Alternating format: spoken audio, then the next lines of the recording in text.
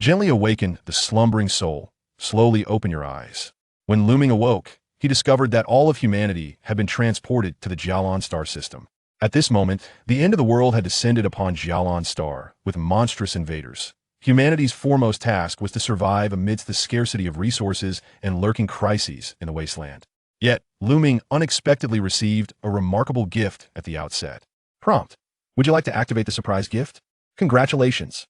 You have obtained the exclusive skill Transcendence, which allows you to elevate any item by one tier, though it cannot be reused on the same item. Luming stared blankly at the term any in the skill description, pondered briefly, then suddenly understood, grinning as he declared, I choose to transcend Transcendence. Thus, the invincible card bug expert, Ming, was born, a figure that would perplex the world's will and keep it working over time. Chapter 1. The Jialan Apocalypse. When he regained his senses, Luming found himself standing on a dilapidated street. His gaze fell upon houses and shops overgrown with weeds and moss, alongside vehicles whose abandonment was uncertain. Removing his sweat-drenched headphones, he regarded the unfamiliar street with a mixture of confusion and curiosity. If his memory served him correctly, he should have been downstairs at the dormitory, engaging in his daily morning exercises when darkness suddenly enveloped him, and he found himself here. He refrained from pinching his face, as the soreness in his legs already signaled that this was no dream. Instinctively wanting to take a few steps, a faint yellow light curtain suddenly blocked his path, and the pain from his forehead colliding with it validated that this was reality. Gently awaken the slumbering soul. Slowly open your eyes. Suddenly, a painfully familiar melody reached his ears as a lively and cheerful AI synthesized voice began to address him amidst the background music of Tomorrow Will Be Better. Welcome, welcome. Welcome to our establishment. Residents from Blue Star, congratulations on becoming the protagonists of the 66,666 Jialan Apocalypse. I hope you enjoy this carefully selected pop music from your homeland. Jialan Apocalypse? Protagonists? What is this? A transmigration? An alternate world? Or some mysterious black experiment? As a somewhat delusional amateur writer, he had often fantasized about traversing other worlds, gaining a halo, transforming into a dragon-slaying hero, marrying multiple wives, and achieving the pinnacle of life. Yet this scenario was clearly not among his expectations. An apocalypse that required a strategy would certainly not be a state where tomorrow will be better. What the hell is this apocalypse? What the hell is a strategy? I conduct business deals worth millions. Why would I need to be your protagonist? Hurry up and send me back. While lost in thought, a shout suddenly erupted from behind him. Luming turned to see a man in a denim vest, wearing flip-flops, half-holding beach shorts, cursing skyward. He looked as though he had been transported here while using the restroom. And Luming could not help but lament that this was the way of the wealthy summons, far beyond the reach of commoners like himself. At that moment, the uncle, cigarette in mouth, gazed around as if searching for the source of the sound, and Luming had lost interest in him. Surveying the surroundings, apart from the sunglasses-clad uncle, there were dozens of unfamiliar men and women enveloped in the light curtain, some appearing dazed and fearful, while others looked perplexed and bewildered, exchanging glances that spoke of their disorientation. Disoriented? He felt the same. It was merely his fate as a solitary star that compelled him to maintain a habitual calmness. You are now on planet 618 of the Jialan Star System, which has an ecological environment strikingly similar to that of Blue Star. Due to an inexplicable natural disaster of unknown origin, the entire planet has been eroded by alien energy, turning the current world into a den of monstrous brutality. You, the chosen ones, must either annihilate them completely and survive to the end, reaping all honors and wealth, or be hunted down and become the nutrients that allow them to continue evolving. Whether motivated by the man's shout or an inevitable announcement, the electronic voice began to seriously introduce the local background. The Jialan Star System. If this were true, it would signify a transfer operation surpassing Blue Star civilization, essentially severing the possibility of returning to Blue Star. If false, it might be a ruse to cover up an experiment. Yet proof must be obtained before reaching such a conclusion. The urgent task was to remain calm and gather information, diligently noting every word. Those who have suddenly arrived surely feel bewildered and alarmed, but fear not. To alleviate your concerns, we have thoughtfully prepared 7 survival guidelines for you to remember. First, destruction is rebirth.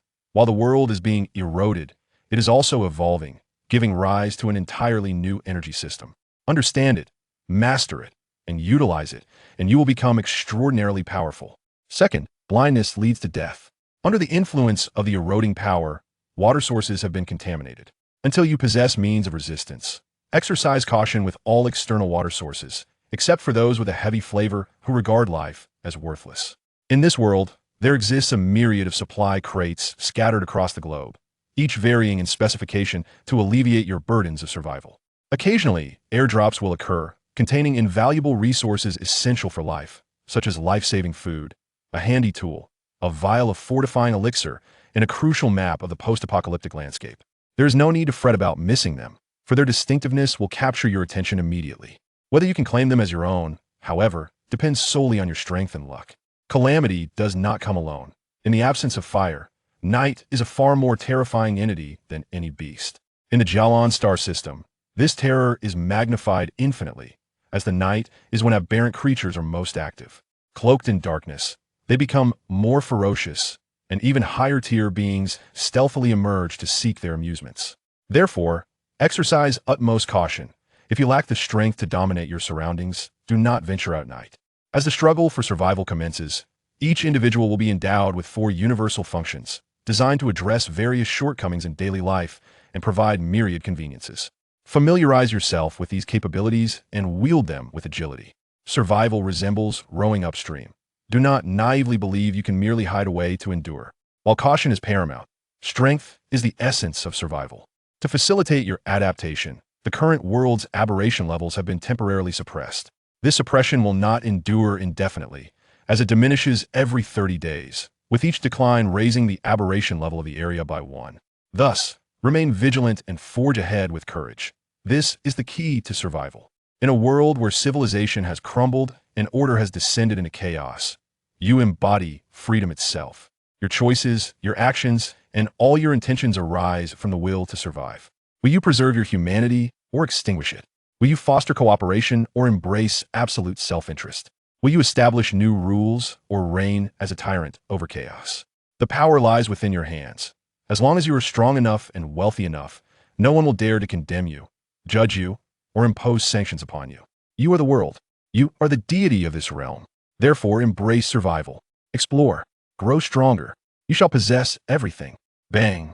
The message was abruptly cut off. The once lively and somewhat frenzied survival prompt came to an unexpected halt, plunging the world into a sudden silence. Yet, this stillness did not linger. The familiar melody of "Tomorrow Will Be Better" resumed, though it no longer echoed with the cheerful electronic tones of before, but instead manifested as a cold, rigid, and emotionless projection of subtitles. The survival prompt has concluded, and the reboot of the Jialan world commences. Integrating civilization progress. Civilization progress has been integrated. Unifying the language system. Language system has been unified. Constructing the world channel. World channel has been established. Building the trading space. Trading space has been constructed. Restoring urban functionalities. Urban functionalities have been restored. The reboot of the Jialan world is complete, and the biological force field will soon be lifted. The countdown to the apocalypse strategy begins. 3 o'clock, 2:59. With a flash, the projection subtitles transformed into a striking white countdown, and the pale yellow light screen swiftly dissipated. Chapter 2. Physical Assessment. Novice soldiers Ming was momentarily taken aback, only to regain his composure instantaneously. It was not due to an unwavering will, but rather the pungent odor that assaulted his senses. It was a nauseating stench, a foul, acrid smell that made him instinctively hold his breath. Yet in the following second, he was stunned by the sight before him. Why? Because everything he had observed through the biological force field had undergone a drastic transformation. The once desolate and tranquil street was now infested with enormous maggots, their grayish-white bodies sprawling everywhere. These grotesque creatures were grotesquely large, comparable in size to adult wild boars. Through their translucent skin, one could clearly see the churning liquid and the vividly colored innards within. They writhed maniacally, and thick, yellow-green mucus oozed from their abdomens, corroding and decomposing the weeds and dead wood on the street. A gentle breeze swept through, bringing with it an unforgettable stimulus, the source of the putrid odor. What in the world are these things? As they gazed upon the gigantic maggots, some retched in disgust, others were paralyzed with fear. However, Ming did not linger. He dashed forward, despite the maggots writhing all around. It was as if they were oblivious to his presence, suggesting they were either subdued or confined. Considering the biological force field that had previously sealed them off from external alien entities, Ming surmised that they were likely of the same ilk. merely restrained by a countdown timer for the survivors, rendering the alien creatures temporarily inactive. Hence, the paramount task at hand became glaringly evident: to seek refuge in a safe haven. Hey!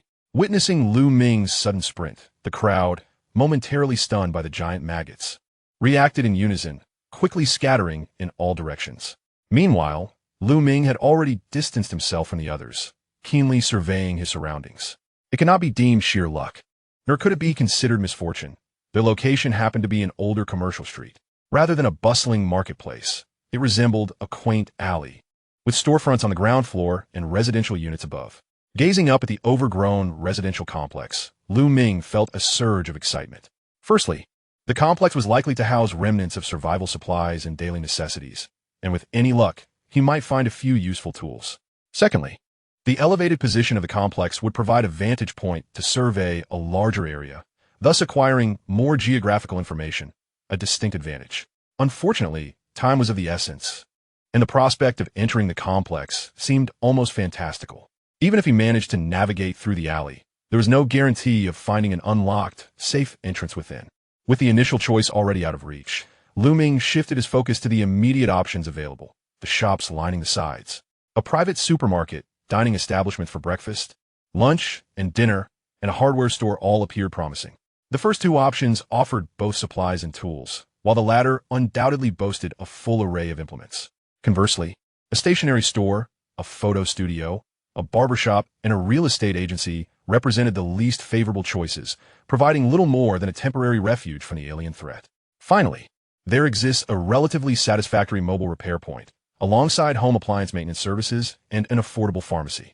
The former is equipped with repair tools, while the latter possesses an array of medications that are never superfluous, except when they have all expired, which would signify that fate has conspired against you, leaving you to lament your misfortune. However, after running several hundred meters and scanning numerous shops, he found that any establishment related to food, tools, or medicine was either closed, infested with colossal maggots, or completely filled to the brim, seemingly designed to leave no optimal choices available. Thus, the selection of options had been utterly decimated. There were a few safe establishments such as stationery shops, real estate agencies, and barbershops, all of which Lu Ming noted down as potential backups. Glancing at the countdown clock, he saw there were still 2 minutes left, providing a glimmer of hope for a stroke of luck. As seconds ticked away, fortune smiled upon him. With only 1 minute and 20 seconds remaining on the countdown, he spotted a partially open roll-up door of a mobile repair shop. Its glass door firmly shut, but the chain lock hanging loosely, apart from the 3 enormous maggots lurking at either side of the entrance. There were no signs of any other creatures within. This was it. Locking onto his target, Lu Ming sprinted forward, removed the chain lock, and squeezed through the glass door. Crouching to slip inside, he did not rush in hastily. Instead, he cautiously surveyed his surroundings, ensuring that no living creatures remained in any corner, including the ceiling.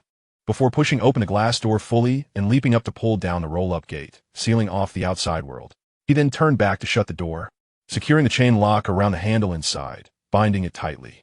Panting heavily, Lu Ming felt as though he had just sprinted 10 kilometers, collapsing onto the floor. Drenched in sweat, his temples throbbed rapidly, and his breath became increasingly erratic, yet his eyes remained fixed, unblinking, on the countdown. 30, 20, 10, 5, 4, 3, 2, 1. Countdown complete. The creature's force field has been neutralized. May all your endeavors be smooth, and your path unobstructed. The subtitles slowly faded, only to re-emerge, this time presenting an attribute panel instead of countdown. However, he had no time to scrutinize it, for outside, a tumultuous writhing erupted, followed by the putrid stench that permeated through both layers of the door, accompanied by a wailing sound reminiscent of an infant's cry. Chilled to the bone, his heart pounding, Lu Ming felt a tingling sensation at the back of his head, instinctively retreating inward until his back pressed against the repair counter, finally finding a semblance of safety. Clearly, the giant maggots had breached the blockade, and peace was no longer to be found outside. The only solace was that he was presently safe from peril. Taking a few deep breaths to steady himself, Lu Ming refocused his gaze on the attribute panel before him. It bore a striking resemblance to character panels in video games. At the top was a photograph of himself, identical to his identification picture, remarkably clear, and when clicked, revealed a full-body reflection, quite astonishing. Below lay his personal information: Name, Lu Ming. Gender, male. ID number, 66666. Age, 24. Specialization level, not detected. Click to begin scanning subject. Universal functions, collection, world channel, trading post, spatial backpack. Though the information is scarce, it raises numerous questions. Among them, the most concerning is the undetected status following the specialization level. Clicking to scan the subject, it increasingly resembles a game. Yet the reality feels so palpable, rendering him speechless. With no time to ponder these arduous matters, Lu Ming clicked on undetected with a spirit of experimentation. Remarkably, there was indeed tactile feedback, akin to tapping a smartphone screen. The sensation was authentic. Commencing physical data detection, a beam of blue light emanated from the panel. Scanning Lu Ming from head to toe. Data detection complete. Level assessment. Junior soldier. Instantly, the undetected status regarding strength level transformed into junior soldier. It seems this is the paradigm of strength in the Jialan apocalypse. Click to view details. Junior soldier. Possesses the preliminary qualifications to become a hunting warrior. Slightly stronger than an average person. Consuming specialized crystals can elevate 1's rank. Current progress, 0-10. Specialized crystals. Precious energy entities that emerge after purifying aberrant organisms. Containing immense energy. In addition to enhancing specialization levels, they can serve as consumables, replacing the majority of energy expenditures. Upon learning the means of rank and its elevation, Lu Ming's expression darkened. Consequently, the already precarious survival situation became even more dire, as the only known way to grow stronger was to confront aberrant organisms head-on. Chapter 3. The Mysterious Gift Box. Never mind. Since avoidance is futile, he must learn to accept his fate. Acquiring further information remains paramount. Abandoning illusions. Lu Ming accessed the universal functions, beginning to browse them one by one. Collection. A universal function that allows for the rapid disassembly of biological corpses. Extracting the essence of materials. Method of use. Select a target and merely think it. The effective range is 1 meter. It can only be applied to biological corpses. The limitations are explicit, yet he still harbored a glimmer of hope and attempted to use it on the repair counter and mobile phone accessories. As expected, a prompt indicated that it was not a collection type, revealing no exceptions to be found. Resigned, he proceeded to the next function. World channel. A universal function enabling the opening of a communication channel to interact with all survivors. Activation method. Simply think it. A large-scale communication platform. Lu Ming mentally initiated it, and a blue chat box appeared beside the attribute panel, listing 4 sections. World, country, region, private chat. Information in the world section scrolled rapidly, with countless languages engaged in fervent exchange. Although he could not comprehend all the words, he managed to grasp individual terms. Intriguingly, regardless of the language of the words captured, he could understand their meanings with remarkable intuition, likely due to a unified language system. The interface also kindly provided a prompt, indicating that clicking the message box could pause the automatic scrolling from manual browsing. To familiarize himself with the operation, Lu Ming followed the instructions to pause the information scroll. At that moment, he noticed a seemingly trivial detail. Every individual sending messages was authenticated, with both their avatars and names reflecting their true identities. This practice had its merits and drawbacks. However, everyone was equally exposed, yet none seemed particularly concerned about their privacy. If one felt uneasy, it was entirely feasible to choose anonymity, as many preferred to read novels without engaging in discussions. What harm was there in simply observing? As for the exchanges within the channel, Lu Ming glanced over them briefly before losing interest. The discourse predominantly oscillated between nationalistic boasts and derogatory remarks about other countries, indulging in a futile bombardment of grievances. It was plausible that someone had intentionally sowed discord, inciting chaos. Frankly, it was somewhat tiresome, while ordinary life could be mundane. Maintaining the nature of trolls in such circumstances was quite a rarity. Nevertheless, it was evident that a considerable number of individuals had secured shelters at the outset, further affirming the resilience of humanity's survival instinct in the face of adversity. Switching templates, he transitioned to his home country's module, where the atmosphere instantly became more comfortable, not due to the quality of discourse, but rather the uniformity of language lent an orderly appearance. He did not delve deeply into the chat content, which primarily expressed negative sentiments, manifesting in a chaotic cacophony with little valuable information. Upon shifting to the regional section, the frequency of messages improved dramatically. Though the messages still scrolled upward one by one, at least the reading pace could keep up. Chenhai, how is everyone faring? Wang Yang, in the last few seconds, I found a real estate agency. Although there aren't many supplies or tools, it feels relatively safe. The sounds of monsters outside are quite unsettling, and I'm somewhat frightened, unsure of what to do next. Bao Zhengcheng, we're all in a similar predicament. I was hoping to find a bakery or a restaurant to hide in, but they were all infested with those creatures. Ultimately, I had to settle for a barbershop, but fortune smiled upon me. It seems the owner lives here, and there is a box of uneaten instant noodles and a few unopened bottles of mineral water in the storage room. If anyone needs it later, just let me know. I'd be glad to contribute. Fong Peng, is that for real?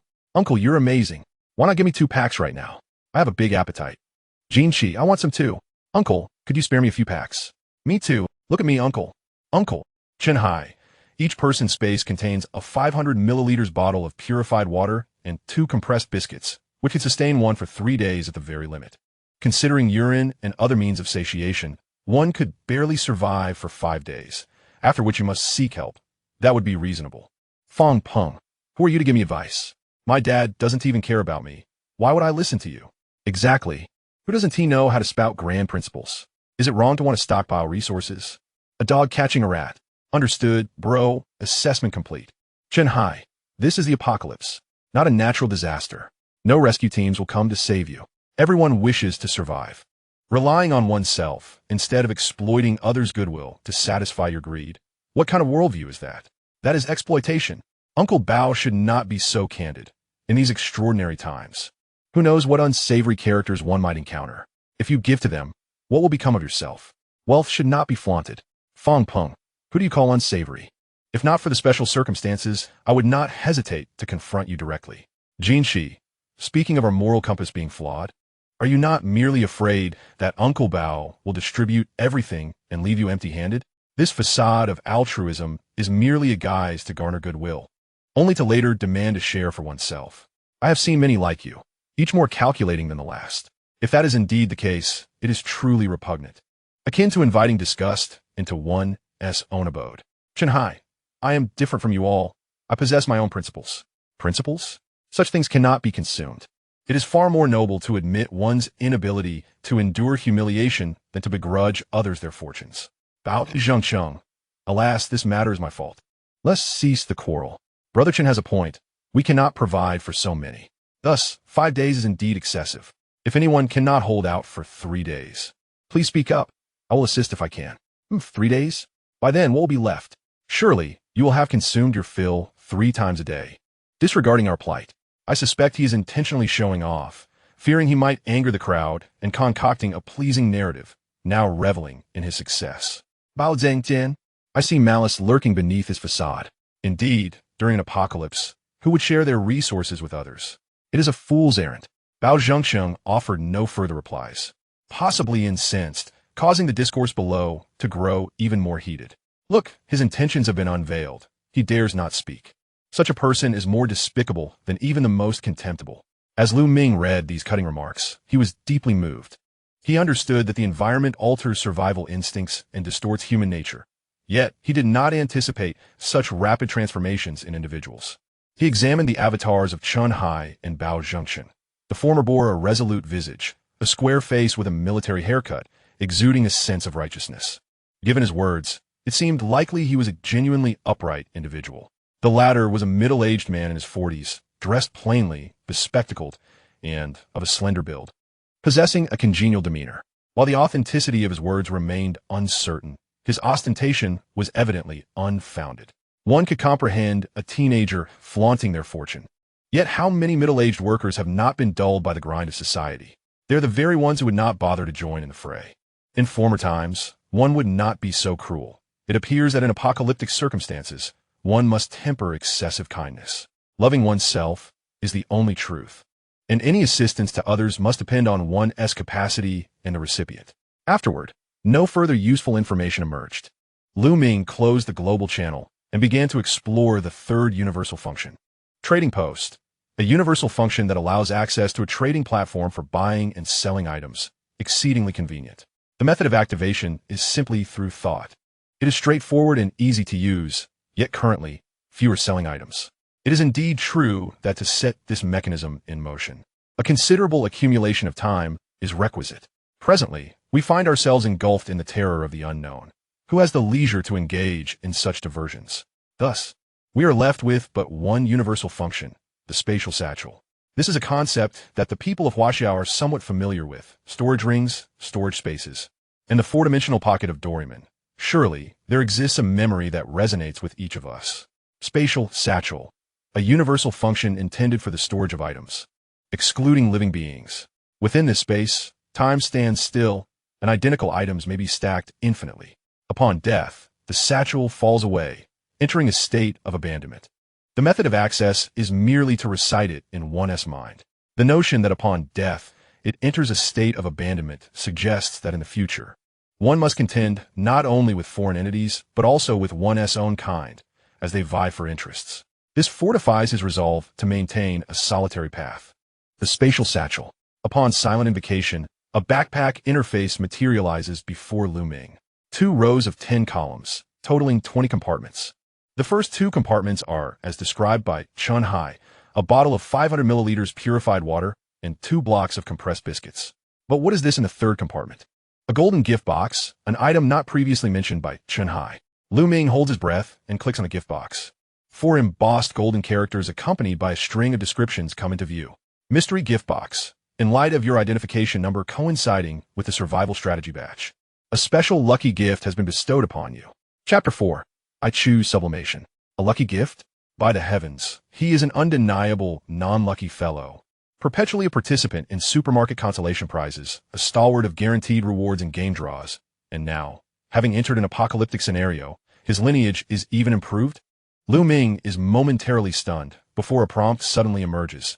Detected mystery gift box. You have acquired 3 lottery opportunities. Would you like to open it immediately? If you select no, you will default to rejecting the box, which will then be randomly transferred to a fortunate recipient.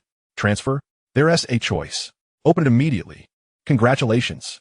You have received 3 lottery opportunities. Prizes will be randomly drawn from 4 categories: supplies, skills, weapons, special items. 3 draws guarantee at least 1 high-tier reward. Please select your drawing method: single draw, triple draw, triple draw. Congratulations. You have obtained an S-rank skill, advanced appraisal. Congratulations. You have acquired an E-rank skill, basic swordsmanship.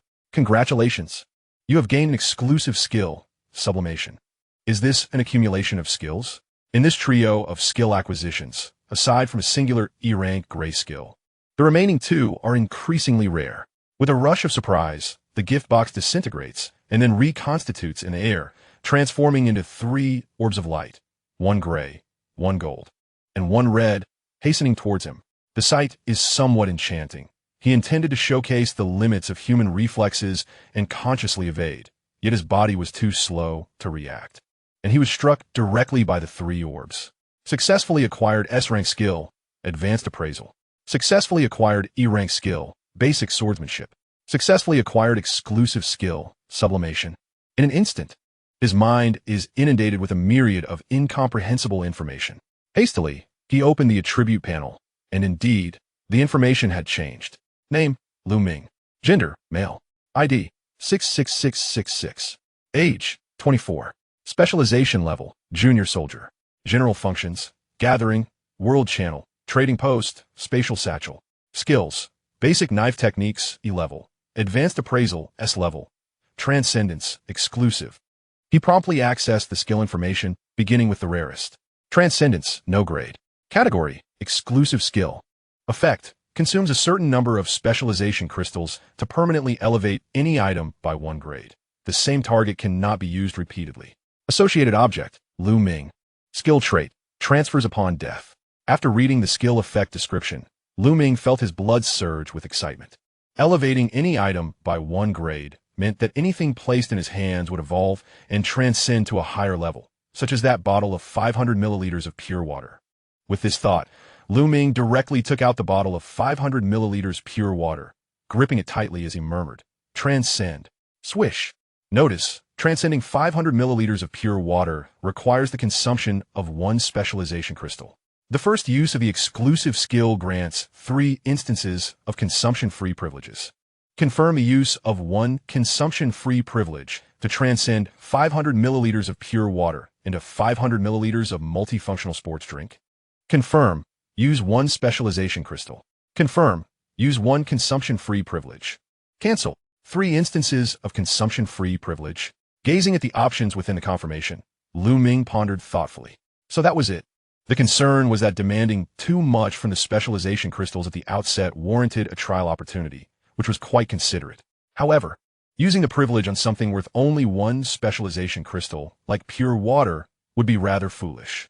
Naturally, it should be employed to offset a significant cost instead, especially options that enhance strength, for food is consumed and gone, while possessing strength ensures a continuous supply of sustenance. With this clarity, Ming swiftly canceled the option to transcend the pure water. However, just before canceling, he unexpectedly discovered that the functional beverage in the transcendence options could provide detailed information. He clicked to view. 500 milliliters multifunctional beverage. Category: Level 2 beverage. Effect: contains abundant energy substances. Just 100 milliliters can simultaneously alleviate mild negative symptoms, such as dehydration, fatigue, and weakness. Shelf life: 3 years. Both the efficacy and shelf life were unexpectedly formidable, entirely unlike the sports drinks on Blue Star, and incomparable to ordinary pure water. This indicated that acquiring level 2 beverages must be quite challenging. Perhaps they could only be obtained by opening supply crates. What brought him even greater comfort was the thoughtfulness of the transcended skill. Although level 2 items must inherently surpass level 1 items, the ability to ascertain detailed information prior to transcendence held critical significance. The greatest advantage lies in the ability to make comparisons. For instance, when considering primary resources such as purified water and compressed biscuits, if a single beverage can simultaneously address dehydration and fatigue, the priority of satiating food becomes somewhat diminished. Furthermore, when enhancing 2 similar types of weaponry, or when multiple options arise during the enhancement process, the significance of detailed information becomes even more pronounced. This undoubtedly represents a remarkable skill worthy of in-depth exploration. However, there is no rush to validate these thoughts. Let us first examine the other 2 skills. Turning to the second skill, I choose to view it. Advanced Appraisal, S rank. Category: Support skill. Description: when used, it allows the user to read information about the target item. Effective range: individual. Level of information acquired: quite detailed. The method of use is not specified, yet a crystal-clear concept of its application emerges in my mind. Upon releasing the appraisal, a blue outline manifests around all objects within sight. Once locked onto a target, one merely needs to mentally utter the words appraise to utilize the skill and obtain detailed information about the item. Appraisal. Fixing my gaze upon the glass display case before me, I activate Advanced Appraisal, and a stream of information floods my mind. Worn Starshine Glass Display Case. Information: a somewhat aged display case, produced by the Starshine Display Case Processing Factory, subsequently purchased by Pungo, the proprietor of an innovative mobile phone repair shop, and is now on the brink of being scrapped. The details are indeed quite comprehensive, even revealing the name of the manufacturer and the purchaser. Its utility is immensely evident. In my view, the appraisal skill, even if it cannot compare to exclusive skills in terms of rarity, is by no means inferior in effectiveness, especially in this uncharted post-apocalyptic world. It can be regarded as the eye of truth. Regrettably, I cannot reveal myself at present, otherwise I would appraise the maggot abomination to discern any useful information regarding its behavior, characteristics, or methods of attack. Taking a deep breath, I continue to examine the third skill, Basic Knife Technique. Basic Knife Technique, E rank. Category: Combat Skill. Effect: Preliminary Mastery of Knife Usage. The E rank skill lives up to its name, encapsulated in a single, rather perfunctory sentence. Nevertheless, I feel a sense of joy in my heart. For in this world of desolation, any enhancement to one's strength is a priceless treasure and deserves my earnest attention. Thus, I have gained a general understanding of the skills at hand, and what remains is to develop a flawless application plan centered around the exclusive skill. In contemplation, I once again review the utility of enhancement, carefully perusing each word. Consuming a certain quantity of specialized crystals can permanently elevate the grade of any item. Could it truly mean that? A sudden insight strikes me. A bold idea flashes through my mind, and I exclaim, select to enhance the exclusive skill. Chapter 5 Video File. Notice, Enhancing the exclusive skill requires the consumption of 1,000,000 specialized crystals. You possess 3 instances of no-cost privileges. Do you wish to confirm the consumption of 1 privilege to elevate the exclusive skill to a higher level? Confirm. Consume 1,000,000 specialized crystals. Confirm. Consume once without privilege. Cancel. 1,000,000 specialized crystals. The sheer quantity is astonishing, but why does the name of the consumable differ? Examine the specialized crystal. Specialized crystal, a colossal energy substance. Its energy content comparable to 100 specialized crystal blocks, serves as the pinnacle of energy currency in the Jialan galaxy. Capable of substituting all forms of energy consumption. It can only be acquired by purifying a select few aberrant beings, all of which are dominators among alien species. Specialized crystal blocks? A new material name emerges. Specialized crystal block, a high-energy substance, its energy content equivalent to 100 specialized crystals, constitutes a mid-tier energy currency within the Jialan galaxy, capable of replacing 90% of energy consumption, obtainable by purifying sovereign-level aberrant beings. Specialized crystals, specialized crystal blocks, specialized crystal bodies. This elucidates the energy currency of the Jialan apocalypse. Yet, the deeper the understanding, the greater the trepidation. The strength of dominator-level aberrant beings remains unknown to Ming, but merely from the textual description of the specialized crystal body. One can glimpse but the tip of the iceberg. These are beings far beyond his current comprehension, beyond even the realm of imagination. Thus, upon witnessing the exaggerated consumption requirements, Ming hesitated not for a moment. Confirm consumption of the special privilege.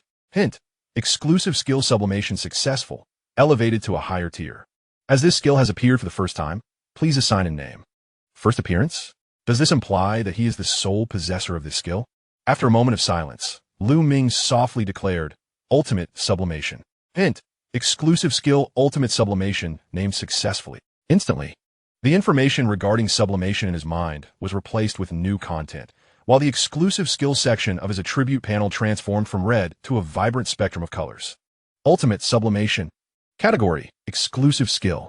Effect: consuming a certain quantity of specialized crystals can permanently elevate the tier of any 1 or 2 entities, with the same target not being reusable. Belongs to Ming. Skill characteristics: tiers surpassing limitations, undetectable, disappears upon death. Observing the changes in skill level and effects, an uncontrollable ecstasy illuminated Ming's face. Even the cries of the maggots outside became refreshingly melodious. The level remained indeterminate, aligning with the hint regarding its first appearance. 2 tiers signify an increased upper limit, while 1 or 2 tiers imply flexible and varied choices. Crucially, the characteristic of the skill transitioned from transferring upon death to disappearing upon death, meaning this skill truly belongs to him, never to be acquired by another. Although it may seem of little practical use, it inexplicably provided a sense of comfort. The notion of inheriting the legacy of those irrelevant or slain was most distasteful. As for the tiers surpassing limitations being undetectable, it likely suggests a state impervious to scrutiny. 2 uses of the privilege without consumption remain.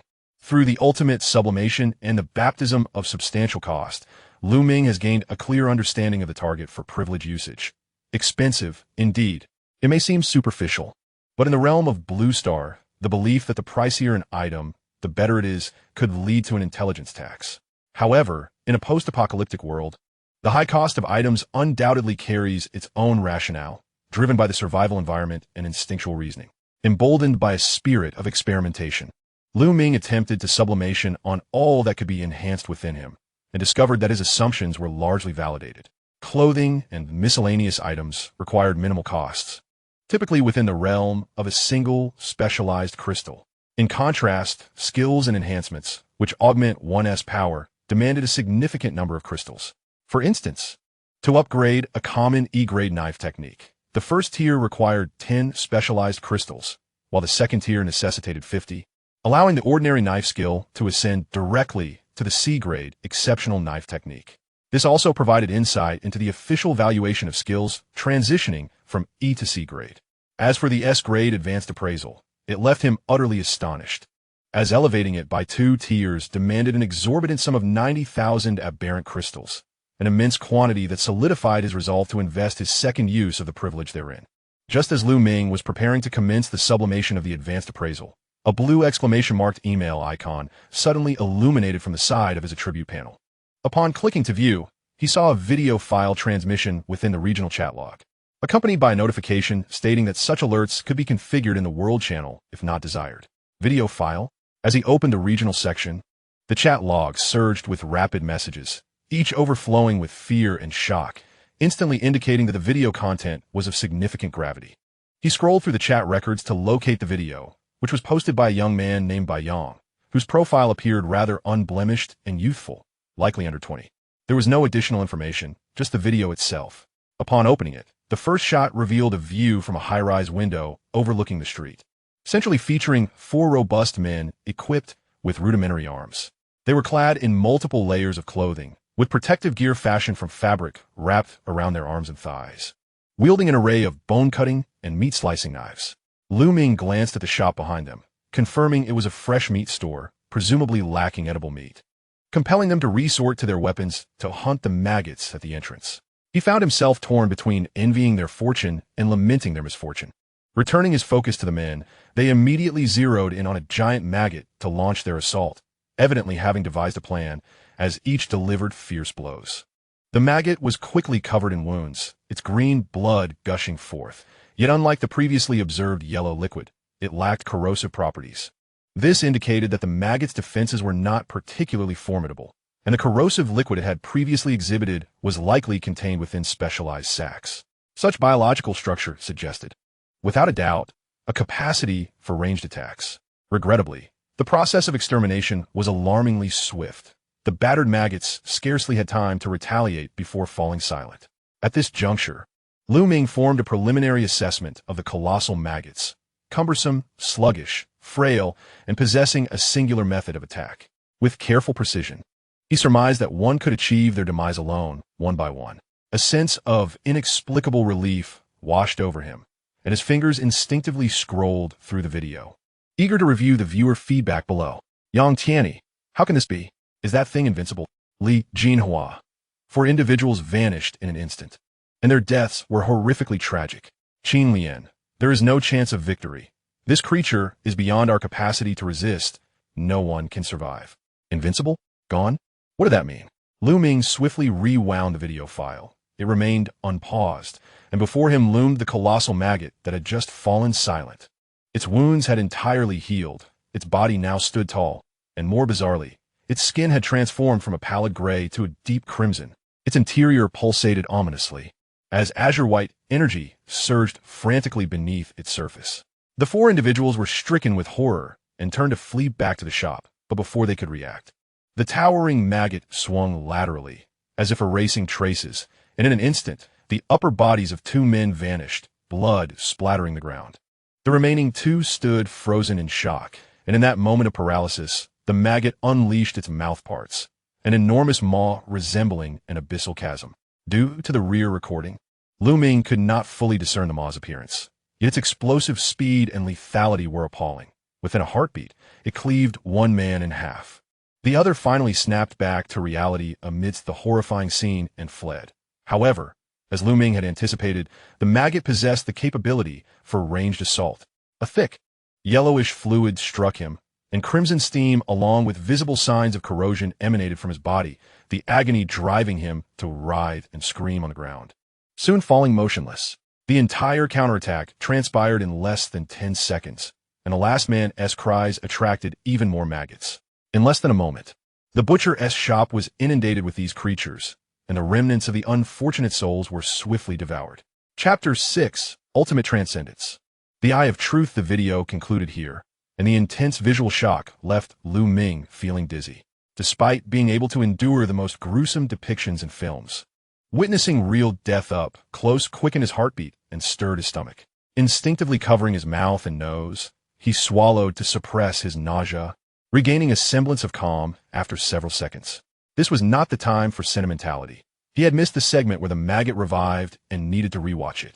Thus, he closed his eyes, took 2 deep breaths, and reopened the video, dragging the progress bar to the moment when the 4 had mercilessly slaughtered the maggot. The leader raised his hand, preparing to collect the corpse, when suddenly, countless fleshy growths erupted from the maggot's wounds, entwining and adhering. In a mere 5 seconds, the battered larva restored itself to an impeccable state. The once motionless maggot became extraordinarily lively, as blue and white energy surged within its form, transforming its skin from a pallid gray to a deep crimson, radiating an overwhelming sense of pressure. The ensuing narrative detailed the process of counterattack. Ming felt no desire to revisit it, for the vivid imagery of those 10 seconds lingered in his mind, indelibly etched within his memory. Pausing the video, he fixated on the maggot, his thirst for knowledge rapidly escalating. If only he could conduct an appraisal, if only he could ascertain its nature. To his astonishment, as Ming's desire for identification intensified, a blue outline emerged upon the surface of the maggot. Indeed, it was the locking effect that manifested when the appraisal consciousness was triggered. He realized then that direct confrontation with the object was unnecessary, mere visual observation of its essence, even through images or photographs, sufficed to yield appraisal results. Without a moment's hesitation, Ming initiated the identification process. Sikil mot, larva, irank. Category: Insectoid variant. Description: the larval form of the E-rank elite variant sickle moth, exhibiting slow movement in a non-aggressive state with a singular method of attack. Once provoked, it enters a heightened state, its offensive drive surging tremendously, shifting from a prone position to an upright stance, revealing a fearsome maw that amplifies both its intimidation and offensive capabilities. Attack methods include launching its mandibles to directly tear into prey with berserk bite, and expelling highly corrosive gastric acid through acidic spit. The sickle moth larva sounded undeniably lethal, yet despite the detailed description, no mention was made of its vulnerabilities. However, every living creature must possess weaknesses. Thus, the only question remained, was his appraisal level insufficient?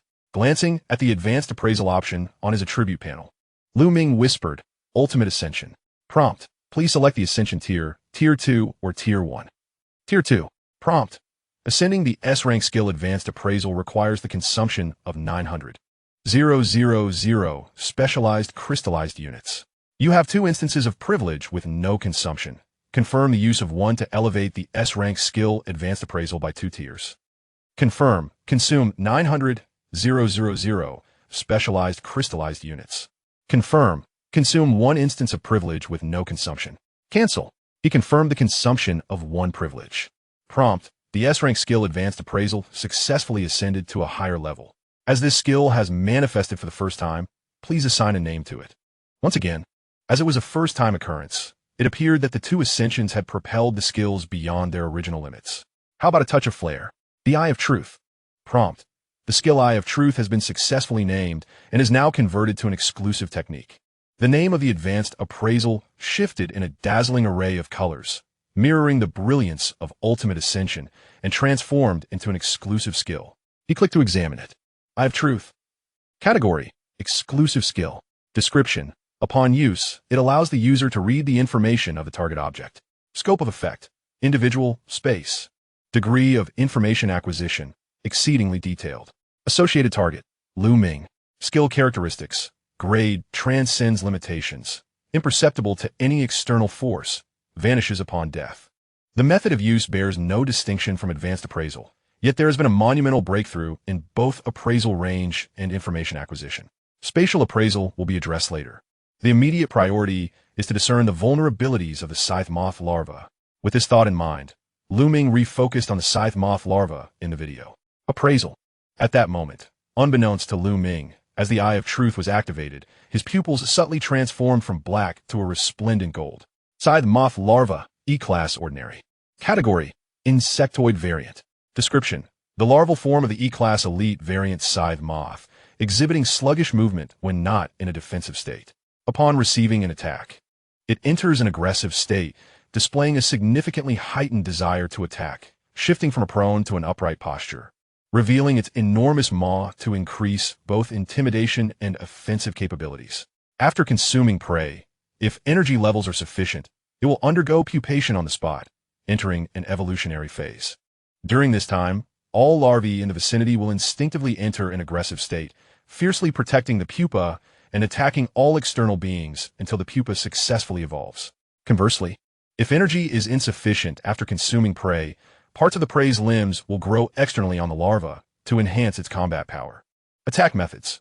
Fierce bite involve projecting its oral appendage to directly consume prey, while corrosive spit entails compressing its gastric sac to expel highly corrosive gastric acid. Characteristics: possesses intermediate regeneration, enabling rapid recovery even when severely dismembered. Weakness: core body. Shattering the core within the larva will lead to its immediate destruction. Notably, scythe moth larvae possess an acute awareness of their own vulnerabilities and the frailty of their flesh. Thus, upon their inception, each larva instinctively alters the position of its core, resulting in a non-fixed core location for each individual. However, the core serves as their energy nucleus by observing the source of energy pulsation on the larva surface. One can ascertain the true location of the core. The exceedingly detailed information does not deceive me. Thus, he is not merely at the forefront of the entire Jialan world, but at least occupies a prime position within the leading echelon. Coupled with the immensely powerful sublimation skills, the future appears promising, and survival in the present is by no means a daunting challenge. As Ming's gaze returned from the appraisal information to the video file, he was astonished to discover that all scythe moth larvae within the video emitted a flickering red from within. Each dot, roughly the size of an infant's fist, exhibited distinct positional variations, undoubtedly indicating the location of the core. Could it be that the Eye of Truth not only identifies weaknesses, but also precisely marks their locations? As this thought emerged, Ming was filled with joy. Previously, even with knowledge of the weaknesses, one had to make their own judgments. Now, it directly points them out. Could this be akin to wielding a cheat? Unable to contain his overwhelming joy, Ming quickly composed himself. After all, assistance is merely assistance. One's own strength remains irreplaceable hardware. Being able to observe does not guarantee a precise strike. One must not let luck cloud their judgment. Precaution is the progenitor of all crises. Chapter 7. Unexpected gains. Taking a deep breath to steady his mind, Ming prepared to close the chat interface. However, glancing at the scrolling messages below, he hesitated and slowly withdrew his finger. It was a rare opportunity to engage. A few more moments spent absorbing the conversation would not be amiss. As he scrolled down, he encountered a wave of fear expressed by others regarding the retribution of the scythe larva, overwhelming negativity filling the chat. Fortunately, the previously memorable Chun-Hai stepped in to alleviate the group's anxieties. Chun-Hai, let's not be overly pessimistic. At least we have learned that they cannot easily be vanquished. Upon resurrection, they become even more ferocious. However, as these aberrant creatures serve as the initial monsters after suppression, they must possess a fatal weakness. Otherwise, it defies reason. Fong Peng, your words are eloquent, yet ultimately pointless. Weakness, where is it? If we do not know the weakness, what use is it? Chun-Hai, youthful exuberance can cloud judgment. I shall not argue with you. Once I am prepared, I will release one into the fray and attempt to defeat it. I will record the entire process. Should I fail, consider it a lesson in what not to do. Should I succeed, I hope it ignites your courage to try, for we have no retreat and must bravely forge ahead despite our fears. A profound silence followed, lasting 5 seconds, as it was evident that Chun-Hai's words struck a chord among the group. Ming felt similarly. Regardless of the current circumstances, his admiration for Chun-Hai was genuine, even to the point of desiring to privately share the larva's weakness. Yet, he quickly regained his composure, suppressing this foolish impulse. Indeed, he was selfish, but is it not human nature to feel jealousy, envy, and admiration for others precisely because one cannot achieve what they have? He could not embody Chun-Hai's valor and selflessness, and thus could only silently offer an apology. He needed to preserve his own advantage. After all, in terms of physique, he would merely be considered a slightly sturdier ordinary person among humanity. Lacking systematic combat training and martial arts skills, the only swordsmanship he possessed was acquired through a lottery, at a novice level, and he had never even utilized it. If he relinquished the opportunity to rapidly accumulate resources and widen the gap between himself and the strong, then his fate would be sealed. Finally, after 5 seconds of silence, someone broke the stillness, and surprisingly, it was Fong Peng, who had consistently opposed Chun-Hai. Fong Peng, if you follow through on your promise, I sincerely apologize for all my previous remarks against you. If you succeed in slaying it, I am willing to be the second to attempt the challenge. Chun-Hai, at last, you are showing some semblance of a man. Fong Peng. Umph. I have always been a man. Was it ever in question? Bao Zhengsheng. Haha, this is the spirit we need. We were inexplicably thrust into this situation. If we do not unite, our chances of survival will diminish even further. We must remain positive and resolute. Lu Yun. Indeed. We cannot simply give up. Li Gang. We must find our family. Fong Bo. Yes, family. I was so anxious that I forgot. If it's simultaneous interpretation from Blue Star, our loved ones must also be somewhere in this wasteland. Survive. Survive. The atmosphere instantly transformed from pessimism to exhilaration, allowing Lu Ming to witness the strength of a leader. However, he remained skeptical about the team's survival strategy, unless the leader possessed formidable strength and sufficient charisma. The sandcastle could collapse with just a single wave. As for family, Lu Ming could only manage a bitter smile. He had none. Hence, he had learned to maintain his composure. Throughout his life, the only person he could rely on was himself. Matters he could resolve did not warrant tension, while those he could not were pointless to fret over. Closing the chat window, Lu Ming shifted his gaze to the entire shop. He possessed abilities and understood his weaknesses. The only thing he lacked was weaponry. Identification. A thought emerged, a silhouette formed, but this time, Lu Ming's focus was not on any single item, but rather the entire shop space. The enhancement effect of the Eye of Truth was applied to assess the space. The entire shop constituted that space, and once the skill activated, every item within the shop was labeled in his sight.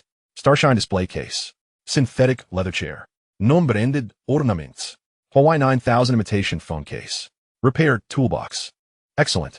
That Esset, stainless steel big cleaver. Just as Lu Ming was pleased to have found the toolbox. A striking name tag at the bottom of the display case caught his eye. Cleaver? No way. An unexpected gain. Lu Ming hastily crossed the counter and approached the designated spot for the cleaver, carefully probing, and indeed, he felt the icy texture above the iron-studded base of the cabinet. Upon retrieving it, he found a gleaming blade, a classic cleaver measuring 60 centimeters in length. Thanks to the effect of ordinary blade skills, gripping the handle felt like wielding a specialized weapon. A casual swing revealed a skilled technique, precise and elegant, showcasing the power of the skill.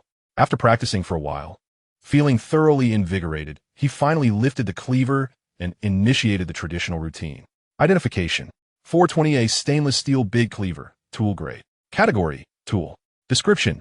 Purchased by Pongo, the owner of the innovative mobile repair shop from Chungbao, intended to prevent personal threats arising from customer disputes. Condition. Sharpened. Durability. 8100. Note. Durability below 50 may lead to dulling. Below 30 presents a risk of breakage. Once durability reaches 0, this item will be completely destroyed. Goodness, it even has durability? Isn't it usually about wear and tear? It seems it's still tied to the game. What is this called? Virtual reality? Ahem, no, it feels somewhat out of place. However, despite its meager durability of 80, it sufficiently meets his current requirements, as it fundamentally aligns with the characteristics of a conventional blade. Curiously, this item is categorized as a tool in the appraisal, barely qualifying as a weapon. One must understand that should this be in the realm of Blue Star's Huaxia, brandishing such an item on the streets would undoubtedly lead to unsolicited invitations for tea. Lu Ming sighed. Though the situation was not dire, he still possessed the ultimate sublimation. Let us see what the machete transforms into upon sublimation. Ultimate sublimation. Notice, sublimating the 420A stainless steel machete requires the consumption of 2 specialized crystals. You possess one privilege that allows for a single consumption without cost. Confirm if you wish to expend this privilege to evolve the 420A stainless steel machete into one of the following items. Confirm, consume 2 specialized crystals. Confirm, consume a single privilege without cost. Cancel. As the ultimate sublimation commenced, the machete's advanced weaponry unfolded instantaneously, revealing no fewer than 3 options. Straight sword, broadsword, katana. The former boasts a straight, narrow blade, elegant and elongated, striking in appearance, ideal for thrusting. The latter, with its curved and lengthy blade, is sturdy and formidable, suitable for cleaving.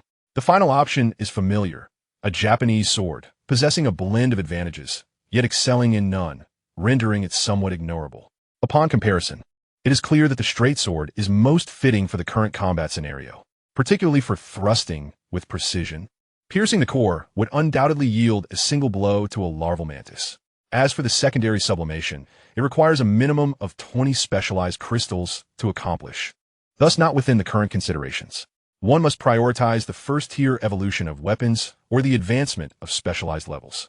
The decision of which to pursue must be weighed against practical combat needs. If the machete alone can vanquish a larval mantis without significant wear, it indicates that the weapon is indeed sufficient, and swiftly accumulating 10 specialized crystals to enhance one's strength becomes paramount. Conversely, if 2 larval mantises necessitate the machete to be sharpened, then it would be imperative to prioritize the sublimation of the weapon using crystals. With a clear direction, the remaining task is to execute the plan. With this thought, Ming canceled the sublimation operation of the blade. He turned his gaze toward the entrance of the shop, preparing to embark on his inaugural hunt for the exotic creatures. Chapter 8. Triggering functionalities outside. The cries of the young echoed intermittently. Upon entering the store, there were merely 3 larval mantises. Now, after several minutes, the situation appeared increasingly unclear. Judging by the sounds, the number of larvae likely increased rather than diminished. Fortunately, inspired by Chen Hai's suggestion to let one in, Ming had devised a clear strategy for exterminating the larvae. The repair shop's entrance consists of 2 layers, an outer rolling shutter and an inner glass door that opens inward and outward. If you were to slightly ajar the glass door to a size accommodating the larvae, then secure it with a chain lock. Finally, raising the rolling shutter to a height just sufficient for the larvae to enter, he could commence his endeavor.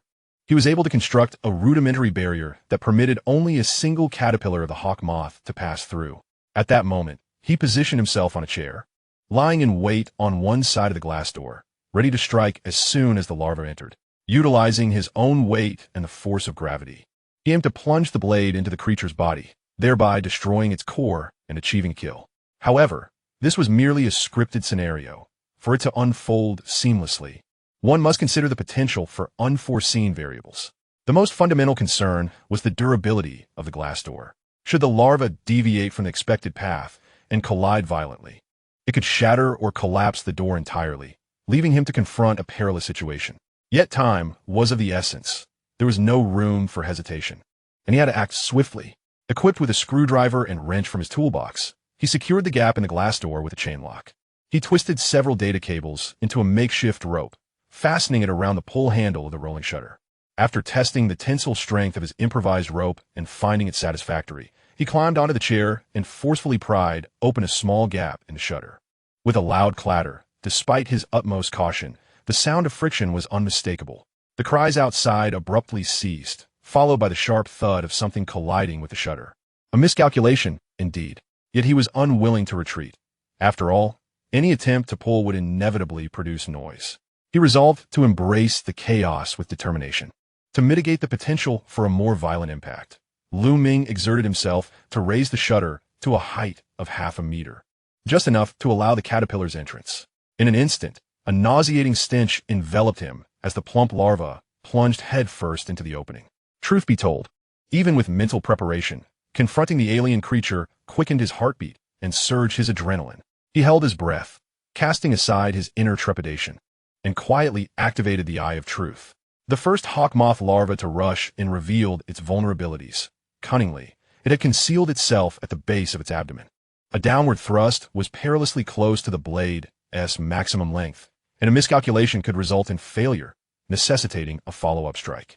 However, a follow-up was better than no action at all, as retreat was not an option now that the door was ajar. After a brief hesitation, Ming thrust the knife downward, his full weight pressing upon the handle. With a squelch, green bodily fluid erupted forth as the blade penetrated deep into the larva, striking precisely at the luminous point. A crisp crack echoed in his ears as the hefty creature collapsed. The once vibrant alien life form instantly transformed into a cold corpse. A single, decisive blow. There were no surprises, as his basic knife skills proved formidable. Indeed, the larva's exterior was surprisingly fragile. Yet its thick layer of fat and instinctive survival mechanism made the blade's entry notably resistant, a result of the compressing muscles. Fortunately, he had exerted maximum force. Had he encountered even a slight obstruction, the blade would have failed to reach the core, leading to a performance of the now-alert larva. Withdrawing the knife, he extracted it from the green fluid, and in his moment of relief, Ming refrained from hastily collecting the carcass. 3 more larvae were still pushing their way inside. Had the first one not blocked the entrance, the second would surely have followed closely behind. Taking a deep breath, Ming ascended the leather chair once more, gripping the cleaver tightly as he glanced at its details, only to draw in a sharp breath. Durability, 7100. Having slain a mere larva, the cleaver's durability had plummeted by a full 10 points. What was the meaning of this?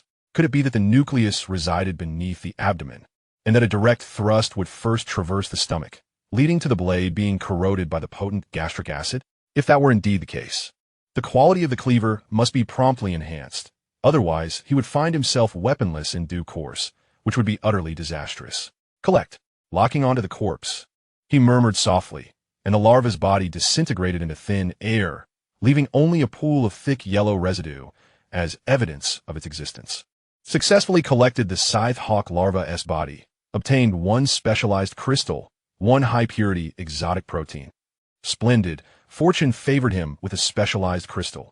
However, he had no time to ponder the nature of the high-purity exotic protein, for a second larva had already charged in. Identify. The nucleus was exposed, this time still located near the lower abdomen. Wasn't it supposed to be different? Did a slight deviation count? Couldn't it adhere to its own monstrous design? Would it not be more distinctive to place it atop the head, ensuring a swifter demise? Silently grumbling, Ming employed the same tactic, his initial experience allowing him a sense of calm during this second encounter. More importantly, the ordinary swordsmanship bestowed him with courage and confidence.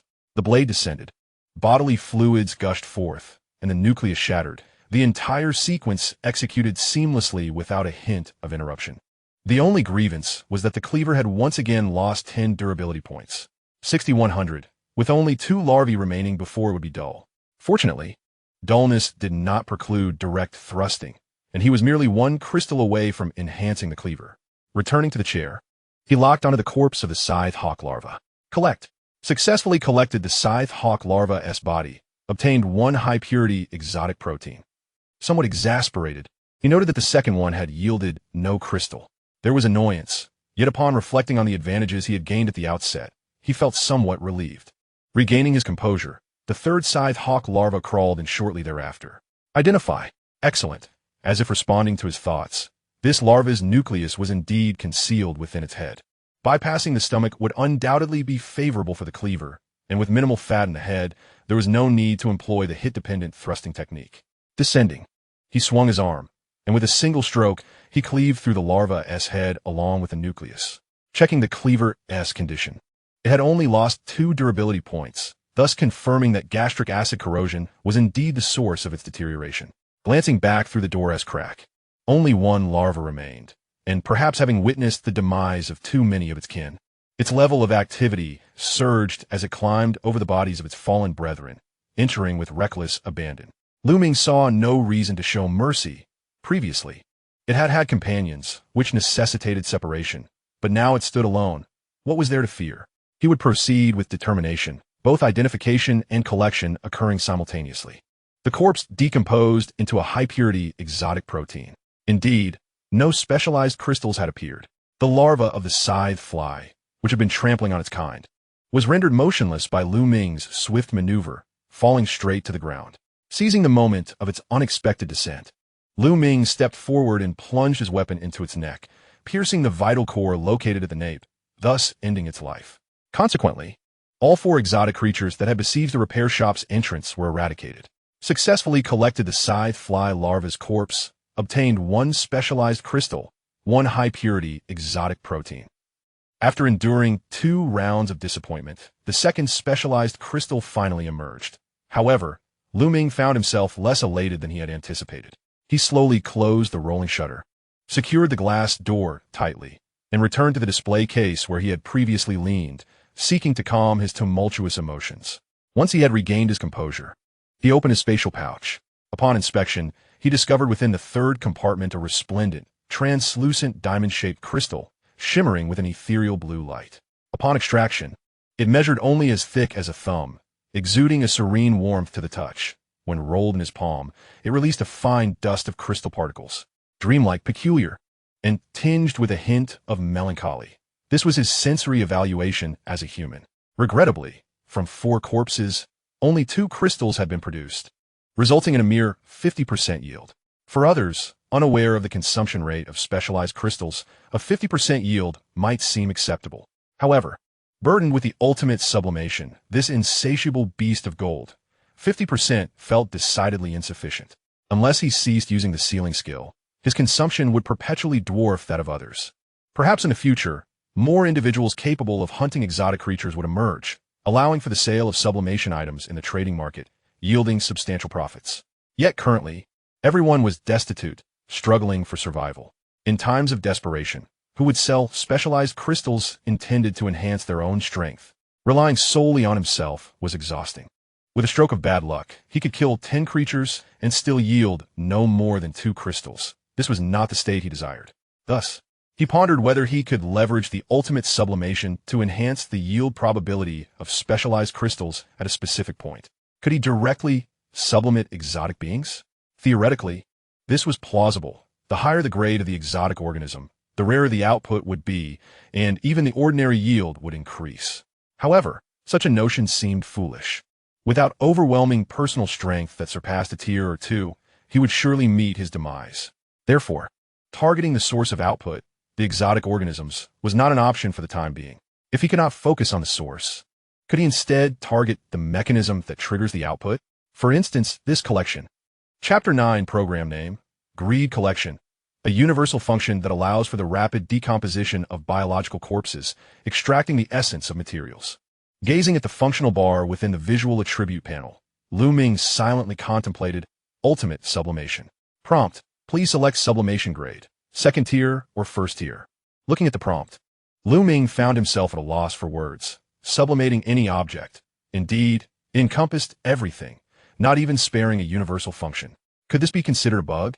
Could one be penalized for excessive indulgence? There lingers a tinge of apprehension, yet there exists no inclination to restrain oneself. To possess a divine ability and not utilize it would be sheer folly. One must seize the moment and revel in it. 1st tier. Logically, one ought to ascend directly to the 2nd tier, for without specialized crystallization, one must rely on privileges. Yet, driven by curiosity, he wishes to ascertain the effects of 1st tier sublimation. Prompt. The universal function collection for sublimation requires the expenditure of 2 million specialized crystallization units. You possess 1 unconditional consumption privilege. Do you wish to expend this privilege to elevate the universal function collection to a special function? Perfect collection? 2 million specialized crystallization units. Ming was taken aback. For merely a 1st tier sublimation, the cost already surpasses the inherent value of ultimate sublimation. What then? Could the cost be for the 2nd tier? Is simply unfathomable. Could it be that it surpasses even the ultimate sublimation in its outrageousness? Upon reviewing the perfect collection, special function, capable of rapidly decomposing biological remains, guaranteeing the extraction of all essential substances produced by the organism, within a range of 5 meters, guaranteeing the extraction of all essential substances produced by the organism? What does that imply? Does it mean that any material produced by the larva of the scythe moth will be extracted with absolute certainty, disregarding all probabilities? Good heavens! If that is indeed the case, the perfect collection would fundamentally alter the rules of item drops, its value beyond measure. And if the 1st tier effect is this extraordinary, what might the 2nd tier entail? With a fleeting thought, Ming felt a dryness in his throat. Unconsciously swallowing, he reached out to press the button to cancel the 1st tier sublimation, then initiated the ultimate sublimation once more. Prompt, please select the sublimation tier. 2nd tier. Prompt, the universal function collection for sublimation requires the expenditure of 8 million specialized crystallization units. You possess 1 non-consumption privilege. Do you wish to expend this privilege to elevate the universal function collection to a higher level? Confirm, expend 8 million specialized crystallization units. Confirm, expend 1 non-consumption privilege. Cancel. 8 million specialized crystallization units? Based on a ratio of 1 specialized crystallization unit to 100 specialized crystallization blocks to 10,000 specialized crystallization units. 8 million is truly an astronomical figure. Is this function's sublimation truly that terrifying? Wait, a higher level, rather than a direct indication of what skill it transforms into, aligns with the prompt of ultimate sublimation, the Eye of Truth. It seems yet another tier that touches the unknown realm. A smirk graced Lu Ming's lips as he confirmed the expenditure of one privilege. Prompt: the Universal Function Collection has successfully sublimated to a higher level. As this tier is appearing for the first time, and is an evolutionary branch of the program's universal function, it will be named directly by the program itself. Program naming in progress. Naming complete. Function designation: greed. Prompt: the function greed sublimation has concluded, and this function has been forcibly transformed into an exclusive function. Exclusive owner: Lu Ming. A series of prompts left Lu Ming in a daze. The most apparent distinction is that the namer has shifted from himself to the program itself. Greed? Gazing intently at the function inscription that had entirely transformed into a glossy black font, Lu Ming felt an unsettling dissonance. The hue seemed utterly unbefitting of a person of virtue, exuding an air of the sinister. Greed. Category: exclusive function. Effect: enables the rapid decomposition of biological corpses, doubling the extraction of all essential substances. Method of use: simply whisper the incantation. Range of effect: 10 meters, will increase with the target's specialization level. Function characteristic: Hand of Greed. This feature surpasses all limitations and remains undetectable by external forces, vanishing upon death. Target: Lu Ming. The display of function information has transformed into a skill status. The effect description indicates that it merely enhances the perfect collection by a double yield. To be candid, such a modest increase in effect hardly justifies the magnitude of 8 million specialization crystals. Unless it possesses hidden attributes or the characteristic known as the Hand of Greed boasts extraordinarily exaggerated efficacy. Engaging the Hand of Greed. Hand of Greed. An insatiable and ruthless desire to seize all worldly possessions, capable of extracting the corpses of others. It requires the extractor to complete the operation swiftly, with options available during extraction. Compassionate, single extraction, allows the first acquisition of a substance essence without impacting others. Cruel, double extraction, completely depletes all substance essence, preventing others from obtaining any material during their extraction. Fixedly staring at the Hand of Greed, Lu Ming could not restrain himself and exclaimed, "What the hell? What an outrageous function, directly pilfering the spoils belonging to others." If someone else expended countless resources to slay a king-class exotic creature, he could simply stand by and activate the cruel mode, thereby rendering an entire team's efforts futile. This effect would bring tears even to the eyes of capitalists. It was worth it. Closing the panel on greed, Lu Ming nearly split his face with a grin. To be fair, a morally upright and benevolent young man like him ought not to wield such a malevolent function. Yet, it was undeniably enticing. Ultimately, weighing the degradation of his moral standing against fame and fortune, Lu Ming resolved to sacrifice a smidgen of his image, vowing to employ it only sparingly, truly. Just a mere fraction. He chuckled softly, unable to contain his amusement, but quickly recognized a lapse in decorum and masked it with a cough, regaining his composure. Now, the issue of crystal output had been thoroughly resolved, and the resources for upgrading his blade were in hand. Everything was prepared, with no lingering concerns, awaiting only the annihilation of the larval grim scythe without a trace. Regrasping the hefty cleaver and observing the desiccated residue upon its blade, Lu Ming solemnly declared, "Ultimate sublimation." Prompt: please select the sublimation tier. First tier.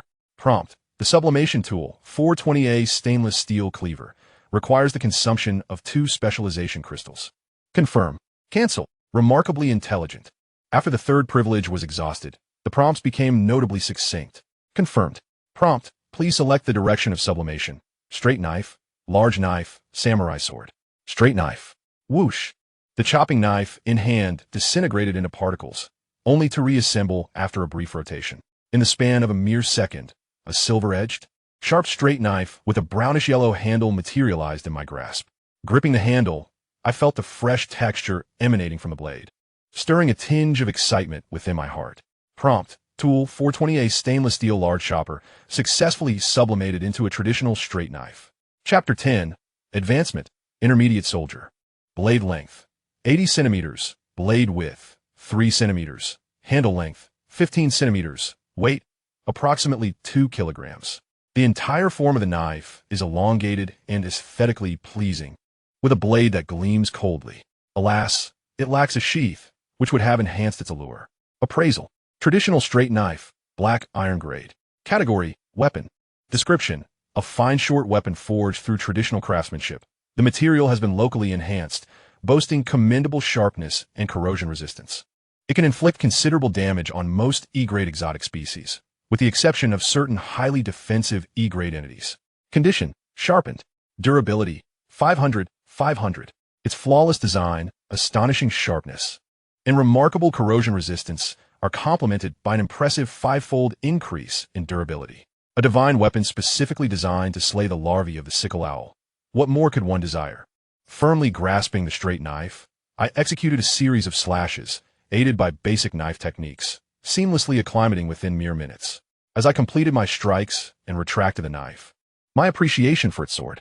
However, I was uncertain if I remained in a state of tension, having expended effort in slaying 4 sickle owl larvae. After several minutes of wielding the knife, thirst began to creep in. Glancing at the pure water nestled within my satchel, I weighed my options and ultimately resolved to endure. I would dissect a few more larvae corpses, accumulate some specialized crystals, and then elevate the pure water to an energy drink, allowing me to linger in this establishment for a longer duration. The reason for my prolonged stay here was evident. This venue is exceptionally situated. The environment is familiar. Every corner can be utilized, making it an ideal spot for swiftly hunting sickle owl larvae. With a slight smile, I reopened the glass door, adjusting the gap and carefully controlling the force to lift the shutter. Clang! The sound of metal scraping and the shutter's movement startled all larvae within a 30-meter radius of the shop. They sluggishly crawled toward the door, but were limited by its size and hindered by the height of the shutter. Ultimately, they could only mimic the first wave of larvae, with one squeezing through the glass door's crevice, followed closely by 4 others, effectively sealing the path for their kin behind them. In contrast, I no longer needed to stand on a chair to launch my attacks. I simply activated the Eye of Truth, positioned myself beside the glass door, and awaited the moment when a maggot ventured halfway in. With a swift motion of my hand, I severed the head of the creature, followed by a decisive strike to shatter its core, quickly securing the kill. Collection. No feedback. The corpse remained motionless. Ming, perplexed, soon experienced a moment of clarity and silently recited, "Greed." Successfully decomposed the body of the caterpillar, acquiring 2 specialized crystals and 2 high-purity exotic proteins. Well, unlike skill evolution, the incantation for functional evolution had undergone a transformation. However, the results were remarkably stable, with the specialized crystals yielding double the output. The peculiar collection of strange materials could be disregarded for the time being. What remained was a mechanized process. The caterpillar passed through the crack of the door. Ming severed its head, destroyed the core, and completed the decomposition. Successfully decomposed the body of the caterpillar, acquiring 2 specialized crystals and 2 high-purity exotic proteins. Successfully decomposed the body of the caterpillar, acquiring 2 specialized crystals and 2 high-purity exotic proteins. Successfully decomposed the body of the caterpillar, acquiring. The system notifications came in rapid succession, and Ming witnessed the count of specialized crystals visibly soar to 30. Now, with a mere consumption of 10 crystals, he could evolve from a novice soldier to a higher rank. However, considering the uncertainty of the evolution process, he opted for caution. Should any anomalies arise during evolution, rendering him immobile or inducing pain that hindered his actions, it would be a disastrous outcome. His blade was swift and precise, within 15 minutes. The second wave of caterpillars was entirely eradicated. His satchel now contained 88 specialized crystals and 92 clumps of high-purity exotic protein, culminating in a successful elimination of 44 caterpillars. The state of his blade was pristine, with a durability of 478, 500. Calculating, he realized that, on average, he had consumed only a fraction of durability for each pair of caterpillars slain, a testament to its exceptional quality. Even with a conservative estimate, deducting a possible 50 points for potential dulling, the remaining durability could still sustain the hunting of over 800 more caterpillars. Shaking off the green slime from the blade, Ming felt an unbounded optimism for the future, though his arms bore a slight ache. Ultimately, he was still merely a human. Swinging a blade for 15 minutes would inevitably lead to fatigue, especially when dispatching tangible foes. He flexed his forearm, closed the gate once more, and placed the blade in the display case. Opening the attributes panel, he located the specialization level and tapped the title of the novice soldier. Instantly, an upgrade prompt appeared. Notice, sufficient specialized crystals detected in the spatial satchel. Would you like to consume 10 specialized crystals to elevate your specialization level to intermediate soldier? Yes. Whoosh. Accompanied by a wondrous whistle, 10 specialized crystals soared into the air. As they spun and vibrated in the atmosphere, they transformed into 10 arcs of luminous starlight, darting into Lu Ming's body and flooding his limbs and bones. Thump, thump. His heart raced violently. Veins bulged beneath the surface of his skin. A wave of tingling pain surged through every corner of his being. Lu Ming nearly cried out, but, in a display of masculinity, managed to stifle the sound. The sensation of emptiness and prickling discomfort persisted for approximately 10 seconds, after which a sudden eruption of emptiness resonated within him. It is not merely a crowing sound, but rather an eruption of energy. Clenching his fists and feeling the almost doubled intensity of his strength, Lu Ming was filled with disbelief, especially upon noticing the visibly enlarged muscles of his arms. A wave of joy surged within him. The elevation of his specialization level could also enhance his physical condition. This sensation was undeniably exhilarating. Reflecting on the information panel, he noted, name, Lu Ming. Gender, male. ID, 66666. Age, 24. Specialization level, intermediate soldier. Universal functions, greed, exclusive, world channel, trading post, spatial bag. Skills, basic swordsmanship, E grade, eye of truth, exclusive, ultimate sublimation, exclusive. As he examined the description of the intermediate soldier, his mind was active, and his hands did not pause. Intermediate soldier, having undergone the baptism of combat, possessing experience in hunting aberrations, significantly stronger than an ordinary person. Advancing towards becoming a hunting warrior. Consuming specialization crystals will allow advancement to the advanced soldier level, with progress at 78,100. The next level requires 100 specialization crystals. Given the speed of his kills, reaching the advanced level is a matter of moments. He couldn't help but jest about the promotion method. Fortunately, he had maintained composure. Had he been promoted during combat, 10 seconds would have sufficed for him to perish thrice. He hoped that no one would fall victim to such a fate, for they would not rest easy in death. Lifting the traditional straight sword, he noticed a sudden decrease in weight. After slashing a couple of times, he felt satisfied. With his current physique, he could effortlessly slay larvae for half an hour. However, just before, while rapidly eliminating the larvae, it seemed the glass door had shaken a few times. He needed to inspect it to avoid losing this comfortable production line of specialization crystals. Chapter 11. Individual Testing. Tianhai. Setting down the straight sword, Lu Ming approached the door. The ground was slick with a foul-smelling residue. Yet, he appeared accustomed to such odors. Not even wrinkling his brow. Fixing his gaze on the junction of the glass door and the wall, he indeed discovered signs of looseness in the lower door hinge components. Clearly, they had been unable to withstand the relentless pressure and collisions from the scythe larvae.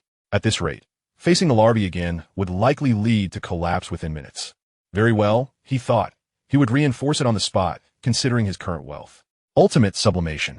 Locking onto the hinge position, Lu Ming silently recited the sublimation command. Prompt. Please select the sublimation grade. Second grade. Prompt. Sublimating the ordinary hinge component to the second grade requires the consumption of 2 specialization crystals. Confirm. Cancel. 2. Does that refer to the entire set of components or just an individual sublimation? If it's for the entire set, that is quite economical. If it's for a single one, it feels a bit exploitative. Confirm. Prompt. The ordinary hinge component has successfully sublimated to the excellent hinge component and has been installed. Due to the ample energy from the specialization crystals, the surrounding hinge components of the shop door have been simultaneously enhanced. Excellent. This is indeed a cost-effective method of advancement. Through the prompt, gazing at the pivot assembly, it indeed appeared entirely rejuvenated. The material of the components was unknown. Yet even an untrained eye could discern its exceptional quality. The junction with the wall had also been repaired, showcasing a remarkable attention to detail. With a profound sense of service elevating his spirits, Lu Ming felt a wave of positivity envelop him. As his mood brightened, his thoughts flourished, leading to increased creativity. Fueled by this sentiment, Lu Ming decided to enhance the wall, the roll-up gate, and the glass door, each by 2 tiers. The wall was upgraded to fortress level, consuming 3 specialized crystals. The glass door was transformed into bulletproof glass, requiring 2 specialized crystals. The roll-up gate was elevated to a steel gate, also consuming 2 specialized crystals. In total, the comprehensive infrastructure renovation expended 9 crystal resources. Such extravagant spending, if witnessed by compatriots who had hunted aberrant creatures, would surely incite accusations of wastefulness. After all, this amount could nearly elevate a novice soldier to an intermediate level. Yet, for Lu Ming, it posed no concern. Reclaiming these resources was merely a matter of vanquishing 5 larvae. As he surveyed his transformed fortress, satisfaction radiated from his gaze.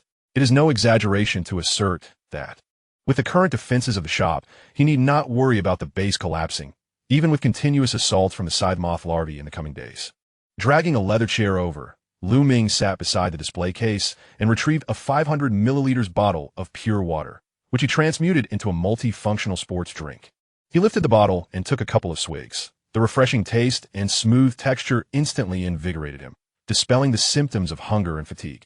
Closing his eyes and taking a deep breath, Lu Ming felt an unprecedented sense of exhilaration. Just as he prepared to rest momentarily and resume the mass production of specialized crystals, a familiar blue notification quietly appeared. Without needing to click, he recognized it as a video file from the regional channel. Considering Chun Hai's proposed attempts, it was likely footage of the scythe moth larvae being killed, or perhaps a recording of a counterattack by the larvae. A counterattack? Lu Ming found this somewhat peculiar. If a successful kill occurred, why would Chun Hai still send a video file? What about a failed attempt? Or did the recording feature an automatic sending function? With these questions in mind, he opened the World channel, selected the regional section, and located the video file. The publisher was Chun Hai. There were no immediate responses following. As everyone seemed engrossed in watching the video content, Lu Ming did not delay, clicking on the video, and his eyes were met by Chun Hai's distinctly square face. With a crew cut and sharply defined facial features, his middle-aged visage bore few signs of the passage of time, exuding an inherent authority and resilience. Fellow compatriots, I am Chun Hai, from Chengjianghan City, Huaxia. Now that I have arrived here, my previous title holds little significance. Moving forward, I will act as a survivor, attempting to eliminate the maggot aberrations. By the way, my initial specialized level has been detected as that of an advanced soldier. What? Upon hearing this, Lu Ming was utterly astonished. An initial detection as an advanced soldier level. How formidable must his physical prowess be? The mention of his title alongside the term Hua Xia raises intriguing questions. Could he possibly be a veteran of a special forces unit from a particular region of Huaxia? Observing his visage and reflecting on his words, this conjecture seems rather plausible. It appears that there truly exist individuals whose initial attributes are astonishingly elevated. Indeed, if everyone's initial level were identical, the need for physical assessments would be rendered moot, as we would all merely be novice soldiers. How straightforward that would be. Previously, someone had boasted about wanting to challenge Chun Hai. I wonder if upon hearing of this specialized level, that individual feels a sense of relief amidst the impending apocalypse. There is no need for excessive concern. The comprehensive physical capabilities of advanced soldiers are likely 5 to 6 times greater than those of ordinary individuals, which is essentially the upper limit of human potential. Progressing beyond this threshold necessitates extraordinary talent, a physique bestowed by one's parents, and sustained specialized training, each of which is exceptional and cannot be employed for comparison. I digress. Throughout the combat process, I shall convey my feedback on lethality in a straightforward manner, then extrapolate it to the level of an average person, encompassing both genders, though I cannot guarantee absolute precision. The margin of error should not exceed 5. At this juncture, the perspective suddenly widens, ultimately resting at the optimal location for indoor surveillance, directly facing the doorway and the interior space. At this moment, a corner by the entrance is piled high with components from household appliances, indicating that it is a repair shop for such devices, and it boasts a spacious layout. The entrance features double green iron doors, characteristic of a residence combined with a workspace. Next, a solitary test will be conducted on the aberrant worm species, with the tester being Chun Hai. A deep voice draws Lu Ming's gaze back to Chun Hai. It is only now that Lu Ming realizes the impressive musculature of Chun Hai's physique. Clad in a fitted black short-sleeved shirt and camouflage trousers, he stands at an estimated height of 185 meters, with broad shoulders and well-defined muscles. Simply standing there, he exudes an overwhelming sense of safety and strength. He retrieves a modified fruit knife from behind his waist, displaying it skillfully in the camera's view. He then puts the knife back and takes a rusty iron plate measuring 40 centimeters in length and 4 centimeters in width from side. The top of the plate has been sharpened to a fine point, presumably intended for penetrating purposes, accompanied by a rudimentary cross brace designed to counteract the biting of aberrant creatures. Next, he produces a cross brace constructed from 2 steel pipes. The horizontal pipe measures approximately 50 centimeters, while the vertical pipe is about 1 meter long, adorned with 4 or 5 loops that appear to secure it to the arm. The name and function of the cross brace resonate with Ming, evoking an image of a wooden stick utilized to trap the jaws of a crocodile. It must be said that Hai possesses remarkable ingenuity. In the next moment, Hai has affixed the cross brace to his left arm, gripping the sharpened iron plate, and strides toward the entrance.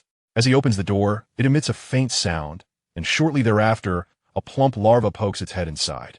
One might have expected Hai to wait until the larva had completely entered the shop, or at least halfway, before taking action. Unexpectedly, as the larva barely revealed its presence, Hai swiftly brandished a sharp iron plate and struck down.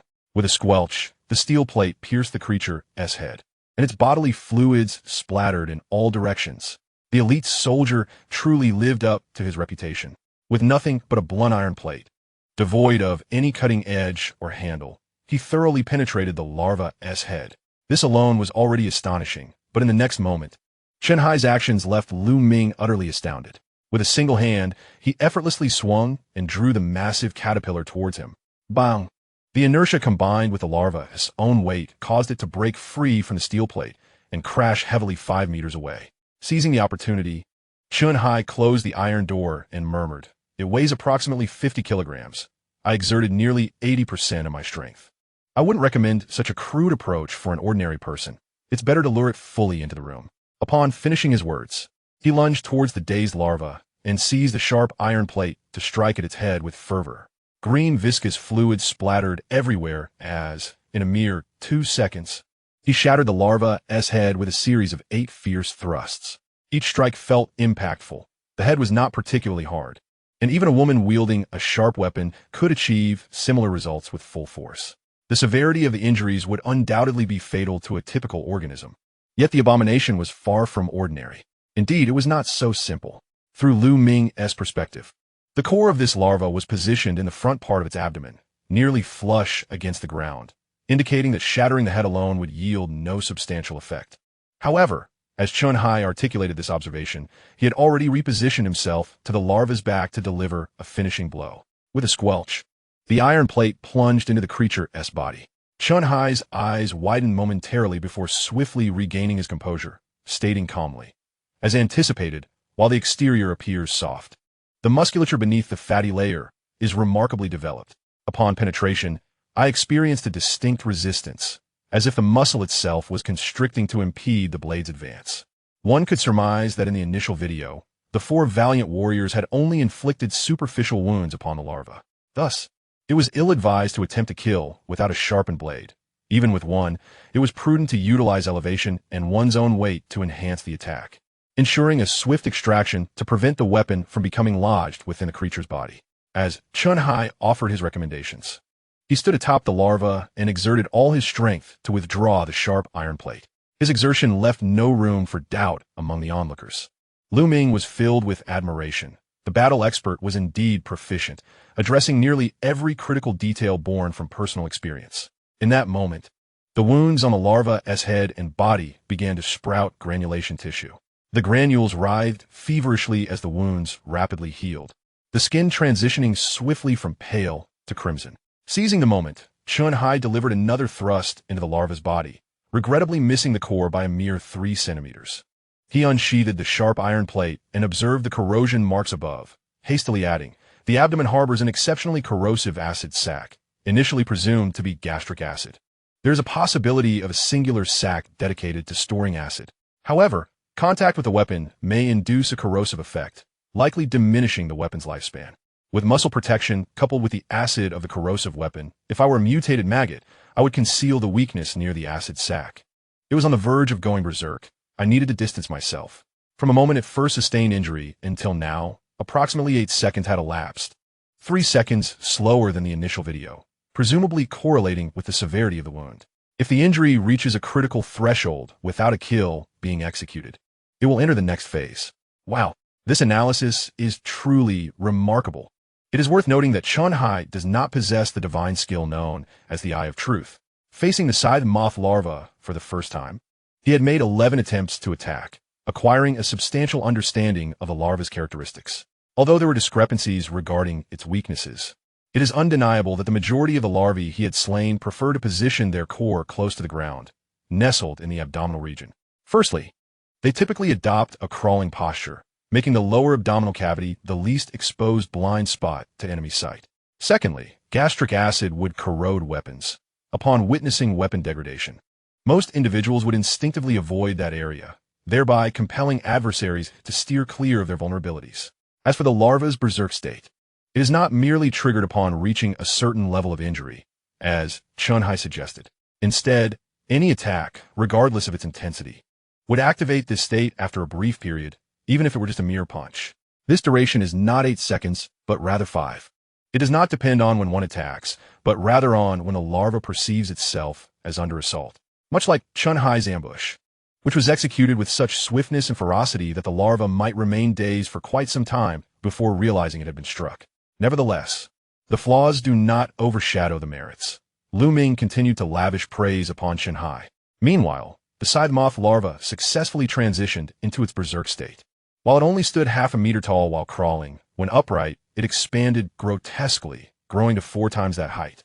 It exceeded even Chun-Hai's height of 1 meter and 85 centimeters. The thoracic area began to writhe and crack open, and suddenly a crimson maw, measuring a meter in length, gaped wide. Sharp, blade-like teeth writhed menacingly, with yellowish viscous fluid oozing from its mouth, clinging to its jagged fangs. Its originally dark eyes radiated a bloodthirsty, crimson glow, rendering them exceedingly terrifying against the backdrop of the gaping maw. Ming instinctively swallowed, his nerves taut with tension. In stark contrast, Chun-Hai's demeanor remained utterly unchanged. He raised his left hand, which bore the distinctive cross brace, gripping the sharp iron plate firmly. In a measured tone, he remarked, "Once in a frenzied state, this aberration will rise and reveal its ferocious visage, entering an aggressive mode. However, owing to the inherent characteristics of soft-bodied organisms, it will lose its mobility, remaining stationary and incapable of movement. Of course, one cannot entirely dismiss the possibility of it possessing some degree of leaping ability, though such likelihood is minimal. Otherwise, it would have employed its corrosive acid directly for an attack rather than resorting to a jump strike. Nevertheless, even if it cannot leap and remains immobile, one must not be complacent. Its loss of mobility will bestow upon it several offensive capabilities. From the first video analysis, it seems to adjust its attack strategy based on the proximity of its target. If the target is within arm's reach, it will whip its body to sweep and tear, with the inertia of the sweep combined with its sharp teeth capable of rending a robust adult's body in an instant. Should the target exceed the range of its tearing capability, it will transition to a mid-range attack, extending its oral cavity half a meter while leaning forward to increase the attack distance to over 1 meter. This indicates that its oral musculature is exceptionally developed, likely the source of the piercing resistance encountered earlier. The final scenario pertains to my current state, positioned over 5 meters away from it. At this juncture, Chun-Hai crouched slightly, his powerful muscles stretching his trousers to the brink of bursting. His gaze was piercing, fixated intently on the larva's vertical mouth, and he spoke in a low voice. At this distance, its oral appendage cannot reach me, thus triggering the known final attack method, expelling a highly corrosive acidic liquid. Based on the firing rate observed in the first video, the effective lethal range is at least 20 meters. Just as the words left his mouth, the larva abruptly constricted its vertical mouth, only to immediately expand it, unleashing a jet of viscous, bright yellow acid. Despite having prepared for such an eventuality, Chun-Hai was taken aback by the rapid-fire assault, urgently rolling to evade. The acid narrowly grazed his back as it shot past, otherwise it would have struck his head. Remarkably, it even exhibited an understanding of targeting vital areas. Casting a glance at the splatter range, where the corrosive liquid impacted the wall, Chun-Hai inhaled sharply. Correction of data assessment. Effective lethal range exceeds 80 meters. Chapter 13. The universal key 80 meters, surpassing even the effective range of mainstream handguns. Ming marveled silently. relieved that his own encounters were either one-shot kills or two-shot finishes. Otherwise, managing this would undoubtedly pose a considerable challenge. Such destructive power is ill-suited for long-range combat. It proves more challenging than its oral appendage.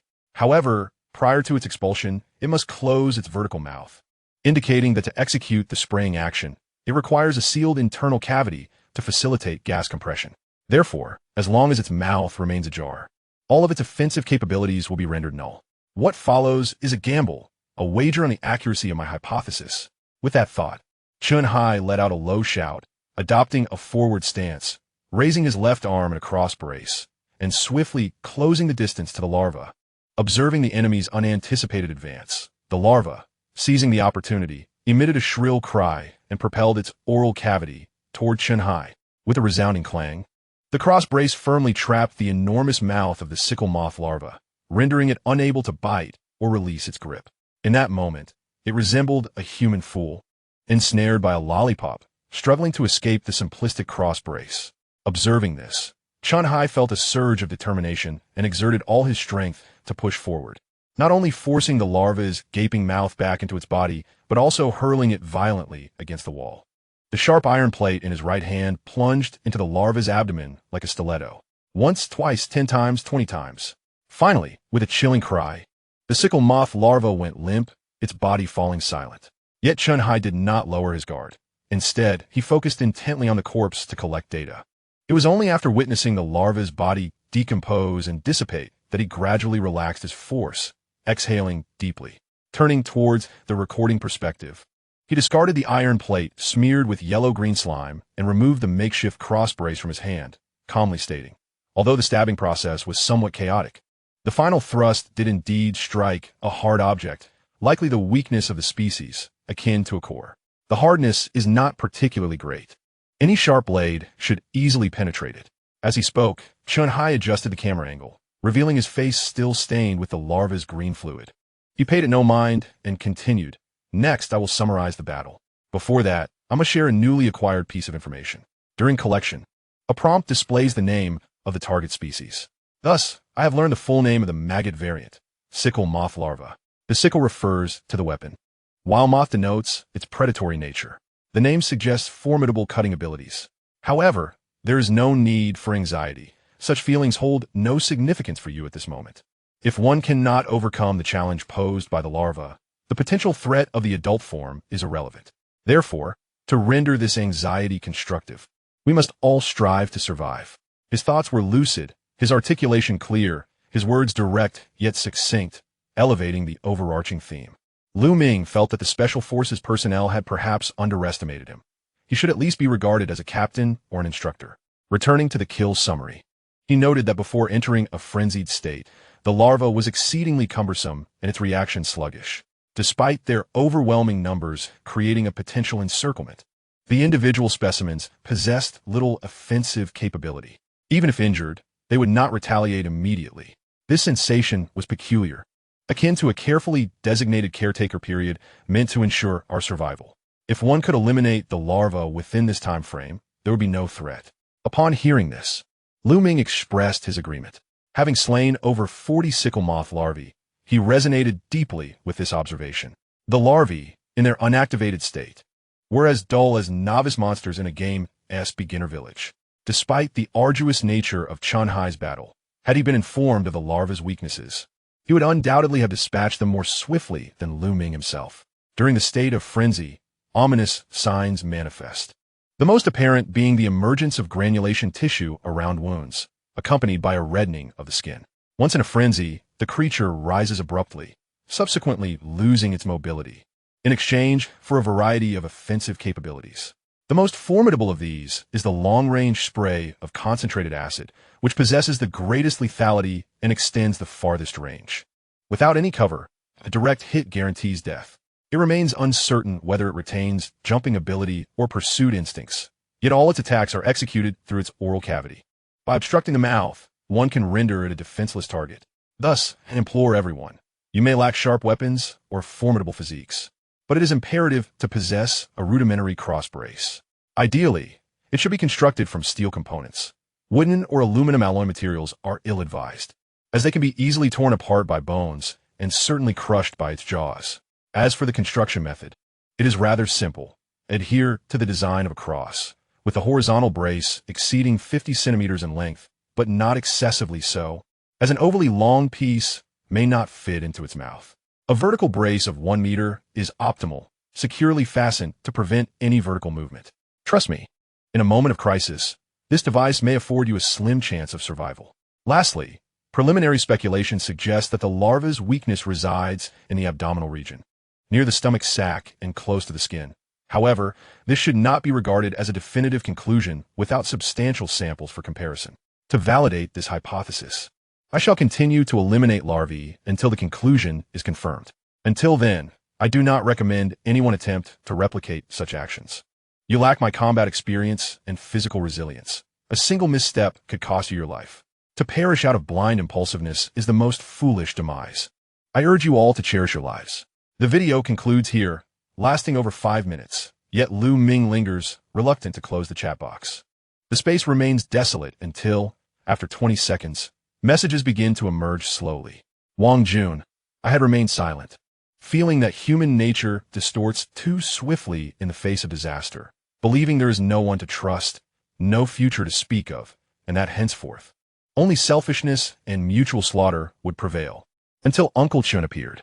Jun, Uncle Chun is genuinely risking his life to forge a path for us.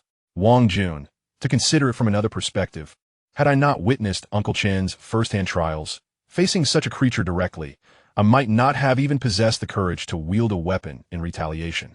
However, witnessing Uncle Chen's valor and composure has inexplicably instilled in me the courage to survive. Qin Xuan, a katana, how splendid.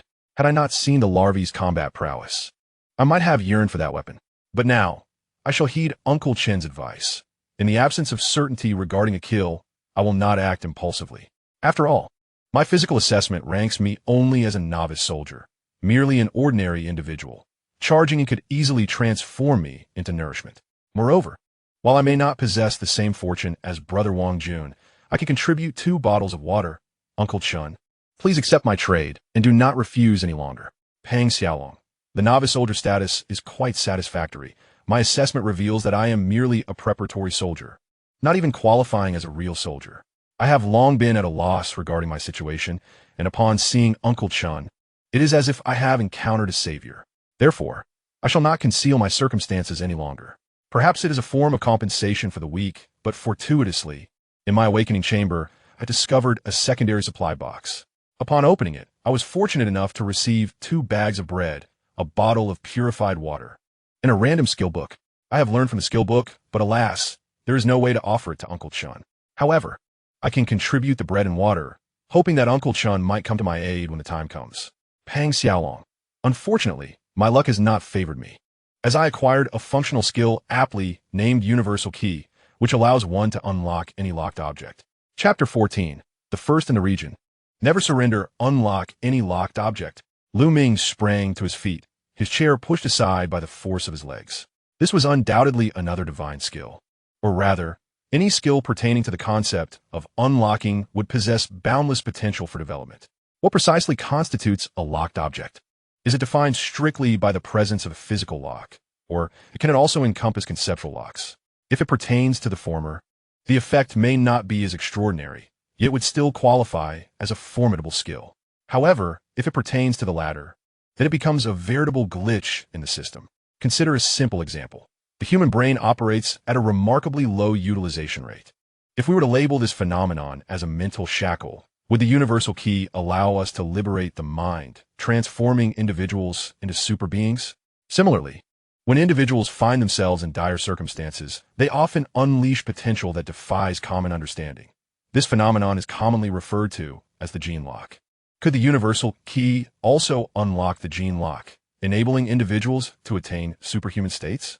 Following this line of reasoning further, the possibilities for extraordinary maneuvers become almost transcendental. Yet, could it truly be so miraculous? Ming pondered and ultimately chose to dismiss the notion. He had been conditioned by his own exceptional case, momentarily forgetting the world as premise. This is a world besieged by calamity, where a mysterious program designates them as survivors. What does it mean to be a survivor? It implies a struggle for existence, a role of disadvantage akin to ants.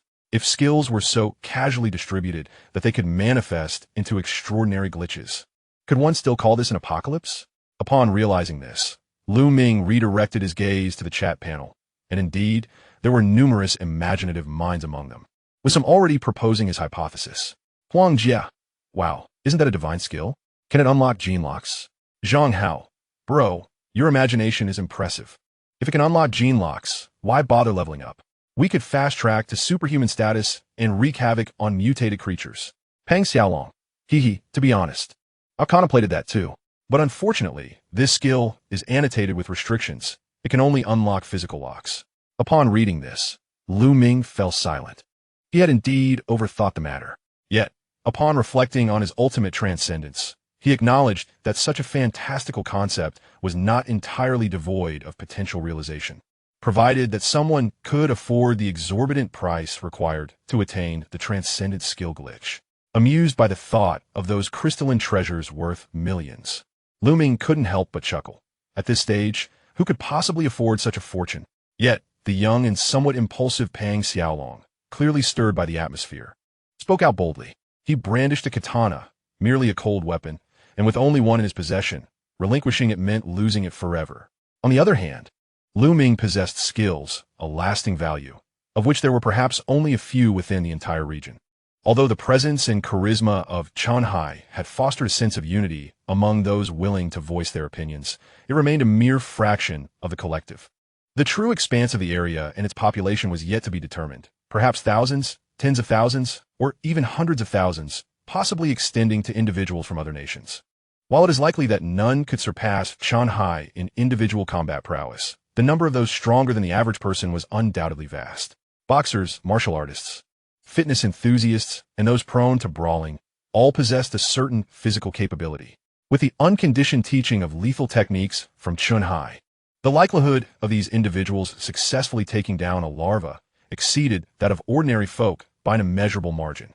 If such individuals had their sights set on you, the complexity of your situation was painfully apparent. After all, your name, number, and appearance were all entirely public. The potential benefits of being a versatile locksmith in this apocalyptic world were evident to anyone with a modicum of intelligence. However, intellect can manifest in different forms. Some genuinely value you, while others merely see you as a tool. In the former case, life might be more agreeable. In the latter, one might only serve as a slave. Undoubtedly, whether one is valued or merely utilized, neither circumstance would elevate your specialization level. Should there be any hope for enhancement, it would certainly be confined to a state of subjugation under their control. As for calling for help, that was a mere farce. You were both a tool and a hostage. Only those who recognize your worth would come to your aid, and if you perished, so too would your value. Unless, of course, that individual possessed the formidable power to silently eradicate the entire controlling team. Jianhai, Pang Xiaolong, let us cease this discussion regarding skills. From this moment forward, aside from my closest kin, do not divulge your personal location to anyone. Of course, this is contingent upon your willingness to trust me. Ming exhaled in relief. Despite his lack of direct involvement, he was, after all, an upstanding youth with high hopes for Qianhai. Possessing strength, charisma, intelligence, and leadership, he had previously doubted the potential of groups due to the inherent complexity of human nature. Without a leader, chaos would inevitably ensue. However, he now believed that if it were Qianhai, a new order could indeed be established. Individuals like Pang Xiaolong could truly flourish under his guidance, thereby creating even greater value. In such a scenario, Qianhai's group could swiftly amass resources, bolster their strength, and hunt aberrations. Consequently, Ming's plan to acquire specialized crystals could come to fruition sooner than anticipated. Below, silence prevailed, soon followed by a flurry of rapid information exchanges. Ming directly shut down the channel panel and suddenly heard the random news of weaknesses. Anyone would have a few words to say. However, with Qianhai present, Ming was not concerned that the group's atmosphere would spiral out of control. On the contrary, with the enhancement of the katana, Qianhai's combat power would surge significantly. Even without knowledge of the karmic larva's weaknesses, the ensuing one-on-one kills would undoubtedly tilt in their favor. Casting a deep gaze forward, Ming collected the remaining multifunctional sports drink and picked up his straight blade as he approached the shop's entrance. Were it not for the enormous advantage at the outset, he would have remained inconsequential. Given the powerful start bestowed upon him, the position of regional champion, he would not willingly concede it to anyone. Furthermore, understanding the immense value of the supply crates, he needed to elevate his strength to a level capable of effortlessly sweeping away the karmic larvae before exiting the shop. With this thought in mind, Ming pulled up the steel gate, creating a resounding clang that stirred the karmic larvae within a 50-meter radius. As the previous kill was still fresh, the area 30 meters outside the shop was nearly rendered a vacuum by his onslaught. Thus, he chose to first provoke the swarm of larvae before adjusting the size of the gap in the bulletproof glass door. Once Ming completed all his preparations, standing at the edge of the door with his blade in hand, the karmic larvae finally entered the assembly line, arriving at the slaughterhouse. The first larva cautiously crawled in. Ming's pupils transformed into a brilliant golden hue. The Eye of Truth activated, and with a traditional straight blade, he struck down decisively. Splatter! Green liquid erupted forth, greedily collected as it fell. Successfully decomposed karmic larva obtained 2 specialized crystals, 2 high-purity alien proteins. Progress towards advanced soldier rank, 7100. Chapter 15, The Sin of Envy. Successfully recovered karmic larva corpse obtained 2 specialized crystals, 2 high-purity alien proteins. Successfully recovered karmic larva corpse obtained 2 specialized crystals. One after another, each strike was lethal, and Ming's satchel grew increasingly heavy. 100, 120, 150, 200. The number of specialized crystals surged forth like a fountain. Each time, he eliminated a wave of larvae. Ming would deliberately pull the gate, even using the hilt of his blade to strike the gate and create noise, thereby attracting the next wave of larvae. This cycle continued until the count of specialized crystals surpassed the 300 mark, culminating at 340 before the slaughter ceased, closing the gate and sealing the space. Ming sighed heavily. It was all too easy. Slicing a watermelon requires aesthetic precision, yet this was merely a matter of decapitation to obtain the crystals. Alas, it felt a tad lonely.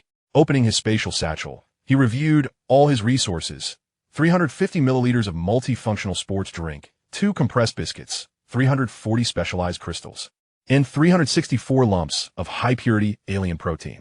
High-purity alien protein. It was about time to ascertain its nature. Identification: high-purity alien protein. Category: special food. Note: certain extraterrestrial beings have a profound affinity for high nutritional substances, which upon consumption, provide them with substantial energy boosts and accelerate their growth rates. However, for humans, such substances are laden with deadly toxins. Consuming them without caution poses a grave risk to life. It is advisable to utilize an extraterrestrial protein processing machine to eliminate these toxins, or, upon reaching the rank of a battle king, rely on one's innate resistance to withstand them. Although these substances are technically edible, the current conditions render them inaccessible for consumption. The extraterrestrial protein processing machine and the battle king rank seem to possess rather avant-garde information. The fondness of these alien beings for such items is understandable, as they inhabit their own ecological environments and food chain structures. It is implausible to think that they would simply await extinction in the absence of humans. Closing the backpack. Since it is of no immediate use, I shall attend to it when the time is right. I opened the character panel and clicked on the specialization rank. Prompt: detected a sufficient quantity of specialized crystals in the spatial backpack. Would you like to consume 100 specialized crystals to elevate your rank to advanced soldier? Yes. 100 specialized crystals soared into the air, shattering into fragments as energy coalesced, transforming into a robust blue arc of light that merged into Ming's being. The sensation of acid-induced pain surged once more, this time more intense than during the ascension to intermediate soldier. Veins writhed beneath the skin, blue radiance erupted from his eyes, and intricate patterns of light danced within him. As Ming bellowed toward the heavens, a shockwave erupted, propelling him 2 meters into the air. Crack, crack, crack. Clenching his powerful fists, Ming felt an unprecedented surge of strength. Threefold, he was thrice as strong as an intermediate soldier. Is this truly the pinnacle attainable by an ordinary person? It surpassed all expectations and felt like a vivid dream. Suddenly, a crisp sound emanated from his unkempt sports jacket, which ripped apart from the upper arm to the shoulder. Oh no, he had spent a fortune on 11-set deluxe sportswear package on an online shopping platform. It had been half a year since he de-worn them in various styles without issue. leading him to believe he had struck gold. Now, however, it seemed he had been careless. Glancing at the tear on his arm, Ming felt bewildered. Whose brawny biceps were these? Whose robust arms were these? Wait, why does my stomach feel so cold? Looking down, he was stunned to find that his sportswear had hiked up above his navel, leaving his entire abdomen exposed to view. And what were those conspicuous 8-pack abs? He did exercise daily, but that was merely for health. He had never trained specifically for muscle development. The flawless contours of his muscles made him want to touch them. Moreover, he had not noticed that his pants had also become shorter, and his shoes were beginning to pinch. Could it be that he had grown overall? There was no mirror available to inspect himself. Nevertheless, the clothes and shoes were no longer wearable. Once the opportunity arose, he would head to a clothing store to find a couple of new items. Conveniently, there were mirrors there too. Mirrors? With a moment's pause, Ming realized that by clicking on his avatar in the information panel, he could behold a full-body reflection of himself. Prompted by this thought, he swiftly opened the panel and selected his avatar, causing a holographic image to materialize before him. At the first glance of the projection, Ming found himself momentarily taken aback. What greeted his eyes was a visage characterized by defined brows and bright eyes. A strikingly three-dimensional face that exuded both masculinity and charm. His physique was equally impressive, powerful yet not overly muscular, slender yet undeniably robust. In terms of overall appearance, he would undoubtedly attract the attention of talent scouts on Blue Star. Was this truly him? As he caressed his smooth face, Ming was at a loss as to whether he should feel elated or apprehensive. Why the fear, you ask? Was he had said that Frisia and Dragon Ball failed to achieve such a wish even after gathering the Dragon Balls? Ridiculous. How could he not feel fear when he scarcely resembled himself? Well, it was what it was, if fate insisted on burdening him with the envy of the world. He had no choice but to acquiesce and accept this harsh reality. Nevertheless, while handsome, he could not ascertain the changes in his height and weight without a point of reference. The program was odd, having projected his image. Could it not also provide proportional dimensions? Gazing intently at his holographic reflection, Ming instinctively began to make estimations. Unbeknownst to him, as he contemplated his height and weight, the outline of the Eye of Truth activated and quietly materialized. This was, could it be? Identification. Name, Ming. Gender, male. ID, 66666. Age, 24. Specialization level, advanced soldier. Height, originally 175 centimeters, evolved twice through intermediate and advanced stages, now 183 centimeters. Weight, originally 62 kilograms, evolved twice through intermediate and advanced stages, now 85 kilograms. Universal functions. World channel, trading post, spatial satchel. Skills, basic swordsmanship, E-level. Personal information, former resident of Blue Star, third-rate writer. Orphan, average social connections, cautious and steady personality, somewhat selfish, legal citizen. Currently the 666 transmigrator in the calamity of the universe, survivor, strategist. Overall evaluation. Goodness, it turns out the Eye of Truth can not only identify alien species and items, but can also directly assess humans. He had not considered this aspect. Rather, the multitude of thoughts competing for his attention left him little time to ponder, yet the critical information was surprisingly comprehensive. Upon reassessing his height and weight, Ming felt an overwhelming sense of satisfaction. At 183 meters tall and weighing 85 kilograms, his physique undoubtedly reached a formidable level. However, the term orphan in the information was somewhat jarring, as it felt less like a statement of fact and more like a deliberate insult. Surprisingly, the results of the specialized skill identification were entirely enigmatic, with every entry marked by question marks, leaving even the overall evaluation column shrouded in mystery. However, none of that holds significance. What truly matters is that after grasping the application of the Eye of Truth, he has a particular subject he yearns to scrutinize. Opening the global channel, selecting the regional section, he locates the video file, clicks on Chunhai's kill footage, and gazes intently at Chunhai's figure, murmuring, identification. With a swift sound, a meticulously detailed information panel materializes. Chapter 16. Does your conscience not ache? Name, Chunhai. Gender, male. ID, 4399. Age, 42. Specialization level, ultimate warrior. Height, 187 centimeters. Weight, 90 kilograms. Universal functions, collection, global channel, trading post, spatial satchel. Skills, none. Personal information, former resident of Blue Star, retired leader of the Dragon Group. Currently an instructor for the Dragon Group, codename. Possessing extensive combat experience, he excels in hand-to-hand combat and once single-handedly eliminated a squad of A-class mercenaries, earning a reputation in the Middle East as the Phoenix of Huaxia. He is known for his forthright righteousness, exceptional leadership, meticulous thinking, and remarkable calmness, endowed with an unparalleled patience that enables him to accomplish the seemingly impossible tasks. Currently among the 66,666 batch of transferees in the apocalyptic realm of Jialan, survivors and strategists. Comprehensive evaluation. S. Astounding. The entire panel left Lu Ming in a state of turmoil. Whether in terms of personal history or physical data, every aspect represents the pinnacle of excellence. Former leader of the Dragon Group, now an instructor. Although as an ordinary citizen, his knowledge of military extremities is limited to special operations forces and elite soldier programs. The legendary organization known as the Dragon Group, often depicted in novels, truly exists. Even more astonishing is that Chun Hai's initial specialization level is not merely that of a high-ranking soldier, but an ultimate warrior.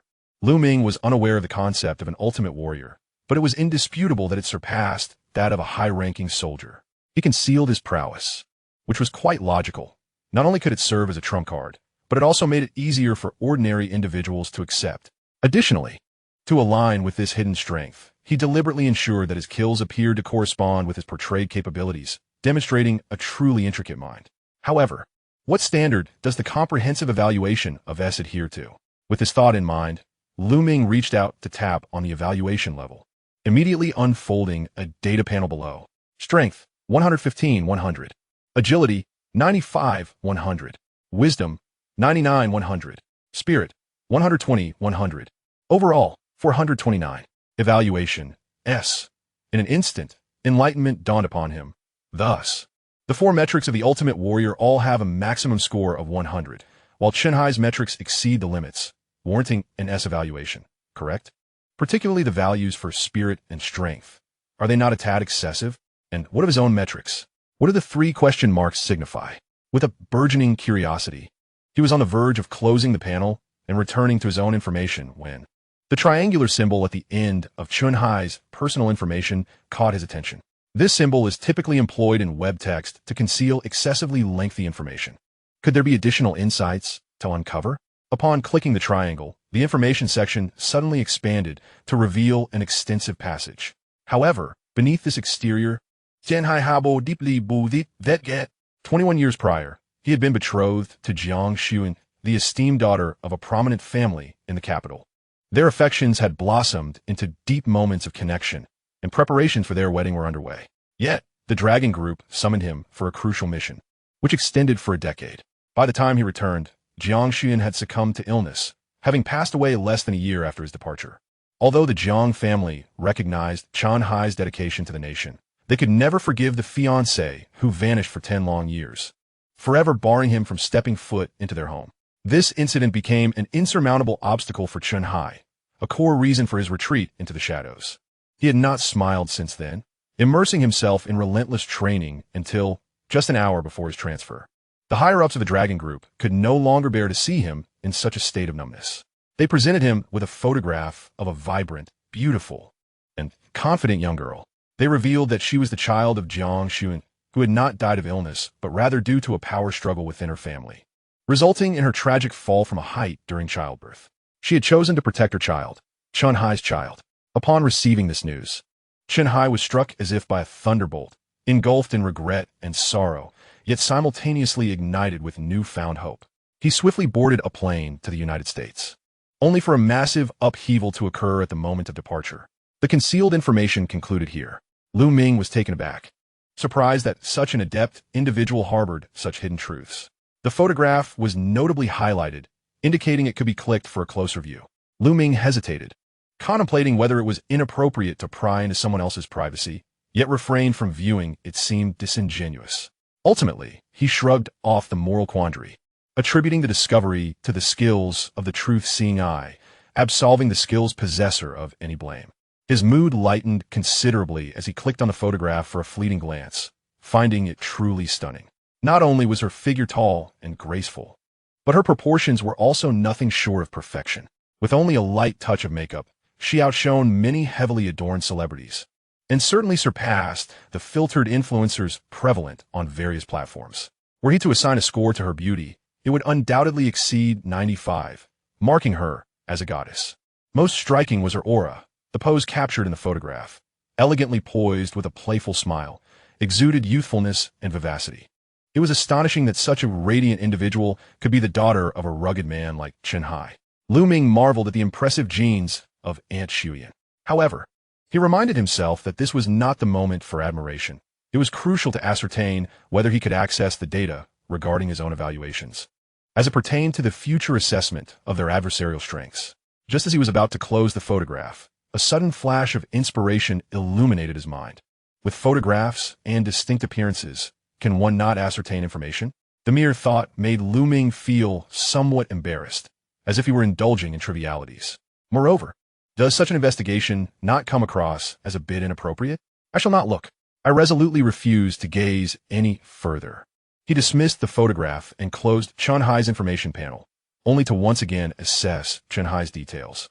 He reopened the photograph and activated the Eye of Truth. Ahem, this is not lewdness. It is merely the natural curiosity of a normal individual. Having ventured this far, can one truly refrain from delving deeper? Assessment. Name, Jiangling.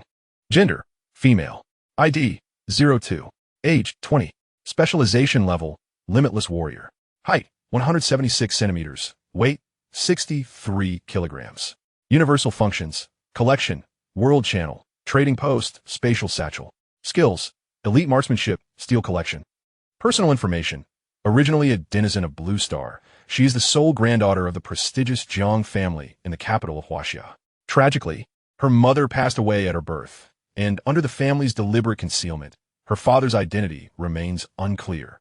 From a young age, she exhibited an extraordinarily rare talent, beginning martial arts training at the age of 5. By 20, she had attained the titles of Ancient Martial Arts Master, Red Belt in Muay Thai, Red-White Belt in Brazilian Jiu-Jitsu, and Mastery in various martial arts, alongside exceptional physical prowess. Currently, she is the 6,666th transmigrator in the Jialan Apocalypse, a survivor and an adventurer. Strength, 107, 100. Agility, 110, 100. Wisdom, 95, 100. Spirit, 90, 100. Overall, 402. Evaluation, S. Limitless Warrior, Ancient Martial Arts Master, Red Belt in Muay Thai, Red-White Belt in Brazilian Jiu-Jitsu. Lu Ming's lips twitched involuntarily. Is this title serious? Such a data-driven, humanoid monstrosity. Yet she presents herself with the demeanor of a delicate woman. Is she deceiving unsuspecting men? Does she not feel any pangs of conscience? Chapter 17. The Region in Turmoil. A tiger begets no dog daughter.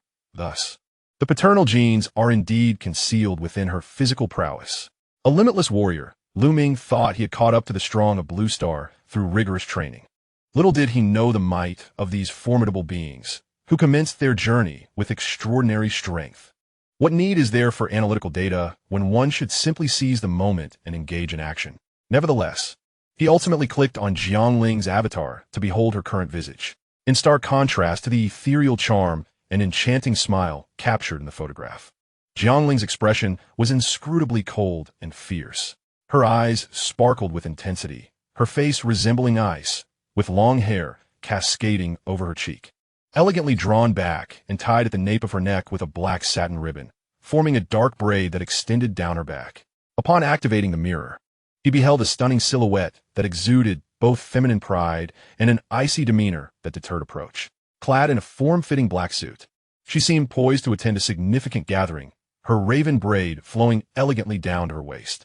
I must say, the photographs and reality have delivered a striking visual impact to Lu Ming, further affirming the paradoxical allure of Jiangling.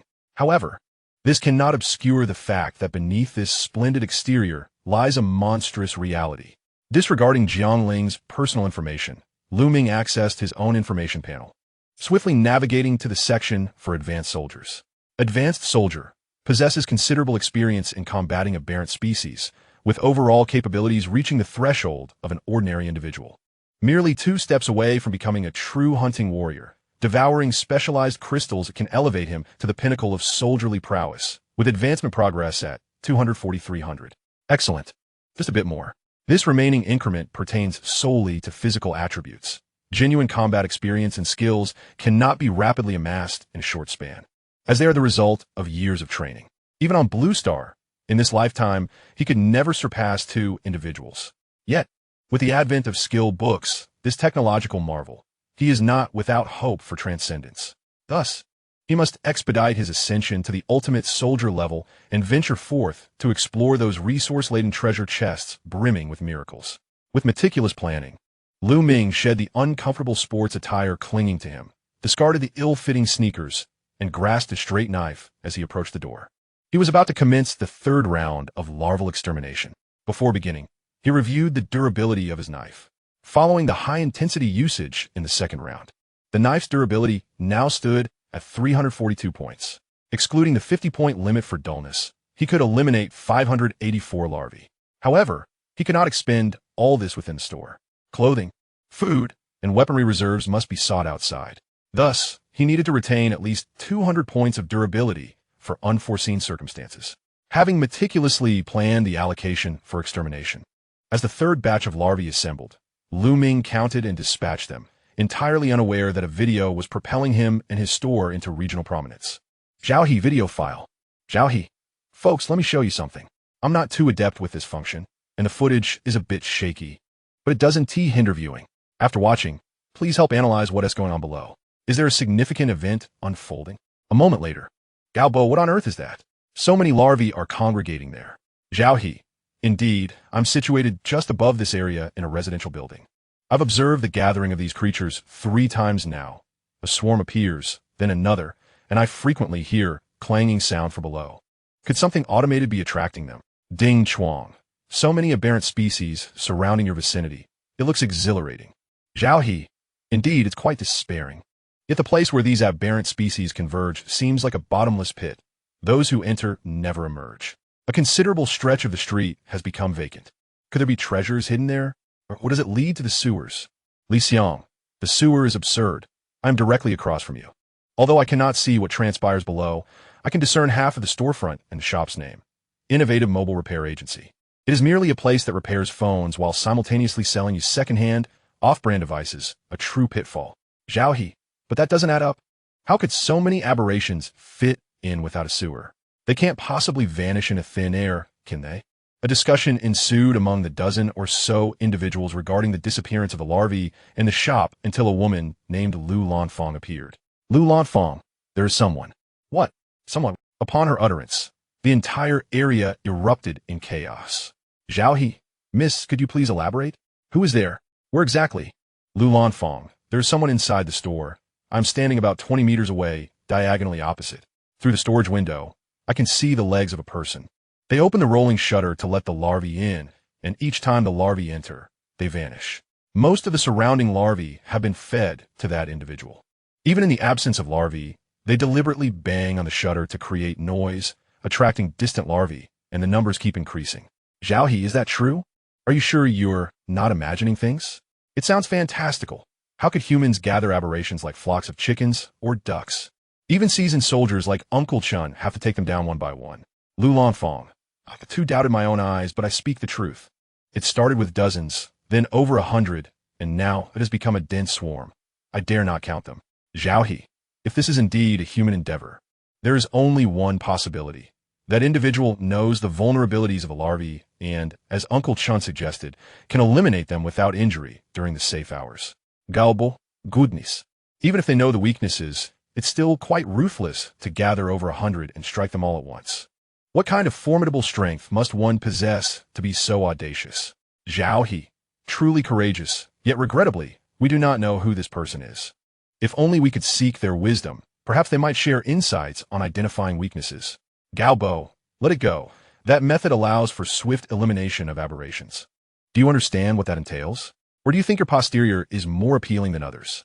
That a big shot would want to trade after seeing you? Zhao you have a point there. Galbo, though blunt, there is truth in your words.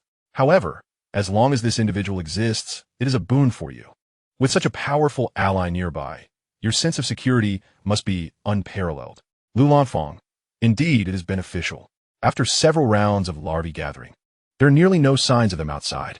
Yet, I dare not venture out. For I do not know when that person will begin banging on the door again to attract the swarm. If I step outside and am encircled by a horde of larvae, I surely wouldn't survive. Galbo, then we shall wait. Wait until they can no longer gather any larvae. Your area will be liberated. By the way, where exactly is your location? Do tell. Perhaps I can find a way to escape to you. Lulanfong. I do not know. There are no road signs or address plaques. Zhaohe. I have nothing here. Li Xiang, none. Galbo. Come on, you simply do not wish to speak. The world is a harsh place. Zhaohe. Those who understand, understand. Li Xiang. Those who understand, understand. Those who understand, understand. Previously mere spectators have now emerged to join the fray. Indeed, only a fool would allow entry. Once the great leader eradicates the aberrants, they can briefly venture out and seek resources. More individuals mean more mouths to feed. Although they profess trust in Shanghai, one must possess supplies to sustain the hope of being rescued by him. As for the great leader, the sensible have ceased to harbor expectations. Some matters can be grasped with mere observation. This leader is fundamentally different from Shanghai. He has no desire to carry burdens. Yet what can be done? If it were oneself, one would also choose to be a lone wolf. Lulanfong. I truly do not know. Zhaohe. Enough. Aunt Lan. No need for explanations. Please keep a close watch on that shop. If the great leader truly appears, remember to capture a video. We must behold his visage. Lulanfong. How do I capture a video? I do not know how. Zhaohe. Do not worry. I will teach you privately. The ensuing discourse was filled with jest and light-hearted banter, along with the latecomers who continued the conversation about the great leader. Meanwhile, the protagonist of their discussion was wholly engrossed in harvesting the lives of the caterpillars. He had indeed received notifications about video files. Yet the relentless slaughter could not be interrupted. He chose to ignore them. Chapter 18. The Ultimate Soldier on the Other Side. Chun Hai closed the chat channel. He opened all the recorded videos of the caterpillar killings and began to scrutinize them diligently. Since the method for identifying the caterpillar's weaknesses indeed existed, there must be a trail to follow. However, during the viewing, he could not help but think of his daughter as current predicament. He could only implore the heavens for some mercy, hoping not to be left with lifelong regrets. Successfully dissected the caterpillar's corpse, acquiring 2 specialized crystals and 2 high-purity aberrant proteins. Collecting the last caterpillar's remains, Ming exhaled deeply. This slaughter left him exhilarated. He had taken down a total of 407 before finally calling it quits, amassing an astonishing 1054 specialized crystals. There were 2 instances of a surge in larvae. Although their numbers did not diminish, the gathering speed had significantly slowed. The final wave of larvae took a full 2 minutes to arrive, indicating that the nearby alleys had been largely cleared of their kind. The durability of his blade had dropped to 160, and the remaining usage would be needed for scavenging in the outside world. He accessed the information panel and clicked on the specialized level. Alert! Sufficient quantity of specialized crystals detected in spatial pouch. Would you like to consume 300 specialized crystals to elevate your level to the ultimate soldier? Yes. Whoosh. The crystalline mass shattered entirely, and a surge of immense, specialized energy surged into Lu Ming's body. It then radiated violently outward from his heart, creating a sensation as though his very blood were being forced from his veins. Every bone, vessel, and organ was engulfed in excruciating pain. Gritting his teeth, the veins on his forehead bulged, and his gums turned pale from the intensity. Lu Ming's handsome visage twisted into a grotesque expression. Suddenly, the torment of extraction was compounded by a tearing agony. Unable to endure any longer, Lu Ming collapsed to his knees. His muscles swelled, veins expanded rapidly, and his hardened fists struck the ground like hammers, producing a resounding roar. At last, after 10 agonizing seconds, a noxious black mist seeped from his skin, rising toward the heavens before vanishing into the ceiling. Panting heavily, sweat dripped from Lu Ming's body as his breaths grew labored. He remained still for several minutes, gradually regaining his composure. Gazing at his trembling hands, he couldn't help but curse his predicament. The pain was utterly unbearable. It felt akin to having one's bone shattered. He began to question whether those specialized crystals were imbued with the grievances of parasitic larvae. What was that odor? A subtle whiff made him furrow his brow. It was not the stench of decay from larvae, but rather reminiscent of filth trapped beneath toenails. Could it possibly be emanating from himself? Doubtfully, he lifted his arm to his face for a sniff, nearly retching from the foulness. Rubbing his hands together, he peeled away a layer of sticky black sludge. What on earth? He took a step toward the wall to clean his hands, but unexpectedly, he stumbled and fell to the ground. While it didn't hurt, the peculiarity of the situation was undeniable, having broken through a level. He found himself unable to walk steadily. Rising again, he was astonished to discover that his roughly 80-kilogram weight felt feather-light. With just a slight push from his palm, he found himself floating. In light of the previous anguish, the foul stench, and the shed black muck, Ming suddenly comprehended. He had undergone a cleansing of the marrow. That noxious black substance was merely the impurities within his own body. Understanding this, Ming's astonishment transformed into exhilaration. Bracing himself against the wall, he began a series of adaptive movements. He took measured steps, searching for balance and rhythm. Gradually, he quickened his pace, until he was sprinting wildly within the confines of the room. If an outsider were to witness the scene inside, their jaw would surely drop in disbelief. For at that moment, Ming had completely disregarded the physical constraints of the space, dashing through the mere 20-square-meter shop as if gravity had lost its hold on him. He raced around the shop multiple times before finally coming to a halt at its center.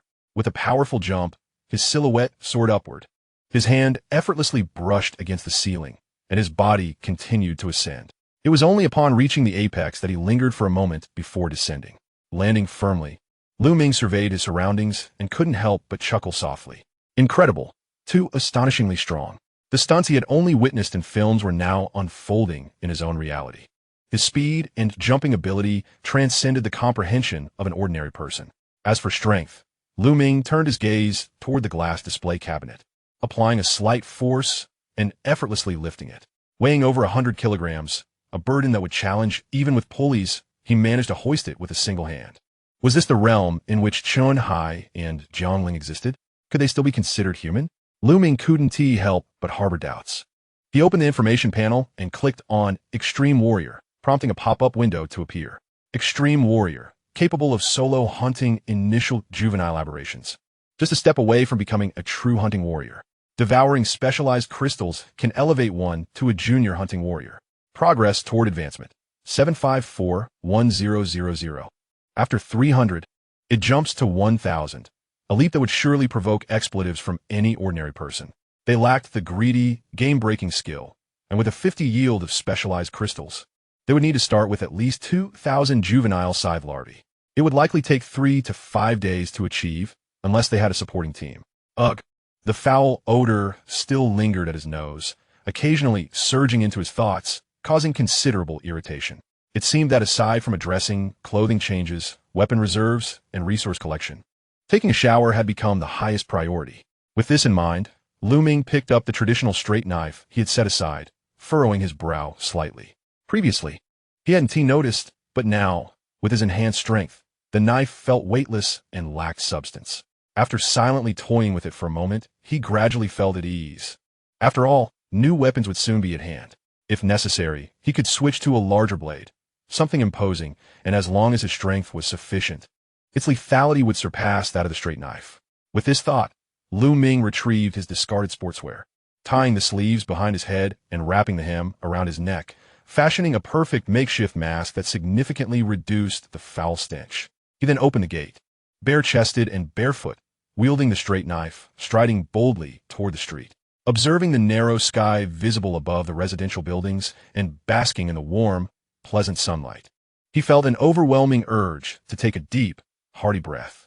However, the overpowering odor clung to him, and even with his homemade mask, he dared not act recklessly.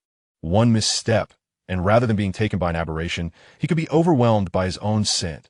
How embarrassing that would be. With a soft sigh, he turned and began walking in the direction from which he had initially come. After covering some distance, he passed a convenience store. He recalled that the store had been filled with a dozen larvae previously. Now, he presumed they had all fallen victim to his enticement. Aberrations likely wouldn't waste food, so there might still be some resources inside. As he pondered, the entire shop was instantly enveloped in a blue outline. Upon witnessing this familiar phenomenon, Ming narrowed his eyes, feeling a wave of frustration wash over him. Could it really be possible? Chapter 19. As if under a spell. Despite countless calculations, he truly did not anticipate that the so-called spatial range appraisal could be so utterly unreasonable. Standing merely outside, without having seen anything yet, one could appraise the entire store? He hastily decided to give a try. Appraisal. Whoosh, whoosh, whoosh. With the silent incantation of the command, a plethora of item names appeared before Lu Ming's eyes like product tags. They penetrated the walls, revealing themselves in their respective positions as if through a lens. Some were so densely packed that their tags overlapped entirely. Instinctively, Lu Ming felt a sense of visual pollution as the clutter seemed overwhelmingly chaotic. Could this be the flaw of a bug skill? Was it possible to display only the tags of supplies? As soon as the thought crossed his mind, all the item tags before him vanished, only to reappear showing solely the supply tags. Scanning the tools, cigarettes, alcoholic beverages, snacks, and various daily necessities, Lu Ming felt somewhat speechless. Could it be more excessive, displaying only food supplies? With a swift motion, the tags were reset once more, and aside from the consumable items such as alcohol, beverages, snacks, and instant noodles, all else fell silent. At this point, Lu Ming was utterly captivated by the eye of truth. All right, you're impressive. I'll stick with you. Displaying exotic creatures, food, drinks, tools, weapons, and supply boxes. He silently adjusted the settings in his mind, and the appraisal information transformed yet again. As he had surmised, the larvae of the scythe owl had been completely eradicated, while the supply boxes were absent and all other categories were present. Notably, a machete lay in the corner of the shop, suggesting that the proprietor possessed a strong sense of caution. Even more thoughtfully, due to the detailed classification of the appraisal categories, the granularity of the information had also changed. Particularly with regard to the display status of food, the tags were color-coded: black, red, orange, and white. Lu Ming briefly examined them. Black tags indicated food that had long expired and contained toxins, which could cause instant death if consumed. Red tags signified expired food that, while not immediately fatal, could lead to acute illness, and without timely rescue, one could still meet a grim fate. Orange tags represented food nearing its expiration date, requiring prompt consumption. White tags denoted items with a long shelf life, safe for collection and storage. Simple, straightforward, clear, and effective, like having a cheat code. With a satisfied smile, Lu Ming stepped into the shop. Upon entering, he was first met with a wave of decayed, moldy odor, followed by several slightly disordered aisles of shelves. Although they contain a variety of items, the food and beverage categories had mostly been wiped out. Casually picking up a bag of greenish spicy strips, I noticed the production date remained fixed at the galactic calendar of March 22nd, 2020, with a shelf life of 12 months. Glancing at the time display in the corner of the World channel revealed it to be May 27th, 2025, indicating that the disaster had occurred at least 4 years prior. Scattered about were various items: cigarettes, alcohol, daily necessities, boxed instant noodles, and a hodgepodge of unknown clutter. After surveying the store's inventory, I did not rush to plunder. Instead, I unearthed a curved blade cleaver hidden in the corner of the counter, though slightly rusted and of inferior quality compared to that found in a mobile repair shop. It mattered not, for a hero does not question the origins of their tools. Once refined, it transforms into a treasured artifact. Tossing it into my spatial satchel, I commenced my resource gathering. As a well-mannered and exemplary youth, a pillar of future humanity, I resolved that my provisions must be exquisite and noble. I dismissed all items except those bearing a white label. After 10 minutes of diligent scavenging, I had collected the following provisions: 2 boxes of braised beef noodles, 3 boxes of Farmer Spring purified water, 15 bottles of Pepsi, 10 bottles of Sprite, and 60 bottles of various other beverages across 7 different types. Next came the heavyweight items: 17 boxes of premium liquor and 30 packs of fine cigarettes. Although I personally had no need for such luxuries, many others did, especially in a post-apocalyptic world where these items became coveted treasures, particularly given their long shelf lives, cigarettes lasting a decade and liquor 2 decades. Thus, I cannot afford to overlook them. However, upon gathering all the alcohol and cigarettes, a notification suddenly appeared. Notice, the remaining space in the satchel is insufficient. Please be mindful of the storage limit. Upgrading the satchel can increase its capacity. Oh, as I pondered, the realization dawned upon me. The spatial satchel had only 20 slots, and while it allowed for infinite stacking of identical items, after stuffing it with a cleaver, various food and drinks, and the liquor and cigarettes, only 2 slots remained. Upgrade.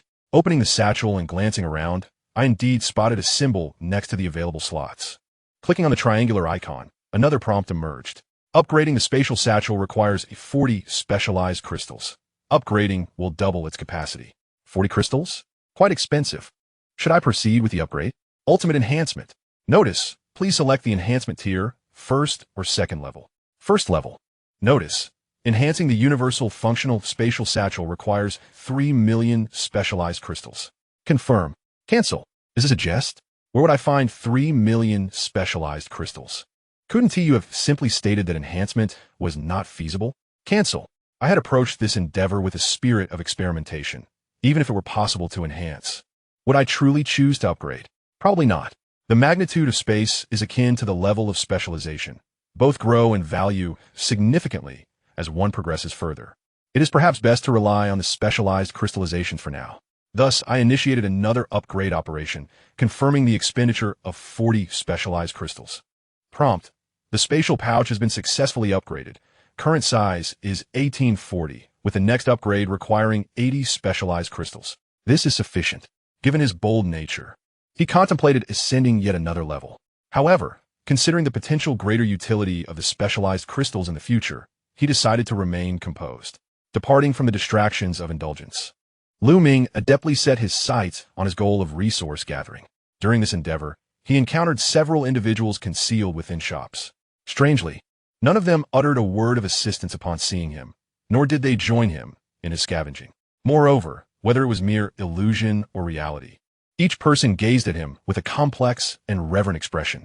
It was peculiar, yet he chose not to dwell on it. He mused that perhaps his robust physique, coupled with his avant-garde attire and the striking traditional blade in his hand, had instilled a sense of awe in them. This was quite agreeable. The absence of entanglements fostered a simplicity he relished, akin to the ease of his solitary existence thus far. At that moment, he finally stumbled upon a clothing store. The shutter was rolled up high, leaving only the glass door securely locked.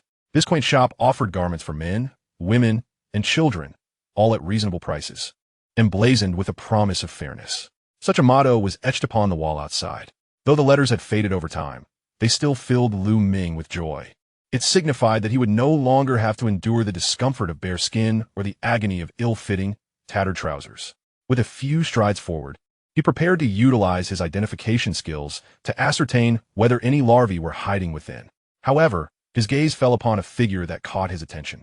It was a girl, slender and petite. Though she donned a high school uniform, it appeared loose and sagging. She was curled up in the corner of the glass door, hugging her knees, with her chin resting upon them, devoid of cries, fear, or joy. She seemed as numb as a piece of wood. Suddenly, that wood stirred slightly. She lifted her hollow eyes to meet Ming's gaze. There was a brief moment of stillness before her eyes fell once more. Ming's pupils constricted sharply, and a pang of recognition struck him as the joy he had felt at the clothing store was swiftly shattered by her familiar expression. He gripped his blade tightly, turned away as if unaware of her presence, and walked past the shop with determination. As their figures crossed paths, the vivid reality before him melded with the echoes of buried memories. The same shadowy corner, the same curled figure, the same vacant numbness. Yet the solitary difference lay in the fact that the figure was himself. Do not trust anyone, care for anyone, or harbor hopes for anyone. That was the essence of his past self, the one who had not attained redemption. Thus, he comprehended all too well the emotions encapsulated within those eyes. Compassion stirred amidst the turmoil. Yet what could he possibly do? This was an apocalyptic world, a desperate realm where survival demanded every ounce of effort and unscrupulous means. He never regarded himself as a savior capable of rescuing humanity, even with his extraordinary abilities. All he could do was fulfill the expectations that person had of him before their passing. Nothing more. Therefore, what did kinship matter to him? It was merely a pity for the clothing store that was so close at hand. Well, food was scarce, yet clothing vendors were everywhere. Adopting a pragmatic mindset, Ming resolved to venture toward the crossroad after the relocation. After all, the streets and intersections within the city were the most bustling areas of society, and perhaps he might stumble upon a supply crate. He chuckled to himself. However, as a smile appeared on his face, it was quickly erased. The shadow of his bangs obscured his eyes, and his steps gradually came to a halt. Ultimately, he let out a self-deprecating laugh and turned back. Returning to the storefront, he gazed at the reflection of his imposing and fashionable self in the glass door, feeling quite helpless. To appear less villainous, he crouched down, squinted with a smile, and gently inquired, "Little sister, what is your name? What grade are you in? Could you kindly open the door? Uncle would like to come in for a moment."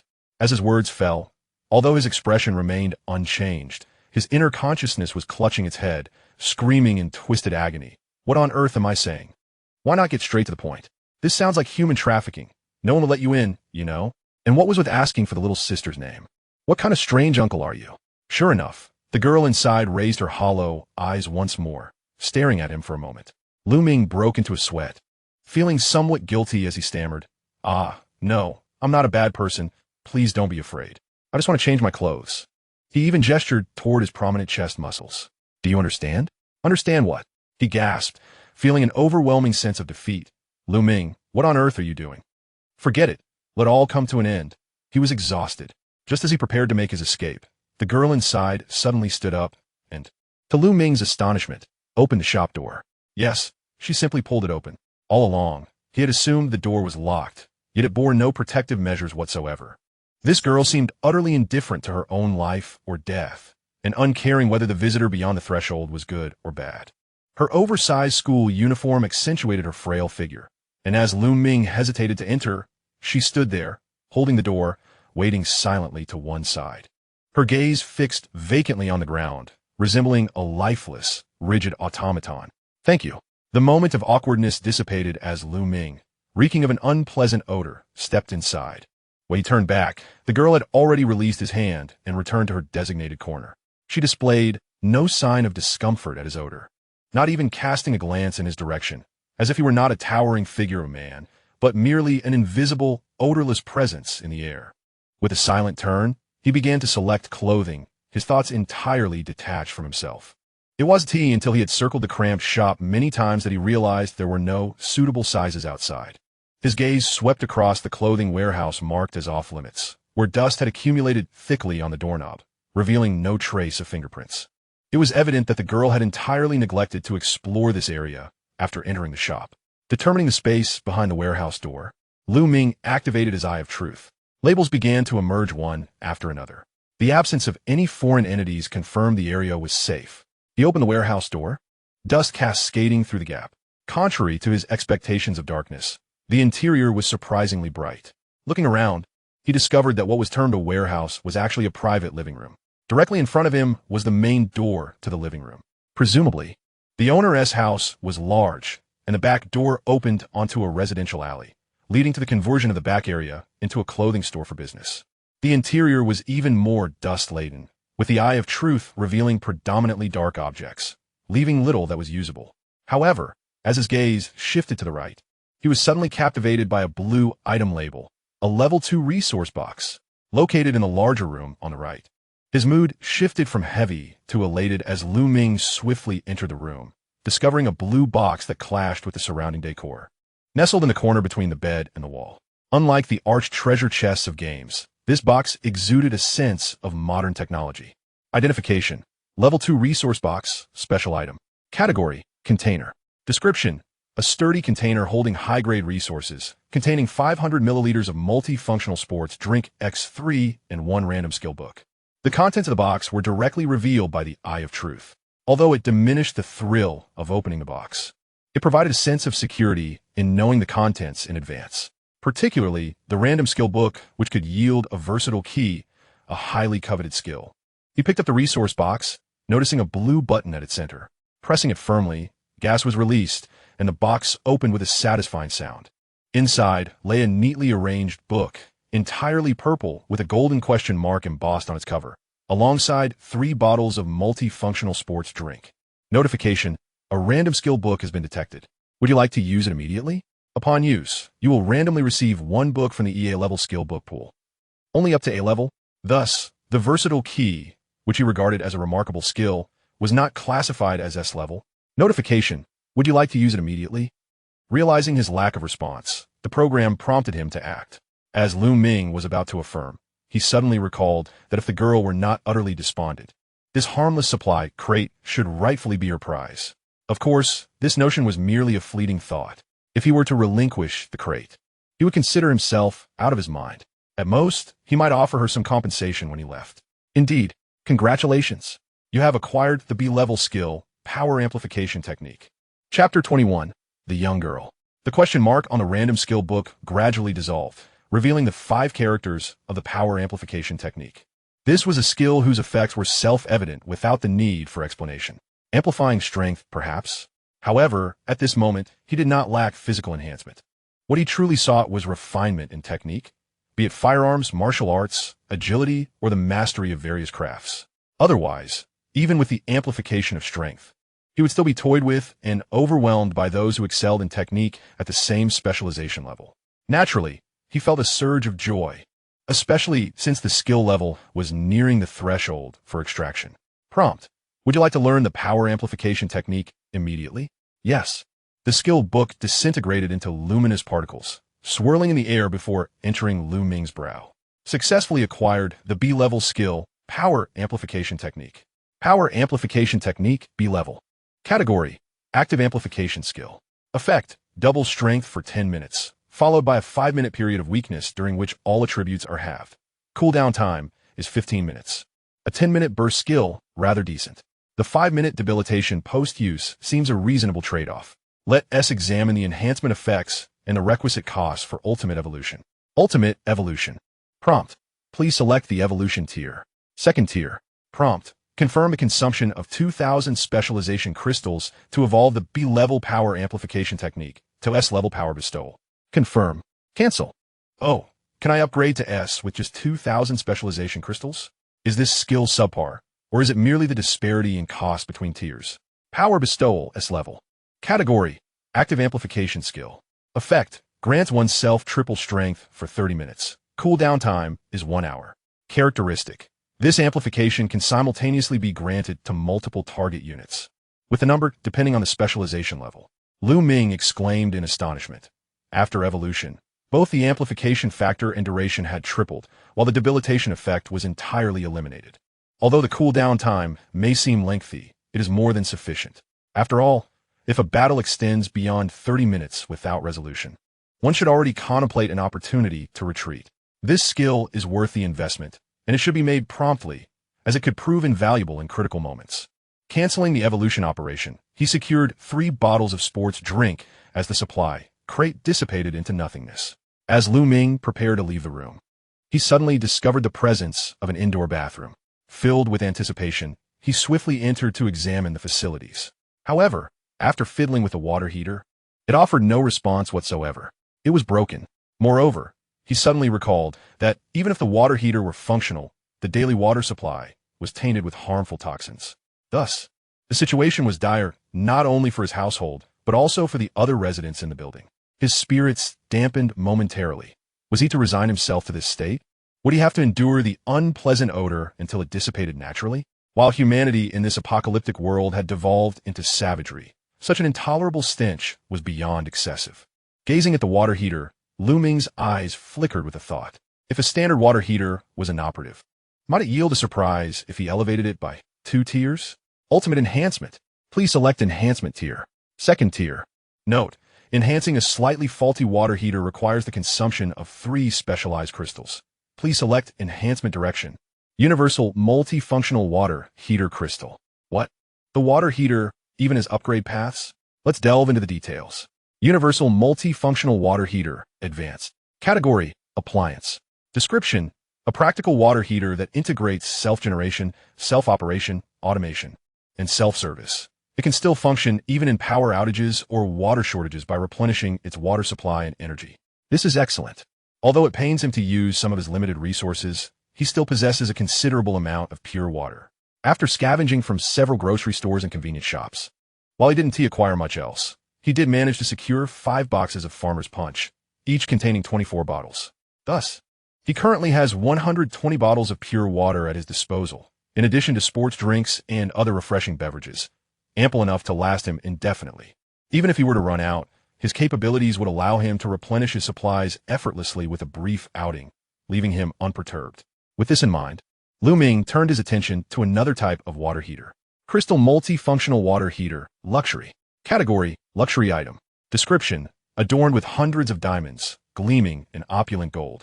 It is an essential decorative piece for successful individuals. Its functionality is comparable to that of a standard multifunctional water heater, with the advantage of being extravagant and the disadvantage of lacking self-service capabilities.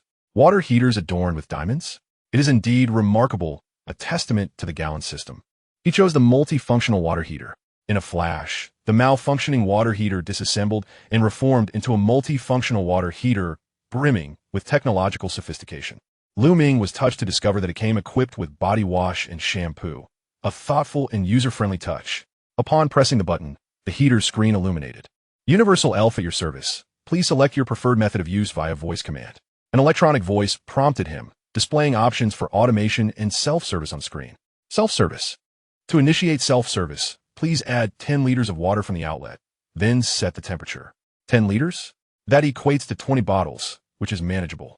Without much hesitation, Ming filled the tank with 10 liters of water, set the desired temperature, and rummaged through the clothing warehouse to find a few pairs of serviceable vests and long trousers to wash. Entirely oblivious to the presence of a young girl from a prestigious university at the back door. 10 minutes later, a rejuvenated Ming emerged from the bathroom, clad in ill-fitting attire that did little to enhance his image. Gazing into the mirror, he felt a wave of discontent wash over him. The sagging white vest, paired with the slate-gray jeans, was nothing short of disappointing. It was only when he caught a glimpse of the ultimate enhancement on the information panel that a new idea quietly surfaced. 2 minutes later, Ming stepped out with a fresh appearance, brimming with confidence. He donned a black, form-fitting tactical vest that protected up to his neck, ink-black tactical trousers, a pure black military belt, and tactical boots. He could boldly proclaim his formidable presence. Who would have imagined that elevating clothing to the second tier would not only imbue the garments with resilience, stain resistance, and waterproof properties, but also allow for the customization of style? Reflecting on his physique, the surrounding environment, and this attire, he found it to be the most comfortable choice. Clenching his fist in satisfaction, Ming took a measured stride towards the exit. As he opened the warehouse door through the crack, the figure encircled by her knees once again captured his attention. She remained utterly unmoved, even after he had been inside for over 20 minutes. His curiosity piqued. He wondered what could possibly cause a blossoming young girl to be so lost in thought. Activating the Eye of Truth, he locked onto her silhouette, and a densely packed information panel popped up. At a mere glance, Ming's expression shifted dramatically. He had scarcely absorbed the details before several jarring phrases caught his eye in the personal information section. Orphan, adoption, foster father, strong embrace. Chapter 22. To compensate for his own suffering, these weighty words ensnared Ming's attention, compelling him to read further. Personal information. Former resident of Blue Star. A native of Huaxia Changchuan. Currently a high school senior. Born in the women's restroom of the 7C 0 Point Bar. Abandoned by his biological mother, Sue. Discovered by the bar's cleaning staff. Reported to the bar owner, who called the police, and subsequently sent to the Qihai Xingxing Welfare Institute, named Hong Hong. Demonstrated exceptional learning and practical skills in the Welfare Institute, preferred solitude, cherished books, and avoided social interaction, often sitting alone in the reading corner, leading to bullying and ostracism from other children in the institute. At the age of 3, adopted by Lu and Zhang, who were laborers, renamed Luya. However, due to a construction site accident, both Lu and Zhang became permanently disabled and unable to continue care. On New Year's Eve of that year, the adoption was annulled, and she was returned to the Welfare Institute, having been under their care for less than a year. At 5, she was adopted by Wang, who had longed for children but subsequently divorced. Renamed Wang Chuanwan, she was returned to the Welfare Institute after her adoptive mother was pressured to marry her cousin, who did not allow her to bring children, ending the adoption after less than 7 months. At the tender age of 7, she was adopted by Zhao and renamed Zhao Jiao. Tragically, after Zhao's sudden demise during a late-night card game, the family, upon managing the aftermath, relinquished her back to the welfare institution due to the absence of blood relations. Her time under Zhao's guardianship lasted merely a year. At 10, she was taken in by Yang Zhaojun from Yang Village, receiving the name Yang Shui.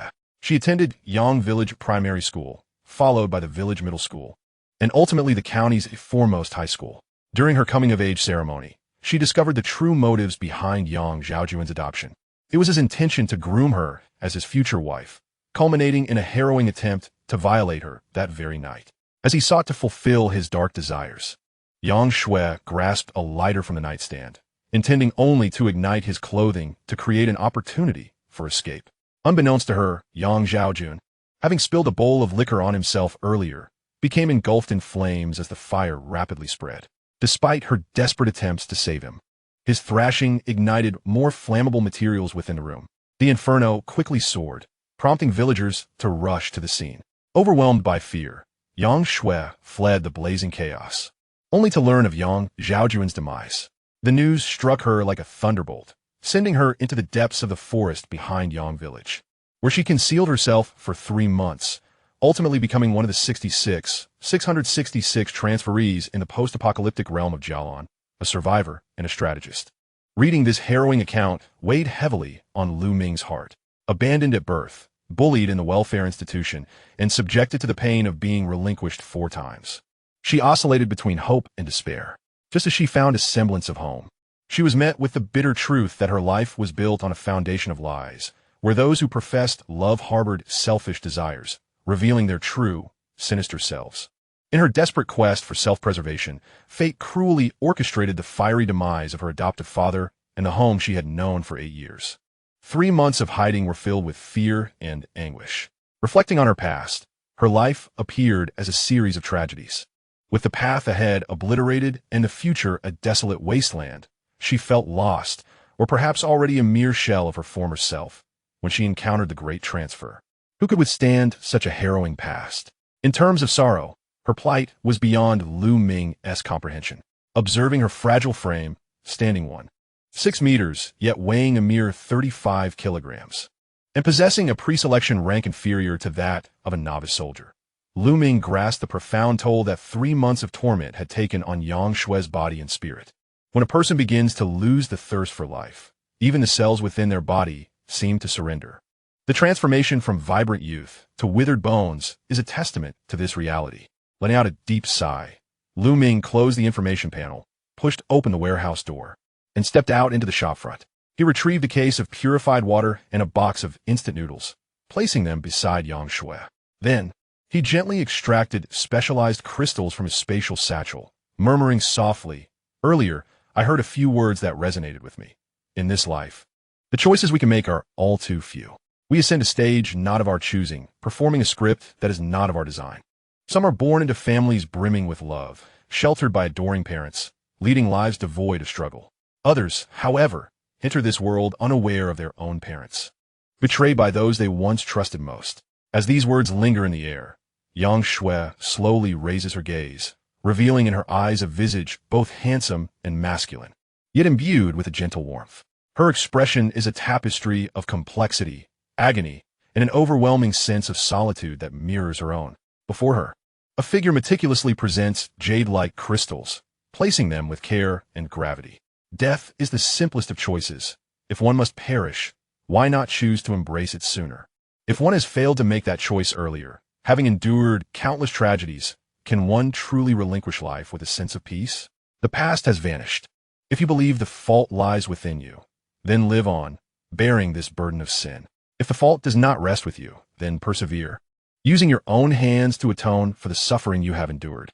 As the 20th specialized crystal is set down, Lu Ming's voice concludes. After a moment of contemplation, he draws a straight knife from his spatial bag and places it beside Yang Shui. Do not concern yourself. This is merely a reward for your request to select garments. As for the purpose of these crystals, you will soon discover it. Furthermore, I offer you a suggestion. Should you come to terms with your situation and choose to live, meticulously observe the energy veins within those colossal maggots. Pay attention to their flow and characteristics. If you are indeed capable, you will uncover something significant. With all matters addressed and a clear conscience, Lu Ming rises and opens the glass door, glancing at the towering rolling shutter before pulling it halfway down. At this height, Yang Shui can effortlessly reach it. Should she choose to live, she can lower this protective barrier at any moment. Having completed his task, Lu Ming departs with a smile, gradually fading into the distance. Inside the clothing store, Yang Shui watches his retreating figure until he vanishes from sight, leaving the street in tranquil silence. The echo of Lu Ming's words reverberates in her mind as her vacant gaze begins to sparkle with a glimmer of hope. A hunger, unfamiliar for the past 3 months, surges within her abdomen as she violently tears open a package of instant noodles, devouring it ravenously and swallowing it with difficulty. Her gums bleed from the harshness of the noodles. Her throat burns from the fragments, yet she remains oblivious to the pain. Only after consuming an entire package and downing a bottle of water does she lower her face once more, feeling the ache from her lips and teeth. Tears stream down her cheeks. "I must survive. I must compensate for the suffering I have endured. Her voice, hoarse yet resolute, shifts to the side, glancing at the specialized crystals and the gleaming knife. Yang Shui silently etches Lu Ming's features into her memory. Chapter 23. The cocoon of the scythe owl. For a few moments, Lu Ming maintains an air of nonchalance. Yet soon his expression betrays the pain of parting with a straight knife and 20 specialized crystals, along with the water heater that was stripped down and cast into the spatial pouch, and the sublimation consumption of a complete outfit consisting of 6 components. The total amounts to 29 units. Currently, the inventory stands at 685, a step further away from upgrading to a novice warrior. Regret? Not all. In times of near despair, he too was aided by the old gentleman. Without that intervention, he would not be who he is today. Now he has taken similar actions, and one can only hope that the old gentleman, in the afterlife, would be pleased. As for the future of Yang Shui, it will depend on her choices and fate. With this thought, Lu Ming withdrew a rusty curved blade from the spatial pouch. The tool for sustenance had been dispatched. It was imperative to quickly procure a replacement. Ultimate sublimation. Prompt. Please select the sublimation tier. Second tier. Prompt. Sublimation of the curved blade requires the consumption of 20 specialized crystals. Confirm. Cancel. Confirmed. Please select the sublimation direction. Fine steel straight sword, wide blade heavy sword, fine steel crescent blade. The options remain threefold, yet this time the design has undergone significant transformation. The fine steel straight sword appears more elongated, aesthetically pleasing, and sharper than its traditional counterpart. Unfortunately, he had previously established his affinity, and the straight sword no longer suited him. The fine steel crescent blade resembles a long-handled weapon, distinctly different from the Guangong's mighty blade, embodying a unique design where the handle and blade are of equal length. It looks rather special, yet Lu Ming remains indifferent. The wide blade heavy sword, on the other hand, is also a long-handled weapon, but possesses a broader and longer blade. At first glance, it bears an uncanny resemblance to Cloud's heavy sword from Final Fantasy. The only distinction lies in the multitude of functionalities that Cloud's heavy sword possesses, whereas the wide blade heavy sword lacks such versatility. It matters not. Suitability is what truly counts. Furthermore, weapons of the second tier of sublimation come equipped with scabbards, which is commendable. He opts for the wide blade heavy sword, with a sawing motion. The curved blade is disassembled and reformed. In an instant, a heavy blade measuring 30 centimeters in length, with a blade spanning 150 centimeters, lands in Lu Ming's grasp with a resounding thud. Feeling its substantial weight, Lu Ming estimates it to be at least 80 kilograms. Such heft is precisely the type of weapon he has been seeking. Identification: wide blade heavy sword, fine steel grade. Category: weapon. Description: handle length 32 centimeters, blade length 155 centimeters, blade width 15 centimeters, weight 85 kilograms, entirely forged from fine steel, crafted through traditional methods complemented by advanced Jialan technology. The sheer weight alone can deliver immense striking power, making it exceptionally suitable for strength-based warriors. Durability: 1,500-1,500. This data is unparalleled. With exceptionally high durability and formidable power, the adage out with the old, in with the new rings true. The scabbard is not a traditional enclosed type, but rather a semi-embedded sheath that conforms to ergonomic principles. When not in use, it can be strapped to the back, and when needed, pressing the trigger at the insertion point allows the great sword to spring forth. He avoided the embarrassment of being caught off guard in a sudden confrontation. Upon reflection, the convenience of a spatial pouch rendered the need for a sheath rather insignificant. It was far more practical to store it within the spatial realm, retrieving it as needed without hindering his movements. Glancing at the time displayed on the World Channel, it was now 12:35, nearly 5 hours since the Great Migration began. With darkness setting in at 6 o'clock, he had a precious 5.5 hours to roam freely. He decided to continue his search. Food and water were not a concern. His primary desire lay in weapons and a supply box containing skill books. With this thought, Lu Ming altered his route and activated the Eye of Truth, running while scanning his surroundings. He would enter any shops that offered weapons, as well as those providing water and specific foods. However, he had yet to encounter another supply box. An hour passed as Lu Ming ventured deep into the alleys, and his eyes fell upon a medium-sized factory. The Eye of Truth once again revealed familiar markings, but this time, the label was not blue. It was purple, a level 3 supply box. Indeed, it was a grade higher, situated on the 3rd floor, right at the center of the ceiling. Yet, as Lu Ming approached, The entire factory suddenly became densely packed with layers upon layers of tags for thousands of caterpillars. Additionally, near the level 3 supply box, 5 unfamiliar tags emitted a strong red glow. Caterpillar pupa. Pupa. Targeting the tags for individual appraisal. Caterpillar pupa. E-grade weak. Category. Insect pupa. Description. The pupa form of the E-grade elite variant caterpillar, formed through the consumption of numerous live prey by the caterpillar larvae, completing the pupation process to evolve into an E-grade elite caterpillar. In its current state, it possesses no skills or offensive capabilities and is exceedingly fragile. However, its aura as a swarm leader attracts nearby larvae. In substantial numbers, it can gather around 500 and, at a minimum, about 200. The gathered caterpillar larvae will enter a state of heightened alert surrounding the pupa, while their internal acid production sharply increases, facilitating an all-encompassing defensive response. Characteristic: emits an aura of swarm leadership. Weakness: instant death upon severe injury. Pupil progress: 15-100. At most 500, at least 200. Yet the factory, from the first to the third floor, had amassed nearly 2,000 of them. Was such madness necessary for merely a level 3 supply box? To guard it with thousands of larvae, Ming felt somewhat speechless. He held confidence in his own strength, and his weaponry was indeed formidable. However, without agility or combat experience, how could he breach the gathering of 2,000 alert larvae? Yet, to simply turn and walk away felt unsatisfactory. Without a doubt, he had to take a look. With gritted teeth, Ming unsheathed his broad-bladed heavy sword and stealthily approached the factory gate, treading lightly. Through the narrow gap beside the door, he discovered a cluster of voracious caterpillars of the sickle owl, their grotesque mandibles mere meters away. Had he not been quick to retract his head, he likely would have been detected. Frustration welled within him. Breaching this fortress was impossible, as several hundred of these creatures occupied the courtyard. Should the gate swing open, he feared he would be unable to wield his blade in time, facing instead a barrage of corrosive acid spewing from a distance of 80 meters. Given Chun Hai's grave demeanor during previous tests, even an elite soldier would struggle against such corrosive onslaughts. Silently retracting his heavy sword, Ming retreated from the vicinity of the factory, exhaling a deep sigh. It seemed he needed to devise an alternative strategy. Just then, his gaze drifted upward to the employee dormitory towering across from the factory.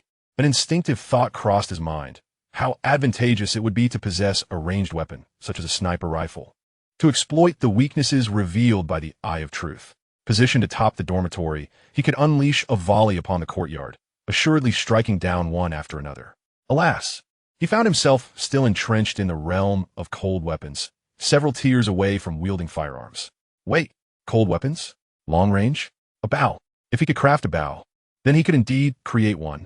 Even if rudimentary, as long as it possessed form and function, it could be recognized as a bow, allowing him to elevate it through ultimate sublimation. With 2 tiers of enhancement, it might yield some effectiveness.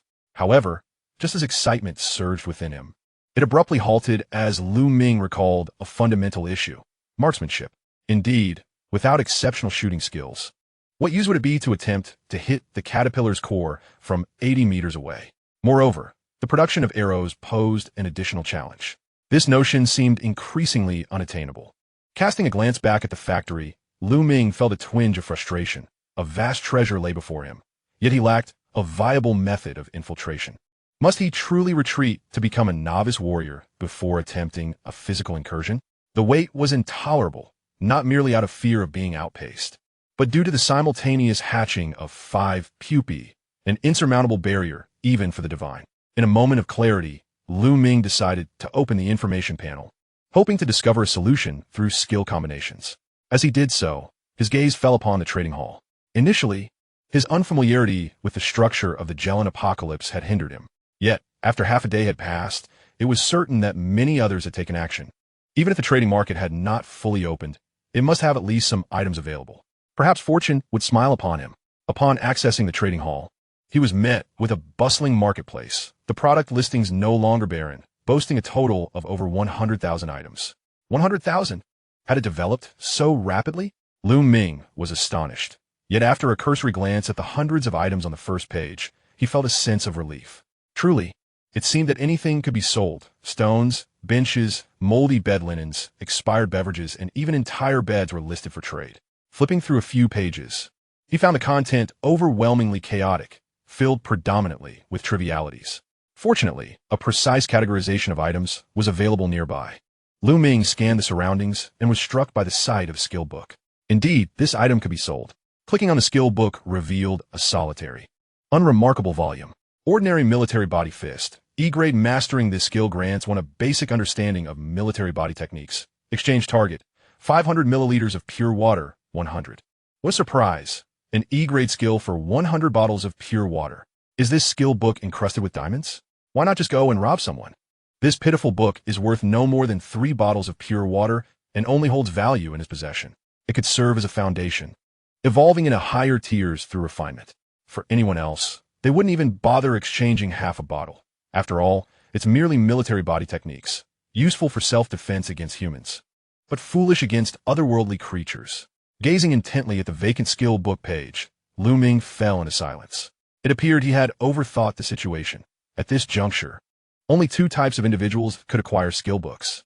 Either they were extraordinarily fortunate, akin to the owner of the universal key, Pang Xiaolong, or they were formidable beings capable of freely engaging in conquests. Those blessed with luck would not sell their skills unless they had no intention of learning them. Firstly, others lacked the financial resources to sell at a reasonable price. Secondly, only half a day had passed since the Great Migration. It was far from a time of scarcity, and thus, there was no need to sell high-value items for survival. To procure the desired goods, one must discern the market and comprehend what people currently lack. Undoubtedly, what was most lacking was confidence and courage. What embodies confidence and courage in the apocalypse? Weapons. Weapons signify confidence and courage, with a substantial arsenal. Even if the trader does not intend to use them, they can be acquired for resale, thus obtaining the resources one desires. Hence, Ming quickly navigated to the weapons section. Upon inspecting the offerings, he found a commendable variety. Each type of weapon, swords, guns, spears, was available, though most were either blunt or merely props. It seemed that various regions had discovered locations for such items. After perusing a few prices, Ming discerned the general value range.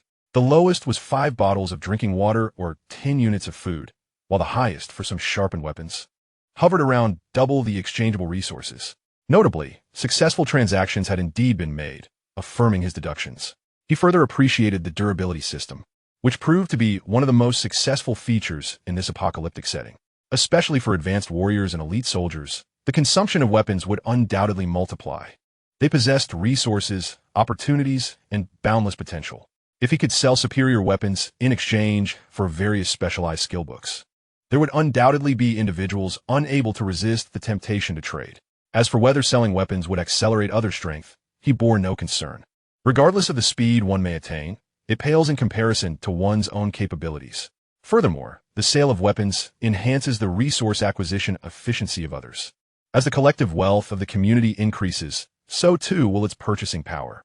Subsequently, one can procure higher-grade materials, manufacture superior weaponry, in exchange for advanced skills to fortify oneself, thereby reaping the rewards effortlessly. Contemplating this, Ming agilely ascended to the 2nd floor of the employee dormitory. He had previously explored this space with the eye of truth and found no dangers, save for some expired food items. Now, leaning against the wall and closing the window, he resolved to utilize the trading post to accumulate combat power necessary for surpassing the factory's capabilities. He began to search for tools. Hundreds of pages displayed an array of items such as kitchen knives, fruit knives, and axes. The prices were rather high, but that posed little concern. Tools occupy a rather awkward classification, straddling the line between weaponry and resources. In terms of combat, tools possess limited lethality and cannot create decisive outcomes. In logistical terms, tools are inettable and cannot guarantee survival. Thus, many merely list them on a whim, but when genuine buyers emerge, the situation transforms entirely. Ming clicked on the consignment option, tossing in a 500 milliliters bottle of purified water and designating it as a knife. The item was successfully listed for trade. Notification: your consignment of Farmer's 3 Punches purified water has successfully traded, earning you a butcher's knife. Instantaneous. Such authenticity was gratifying. Even more satisfying was the trading post's commitment to privacy for both buyers and sellers, ensuring anonymity. This meant that regardless of how outrageous his listings were, they would not attract unwanted attention. While he was unafraid of covetous gazes, he found harassment bothersome, akin to swarming flies. He continued to list more items, this time posting 9 bottles. Again, in no time, they were all sold out. Alongside the previously exchanged butcher's knife, 10 knives lay quietly within the trading post's inventory. Among them were 4 kitchen knives, 3 fruit knives, and 2 butcher's knives. He retrieved each one and placed them on the ground, beginning the process of upgrading them individually. In pursuit of market advantage and to enhance their value, Ming was not at all hesitant. He elevated all 10 knives to the 2nd tier. Without exception, all kitchen knives were transformed into refined steel straight knives, while the butcher's knives ascended to refined steel cleavers. This was not out of disdain for others, but rather due to the limited audience for wide-bladed heavy knives. The female demographic was entirely excluded, significantly narrowing the consumer base, which was undesirable. To his surprise, the upgrade path for the fruit knives did not lead to knife-like tools, but rather to sword-like implements. The options were refined steel longsword, wide-bladed greatsword, and refined steel dagger. The wide-bladed greatsword was exceptionally impressive. Had he not already possessed a wide-bladed heavy knife and been proficient in knife techniques, he would have certainly acquired one.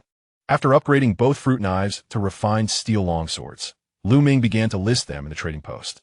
All steel-grade weapons are exchanged through barter, with the aim of acquiring various mastery skill books, among which archery permits the customization of weapon types. Once the consignment was complete, Ming fixated on the trading interface, his eyes ablaze with fervent anticipation. 10 second-tier sublimated steel-grade weapons required a total of 200 specialized crystals. If swift results were not achieved, it would be a loss. Fortunately, upon completing the transaction and acquiring the method for long-range kills, he would be met with at least 4,000 specialized crystals and a Tier 3 resource box, promising a return on investment of no less than 20-fold. Chapter 25. The frenzy induced by steel weapons unbeknownst to Ming, as soon as his items were listed. The national channel erupted into chaos. I saw it too. Steel grade. Durability 1,500. Goodness, our team's best is merely black iron grade, and that was obtained from a Tier 1 resource box. This esteemed player is astonishingly formidable, managing to acquire so many steel-grade weapons. Did he perhaps raid a weapons cache? Impossible. I've been chatting in the World channel, and thus far, no one in any region or country has discovered a weapons cache. Some speculate that the area we relocated to is merely the outskirts of Jialan 618, far from any weapons cache. I understand, but this is a melee weapon. One thing is certain. Even if it were a melee weapon cache, it is undoubtedly beyond the reach of individuals at this stage. Not even an elite soldier could breach it. What if it were an elite soldier team? A team might have a chance, but if the team consists of elite soldiers, it must be a special forces unit. Yet, if they are all special forces, why would they require mastery in archery? Isn't archery a fundamental skill for them? Your point leaves me at a loss. There seems to be a contradiction. Could they be training newcomers? Oh, brother. This is the apocalypse. Moreover, those who lack proficiency in archery would hardly attract the attention of the strong. Ah, you make a valid point. Alas, I regret using my beginner-level painting mastery on myself. Otherwise, I would surely have exchanged it for a steel straight sword, slaying those black-armored rat women without a trace. Weren't we all in the same boat? I possess beginner-level culinary skills. In this apocalyptic world, what use is culinary expertise? We can't even secure food, yet here I am, pondering over recipes. However, your area seems quite dire. Black-armored rat women are known for their exceptionally high defenses. Even a cleaver cannot breach their armor. Although the fatality rate is low, the chance of incapacitation is alarmingly high. A collision with them can inflict severe injuries. And hiding in shops offers no safety. One must seek refuge in higher ground. Sigh, misery loves company, but having a strong ally is better than having none. I've heard that other regions are far from harmonious. Compatriots are turning against each other for resources, resulting in utter chaos. Indeed, but I suggest we discuss this privately. This is a real-name system, and we should be cautious of drawing unwanted attention. Yes, let us add each other as friends for a private chat. Meanwhile, as Ming awaited the results of his consignments, he suddenly noticed a plethora of messages appearing beneath the items for sale. The number of unread messages instantaneously surged to 99.99. Curiously, he opened one, only to find a multitude of black avatars and anonymous names. Ming scoffed, perceiving this as an affront to his intelligence. The troubling fact was that such individuals were not in short supply. They were offering what they deemed to be valuable items in exchange for finely crafted steel weapons, Did they truly believe themselves worthy? Lu Ming paid them no mind. Those who could afford the goods did not need to leave messages, while those who could not were merely wasting their breath. Notification. Your consignment of the steel straight knife has been successfully traded, granting you basic proficiency in tailoring. A buyer's message reads, the proficiency skills are exceedingly rare. May I inquire if you would consider an alternative exchange? If so, please add me as a friend. If you prefer, I can remain anonymous. Oh, so there's an anonymous option for adding friends. How thoughtful. However, I shall refrain for now and wait until all items are sold before responding, allowing me to compare offers. Notification. Your consignment of the steel crescent knife has been successfully traded, granting you basic proficiency in culinary arts. A buyer's message states, brother, please add me as a friend. I have a wealth of resources on my end and am genuinely seeking to purchase. Please quote a price. I am willing to offer anything within my means in exchange. Notification. Your consignment of the steel crescent knife has been successfully traded, granting you basic proficiency in gardening. TCH, merely mundane skills for everyday life. Could I not receive something of greater utility? Notification. Your consignment of the steel crescent knife has been successfully traded, granting you basic proficiency in driving. A buyer's message reads, friend, while I do not possess the proficiency in archery you seek, I wonder if you might have an interest in a compound bow. If so, please add me as a friend for a private discussion. A compound bow. Indeed, I am interested. This is not something one can easily craft from scratch. The initial tiers differ vastly, and so do the resultant weapon strengths. I shall add this friend without hesitation. Notification. Please select a method to add as a friend. Anonymous or real name? A prominent figure attracts undue attention. Until I have absolute confidence, it is wise to remain inconspicuous to avoid unforeseen pitfalls. You have successfully added Chu Feng as a friend. You may now communicate in the private chat section. This individual possesses quite the confidence, while he chooses to remain anonymous. He opts for his real name. Surely a provocation. Private chat with friend, Chu Feng. I knew you would be interested, but an anonymous friend can be quite disheartening. Lu Ming. Uninterested in trivialities. Elaborate on the compound bow. Private chat with friend, Chu Feng. You seem rather eager, my friend. Very well. To the point. We recently conquered a gymnasium and discovered a considerable amount of sports equipment within the storeroom, including a batch of competitive compound bows. Excluding those that are damaged, there are a total of 12 usable bows and 200 arrows. If you're interested, I can offer you a deal. For every 2 compound bows and 25 arrows, you may exchange for 1 finely crafted steel weapon. Lu Ming. 3 compound bows and 50 arrows for 1 weapon. Private chat with friend, Chu Feng. That seems rather unreasonable, does it not?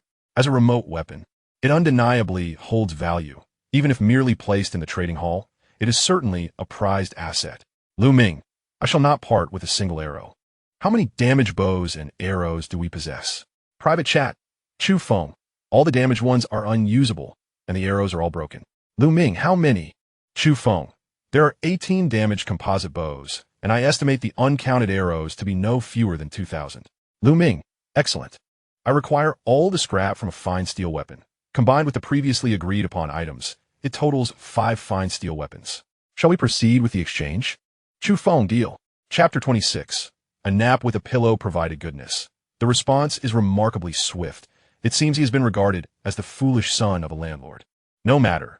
Chu Feng is unaware of the might of ultimate sublimation, and thus cannot grasp the true motivation behind his collection of scrap. Private chat. Chu Feng, my friend. Please take the weapons down. There are only 5 left, and if I sell more, I won't have enough. It is evident this person is quite anxious. Should I not accommodate him? Private chat. Lu Ming. Anonymous, why the fuss? The trading hall is for transactions, while private matters are separate. Implicitly, I have plenty to spare. Wow, my friend is formidable. Lu Ming. This sentiment rings true. I share your thoughts. Let us prepare for the trade. Swiftly exchanging 5 kitchen knives for pure water, consuming 100 crystals to elevate them into fine steel straight knives. Lu Ming initiated an anonymous transaction with Chu Feng. Chu Feng responded with remarkable decisiveness, rapidly presenting 30 composite bows and 2,480 arrows. The urgency was palpable, as if fearing that a moment's delay might cost him this golden opportunity to upgrade. Lu Ming admired this prompt, efficient speed, and reciprocated with the dexterity of a man who had been single for 25 years. He neatly placed the 5 fine steel straight knives into the trading column and locked the transaction. Chu Feng made no alterations to his offerings, almost simultaneously pressing the lock button to finalize the trade. The items were prioritized for storage in the trading hall's goods warehouse, which allowed for a 3-day storage period, after which they would be cleared. This feature is useful in emergencies. While the warehouse itself is manageable, a single misstep could lead to ruin. One by one, Ming arranged the composite bows in the dormitory and transferred the arrows to his spatial satchel. The arrows occupied 2 slots, one intact with a full 200, and the other damaged with a staggering 2,280 stacked. As his spatial satchel approached its limit, Ming refrained from testing whether the weapons could be stacked. Finding a damaged composite bow, Ming intoned solemnly, Ultimate Sublimation. Enhancement. Please select the Sublimation tier. Second tier.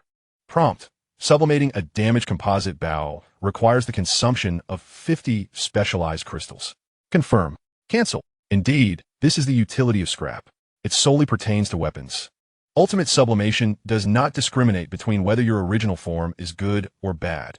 It shall elevate to a brand new state. However, applying the same method to expired food would yield an entirely different outcome.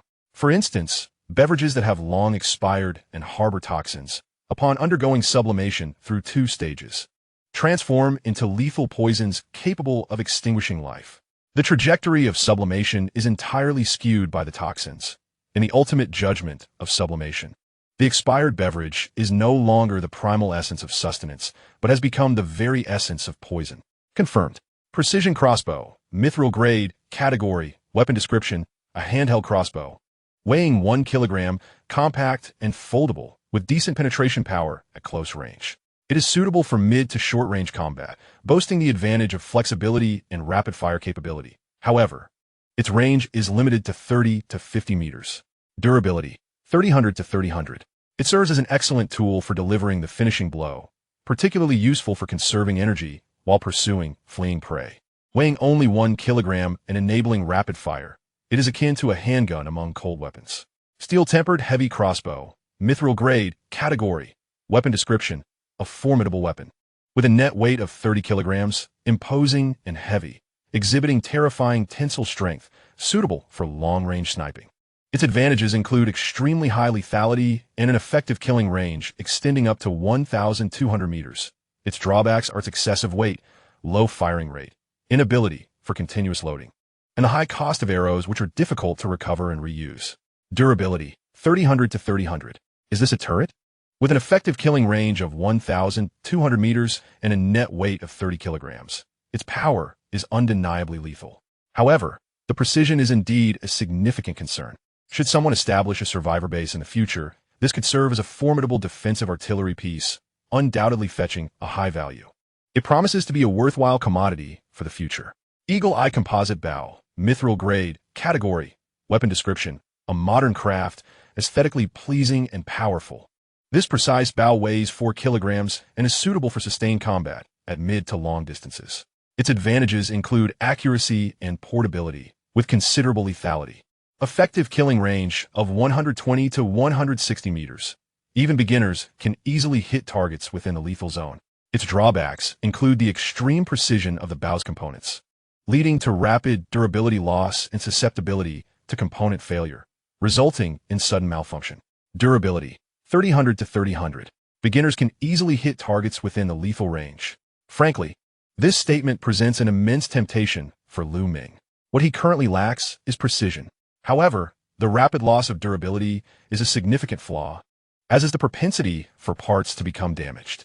Fortunately, the availability of primal components is ample, sufficiently meeting consumption needs. Lastly, the Cranial Hunter stands out with a name that is both imposing and fully embodies the game's aesthetic. Cranial Hunter, mithril grade, category, weapon. The improved hunting crossbow, weighing a mere 10 kilograms, is adept at capturing prey from medium to long distances. It is capable of launching arrows equipped with robust steel cables and specialized penetrating barb tips. Upon piercing the target, the arrowhead unfurls its barbs, firmly ensnaring the quarry. Utilizing the unique pulley system of the crossbow's frame, it can drag back prey weighing up to 200 kilograms, making it an indispensable companion for hunters. Its advantages include the recoverability of arrows, coupled with minimal durability consumption. However, it can only hunt one creature at a time, The prey must be fully retrieved before another hunt can commence. Durability 3000. This weapon is remarkably suited for the current circumstances. Merely reading the description incites a surge of excitement. From the comfort of my dormitory, situated 80 meters away, I prepare to eliminate the larvae within the hunting factory. I will drag their corpses back for collection. The thrill of slaying while replenishing specialized crystals is exhilarating, more thrilling than the antics of the neighbor next door. Alas, alas. Archery skills without a hit, all is mere talk. Notification. Your sale of the steel longsword in the trading hall was successful, granting you proficiency in wood gathering. The buyer left a message. Hello, I notice you're seeking proficiency in archery. I have a book available, though it is not basic proficiency, but advanced archery proficiency. If you're interested, add me as a friend. What a stroke of luck. Just as I was dozing off, someone offers me a golden opportunity. Quickly, I accept. Notification. Please select a method to add a friend, anonymous or real name. Notification. You have successfully added anonymous as a friend.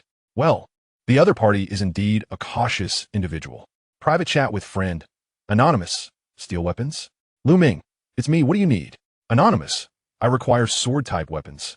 But the steel longsword is too light for my taste. Ming.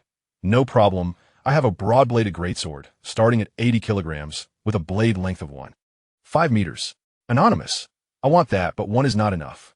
Ming. Then let us make it 2. Anonymous. Do you have anything else? A steel hand crossbow, including 50 bolts, is all I can offer. Deal. Chapter 27. Women of Huaxia. Why not mithril? Because mithril is costly. One piece requires 50 specialized crystals. Enough to elevate 25 steel-grade weapons. Too precious to part with. I find a thoroughly damaged composite bow and opt for a first-level enhancement, consuming 20 specialized crystals to upgrade it to a steel-grade portable hand crossbow. It is quite compact, measuring approximately 20 centimeters in length, primarily featuring a slot for arrows. In terms of performance, while the killing range expands to 40 meters, the number of shots is limited to 5, with little difference from mithril-grade weapons. I then retrieve 50 broken arrows, silently invoking the ultimate enhancement. Notification. Please select the level of enhancement. First level. Tip. Consumable materials can be sublimated in bulk.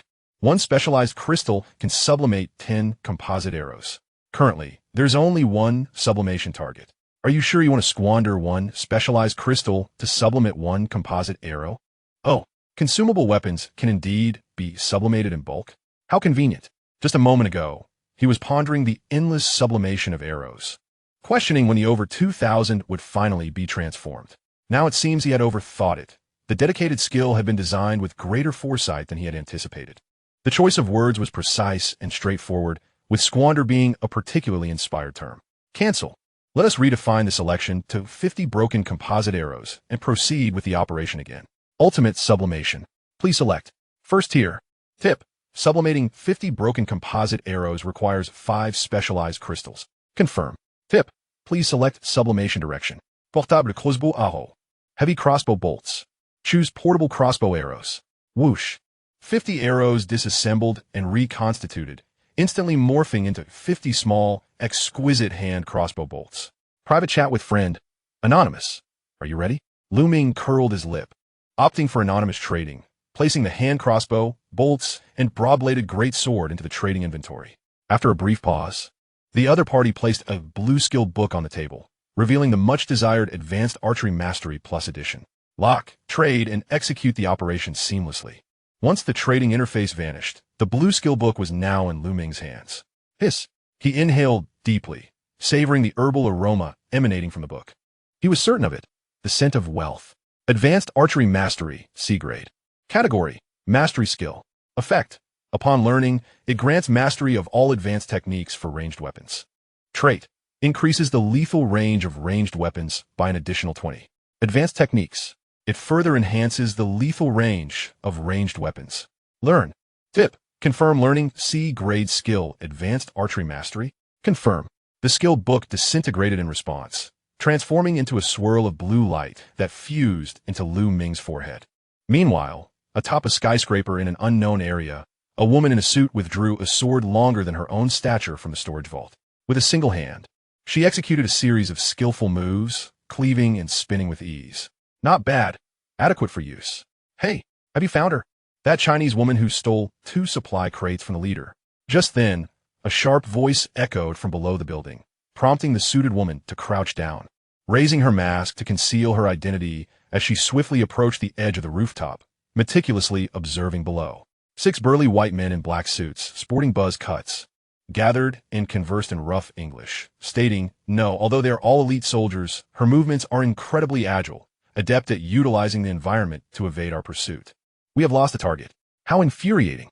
If this continues, the leader will undoubtedly direct his wrath towards us. At the forefront stood a burly man with a face as rugged as a pot's bottom, his eyes betraying a flicker of trepidation. The remaining individuals recalled the formidable capabilities possessed by their leader, their expressions clouded with fear. Suddenly, with a resounding thud, a shadow descended from the heavens. In an instant, blood and flesh, along with severed limbs, splattered in all directions. Several white men were drenched in blood, their eyes wide with shock as they turned to see a striking figure, elegant and poised, wielding a broadsword with a smile that hinted at delight. A woman from Huaxia. The leading white man exclaimed in alarm, his gaze fixed on the gleaming blade of the heavy sword. Gritting his teeth, he managed to utter a single word, retreat. Despite their lack of weaponry, they still held short blades and, relying on their numerical advantage, believed they could prevail. However, the sudden appearance of such a formidable weapon in the hands of their opponent, combined with her ability to maneuver against multiple adversaries, had turned the tables on them. In that moment, survival outweighed any concerns about their leader's wrath. Upon hearing their leader's command, the remaining 4 dared not linger and fled rapidly. Just as they turned, the woman in a suit swung her heavy sword with lethal precision. One white man, unable to escape in time, was cleaved in half. The remaining 4, drenched in cold sweat, quickened their pace to the utmost as they fled. The woman remained steadfast, plunging her sword into the ground before swiftly drawing a handheld crossbow and unleashing a flurry of bolts. For arrows flew forth, striking the heads of the fleeing men with uncanny accuracy. They managed to dash forward 10 meters before collapsing one by one. Their bodies convulsed, throats gurgled, and though the arrows had pierced their skulls, the indomitable spirit of a seasoned warrior allowed them to cling to their last breath. The woman appeared unfazed as she withdrew her heavy sword and approached, methodically severing their heads, wiping the blood from her blade, and collecting their spatial satchels before finally sheathing her sword and gazing into the distance. She needed to return to her homeland swiftly. The transfer had been executed according to the coordinates of the Blue Star's location. At that time, she was in the United States, thus, the area she had transitioned to was filled with Americans. Now, her thoughts were consumed with concern for her family, and she felt utterly disconnected from the World Channel's national sections. Desiring to conceal her appearance and identity, she resolved to return and leverage the local populace to locate her family. Meanwhile, back with Ming, a wave of comfort washed over him as a wealth of shooting expertise seemed to imprint itself within him, absorbed by every cell in his body. Upon opening his eyes, he grasped a composite bow, drawing the string and knocking an arrow with absolute fluidity, his posture and demeanor exuding perfection. Elated, he noted that all items listed for trade had been sold out.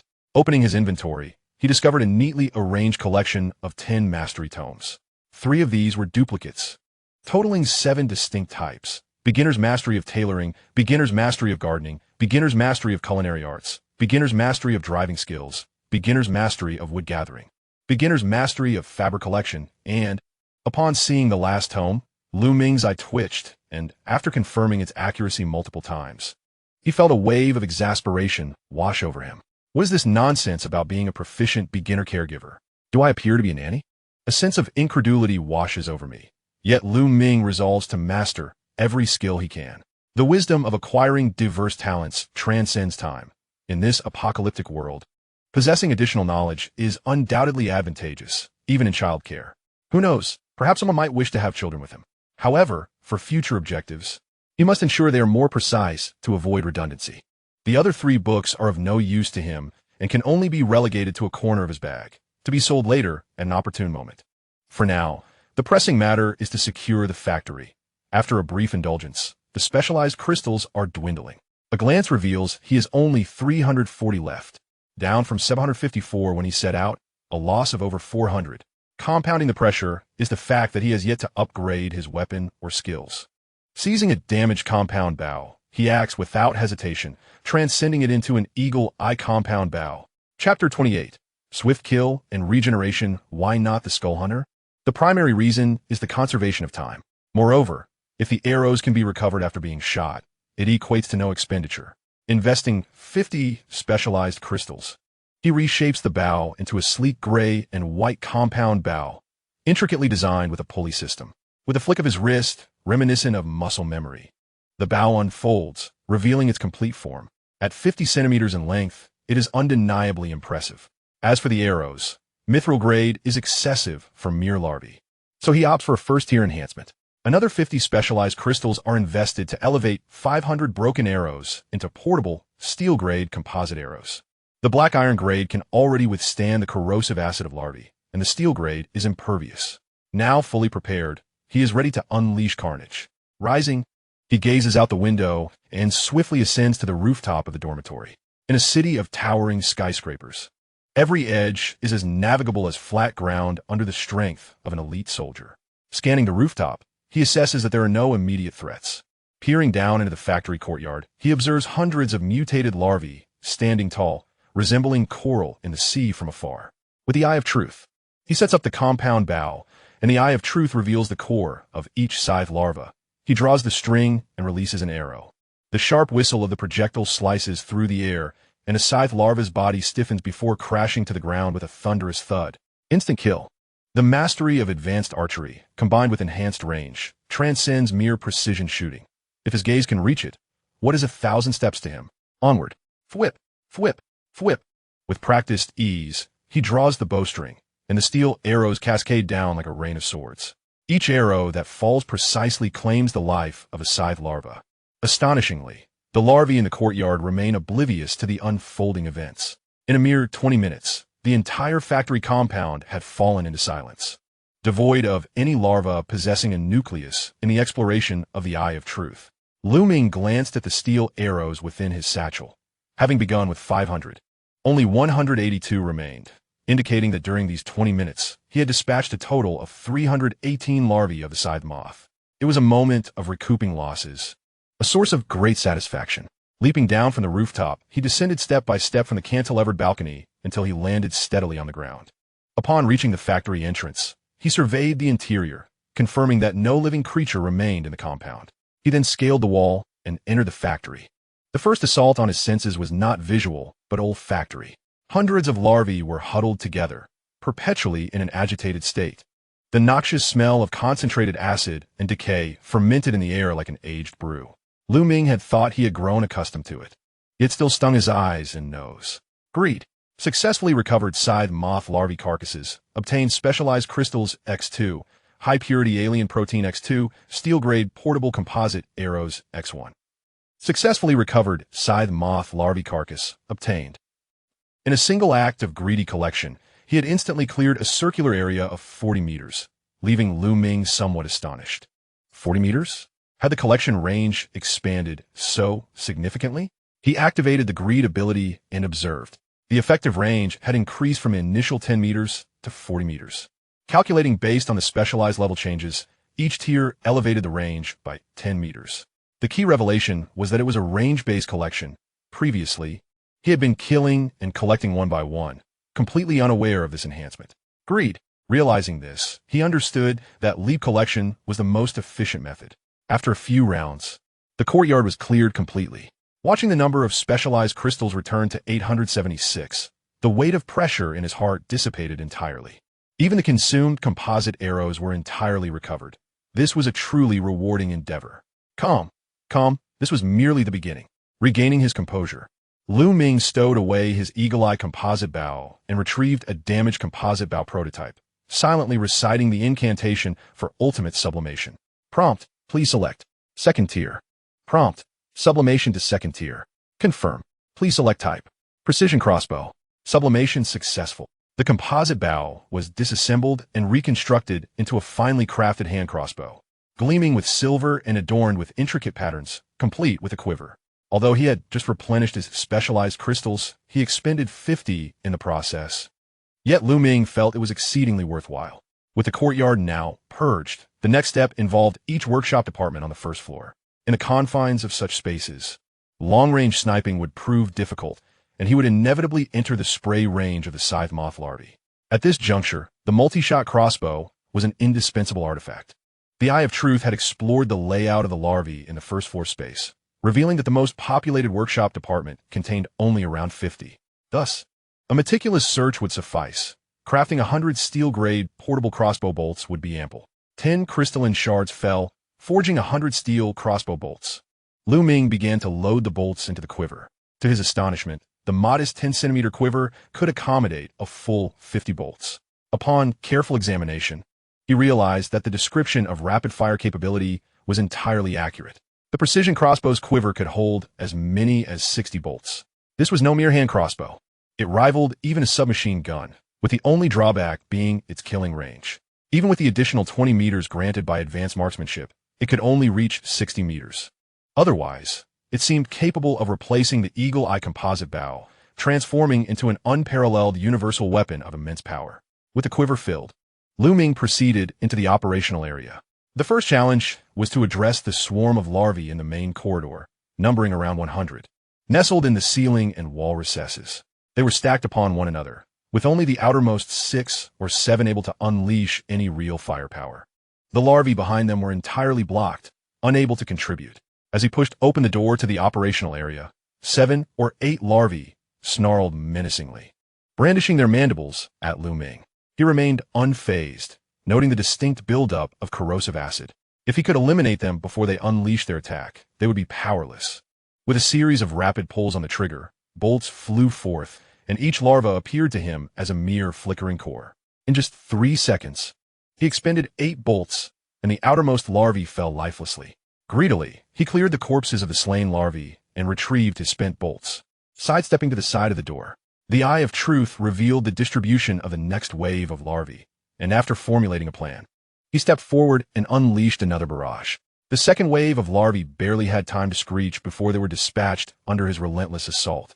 In this manner, Lu Ming systematically eliminated the larvae that were exposed due to the deaths of their front ranks, employing a relentless strategy akin to a multi-wave flow, evaporating the entire swarm of sickle moth larvae in just 5 minutes. He reloaded his bolts, counted the shards, regulated his breathing, and entered the corridor, maintaining a mindset of utmost focus and readiness as he reached for the door to the first workshop.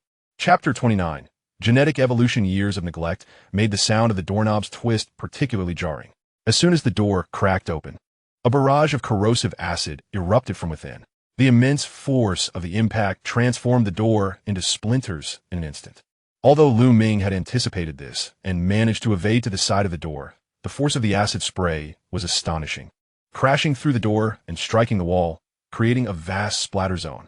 What was terrifying was that the potency of the acid spray far exceeded what was demonstrated in Chun Hai's video, the splattering acid darting forth like bullets. By the time Lu Ming attempted to evade, it was too late. He could only turn sideways, using his crossbow to shield his face from potential disfigurement. The sulfuric acid splashed against his arm, the back of his hand, and thigh, instantly penetrating his garments and creating a gaping wound that expelled flesh and blood. The intense heat felt akin to hydrogen peroxide poured upon the wound, twisting Lu Ming's expression in agony. To prevent further provocation from the larvae, he was compelled to endure the tremors of pain coursing through his body, suppressing the screams within while unleashing an undeniable fury. This wrath was directed partly at the larvae, but more so at himself. He had been careless. He thought that wielding a divine artifact and possessing extraordinary skills would render him invincible. Yet he nearly faltered in the face of adversity. He finally understood the immense destructive power that the scythe hawk larvae possessed in the eyes of ordinary people. When these creatures gathered in swarms, they were not a menace that could be easily dealt with in close quarters. Glancing at his wound, he noted a numbing sensation had begun to set in. Fortunately, there was no blood seeping from the injury, alleviating concerns of blood loss. This was perhaps one of the 2 fortunate points, the second being that the scythe hawk larvae did not harbor toxins. Otherwise, a single misstep could have led to his demise. Thus, he urgently required a shield to block the corrosive acid. After a moment of contemplation, inspiration struck, and Lu Ming produced a broad-bladed sword. Although this weapon was not as wide as a door, its 15 centimeters blade could still serve as a makeshift shield. With the eye of truth pinpointing the core locations of all the larvae in the workshop, Ming dashed forward, pulling the trigger and accurately striking 6 larvae with 6 crossbow bolts. The larvae retaliated, spewing more acid. While dodging, Ming pivoted and raised his sword beside him. The acid struck the wall, splattering once again, but with the blade acting as a barrier, he was unharmed, with the acid no longer a threat. The remainder was a one-sided slaughter. The complete annihilation of the entire first floor was merely a matter of time. Half an hour later, Ming emerged from the last office on that floor. Looking back at the entire area, there was not a single larva in sight. He counted the specialized crystals, totaling 1,580 pieces. In other words, there were 382 scythe hawk larvae in total within the corridor and workshop combined. A glance at the time displayed by the system revealed it was currently 3:15 p.m. The sun began to shift westward, and the sky transitioned to a golden hue. He estimated that he had 2.5 hours remaining until what he perceived as nightfall. Resolving the remaining 2 floors and finding shelter to safely endure the first night should not pose a significant challenge. Closing the space within his pack, Ming gazed upward at the rooftop. The number of larvae on the second floor was nearly equal to that on the first, yet their density was even more astonishing, packed tightly together with not a single gap remaining. This led him to ponder what method the scythehawk pupa intended for the larvae to protect itself, by stacking their bodies to form a wall of insects. Otherwise, such a scenario would restrict the larvae's capabilities, rendering them ineffective like those on the first floor, deprived of an optimal output environment. Despite his confusion, he felt a sense of relief. The specific architectural layout of the second floor remained unknown. From the perspective of the Eye of Truth, the observation reveals that both the department workshop and the area are similarly partitioned. Should there be a corridor, the situation would mirror that of the same floor, necessitating caution against the larvae within the workshop that may eject concentrated acid, causing splatter injuries. In such circumstances, employing familiar tactics might prove effective. Yet the specter of unforeseen events looms. After a brief silence, Ming activated the information panel, directing his gaze toward the specialization level. Initially, he intended to dismantle the factory at its current level, thereby standardizing the utilization of specialization crystals. However, it now appeared prudent to elevate his level to prevent any further mishaps. Should he acquire formidable resistance against concentrated acid or enhance his physical resilience, it would serve as an additional safeguard. Resolute in his decision, he refrained from elevating his level immediately and retreated to the innermost office of the first floor workshop. The door lock was functional, allowing for secure locking. To avert any unexpected occurrences, he barricaded the entrance with several desks and sealed the windows with additional ones. He then withdrew into the document sample repository. One could hardly blame him for his meticulousness, having endured the agonies of previous advancements and suffered injuries due to negligence. He understood that a lack of caution could lead to his demise. Having completed his multi-layered defenses, Ming clicked on the specialization level. Prompt: sufficient quantity of spacebound specialization crystals detected. Would you like to consume 1,000 specialization crystals to complete genetic evolution? Upon evolution, you will ascend to the rank of a junior hunting warrior, gaining physical transformation. Genetic evolution? Physical transformation? The prompt bore a favorable change, aligning with Ming's expectations. Indeed, in a dazzling flash, 1,000 crystals surged forth, each shattering into familiar azure arcs of light. They were as thick as a thigh, erupting with intense energy as they whirled through the air. Observing the terrifying size and scale of the arcs, Ming swallowed hard, instinctively retreating a step. The thickness of those arcs was reminiscent of a painful ordeal. Should such dimensions penetrate his body, it would be akin to a gruesome disembowelment. However, there was no turning back. Having confirmed the action, he realized that no distance would save him from the pursuit of that energy. Licking his lips, Ming clenched his fists, closed his eyes, and fell straight down. So be it. Let it unfold as it may. I shall lie back and await my fate. Yet, unexpectedly, as he lay down, the immense arc of energy surged into his body with a roaring sound. Ming could distinctly feel the invasion. Surprisingly, despite having braced himself for excruciating pain, not a hint of discomfort assailed him. The influx of specialized energy did not rush through his limbs and flesh, but instead converged towards his head. Gathering at his brow, the energy swirled, compressed, and refined, ultimately coalescing into a droplet of crystalline azure, no larger than a fingernail. Upon its formation, it quietly dripped away, with his eyes closed.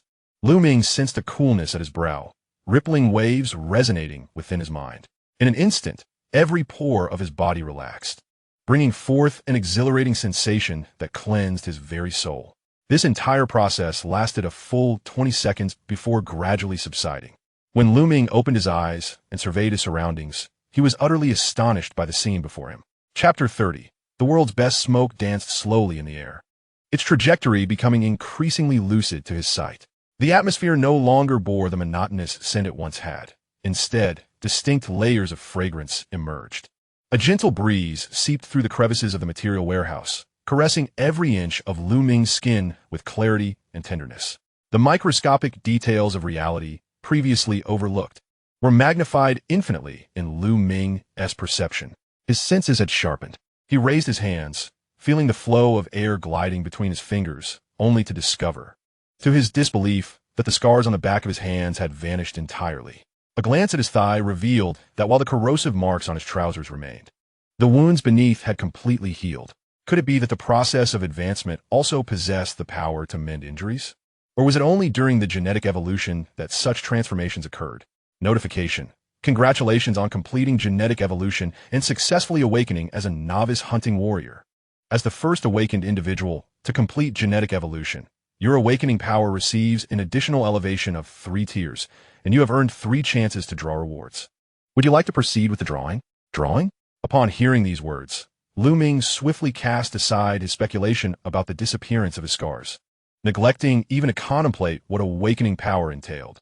He was acutely aware that his ascent hinged upon the delightful gift of 3 chances to draw rewards. How could he remain composed at such a moment? Confirmed. Notification. Prizes will be randomly drawn from 5 categories: resources, skills, weapons, and special items, with a guaranteed reward of at least A level. Please choose your drawing method. Single draw, triple draw. Triple draw, congratulations. You have received a special item, universal deduction voucher. Congratulations.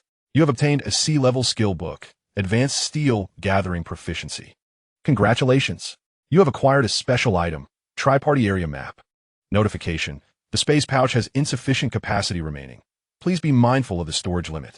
Upgrading the space level can expand capacity. Is it already insufficient? I must say, the capacity settings of the space pouch are rather inadequate.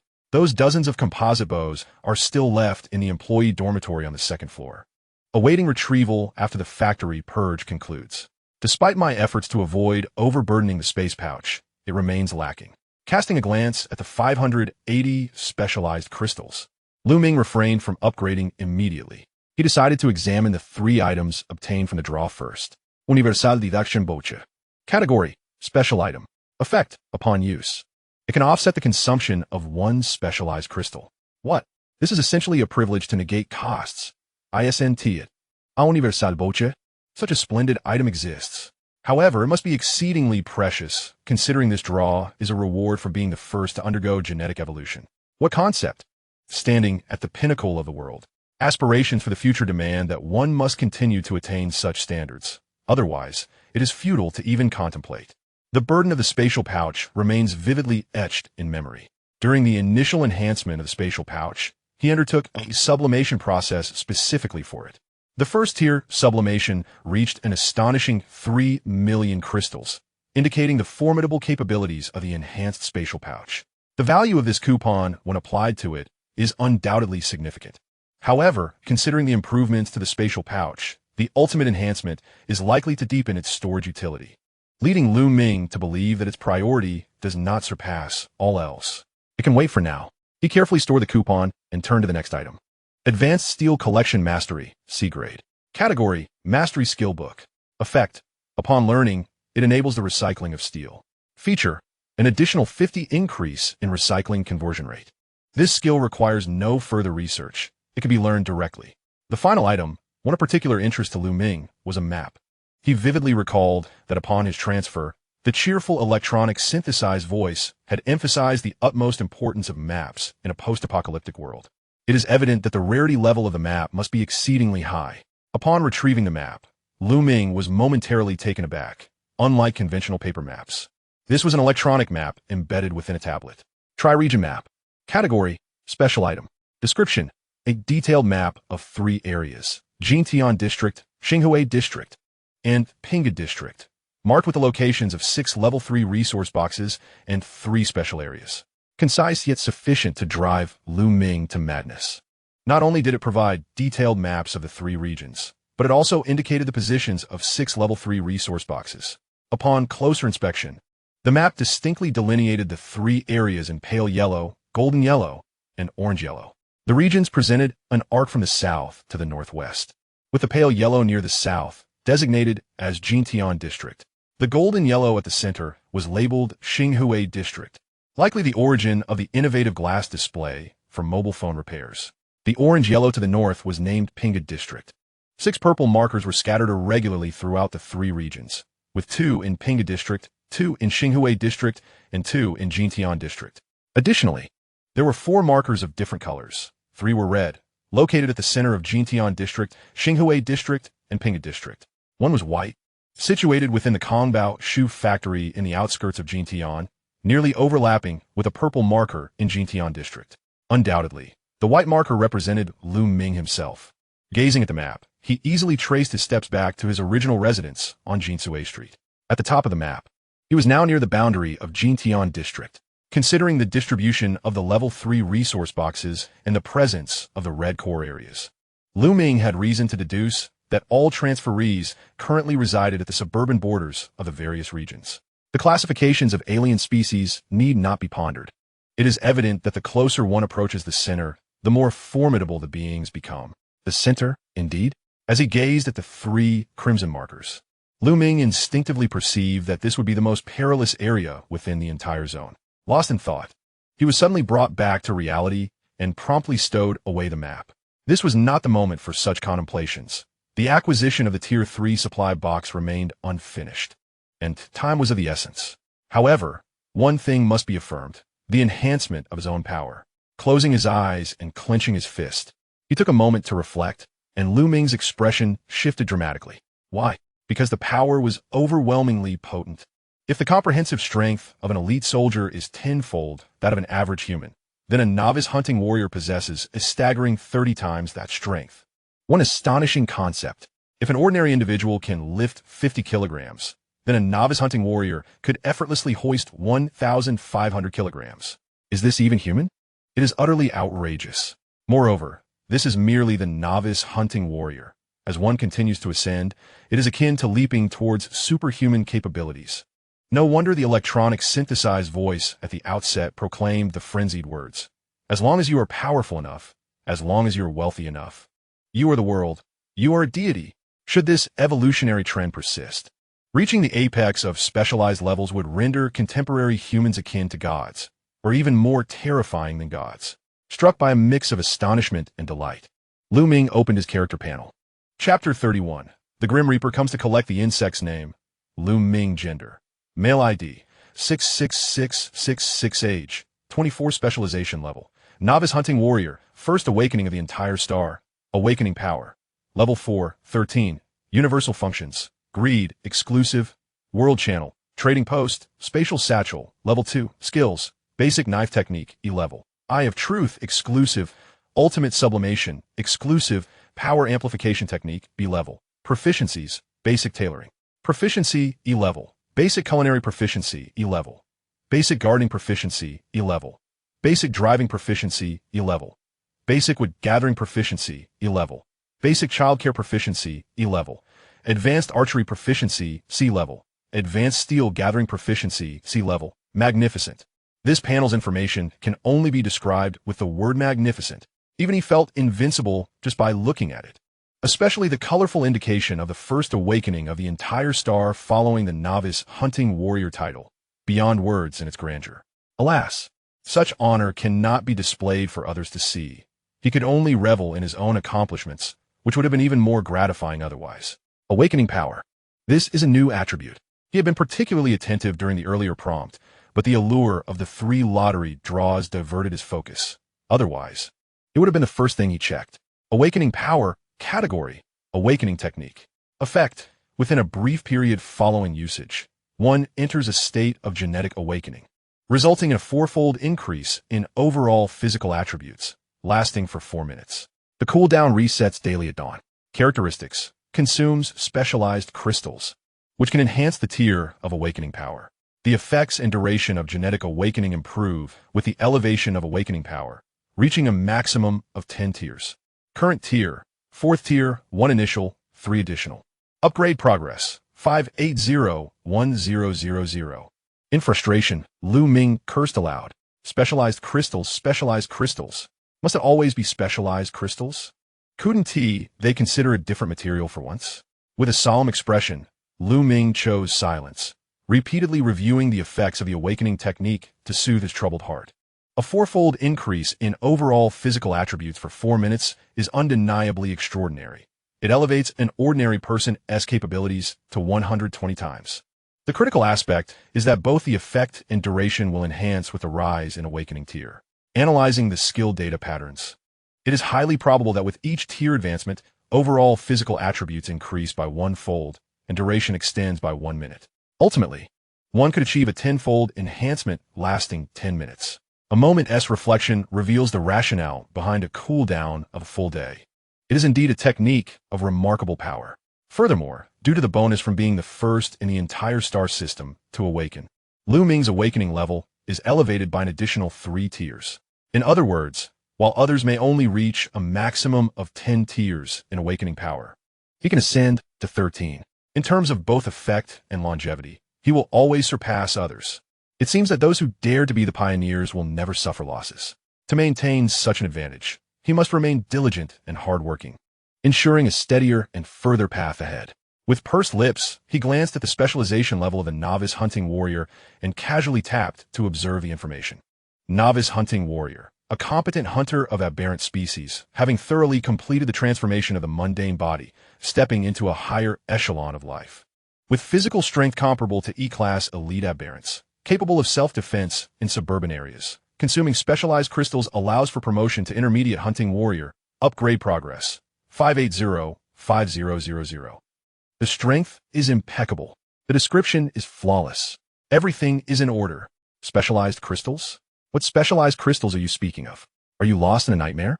Rapidly closing the information panel, Ming, in self-deception, leaned back in exasperation, feeling as though the path ahead was laden with insurmountable debts. Skills, weapons, specialization levels, awakening power. And who knows what else in the future? He felt utterly despondent. After a few moments of gloom, Ming brushed his hand across his face, easing the tension while also wiping away the shadows of despair. He found solace in a realization. The factor of time. Why does this world impose a 30-day suppression of aberration? It is to grant survivors a period for development. According to the description of the novice hunting warrior, only by completing genetic evolution can one possess self-defense capabilities in suburban regions.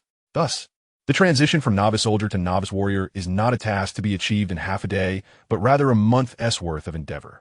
He was ensnared by the relentless cadence of his own thoughts, dragged into a hell of crystallization. Yet, upon reflection, he realized that numerous individuals had yet to take their first step out of the sanctuary. What was there for him to be anxious about? Resolute, Ming retrieved his precise crossbow and ascended to the 2nd floor. With the enhancement of his specialized level, his speed, reflexes, and observational acuity transformed fundamentally. The corridors, hallways, workshops, and departments were rendered empty of larvae, akin to the devastation of ants, posing no challenge whatsoever. In just 40 minutes, he amassed 472 specialized crystals, a bounty left by the larvae inhabiting the entire 2nd floor. Consequently, Ming's stock of specialized crystals not only replenished completely, but surged to an astonishing total of 2,052. The weight upon his heart lightened, and his enthusiasm for exterminating the larvae skyrocketed. He drew forth the remnants of a multi-functional sports drink, tilting the bottle back to drain its contents. Thirst and hunger dissipated almost instantaneously, yet a peculiar sense of dissatisfaction lingered. This was not unusual. Often, one eats not solely out of hunger, but rather for the pleasure of taste. For instance, after dinner in the dead of night, a mischievous friend might tempt him with takeout. Despite a satisfied stomach, the allure of ordering a delectable yet unhealthy meal from a delivery app proved irresistible.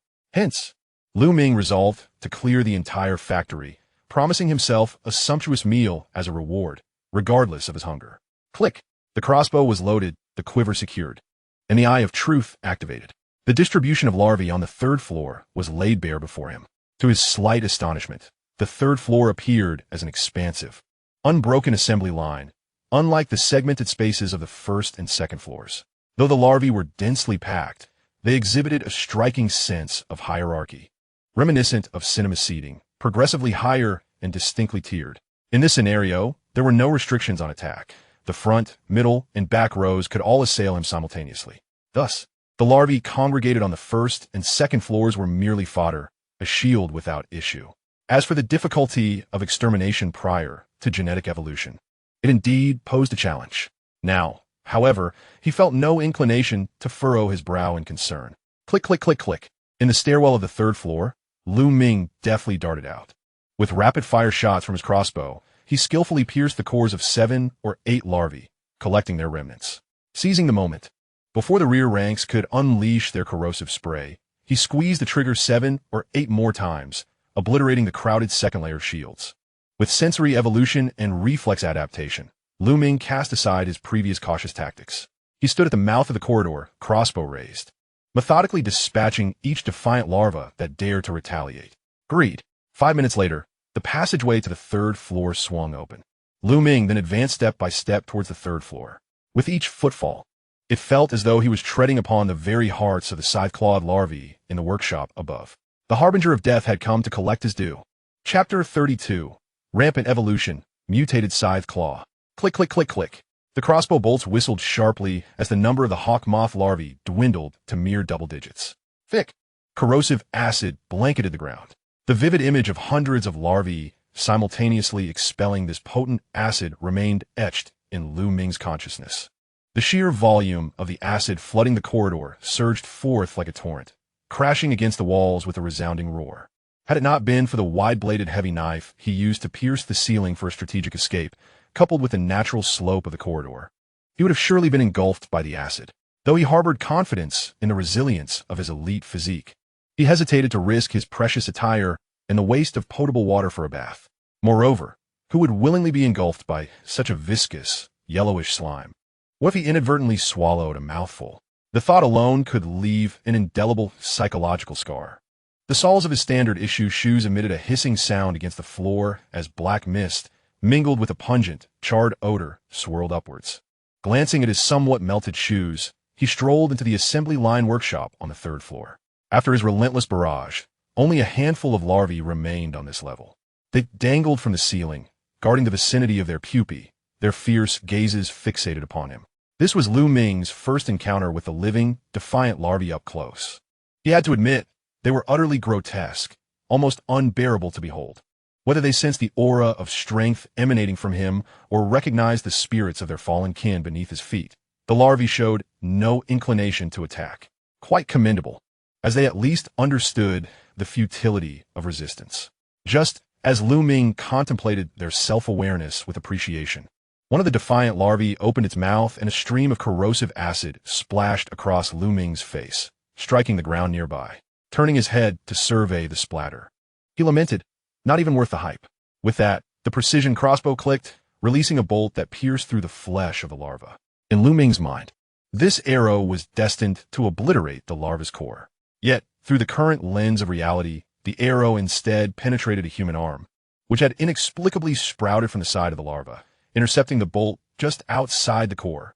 If the larvae lack sufficient energy from their consumption, they will grow parts of their prey externally to enhance their combat capabilities. The detailed information about the hawkmoth larvae manifested in his mind. He was certain this revelation had taken root within him. However, he had never fathomed that such a phenomenon of limb growth could be so effortlessly and instantaneously executed. Suddenly, the remaining larvae sprouted multiple pairs of legs and arms. Some even bore grotesque, crimson-hued human heads, contorted in agony. The sight was utterly revolting. Indeed, while facing the hideous, slime-coated larvae, he managed to maintain an air of composure. However, the sight of those kin, both hands and heads, incessantly conjured images of consumption within him. There was revulsion. There was nausea, but predominantly, there was fury. Lacking the strength to prevail, the vanquished are deemed the villains. Having consumed, they have indeed consumed. Yet, To exploit the corpses of one's own kind is akin to parading one's victories, a profound mockery of his own kinship. A shrill cry pierced the air from countless fissures, as the audacious larvae, compensating for their race's deficiencies, propelled themselves towards Ming with the support of the ceiling. The distance shrank in an instant, their mandibles launched forward, poised to rend Ming's flesh. Suddenly, a slender silver glint, accompanied by the whisper of slicing blade, swept through the air. With a soft hiss, dozens of larvae were severed in half. The overwhelming force unleashed a tempestuous wind that sent the severed bodies crashing against the rear wall. The splattered remains, akin to a watermelon plummeting from great heights, were utterly unrecognizable. They did not regenerate. As their flesh erupted, their core bodies shattered simultaneously. They met their demise not from being pierced, nor from striking a weak point, but under the weight of absolute power, becoming the first ants crushed beneath the giant's heel. Raising his gaze, Ming looked up at the ceiling, where 5 chrysalises enveloping level 3 resource boxes hung. They were entirely jet black, interconnected by an enigmatic dark substance, their interiors pulsating like vibrant hearts, beating with vigorous life. Through the eye of truth, the progress bar of their evolution had reached 50. Remarkably, from 15 to 50, only 3.5 hours had elapsed. At this rate, a single chrysalis would evolve into its final form in merely 10 minutes, less than a full daylight cycle, showcasing the astonishing speed of their hatching. With this thought, Ming waved his hand vigorously, and the broad-bladed heavy sword transformed into a flying projectile, piercing one of the chrysalises. A chilling wail echoed from within the shell.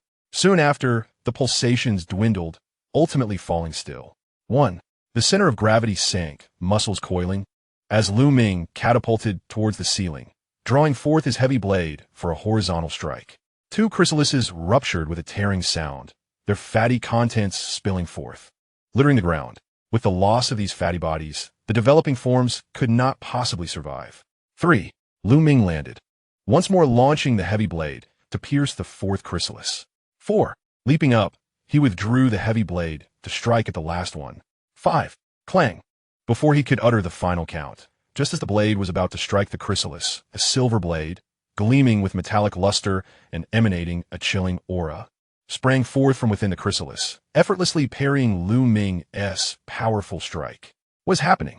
Startled, Ming hastily withdrew his blade and retreated until he reached the corridor's edge. There lies the sole escape, route adorned with a convoluted corridor. Regardless of the unforeseen circumstances one may encounter, and irrespective of one's capacity to cope with the impending changes, it is undoubtedly prudent to first devise a retreat plan. The eye of truth reactivates, and the information regarding the pupae transforms entirely. The progress bar of evolution has vanished, supplanted by a brand new panel of anomalous species. Mutated scythe hawk E-class elite. Category: insectoid anomaly. Description: originally classified as an E-class elite anomaly. It underwent a cataclysmic evolution after absorbing the energy of 4 other scythe hawk pupae, transforming into an E-class elite. Its defensive capabilities are extraordinarily formidable, with a body enveloped in steel-grade armor, rendering weapons of lower or equal tier ineffective. Although its limbs appear slender, its muscular activity ranks among the strongest of E-class elite anomalies, boasting astonishing leaping ability and exceptional agility. It possesses resilient wings, enabling it to fly at mid to low altitudes, though its endurance is lacking, often employed to assist in attacks or to pursue prey. A born hunter, it harbors an insatiable aggression and innate combat prowess, adhering to the highest honor of a hunter, to either slay the target or be slain by it. Thus, once it has set its sights on a target, it will relentlessly pursue until either it or the target meets its demise. Even if the prey is intercepted and killed by another anomaly, it will shift its focus to the new target, unyielding despite any disparity in levels or dimensional barriers. Chapter 33. Anomalous Larval Egg. Attack Methods. Rapidly swinging its razor-sharp forelimbs, capable of severing steel with blade dance, utilizing its wings to ascend and dive down in blade impact, opening the fissures in its abdomen to unleash a corrosive acid cannon. And through its cataclysmic evolution, it has acquired a mutated ability to accumulate anomalous energy within, releasing Scythe Pulse. Traits. It possesses a hunter's instinct that grows stronger with each battle, known as Kill Harvest, and as long as it is not truly dead. It can continue to fight for several days, even after losing its head, thanks to its spirit of the death struggle. Weakness, heart. The larval core evolved into the Scythehawk's heart. Destroying its cardiac tissue is essential to achieving a kill. However, unlike the larva, the Scythehawk's chest is protected by the most resilient armor, positioned closest to its lethal scythe blade, allowing for immediate defensive maneuvers. Striking this vital area is no simple task. One must aim for its chest while it is in the midst of an attack. Swiftly perusing the formidable and bizarre information panel, Ming redirected his gaze to the skies. The mutated Scythehawk was sluggishly emerging from its cocoon, seemingly disregarding him. A mere novice hunter. Observing this, Ming's expression hardened, and without hesitation, he activated his awakening power and strength amplification technique. Boom! A surge of blue energy erupted from his brow, coursing through his veins to his limbs. Red energy radiated from his heart, permeating his entire being. The explosive force expanded exponentially, and Ming soared into the air, wielding his blade with an intense downward strike. Swoosh! The sharp, broad-bladed heavy sword, imbued with immense power, struck the blade of the mutated scythe owl. The once formidable steel edge crumbled like paper, shattering not only the weapon, but also piercing through its resilient body. With a crash, the green bodily fluids enveloping its innards cascaded as half its form plummeted to the ground, the substantial weight stirring a cloud of dust. The half-formed body within the chrysalis yearned to retaliate with its final ounce of strength. Yet, Ming seized the blade, swiftly swinging the white edge to sever the entire head, shoulder, and forelimb. The astonished compound eyes of the creature gradually dimmed, its potential elevation slipping away. Perhaps it would never comprehend why. As an elite mutant, it had not even glimpsed this world before being felled by a mere human in 2 swift strikes. Did this human lack the spirit of a warrior, launching a surprise attack while it was still emerging from its chrysalis, leaving it no chance to evade? With a thunderous thud, Ming descended from the air, facing the half-head brimming with resentment, devoid of any emotional response. Was it dishonorable? Was there no grand display of skill in combat? Please, this is war. A brutal struggle for survival between humans and monstrous beings. The enhancement of technique and strength serves a purpose, does it not? Not for mere spectacle, but to vanquish the opponent. The swifter and more efficient the method, the better. Upon witnessing the relentless pursuit of its prey by the mutated scythe owl, Ming understood that retreat was not an option. In a desperate bid for survival, he would, of course, wield all his strength to seize the best opportunity for a lethal strike. Who would stand idly by, awaiting their adversary to emerge from their chrysalis and assume a fighting stance? Was this a mere contest? With a resounding thud, he cast the corpse of his scythe owl to the ground, revealing its full form. Its bodily structure bore a striking resemblance to the mantis of Blue Star. Yet there were significant differences. Standing nearly 2.5 meters tall, it was a deep green adorned with dark red patterns, its body covered in sharp, backward-facing spines. Its scythe-like forelimbs retained a lethal gleam even in death, appearing to be a creature born solely for slaughter. However, it must be said, the combination of awakening powers and strength amplification was astonishing. In terms of sheer strength, there was an instantaneous 8-fold enhancement. Facing not just an elite, it felt as if he could hold an advantage even against higher-tier mutants. Notably, both the awakening power and strength amplification were foundational elements capable of ultimate enhancement. What was even more promising was the abundance of resources available for the crystallization of strength amplification and the cost of elevating awakening power. Should he desire, he could induce a qualitative transformation in these 2 skills at this very moment. Yet, he refrained from acting impulsively. Life experiences had taught him that decisions made in a state of exhilaration often lead to swift regret. Thus, he resolved to take a moment to cool down, allowing time for all details to be meticulously considered before making a choice. After all, night was approaching, and there was ample leisure time ahead. With a glimmer of brilliance in his eyes, Ming raised his hand, aiming at the carcass of the mutated scythe owl, and softly uttered, "Greed." Successfully decomposed the mutated scythe owl's body, acquiring 30 specialized crystals for scythe blades, 10 scythe shells, and 200 milliliters of mutated blood. Successfully decomposed 12 scythe owl larvae bodies, acquiring 24 specialized crystals and 24 high-purity alien proteins. Reminder, the capacity of the spatial satchel is full, and item recovery cannot continue. Upgrading the spatial satchel will expand its capacity. Oh, previously, When notified of insufficient space, he had overlooked it. Now he found himself compelled to enhance his storage. Fortunately, he currently possessed substantial resources. Thanks to the contributions from the larvae on the second and third floors of the factory, his specialized crystals had astonishingly reached 750. Not to mention 4 pupae yet to be decomposed on the ceiling. Opening the spatial satchel, he tapped to upgrade its level. Reminder, upgrading the spatial satchel requires the consumption of 80 specialized crystals. Upon upgrade, the capacity of the spatial satchel will double. Do you wish to upgrade immediately? Yes. The spatial satchel suddenly expanded, successfully doubling its size. Reminder, spatial satchel upgraded successfully, current capacity 4080. The next upgrade will require 160 specialized crystals. One gets what one pays for, and the consumption of specialized crystals consequently escalated. However, just as one might casually purchase a $100 item, yet meticulously calculate the cost of an additional chicken leg with lunch, he could lavishly spend crystals for specialized levels, weapons, and skills, but he hesitated at the thought of parting with 160 for a mere storage tool. As long as it suffices. With the burden of the carrying limit lifted, his next task was to address the coveted level 3 supply box. By the way, he could not overlook the 4 pupae on the ceiling. Greed. Successfully decomposed the withered scythe owl pupae, acquiring 10 specialized crystals and 2 high-concentration alien body fat essences.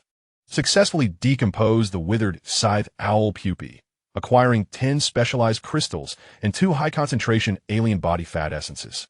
Successfully decomposed the withered scythe owl pupae. As he decomposed the pupae surrounding the supply box, a purple box, pulsating with energy, was revealed, suspended from the ceiling. Ming leaped up, grasping the supply box and feeling its substantial weight. The Eye of Truth activated instantly. Level 3 supply box, special item. Category, container. Description, contains an B-grade contractable alien larva egg. An alien larva egg? B-grade? Contractable. Is this not akin to a pet? Wow. Open it quickly. Ming reached out to press the purple button. Yet, as his finger descended halfway, a frenzied thought surged forth. Wait, the supply box is also an item, encompassed within the realm of objects. Is there a possibility that it too could be ultimately sublimated and evolved? Chapter 34. Spider Queen. With this thought, Ming gazed intently at the level 3 supply box, silently invoking ultimate sublimation. Prompt, please select the Ascension tier, second or first tier. Upon hearing this prompt, Ming was filled with both surprise and regret. The surprise lay in the fact that, regardless of the type of resource box acquired in the future, he could elevate it by 1 or 2 tiers, thereby obtaining more exquisite treasures. The regret stemmed from his earlier excitement in the clothing store upon encountering a resource box, which caused him to completely forget to utilize the ascension process, thus squandering a precious second-tier embryo. Second tier. Prompt. Ascending a third-tier resource box requires the consumption of 500 specialized crystals. Do you confirm the consumption of 500 specialized crystals to elevate the third-tier resource box to a fifth-tier resource box? Confirm. Cancel. Goodness gracious. 500. Is there some sort of backpack detection? Surely this program ISNT spying on me from some damp corner. Is it? It is worth noting that, including the 4 pupae he had just collected, he only possessed 710 specialized crystals. Now, to ascend would demand a staggering 500. Was he not then returning to square one? Staring at the confirm and cancel options, Ming, a quintessential Libra, found himself torn. If only he lacked the crystals entirely, he would not be so conflicted. Yet, he was caught right at that pivotal juncture, leaving him in a quandary. Ascending would render him destitute, and the contents of the resource box remained uncertain. If they did change, he might receive an exceptionally rare yet obscure item, such as an ultra-luxurious version of a childcare expert. Conversely, refraining from ascending would leave him with lingering regret. What if the fifth-tier resource box yielded something extraordinarily luxurious and powerful? Would he not weep bitterly? In hesitation and contemplation, he paced while pinching his chin, gazing into the distance as the sun sank low. Suddenly, he realized the night was approaching. In the midst of his turmoil, he almost lost track of time. Glancing at the clock, it was already 5:34, and in just 26 minutes, day would turn to night. Should he take it home?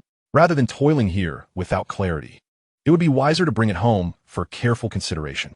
Acting on the thought, Ming resolved to retrieve the resource box. Prompt, this item cannot be stored. Unable to be stored? Surely I can carry it back. Grasping the resource box, he hastened down the corridor. However, an absurd occurrence transpired once more. As soon as he exited the third-floor workshop area, the resource box in his hands disintegrated and vanished. Startled, he instinctively turned back, only to find the resource box had returned to the ceiling. Goodness, so it can only be dealt with right here? Retrieving the box once more, Ming faced a dilemma. Ultimately, he closed his eyes, gritted his teeth, and thought, to hell with it. Let's gamble. A bicycle can become a motorcycle. He refused to believe that the altered fate of his lineage would render his luck so dismal. He was taking the plunge. Ultimate Ascension. Prompt, please select the Ascension tier. Second tier. Prompt, Ascend. Confirm. The purple resource box in Ming's hands disintegrated and reassembled, and upon reappearance, it had transformed into a golden box. Oh, a golden legend. The third-tier supply box has successfully transcended into a fifth-tier supply box. Identification confirmed. The Eye of Truth has been activated, and a pop-up window displaying the information regarding the fifth-tier supply box appears. Fifth-tier supply box, special item. Category, container. Description, capable of holding one S-rank mutated hatchling egg. Indeed, it appears that the contents of the box do not change upon transcendence. Rather, only the item's rank is elevated. A B rank transforms into an S rank, with its hue shifting from purple to gold, a guaranteed profit. With a firm press of the golden button on the supply box, a rush of air bursts forth. The lid retracts and folds, revealing the core, which slowly rises, akin to stars encircling the moon, showcasing a fist-sized, fuzzy egg swathed in a delicate pink hue. Gazing at the pale pink mutated hatchling egg, Ming's eyes sparkled with an enchanting gleam. Wasn't it said to be a mutated hatchling? He had assumed it would resemble the unsightly black chrysalis of the scythe hawk, yet its appearance is unexpectedly exquisite. He picked up the hatchling egg. The texture was indeed exceptional, soft and bouncy, emanating a peculiar fragrance. Lost in enjoyment, Ming suddenly paused, instinctively glancing around, only to remember that this was the apocalypse, and no one was concerned about his actions. He then playfully rubbed the hatchling egg against his face. After all, it was 500 specialized crystals. Surely it deserved some fondling. Oh, but one must not be overly indulgent. Who would compensate him if he accidentally broke it? Suddenly, the sunlight outside dimmed, pulling Ming from his reverie. He glanced at the time display. Only 10 minutes remained until nightfall. Returning was likely not an option, nor was it necessary. The dormitory across the way would suffice, requiring only a swift move-in. The hatchling egg, being a living entity, could not be stored in a spatial bag. Unfazed, Ming tucked it into his pocket and darted to the window, leaping from the third floor. The descent of over 10 meters did not even cause a twinge at his feet. He soared across the factory grounds, landing on the second floor of the employee dormitory, swiftly collecting 27 composite bows that lay on the ground, before climbing through the window into the fourth-floor dormitory. He knew that mutated creatures became active at night, with high-level anomalies venturing out for amusement. However, whether they merely passed by on foot or lingered atop the building remained uncertain. Thus, he deliberately chose a dormitory located in the middle of the building's height. Closing the window, he expended 20 specialized crystals to upgrade the doors and windows, walls, curtains, and other essential infrastructure. Protective measures concerning his life were always a priority. Now, the windows have been enhanced to bulletproof, soundproof glass. The hinge components upgraded to an exceptional standard, the walls fortified, the door blast-resistant, and the curtains crafted from a perfect, light-absorbing nanomaterial. Once drawn, even a strong light from within would reveal no hint of illumination outside. Calming his thoughts, he turned his gaze to the bed, where the sheets and bedding were in a deplorable state. After some contemplation, he realized that poverty should not compromise basic needs. Life in this apocalyptic world was already arduous enough, and one must not be remiss in the fundamental matters of sleeping and eating. Thus, Ming expended 3 specialized crystallizations to elevate his bed, mattress, and sheets. In an instant, a luxurious and sophisticated high-end bed was complete. Gazing at the soft and exquisite rich trio of necessities occupying half the dormitory, Ming sat down with a thud. The comforting sensation seemed to envelop his very soul, making it difficult to imagine not lying down for a while. Nevertheless, he decided to examine the egg's information, placing the fist-sized, aberrant juvenile egg before him. Ming softly uttered, "Identify." The information panel unfurled with a flourish. Queen Spider, S-Class royalty. Category: Insect Royalty. Description: upon hatching, it will give birth to a talent, strength, speed, endurance, vitality, and wisdom, all at S-class royalty levels of the aberrant spider queen. Hatching requirements for recognition: 1,000 units of high-purity aberrant protein, mastery of basic childcare, intimate hatching for 3 hours, and the first being seen after hatching must be the hatcher. Current status: hatching has not commenced. Chapter 35. Contract established. What on earth? While the requirement of intimate proximity for 3 hours is reasonable for hatching, the necessity for the first being seen to be the hatcher is even more logical, far more acceptable than blood recognition. However, is a demand for mastery of basic childcare excessive? He had indeed read that book. Do the childcare experiences of human infants perfectly align with those of aberrants? Why not demand breastfeeding as well? Ming felt an overwhelming urge to vent his frustrations. Yet fortunately, the queen spider's egg was undeniably adorable. Adorableness is justice. Everything else can be overlooked. The key point is that she is semi-humanoid. Do you grasp the significance of that? Ahem, one must not be lewd. One must be normal, a gentleman, and serious. Moreover, he met all the hatching requirements, especially the mastery of basic childcare. He had once been disdainful of it, yet now he felt deeply grateful. Let us commence the hatching. With a thought, the program prompt immediately appeared. Prompt: it has been detected that the juvenile egg's maternal body has a hatching intent and meets the hatching conditions. Would you like to release the constant temperature protective layer of the juvenile egg's surface? Once released, hatching must commence immediately, and it must be kept close for 3 hours. If it detaches from the maternal body, the juvenile egg will enter a state of hypothermia, and after 30 minutes, it will perish. Confirm. Cancel. Upon seeing the word perish, Ming's previously elevated spirits abruptly cooled. It seems that in any world, the nurturing of new life is a profoundly serious matter, not to be taken lightly. Confirm. Just as he was about to affirm, Ming suddenly hesitated. Cancel. The prompt vanished instantly. Staring at the queen spider egg, Ming tentatively remarked, Ultimate sublimation. Prompt: please select the sublimation grade. To his surprise, it was indeed possible. He had initially thought that after elevating the resource box, the items within would be deemed as already sublimated. To his surprise, the supply box was indeed a supply box, and the resources within were merely resources, with both entities existing independently. Level 2. Prompt: to elevate the S-class spider queen egg, a consumption of 30 million specialized crystals is required. You possess a universal discount coupon. Do you wish to utilize it to enhance the S-class spider queen egg by 2 tiers? Confirm. Consume 1 universal discount coupon. Confirm. Consume 30 million specialized crystals. Cancel. Silently, he gazed at the informational prompt, then cast a quiet glance at the details of the spider queen egg. Ming discreetly retrieved the universal discount coupon. It was not that he had grown weary of the awakening power, nor was it merely for the sake of the spider queen. It boiled down to a single word: expensive. 30 million crystals. Well, perhaps that was an excuse. Deep down, he was indeed yearning for the spider queen. An S-class entity was already semi-humanoid. Surely, elevating it 2 more tiers would not be unreasonable, right? Absolutely not. You two must agree it is not excessive. So what was he hesitating for? A man must conquer the queen. Confirmed. With a swish, the universal discount coupon disintegrated. The golden spider queen egg scattered and reformed. When it reappeared, a massive egg, roughly 60 centimeters in diameter, materialized before Ming. It was entirely snow white, its shell shimmering with radiant hues.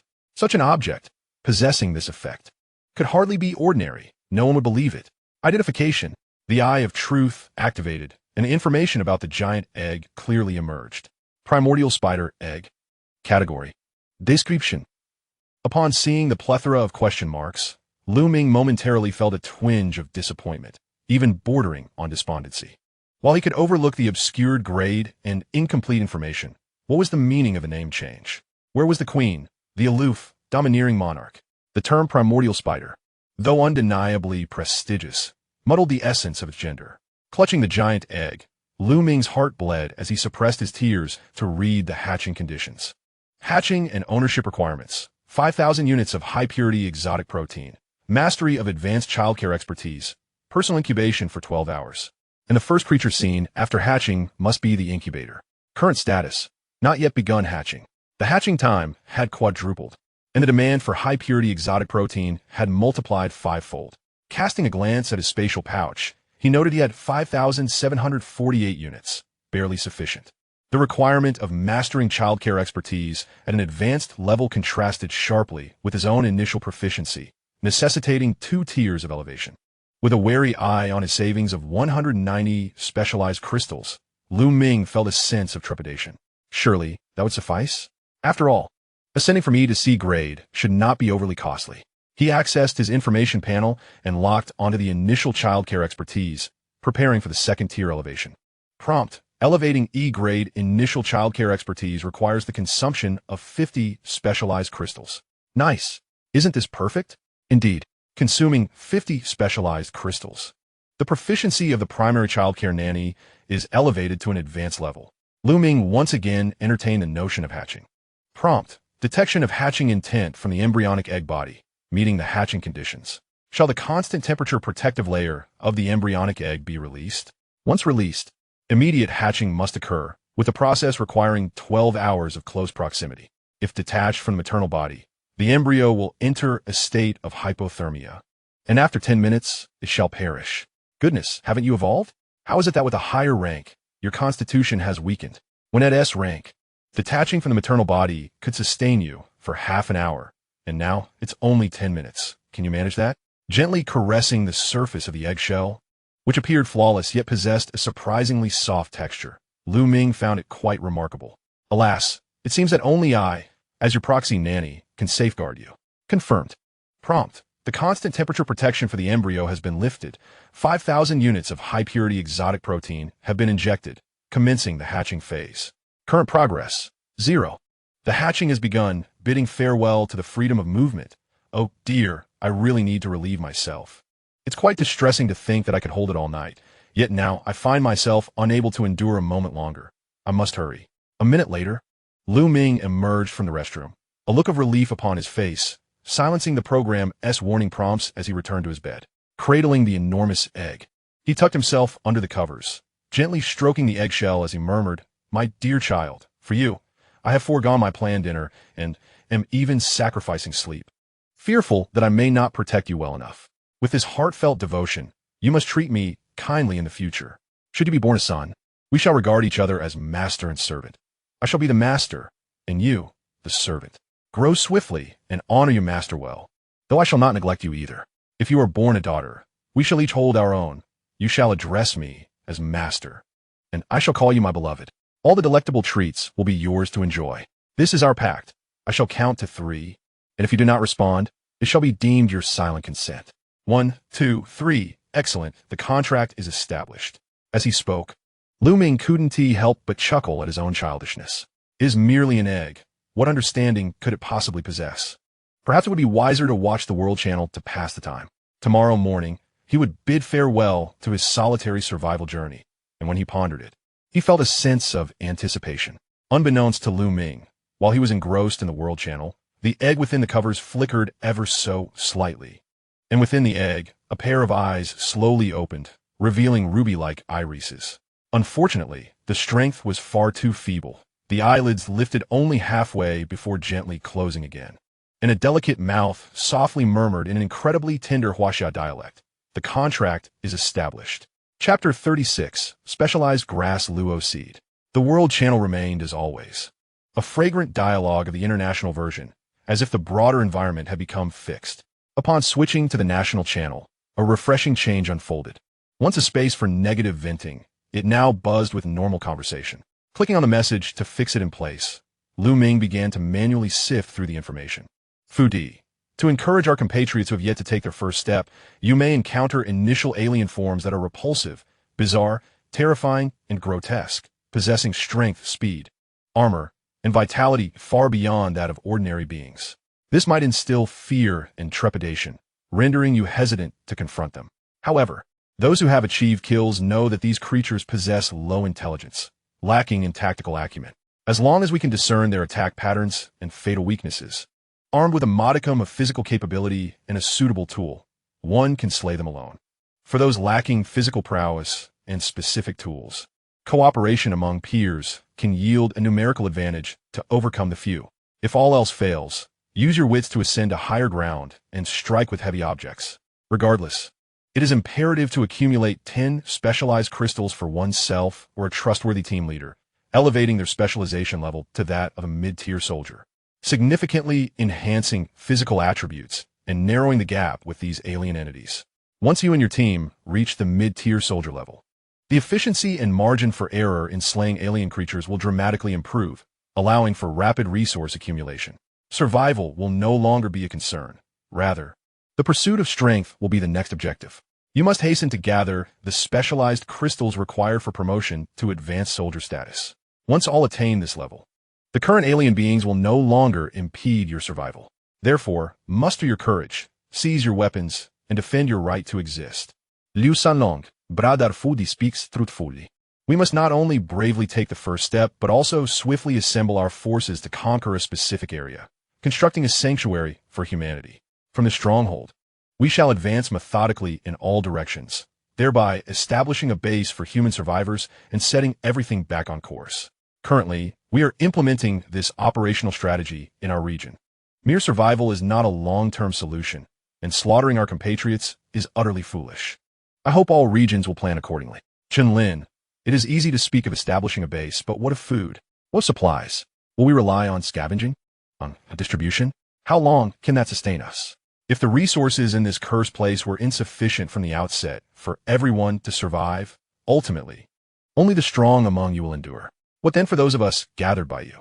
Will we be ranked and used, belittled and discarded, or even eliminated in secrecy? Who can guarantee our safety?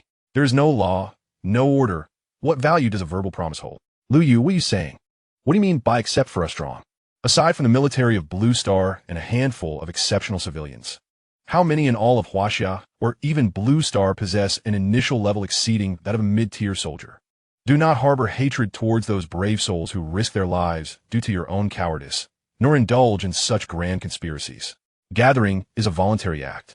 If you wish to unite, then do so, but if you prefer solitude, remain as you are. Why spread fear? Lu Sanlong, yeah, refrain from speaking further. I wish to clarify that the assembly of personnel is entirely voluntary.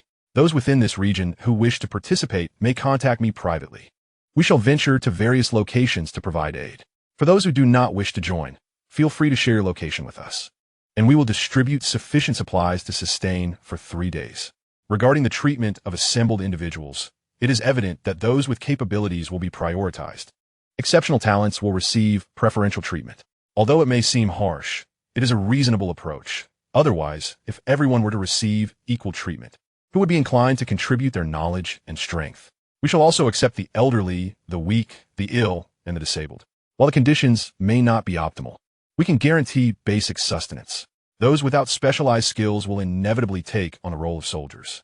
We shall adhere to the principle of having the elderly mentor the young and the strong lead the way, continuously enhancing everyone's abilities.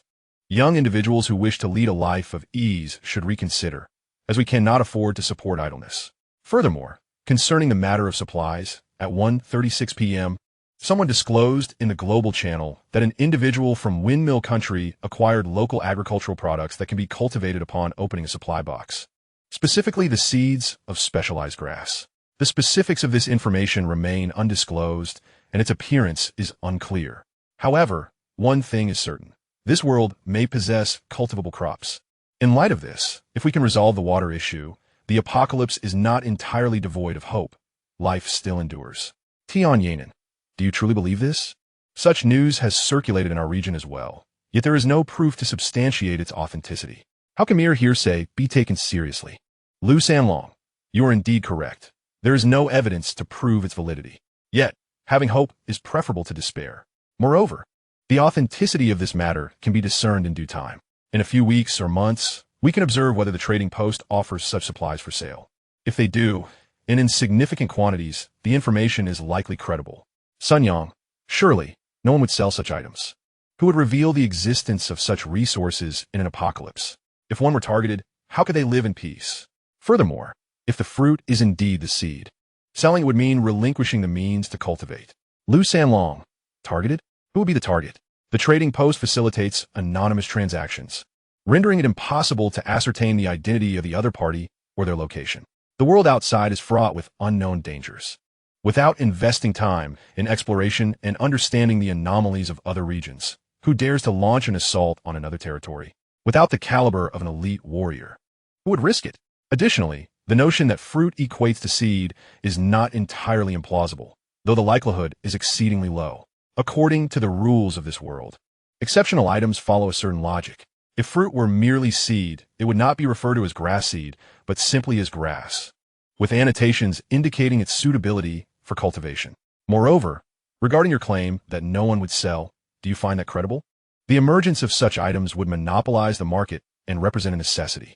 To hoard it for personal use would be a gross waste. Its true value lies in exchanging it for other resources. Perhaps initially it may not be suitable for sale, but once the supplies scavenged from the region become insufficient, this item would be a lifesaver, presenting an abundance of opportunities. Do you truly believe a competent regional manager would let such an opportunity slip away? Lu Sanlong now. Can you guess who disseminated this information? And why would they choose to do so? However, discussing these matters now is merely idle chatter. After all, for such topics to hold validity, one must substantiate the truthfulness of the information disseminated by the individual, correct? Chapter 37, Regional Invasion. Upon reaching this point, Lu Ming appeared somewhat contemplative. The world is undeniably replete with intelligent individuals, particularly in the realm of Huaxia. Those who possess a voice within a region invariably combine strength with remarkable wisdom. Lu Sandragon, Fu Di, and Chun Hai exemplify this. They embody both a spirit of selfless dedication and a desire for personal gain. Such discussions could undoubtedly occur in private or within a regional context. There is no necessity to analyze them within a national forum or even to elucidate them to contrarians and pessimists. Yet, Lu Sandragon chose to proceed with such disclosures. Was it merely a simplistic desire to care for others? Lu Ming, being somewhat self-centered, hesitated to attribute entirely noble motives to him. He perceived that amidst the lengthy dialogue, there was a measure of self-promotion by Lu Sandragon, a desire to showcase his intellect and charismatic persona, beyond merely enhancing his notoriety to gain influence in this apocalyptic milieu. There likely exists an intent to solidify his regional standing, encouraging more members within his area to align with his operational strategies. Look at how formidable our leader is. The national discourse renders others speechless, each statement imbued with reason, urging everyone to follow the esteemed leader. This sentiment resonates throughout. Lu Ming, of course, refrained from mockery. Such unity among humanity is indeed commendable. The more harmonious mankind becomes, the swifter its development, which in turn grants him, as a unique entity, greater benefits. Who does not relish affluent clientele? Nevertheless, this extensive dialogue is not devoid of significance. At the very least, he gleaned insights into the prevailing thoughts and directions of most regions, and, crucially, he learned about the cultivatable food that could be unearthed from supply crates. Regardless of its authenticity, what harm is there in placing faith in it once, provided there is no loss incurred? As he continued scrolling, he encountered the admiration and respect bestowed upon Lu Sandragon, along with his emotionally intelligent remarks. Finding little interest in this, he swiftly passed over that segment. Just as Lu Ming reached the bottom of the chat window, where the latest messages resided, one particular notification captured his attention. Gu Changhe, attention everyone. While our region may predominantly consist of compatriots, neighboring areas could harbor individuals from other nations. Just now, a group of South Han invaders entered our territory, initially feigning vulnerability and soliciting our assistance. As we prepared to firmly refuse their requests, several of them abruptly turned hostile, launching an attack on our compatriots and seizing their spatial satchels. One among them exhibited exceptional prowess, surpassing the capabilities of a mere advanced soldier. Most of the casualties were inflicted by him, and thus far, dozens have fallen, including several notable advanced soldiers. They had previously pursued us, but as night approaches, they have concealed themselves. Therefore, I urge everyone to remain vigilant when encountering individuals from other nations. Do not be deceived. Confront them head-on. Damn them. Lu Ling, is that so? I had assumed that all surrounding areas were comprised of our fellow countrymen. How could there be individuals from other nations? And isn't it rather peculiar to launch an offensive against other regions at this juncture? Fei Di, it is likely that they have come from the suburban boundary of the two regions. Certainly, the elite soldiers would not dare to venture forth, and there must be an exceptional soldier leading them. Gu Changhe, I too believe it is an exceptional soldier. Their overall prowess is evidently superior to that of the strong within our own alleyway. They are likely either formidable figures from the Southern Coal Nation or individuals from a specialized sector, striking with great ferocity and possessing remarkable physical strength, capable of leaping over 4 meters. Lu Sanlong. Indeed, I had not anticipated such a situation. Do you know which district you are in? Gu Changhe. I am unaware of the district's name, but I am currently in Jiahua, Tianjia, which is a commercial thoroughfare. Fei Di. This poses a dilemma. We can barely ascertain the name of our current region, as much of it remains in an unexplored and closed state. Directly intervening to assist is truly beyond our capabilities. However, your warning has come at an opportune moment. Otherwise, we would have remained oblivious to the presence of foreign individuals in the neighboring district. Thus, Changhe, my brother, I shall trade you some supplies. Please find a discreet location to conceal them, and in a few days, once we have thoroughly discerned our whereabouts, we will reassess the possibility of rescue. Lu Sanlong. I shall also contribute some resources. Your warning was indeed timely. Please take care of those on the same street as you. If there are no chances for retaliation, it is best to avoid confrontation. Once we stabilize our own region, we can extend our assistance to others, ensuring that none of those southern cold miscreants escape our grasp. Wu Ming, how wonderful. I too am being pursued by individuals from other nations. Brother Fei Di, Brother Sanlong, could you possibly spare me some supplies? Gu Changhe, what do you mean? Are you being sarcastic, suggesting that I'm lying?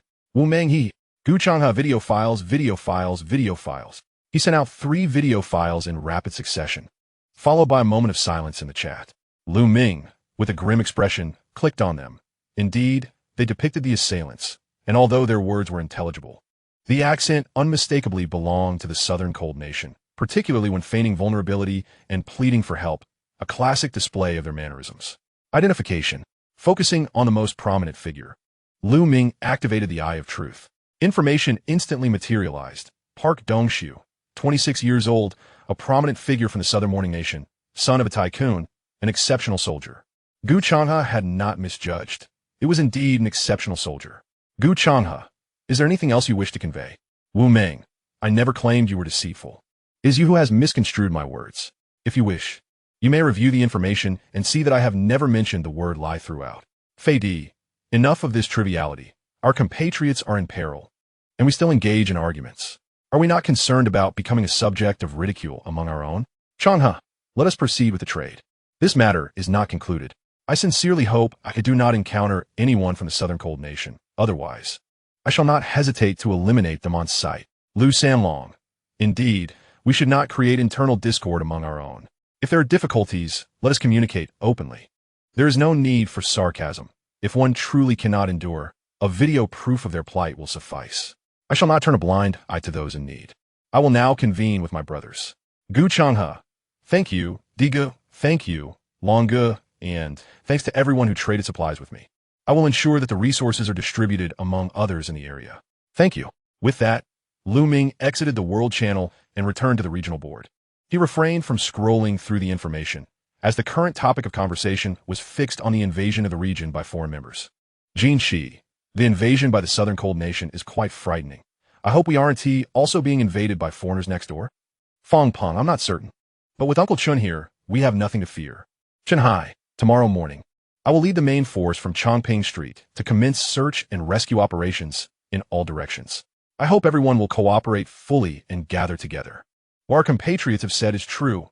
Only by uniting can we face any uncertainties. Fong Peng, of course, we support Uncle Chun. Before he arrives, I will gather the people near Mengzi Street so we can follow Uncle Chun directly. Bao Zhengtian, haha. Is this still the same young man who initially contradicted Brother Chenhai? He seems like a completely different person now. Fang Ben, Ohat, Un So Bao. Please spare me the teasing. After all, I am now a mid-level soldier capable of single-handedly defeating the scythe larva. Show me some respect, and let us not dwell on that dark history. Huh. Laughter echoed below. Lu Ming chuckled as well and perceived the harmonious development in the region through the exchanges among the crowd. Furthermore, since Fong Peng could single-handedly defeat the scythe larva, it seemed that Chun Hai had mastered the method of identifying the larval core and disseminated this knowledge widely. Chongping Street, Mengzi Street. Murmuring the names of these two streets, Lu Ming extracted the regional map. He pinpointed Jintian District and located the positions of both streets. if the entire Jintian were viewed as a whole. His location at the Kongbao shoe factory was situated in the eastern outskirts, while Chunhai's position on Chongping Street was in the western outskirts. With both locations facing each other across a central point, Mengzi Street was also near the western outskirts, making it relatively easy to gather forces. The northern outskirts bordered Xinghui District, while the neighboring area to the south remained unknown for the time being. In the event of an invasion, these two regions were the most predictable. Jiuhua Tian Street. Lu Ming attempted to input this name into the map search bar. With a swift motion, the map zoomed in, fully revealing the northernmost area of the 3rd District, Pinga District. A coordinate fell at the junction of the southern outskirts of Pinga District and the northern outskirts of Xinghui District. Upon seeing this, Lu Ming's eyes darkened. Thus, it was clear that the invaded Jiuhua Tian Street was indeed a street within Pinga District. The invaders from the southern Cold Nation were, in fact, transients originating from Xinghui District. With this thought, Lu Ming turned his gaze to the southern outskirts bordering the northern outskirts of Xinghui District, his expression sharpening with determination. If this invasion was not an isolated act by the individual from the southern Cold Nation, but rather a regional maneuver organized by Xinghui District, then Jintian District, which shares a border with Xinghui District, would likely face similar treatment. The map was drawn to the northern outskirts of Jintian District, where a conspicuous purple marker was clearly visible, indicating another Tier 3 supply box within the district. Excellent. Tomorrow he would make a trip to the northern outskirts of Jintian, not out of a desire for vengeance for his compatriots or to seek justice, but merely to retrieve what rightfully belonged to him. However, should he encounter any gluttonous rodents coveting the supply box along the way, he would not hesitate to protect his interests and eliminate them one by one. He had no intention of targeting them specifically. He considered himself fair, especially towards so-called foreign friends. With a smile, Lu Ming retracted the map and immersed himself once more in the regional chat, eagerly anticipating the next day's endeavor. Chapter 38. Have you ever overcome addiction? After skimming through several rounds of regional messages without finding anything of value, Lu Ming promptly exited the chat channel. Bored and unable to sleep, he opened his inventory to begin tallying the items within his pack. Among the consumables, he possessed 140 specialized crystals, 748 lumps of high-purity exotic protein, 2 compressed biscuits, 3 bottles of 500 milliliters multifunctional sports drinks, a number of other drinking water supplies, and about a dozen boxes of instant noodles, along with various alcoholic beverages. In terms of weaponry, he had a broad-bladed heavy sword, a precise crossbow, an eagle-eyed composite bow, 27 raw composite bow bodies, and aside from the 50 arrows traded away, the remainder was intact. Overall, basic survival posed no difficulty. The challenge lay in enhancing his own strength. In the full power state of a novice hunting warrior, he could at best suppress an E-rank elite exotic creature. Yet within the entire system of exotic beings in this apocalyptic world, that was merely a creature barely graduated from the tutorial phase. There remained the formidable D, C, B, A, and S rank exotics. If each level were to be categorized akin to the life cycle of the scythe moth, from larva to mature form to mutated scythe moth, there could easily be as many as 24 tiers, if not more, especially when considering finer classifications, possibly exceeding 30 tiers. One could only imagine the challenges that awaited him in the future. Thus, he must grow stronger, surpassing all things in power, to seize control in this unknown world. Taking a deep breath, Lu Ming clicked on the relic of the mutated scythe moth in his inventory. He had not had the time to examine it earlier, but now the opportunity presented itself. Kshite mot blade irank. Category: mutated exotic material. Description: the forelumb of an E-rank elite mutated scythe moth, possessing hardness and sharpness equivalent to that of high-grade steel, suitable as a crafting material for specialized biological weapons. Usage requirements: intermediate forging proficiency. Specialized biological weapons. What could this be? Lu Ming instantly felt invigorated and clicked on Specialized Biological Weapons for further information. Specialized Biological Weapons. Category: Specialized Equipment. Note: utilizing technology from the Jialan Star System. Bioweapons crafted from mutated biological materials are capable of inheriting the skills possessed by the exotic creatures in their former lives. The number of skills inherited is contingent upon the level of forging proficiency and the rarity of the exotic materials. The higher the forging proficiency and the rarer the materials, the greater the number of skills inherited and the more formidable their abilities. How astonishing it is to inherit the skills of mutated beings. In comparison, The steel-grade weapon in one's hand pales in significance, although the mutated scythe owl had not demonstrated a single skill throughout its existence. Ming vividly remembered the names of the skills it contained. Particularly, the scythe blade pulse, acquired through mutation, sounded far from a mere melee skill. It might even be a range capability, akin to a shockwave or sword chi. If a weapon could inherently possess such an area of effect skill, the mere visual spectacle of sword chi and energy impacts would be enough to ignite one's fervor. As fellow denizens of the blue planet, what man could resist the ultimate allure of a dazzling blade light? Forge it, indeed. Is it merely a matter of obtaining high-level forging proficiency? One could directly trade for it. The future belongs to biological weaponry. While brimming with excitement, Ming could not help but fondle the egg, yearning to inhale its essence. Fully aware of the exotic being nestled within, suppressing his smile, he accessed his 3 weapons, resolved to sacrifice one for the sake of acquiring forging proficiency skills. Wide blade heavy sword, steel grade. Durability, 1460-1500. Precise crossbow, mithril grade. Durability, 1848-3000. Eagle-eye composite bow, mithril grade. Durability, 2360-3000. After comparing, he found none suitable for sacrifice. The wide blade heavy sword, though the lowest in level, was his primary weapon. The utility of the precise crossbow went without saying. The entire Kongbao shoe factory relied heavily on it for their conquests. The eagle-eye composite bow, despite its rapid durability depletion, consuming 2 points for slaying a single larva and bearing the risk of breaking, offered a safe output environment. Boasting an extensive range enhanced by advanced archery proficiency, it was undeniably an exceptional weapon. After a moment of contemplation, Ming ultimately decided to sacrifice the wide-blade heavy sword, not out of concern for its value, but rather because he felt the mithril weapons were not yet ready to make their debut. At the very least, he wished to see the emergence of steel-grade weapons before introducing mithril-grade ones. Opening the trading platform, he listed the wide-blade heavy sword, specifying a trade for forging proficiency. With no level restrictions, he noted that if anyone possessed intermediate or higher levels, they could leave a message below. He would review it every half hour. Those interested in a trade could also offer specialized crystals, food supplies, or other weapons in exchange. However, to his surprise, as soon as the item was listed, the message board erupted with activity. It seems that everyone is currently evading the encroaching night, idling away in their safe havens, fixated on the trading post and chat channels. Anonymous. The reason the esteemed ones are regarded as such is due to their extraordinary insights that mere mortals like us should refrain from speculating about. Anonymous.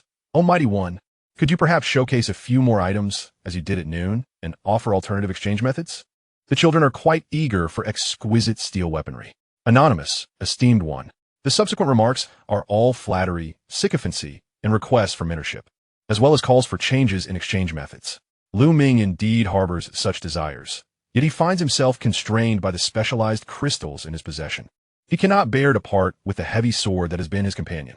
With a soft sigh, Ming closes the trading post.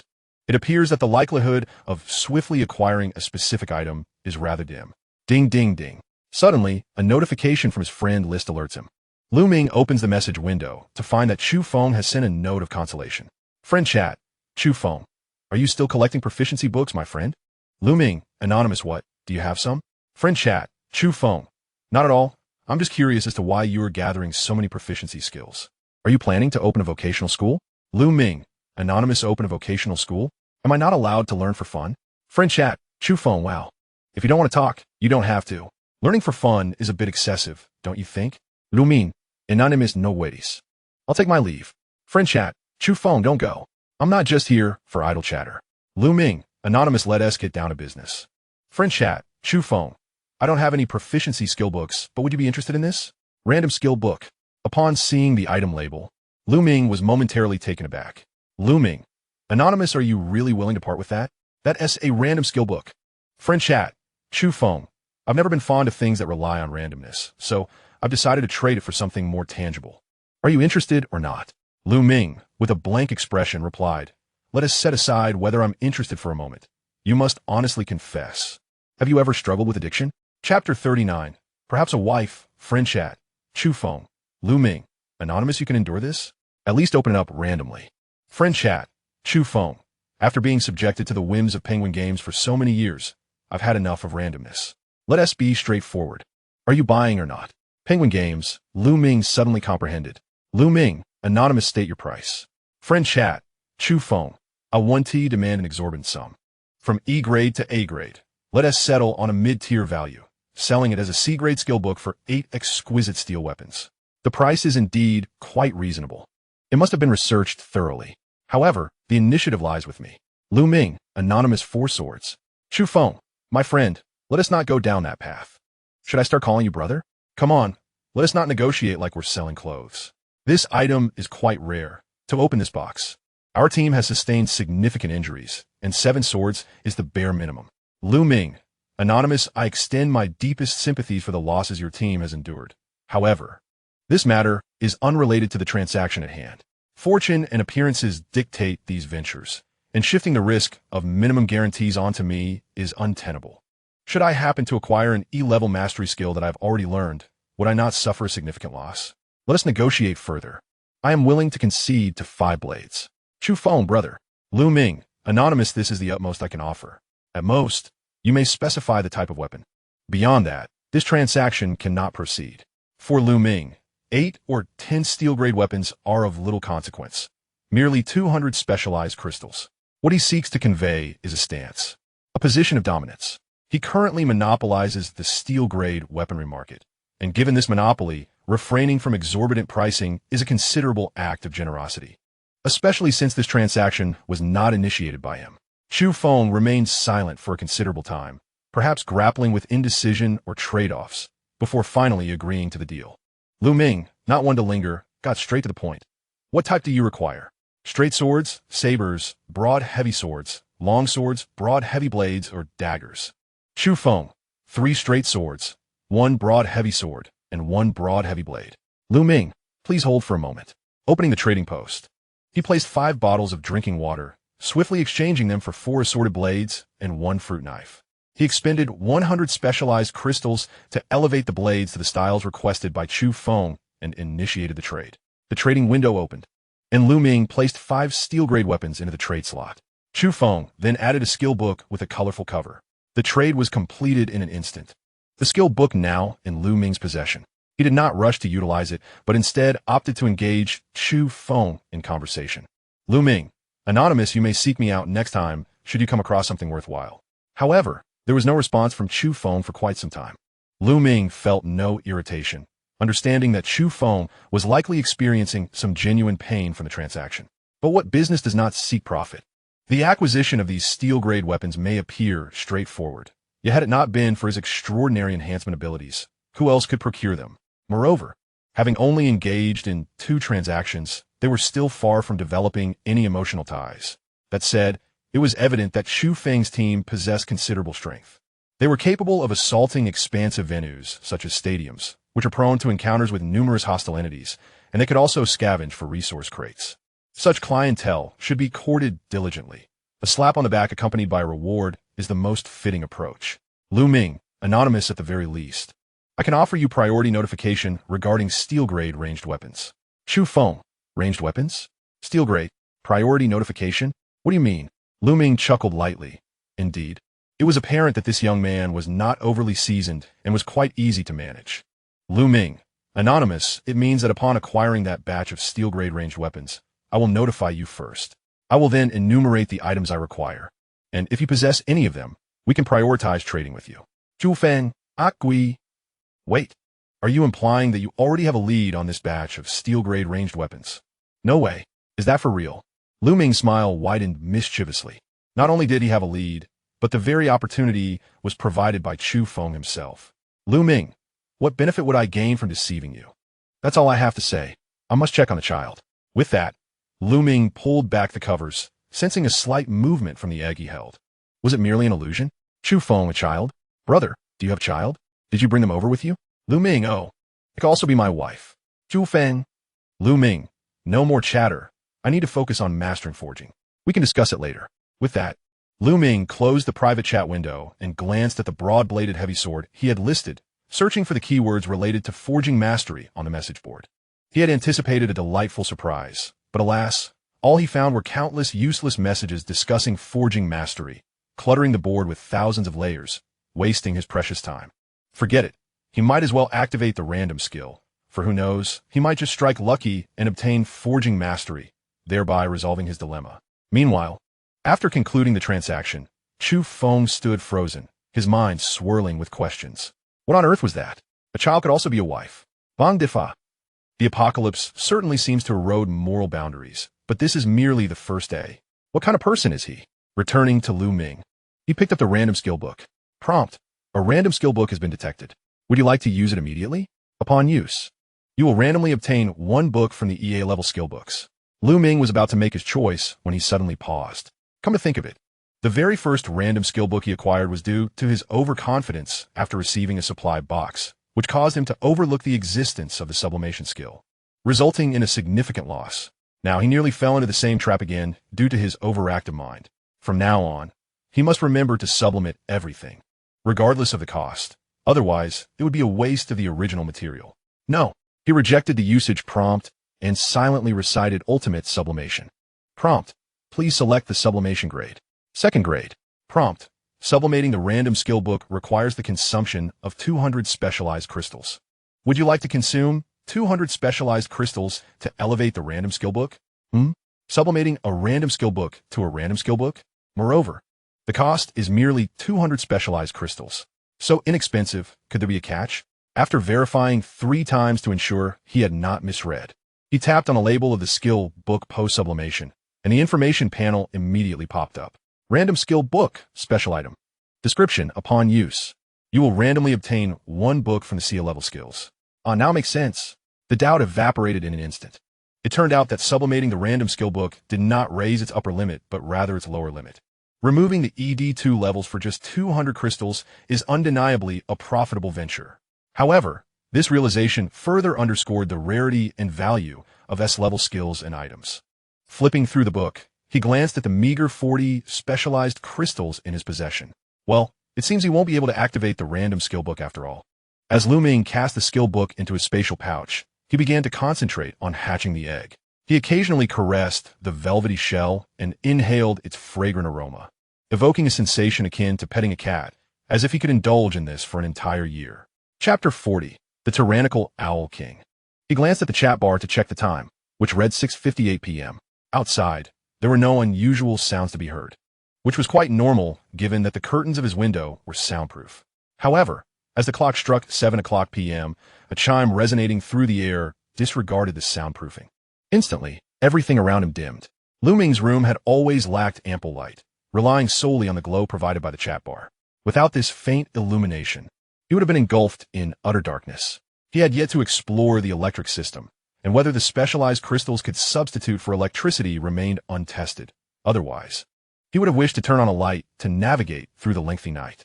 Little did he know that just as this thought crossed his mind, a myriad of colors suddenly reflected from beneath the covers, soon transforming into a soft white light.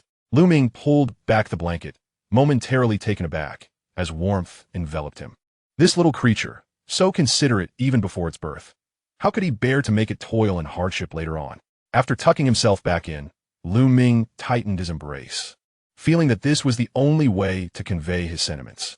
Meanwhile, messages flooded the chat bar, and Lu Ming glanced over to find it in disarray. Kaihao, not just that. I can even hear the buzzing of wings and the swift whoosh of wind. Just now, something fell onto my rooftop. The sound was akin to metal grinding, utterly jarring. Li Tong, the shop door is being slammed. I'm so frightened. It feels like they're about to break in. Shanghai, everyone, remain calm. It's likely just the stirrings of the aberrations after nightfall. Those noises are not aimed at you. They're probably caused by collisions while passing through. The initial protocol warned us to avoid being seen at night. As long as we remain hidden and silent, we won't face any lethal danger. So, everyone, keep your mouth shut, suppress your inner fears, and refrain from making any sounds. If we endure this night, tomorrow will be brighter. Fong Peng, listen to Uncle Chun. I'm terrified too. Just a moment ago, a dreadful aberration left a massive scratch on our shelter-s door, but it merely left the mark without intending to enter. Thus, maintaining composure is of utmost importance. Bao Zhongcheng, have faith in yourselves. If you're truly scared, find a corner or hide under the bed or in a cupboard. Open the regional chat channel, with so many of us together, nothing will happen. Yes, open the regional chat channel. If you're frightened, just chat. After hearing you all, I feel a bit less afraid. However, it's been a long time since so many of us communicated together. Indeed, previously we had no time for such things. Mortgages, car loans, living expenses. There was hardly a moment to breathe, let alone engage in socializing. By the way, what were you all doing before? I am an elementary school teacher, supervising the children as they engage in their morning reading. What should we do about the children?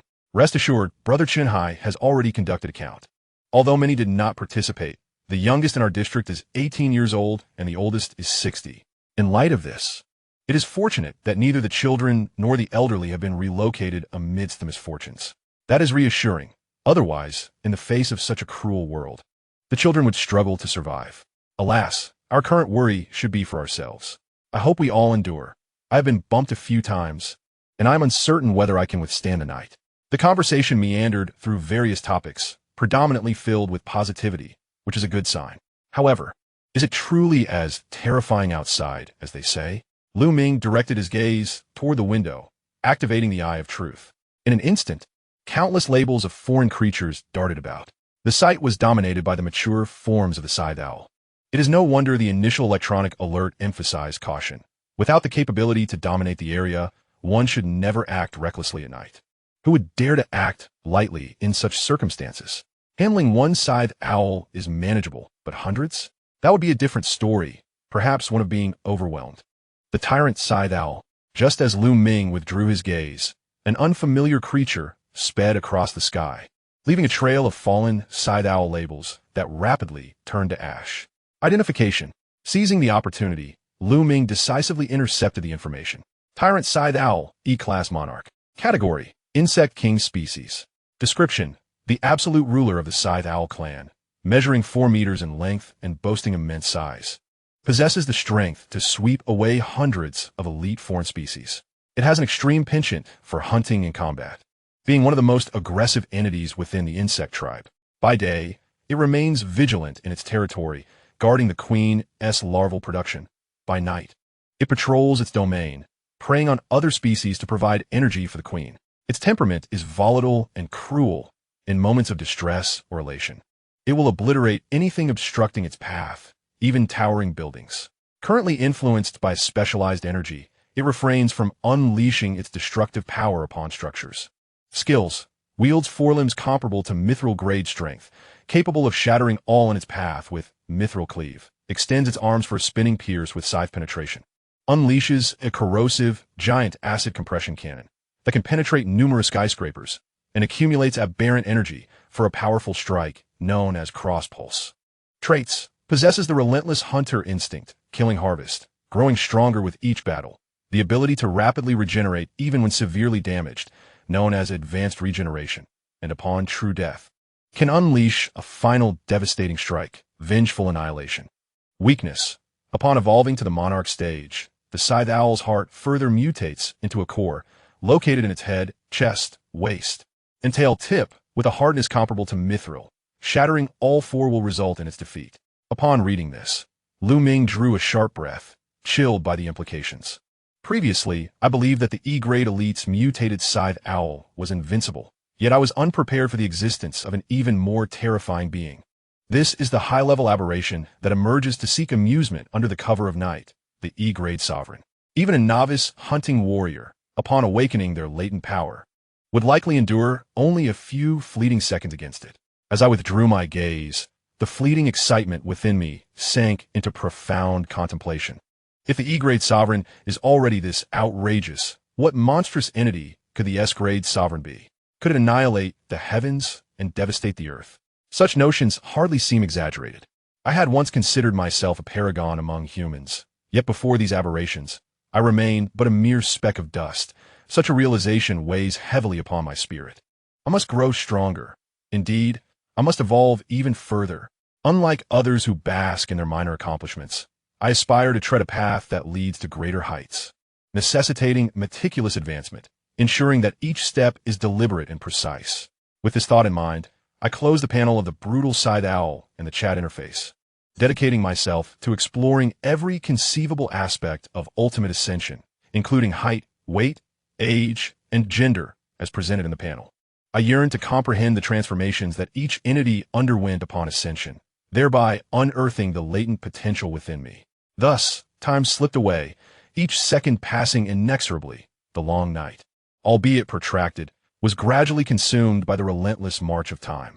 At 6 o'clock the following morning, just as I was about to succumb to drowsiness, the original spider egg, which had been incubating the entire night, cracked open. In that very moment of rupture, 8 figures positioned at the core of this planet simultaneously opened their eyes. Chapter 41. First snow after a brief moment of stillness. 8 eyes, each a different hue and shape, closed once more. How could it be? There could not possibly exist beings with more potent genetic lineage than them. It must be an illusion. Returning to the periphery, upon hearing the sound of the eggshell cracking, I nearly leaped to my feet. Yet, fearing that the egg had not fully hatched and could succumb to hypothermia, I sat back down, supporting the egg, my gaze fixed on the minuscule fissure, awaiting the moment of life's emergence. Crack! The eggshell continued to splinter, spiderweb-like lines radiating from the initial crack. Within mere seconds, the cracks encircled the entire shell. Crack, crack, crack, crack. The eggshell trembled incessantly, tiny fragments cascading down the edges of the fissure. Finally, with a crisp snap, it split in two, revealing a gap of approximately 3 centimeters. Through that opening, I could distinctly see strands of hair, tinged with faint starlight, pure and crystalline white. Undoubtedly, these were human traits, indicating that it was at least a semi-human entity. Even if it were merely a lad, such lustrous, snow-white hair would surely be strikingly beautiful. At that moment, the eggshell began to rotate, and the exposed portion exhibited a noticeable twisting motion. It first tilted to the left, then to the right, leaving me perplexed. Was it attempting to observe its surroundings? After all, I was right before it. Why not first gaze upon the handsome visage of its master? What is it? Is its view obstructed by its own hair? As I was attempting to coax the hatchling, the egg's body suddenly began to shake. The shell lifted at the top, slowly turned half a circle, and in the next moment, a pair of deep, ruby-like eyes, as clear as water, reflected in Lu Ming's gaze. It was quite a revelation. The creature had been facing away from him just moments before. Fixated on those mesmerizing eyes, Lu Ming found himself entranced. They exuded a blend of languor, tranquility, and curiosity. However, as those crimson orbs settled upon his face, the laziness dissipated, replaced by a softness and familiarity, as though they were long-acquainted companions. Prompt. The primordial spider egg has successfully hatched, and the bonding ceremony is complete. Master is Lu Ming. A soft, low, and languid hum emanated from within the shell. Then, the creature tilted forward, and both it and the shell tumbled down. The shell, which had been perched atop its head, rolled away, revealing a fluffy, soft mane of snow-white hair that nearly covered its entire back. Another gentle hum followed, as it patiently righted itself and sat in front of Lu Ming in a classic duck position. At that moment, Lu Ming discerned the defining features of its gender. His expression swiftly transformed from astonishment to shock, ultimately culminating in sheer elation. Indeed, the heavens had answered his prayers. It was an unequivocal humanoid spider maiden. While his excitement surged, a tinge of embarrassment washed over him. In a flurry, he pulled the blanket over the little creature, ensuring it was snugly wrapped. How careless of him to have forgotten to prepare fitting garments. Fortunately, he still had a dozen spare outfits within his spatial satchel. They might not fit perfectly, but he had 40 specialized crystals remaining. Clothes could be transformed after sublimation, allowing for alterations in design and even replication. While he might lack other experiences, he was certainly well-versed in women's fashion. For a primordial spider, one must incorporate elements of fluff. For a girl, a skirt was essential. Yet, she couldn't be left with bare legs. After all, combat was inevitable. To avoid any embarrassing exposure, undergarments and stockings were necessary. And boots would cultivate that queenly demeanor from an early age. With characteristics such as adaptive stretch, self-regulating temperature, maximum breathability, water resistance, and dirt repellence. He designed the ensemble in just a minute, although it consumed a full 30 specialized crystals. The replication of clothing didn't require much, but setting the characteristics demanded additional expenditure. He couldn't bear to have the little one uncomfortable, so he endeavored to make it as detailed as possible. Once completed, Lu Ming prepared to unveil the blanket to dress the little one. However, just as he grasped the edge, he heard a series of crisp crunching sounds from within. Assuming something was amiss, he lifted the blanket only to find the little creature calmly gnawing on the shell. producing that delightful crunching sound. Lu Ming was somewhat speechless. The little one seemed exceptionally composed, showing no signs of distress or agitation despite being suddenly covered, entirely devoid of the restlessness typically exhibited by newborns. Could it be a sign of its exceptionally high intellect? To delve deeper into her information, Lu Ming activated the Eye of Truth. To his astonishment, instead of the usual clear panel that appeared instantaneously, this time it flickered like a glitch, revealing nothing but a jumble of indistinct characters. Alert! Information probing requires the subject's consent. Lu Ming was taken aback. Was consent necessary? One absurd level of confidentiality. The primordial spider mother, who had paused her chewing, glanced at the astonished Lu Ming, seemingly comprehending the situation. With a slight nod of her chin, she resumed her meal. Alert! Subject's consent obtained. Identification successful. Primordial spider? Deity level. Race, divine being. Description, an ancient divine beast born from the realm of truth. Height, body length human form 121 centimeters. Original form 2M, capable of growth. Weight, mass human form 25 kilograms. Original form 300 kilograms, capable of growth. Universal functions, storage space, ultimate identification. Skills, silk manipulation, E-grade. Spider spear, E-grade. Web weaving, E-grade. Devouring, E-grade. Weakness detection, E-grade. Annihilation ray, E-grade. Traits, morphing, mastery of comprehension, max. Combat instinct, max. Learning instinct, max. Status, recognized by Master Lu Ming, currently in the juvenile stage. With all attributes at historically low levels, numerous skills and attributes sealed, capable of unlocking with the advancement of aberration levels. Current aberration level, E-grade juvenile, can consume energy from foreign creatures for promotion. Promotion progress, 3,000, 10,000. Was this a marvel? No, it was sheer astonishment. He never anticipated that the biological classification of the primordial spider was, in fact, divine. An original being, an ancient divine beast. How extraordinary. As for the juvenile stage and E-grade classification, they were mere facades. With such potential, this creature would undoubtedly become a true deity in the future. Moreover, she had just been born, possessing not only 2 universal functions, but also 6 skills and 4 traits. While the names of the skills were succinct, they evidently advanced in power with level progression, particularly the Annihilation Ray, which sounded immensely formidable. However, the 3 question marks in the panel title piqued his curiosity. Having accessed all this information, why was the name still undisclosed? Driven by curiosity, Lu Ming clicked on a question mark, and instantly, a prompt appeared. Alert! The primordial spider has yet to receive a name from its master. Would you like to name it now? So it was up to him to bestow a name. It made sense. A newborn creature would naturally lack a name. Yet, the thought of a name brought to mind a character from an anime he once watched, whose name was Shiro-chan, later changed to Shirowari. With that thought, Lu Ming examined the primordial spider closely and noted that she indeed bore some resemblance to that character. There exists an inexplicable discomfort associated with the name by Ji, as it is not one that was bestowed by her own hand. Setting aside the issue of appropriation, Lu Ming pondered for a moment before solemnly declaring, "The original Snow White has been established. Let us proceed with the naming. Prompt, please provide name. Initial Snow. Prompt, please confirm again. Confirm. Prompt, the original spider, Initial Snow, has been successfully named." Chapter 42. The perfect shaping of the divine race. Upon reviewing the panel, the question mark had transformed into Initial Snow, a remarkable outcome. With a crunch, she devoured half of the eggshell and turned to seek the other half.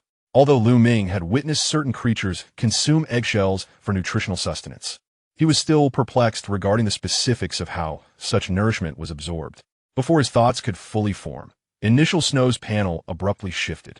Lu Ming gasped softly and turned to gaze, momentarily entranced. Original spider, Initial Snow, divine level. Race, divine. Description, born from the world of truth, the most ancient divine beast. Height, body length human form 122 centimeters. True form 23M, capable of growth. Weight, mass human form 25 kilograms. True form 360 kilograms, capable of growth. Universal functions, storage space, ultimate appraisal. Skills, silk manipulation, E-level. Spider spear, E-level. Web weaving, E-level. Devour, E-level. Weakness perception, E-level. Annihilation death ray, E-level. Traits, morphing, mastery of insight, max. Combat instinct, max. Learning instinct, max.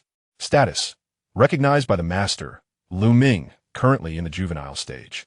With all attribute and ability indicators at a historical low, a multitude of skills and attributes sealed, and the intellect yet to awaken, gradually unlocking and enhancing with a rise in the level of differentiation. Current differentiation level: a level ordinary, capable of devouring energy from exotic biological entities for advancement. Promotion progress: 2,000-15,000. Just from consuming a small portion of the eggshell, her differentiation level has surged by a rank. What is contained within this shell? Is it imbued with immense strength? In a state of astonishment, Ming fixated on the eggshell as the appraisal effect of the Eye of Truth quietly manifested. He was compelled to investigate further. Appraisal: original spider eggshell. Category: special item. Description: a robust shell that protects the embryo of the original spider. It possesses considerable defensive strength and harbors astonishing energy, serving as the first sustenance for the original spider following its birth. Contains energy from exotic biological entities. 18,000. 18,000? Does that imply another level of advancement is within reach? Just as this thought settled, the energy reserve swiftly diminished by 1,000. Turning his gaze to initial snow, he observed her having just bitten off a piece. It appeared that this data was indeed updated in real time. However, Ming suddenly found himself in a quandary, realizing that it seemed imperative to consume items rich in energy from exotic biological entities to enhance the promotion progress. The exotic protein and body fat purification within his bag appeared devoid of any energy values, yet it bore annotations suggesting a preference for consumption by exotic beings. The conditions surrounding the birth of Chushue were also pertinent, implying that progress should not be hindered. With this in mind, Ming retrieved the protein from his package for further examination. High-purity exotic protein. Category: special food. Description: a highly nutritious substance adored by certain exotic creatures. Consuming it grants substantial energy replenishment, accelerating their growth rate. However, it is highly toxic to humans. Ingesting it without caution may pose a lethal threat. It is advisable to utilize an exotic protein detoxification machine, or, upon reaching the warrior level, to rely on one's own resistance for protection. Contained energy from exotic beings. 1. What's going on? He recalled that when he first accessed the information about this item, there seemed to be no energy value recorded. Did he merely misread it? He then turned his attention to the 8 clusters of body fat essence collected from the chrysalis of the Grim Owl. High concentration exotic body fat essence. Category: special food. Description: a high caloric nutrient favored by certain exotic creatures. Its usage provides immense energy replenishment, hastening their growth rate, but for humans. Contained energy from exotic beings. 5. Indeed, all values were present. What about the reason for Chushue's birth? It seemed unlikely, as her arrival did not directly affect him. Thus, it must be attributed to the anomalies occurring since his initial review of the protein's information, perhaps related to his level or skills. Skills? Oddly enough, Ming's gaze fell upon the advanced nurturing caregiver proficiency, and his lips twitched slightly. Surely it couldn't be. A quick glance revealed. Advanced nurturing caregiver proficiency, C-level, category, proficiency skill effect, grants exceptional caregiving experience, encompassing various stages of childcare, including but not limited to dressing, washing, nursing, grooming, and handling injuries.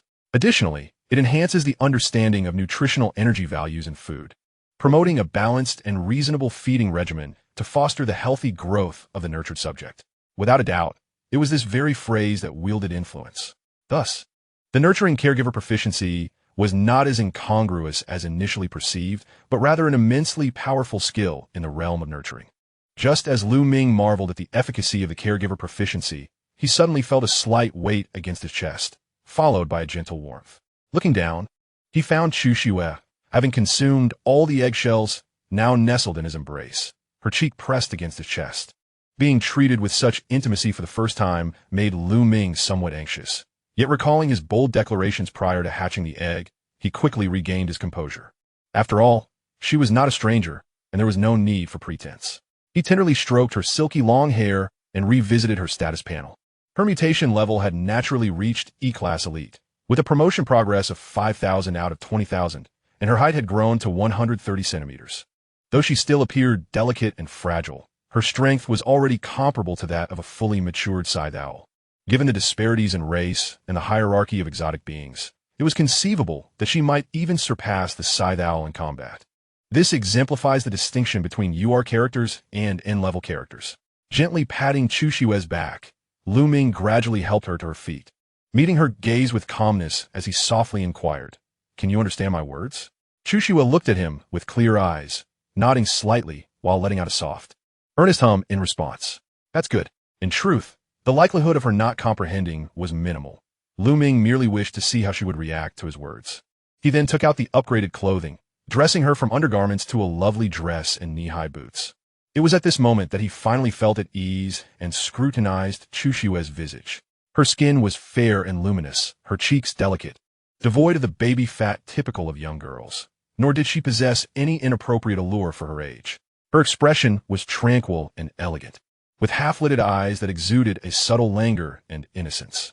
Clad in her white attire, she even radiated a touch of purity.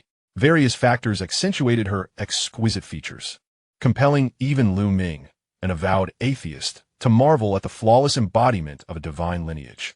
Moreover, her striking white hair only added to her allure. One could only wonder how breathtaking she would become as she matured. Though Lu Ming was uncertain, his heart was stirred. Chushue was now examining her garments, occasionally tugging at the hem of her dress and playfully touching the fluffy cuffs, her curiosity evident. Initially, Lu Ming thought this was satisfactory, yet he sensed something was amiss. After pondering, he realized the problem lay in her hair. It appeared too disheveled.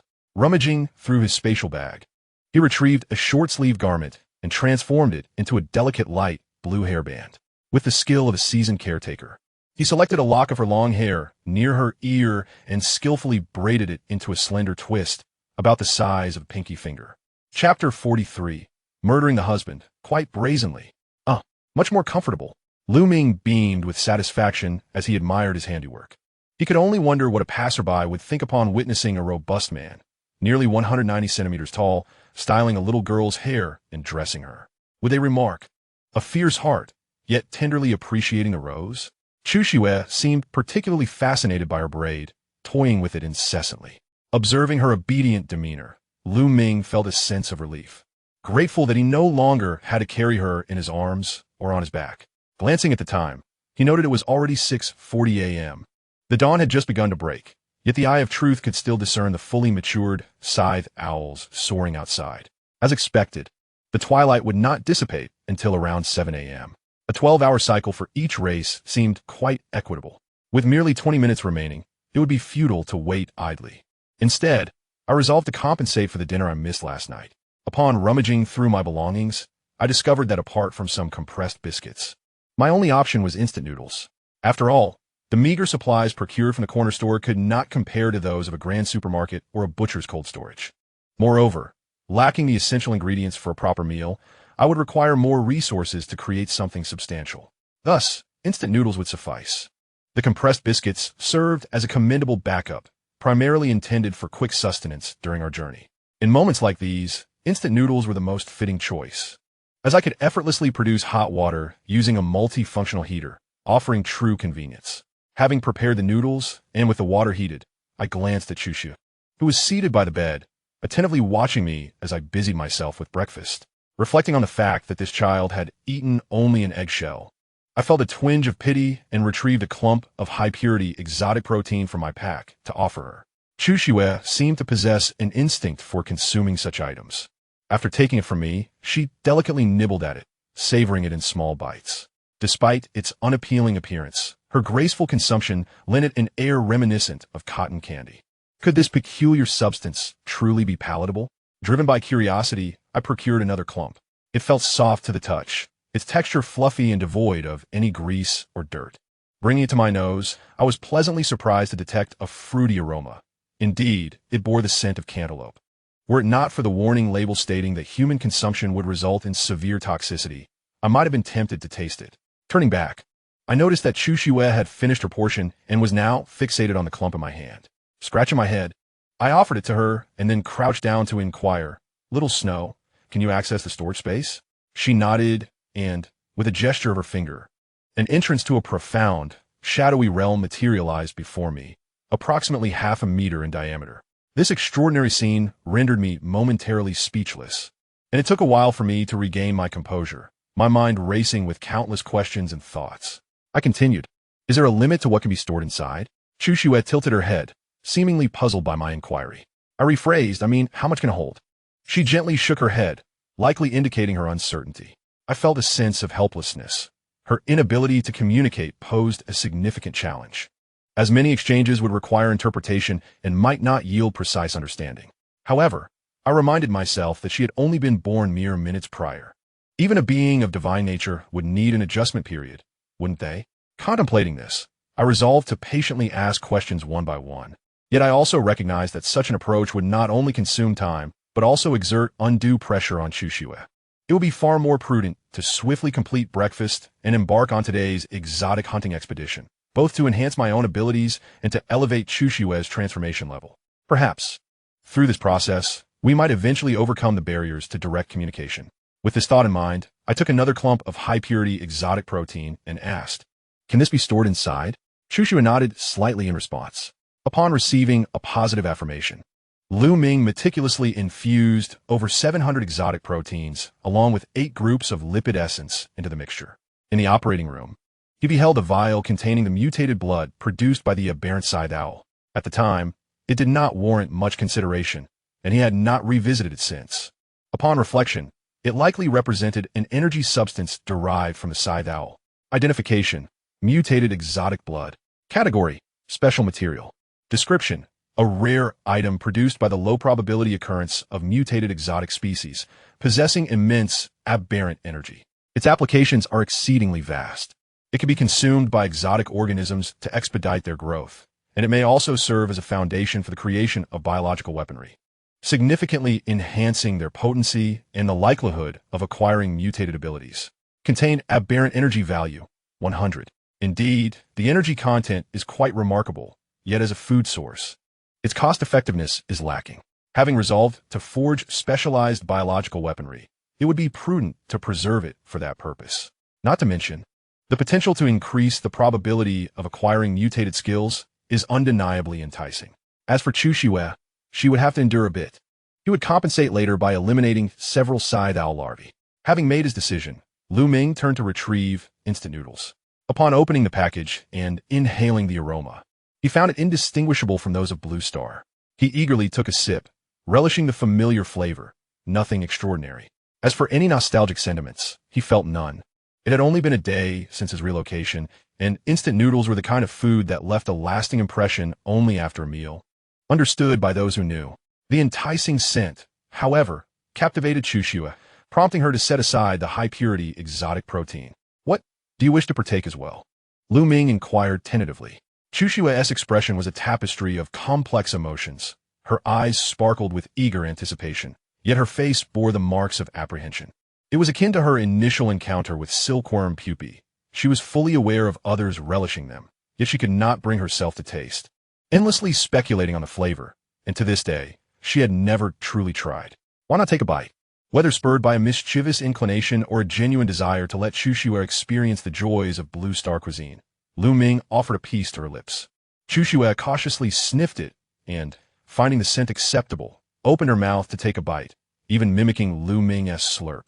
However, in an instant, her delicate brows furrowed tightly, and her mouth opened, causing the noodle to slide back into the bowl. Ming, well, that is not the end of it.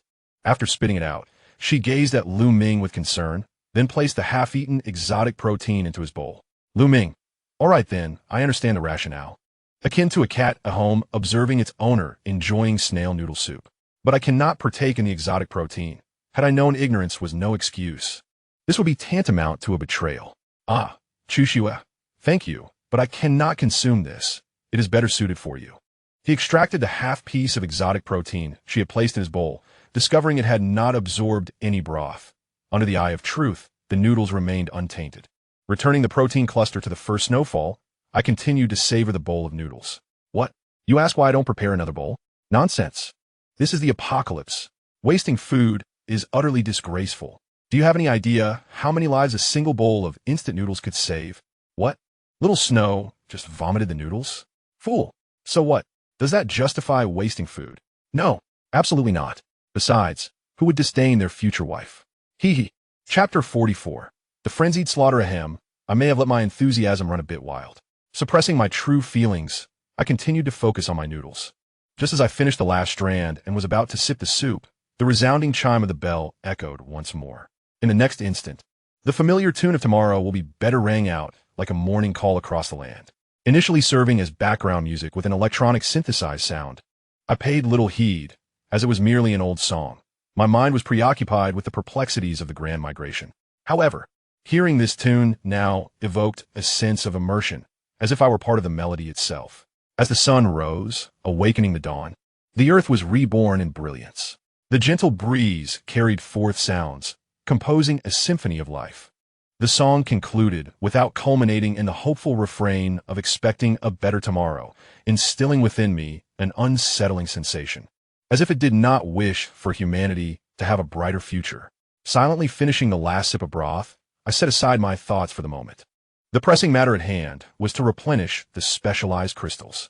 Beyond merely elevating my own specialization level, there were numerous tasks awaiting completion. The random skill books required urgent enhancement, weapons needed timely upgrades, and the ascension of awakening powers demanded substantial resources, all of which contributed to my considerable pressure. Therefore, while heading towards the northern outskirts, I aimed to gravitate closer to the inner ring. According to the distribution of the migrants, the density of anomalous creatures increased as one approached the inner ring. Currently, facing a swarm of scythe-wielding moths would not be an easy feat. But confronting the non-activated larvae of these creatures would be as effortless as slicing through vegetables. However, when mentioning the northern outskirts, I must bring up that level 3 supply box. The thought of it made my head throb. Upgrading it to level 5 would require an astonishing 500 specialized crystals. Such a feat is nearly impossible. Even the average person would struggle with this challenge.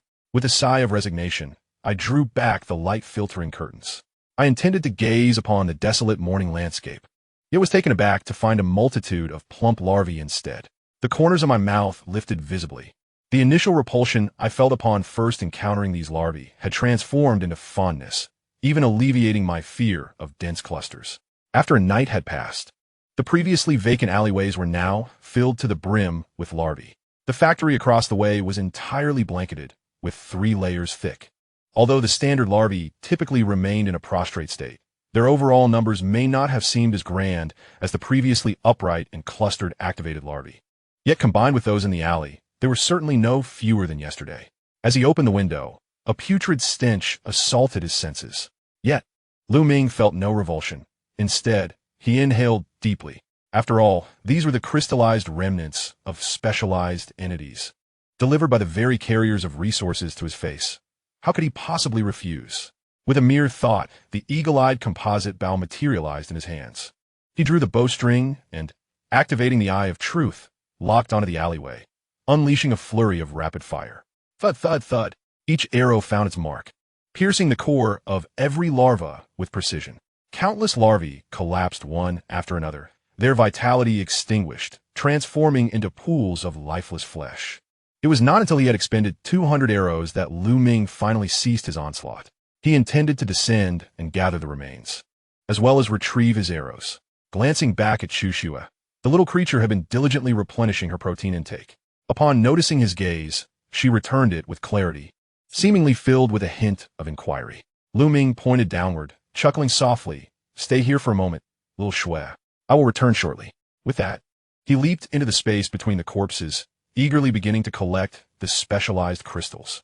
Greedily, he noted, successfully recovered the carcasses of the blade hawk larvae, obtaining 400 specialized crystals and 400 high-purity exotic proteins. Un successfully retrieved 200 portables compositaro. After several rounds of collection, the once crowded heap of bodies was suddenly cleared. The surrounding larvae, sensing the scent of flesh, began to swarm towards him. Ming scoffed, amused at the thought of legless prey attempting to encircle a 2-legged hunter. Just as he turned to leap away, a familiar petite figure caught his eye. Little Shui? He was taken aback. Just as he pondered how she had made her way down, several blade hawk larvae lunged towards her. Ming's expression shifted dramatically as he drew his precise crossbow, ready to dispatch them swiftly. However, before he could pull the trigger, 6 shadows shot forth from behind Shushua with a clang, swiftly retreating back into her form. By the time he regained his composure, the larvae that had charged at her lay collapsed, utterly lifeless. His eyelid twitched, He refrained from questioning what had transpired, for the wounds on the carcasses, pierced with lethal precision, spoke volumes.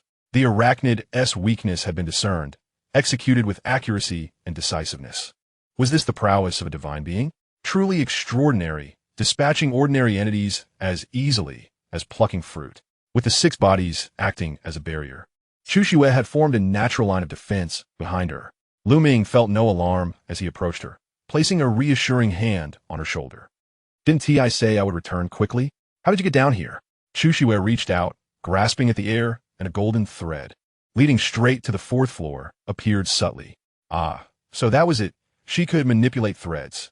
Indeed, if Spider-Man could traverse towering skyscrapers with ease, how could their ancient divine beast be any less capable? However, through this experience, Lu Ming discerned that Xiao Shui possessed formidable combat instincts, rendering it unnecessary for him to remain upstairs, methodically picking off enemies while accompanying her. Instead, he could simply stand his ground, employing his precise crossbow for rapid execution. Xiao Shui, safeguard yourself. I am about to commence the fish explosion. The precision crossbow began its relentless work, systematically eliminating the advancing larvae. As Lu Ming observed that his shooting speed could not match the relentless onslaught of the larvae, he quickly enhanced 3 portable crossbows of steel grade and prepared 150 steel grade bolts. Subsequently, he alternated between 2 crossbows, firing in quick succession while reloading the spare ones. Greed successfully dissected the carcass of the scythe mantis larva, obtaining 200 specialized crystals, 200 high-purity exotic proteins, and 100 portable crossbow bolts. Greed successfully dissected the carcass of the scythe mantis larva, obtaining 200 specialized crystals. Greed. Waves of larvae were vanquished, their anguished cries drawing in their companions. They surged forth, akin to a rising tide, with no respite. Only when the entire street was rendered vacant once more, and the factory's larvae exterminated, did Lu Ming finally lower his somewhat fatigued arms. It was absurd, considering he was a novice hunting warrior capable of lifting 1,000 pounds. It was astonishing that he felt weary after merely a short bout of slaying the insignificant scythe mantis larvae. To make matters worse, he felt ravenous, as if the instant noodles he consumed that morning had evaporated into thin air. Greed successfully dissected the carcass of the scythe mantis larva, obtaining 200 specialized crystals, 200 high-purity exotic proteins, and 100 portable crossbow bolts.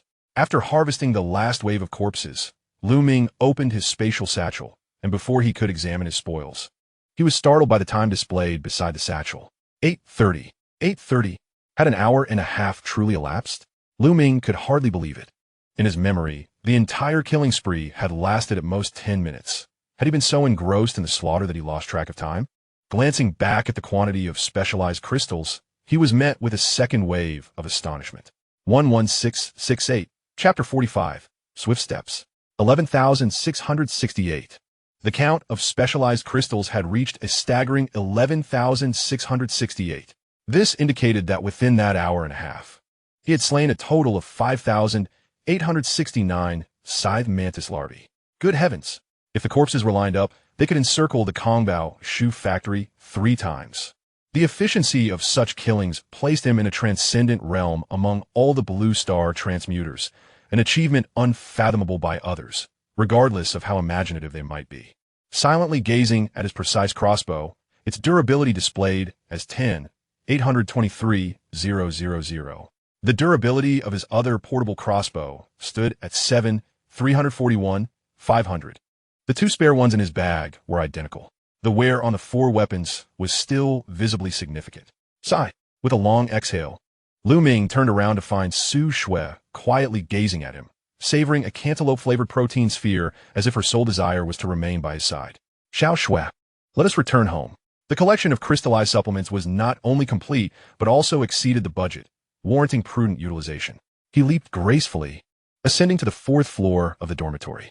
When he glanced back, he saw Xiao Shui effortlessly grasping a golden thread, ascending to the window like an elevator, before gracefully hopping down, landing on the bed as lightly as a feather. Lu Ming silently gave her a thumbs up in approval. By the way, Xiao Shui, open the storage space. With a collection of so many larvae, the wealth derived was not solely from the crystallized supplements, but also from high-purity exotic proteins. A staggering 11. 738 units. Upon witnessing this astonishing figure, Lu Ming felt a surge of excitement. It indicated that Xiao Shui was just a final sprint away from becoming an E-rank sovereign. Yet, amid his joy, he couldn't help but recall the sight of her consuming the protein, which left him with a tinge of concern. One sphere would sustain her for quite a while, but how long would it take for her to consume over 10,000 units of high-purity exotic protein? Despite his musings, he transferred the abundant exotic proteins into Xiao Shui's storage space for her convenience. However, the ensuing moment left Lu Ming feeling exasperated once more. As soon as the exotic proteins were stored, Xiao Shui was enveloped in a surge of energy veins. When Lu Ming checked the information panel, her promotion progress had soared from 5,050 to 16,788, just a step away from breaking the 20,000 barrier. Thus, it became apparent that her consumption was merely a matter of choice. If she opted not to eat, she could instantly convert energy, much like he had during his own advancement. Realizing this, Lu Ming felt a wave of relief wash over him, knowing he could now freely indulge her appetite without worry. Well done. He affectionately ruffled Xiao Shui's hair and turned his attention to his own matters. At the forefront, without a doubt, was the enhancement of his specialization level. The advantages of leveling up had already been vividly demonstrated during his initial breakthrough as a novice hunting warrior, especially with the presence of 3 lottery draws and universal discount coupons, which had elevated the priority of specialization levels to their utmost. He opened the panel and tapped on the specialization level. Prompt: sufficient quantity of specialized crystallized supplements detected. Would you like to consume 5,000 specialized crystals to elevate your specialization level to intermediate hunting warrior? Yes. The 5,000 crystals were immediately consumed. And while it was impossible not to feel a pang of regret, the anticipation of enhancing his innate strength soon overshadowed it. Whoosh! The 5,000 specialized crystals seamlessly merged within the spatial pouch, transforming into 5 droplets of crystalline blue liquid that entered his forehead. There was no pain, no discomfort, only a refreshing sensation that coursed through his entire being. His consciousness delved into his mind, and surprisingly, he perceived himself from a third-person perspective, observing his transparent form. The azure liquid coursed through his body, ultimately permeating his spine. In an instant, his spine crackled and transformed into a delicate and exquisite structure. Upon closer inspection, one could even discern a faint blue hue shimmering upon it. Just as Lu Ming wished to examine the changes in his spine more closely, the wondrous third-person perspective abruptly converged. As his consciousness cleared, he found himself back in the present, locking eyes with Chu Shui. Was that it? The entire process lasted less than 5 seconds, enhancing his capabilities threefold, 3 times that of a novice hunting warrior, 90 times that of an ordinary human. Could there be a more exhilarating sensation? Breathing heavily in excitement, Lu Ming clenched his fists and casually swung them. The force of his punches sliced through the air, producing a whistling sound, and with each strike, a conical wave of energy enveloped his fists. The sensation of this power coursing through him was intoxicating. In his exhilaration, he turned to shout, "Did you see that, Xiao Shui?" The sound of breaking air. Isn't it impressive? After his exclamation, he energetically swung his fists a couple more times, eager to showcase his newfound strength to Chu Shui. But what could a newborn spider, just hours old, comprehend of such notions? In less than half a second, Lu Ming's face flushed crimson as he realized his moment of folly. To his surprise, Chu Shui appeared utterly unfazed by the awkwardness. Instead, she nodded seriously, affirming with her characteristic hum. Her innocent gaze nearly brought him to tears. A warm sensation enveloped his heart, causing him to reflect on the fortune of having a companion who understands, supports, and accepts all his actions. Thank you, Xiao Shui. You may not fully comprehend yet, but I promise to be by your side, now and forever. Chu Shui nodded again, then took out a small ball of protein and began to eat, seemingly indifferent to the moment. Lu Ming chuckled softly, sensing that Xiao Shui was indeed too young to grasp his promise. Yet he understood the weight those words carried when spoken from his lips. Pressing his lips together, he shifted his focus to the remaining crystals he needed to manage. However, just as Lu Ming diverted his gaze, Chu Shui paused in her eating, lowering her head slightly, her clear eyes shimmering with a gentle light. Meanwhile, Lu Ming had retrieved a skill book with a colorful cover, an entanglement he had endured for an entire night. The ultimate transcendence awaited him. Without hesitation, Ming decisively initiated the ascent. Prompt: please select the level of transcendence. Second tier. Prompt: transcending the random skill book requires the consumption of 200 specialized crystals. Will you consume 200 specialized crystals to elevate the random skill book? Yes. With a flash, the skill book disassembled and reformed, now reappearing in Ming's hands. Its cover adorned with hues of blue, purple, and orange. Prompt: the random skill book has successfully transcended into a new random skill book. Prompt: a random skill book has been detected. Would you like to use it immediately? Using it will randomly grant you one book from the C-level skill books. Use it now. Prompt: congratulations. You have obtained a B-level skill book, Swift Steps. Chapter 46, Swift Motion. Swift Steps? It appears to be a movement skill. Let's examine its effects. Swift Steps, B-level. Type: movement technique. Effect: upon use, it instantaneously enhances foot speed by 50%, achieving a brief acceleration effect. There is no cooldown, but it will significantly deplete stamina. Indeed, it is a movement skill. His instincts have always been remarkably accurate. The effect is straightforward, a sudden 50 increase in explosive speed. The absence of a cooldown implies that the timing of its application is unrestricted. During combat, a sudden burst like this would likely catch the enemy off guard. Even if they do react, the chaotic timing of its use can disorient them, imposing psychological pressure. If utilized effectively, it can undoubtedly be an extraordinary skill. The only concern is the significant depletion of stamina. In this world, no superfluous phrases are used. Considerable consumption is certainly no trivial matter. Let us attempt at once to gauge the experience. Swift Steps. He silently recited in his heart. Leaning forward, Ming felt an explosive surge of power in his legs, propelling him towards the wall. Boom! A resounding crash reverberated, shaking the dormitory as countless particles of dust fell from the ceiling, landing atop Chushue's head, sliding down as if meeting an invisible barrier, finally settling on the bed. Looking back at Ming, he found himself embedded in the fortification grade wall. Struggling, he pried himself free, appearing somewhat disheveled. A miscalculation. He had forgotten that he had only recently advanced to an intermediate hunting warrior, and his physical enhancements had yet to adapt. The explosive increase in speed was simply unstoppable, and he had not genuinely experienced the stamina depletion. Only a profound sense of hunger was more pronounced. However, it was not without merit. At least it indirectly verified that his current physical strength was indeed remarkable. To shatter a fortification-grade wall without stacking any buffs, activating any enhancements, or wielding any weapons, he could engage in hand-to-hand combat with mutated elite variants. Other E-level elites were hardly worth mentioning. They were mere trifles. Turning his head to glance at Chushua, he offered an awkward smile, reassuring her not to frighten the little spider. He then wiped the dust from his face and opened his personal information panel to review the capabilities of an intermediate hunting warrior. Intermediate hunting warrior possesses the strength to hunt E-level elites equivalent to a small squad single-handedly. A coordinated team can even challenge E-level monarchs. A formidable elite among hunting warriors. Consuming specialized crystallization can promote one to an advanced hunting warrior. Promotion progress 666815000. This aligns closely with his expectations, though it merely reflects the standard description for an average intermediate warrior. Generally speaking, the rate of specialized crystal acquisition significantly influences the progression of an ordinary individual in enhancing their specialization level. Most find themselves devoid of surplus crystals to augment their awakening power, resulting in a majority of them possessing merely a first-tier awakening power, with limited skills to showcase. Were it to be me, however, the fourth-tier awakening power, when coupled with the power amplification technique and swift steps, would enable me to traverse the daylight with ease.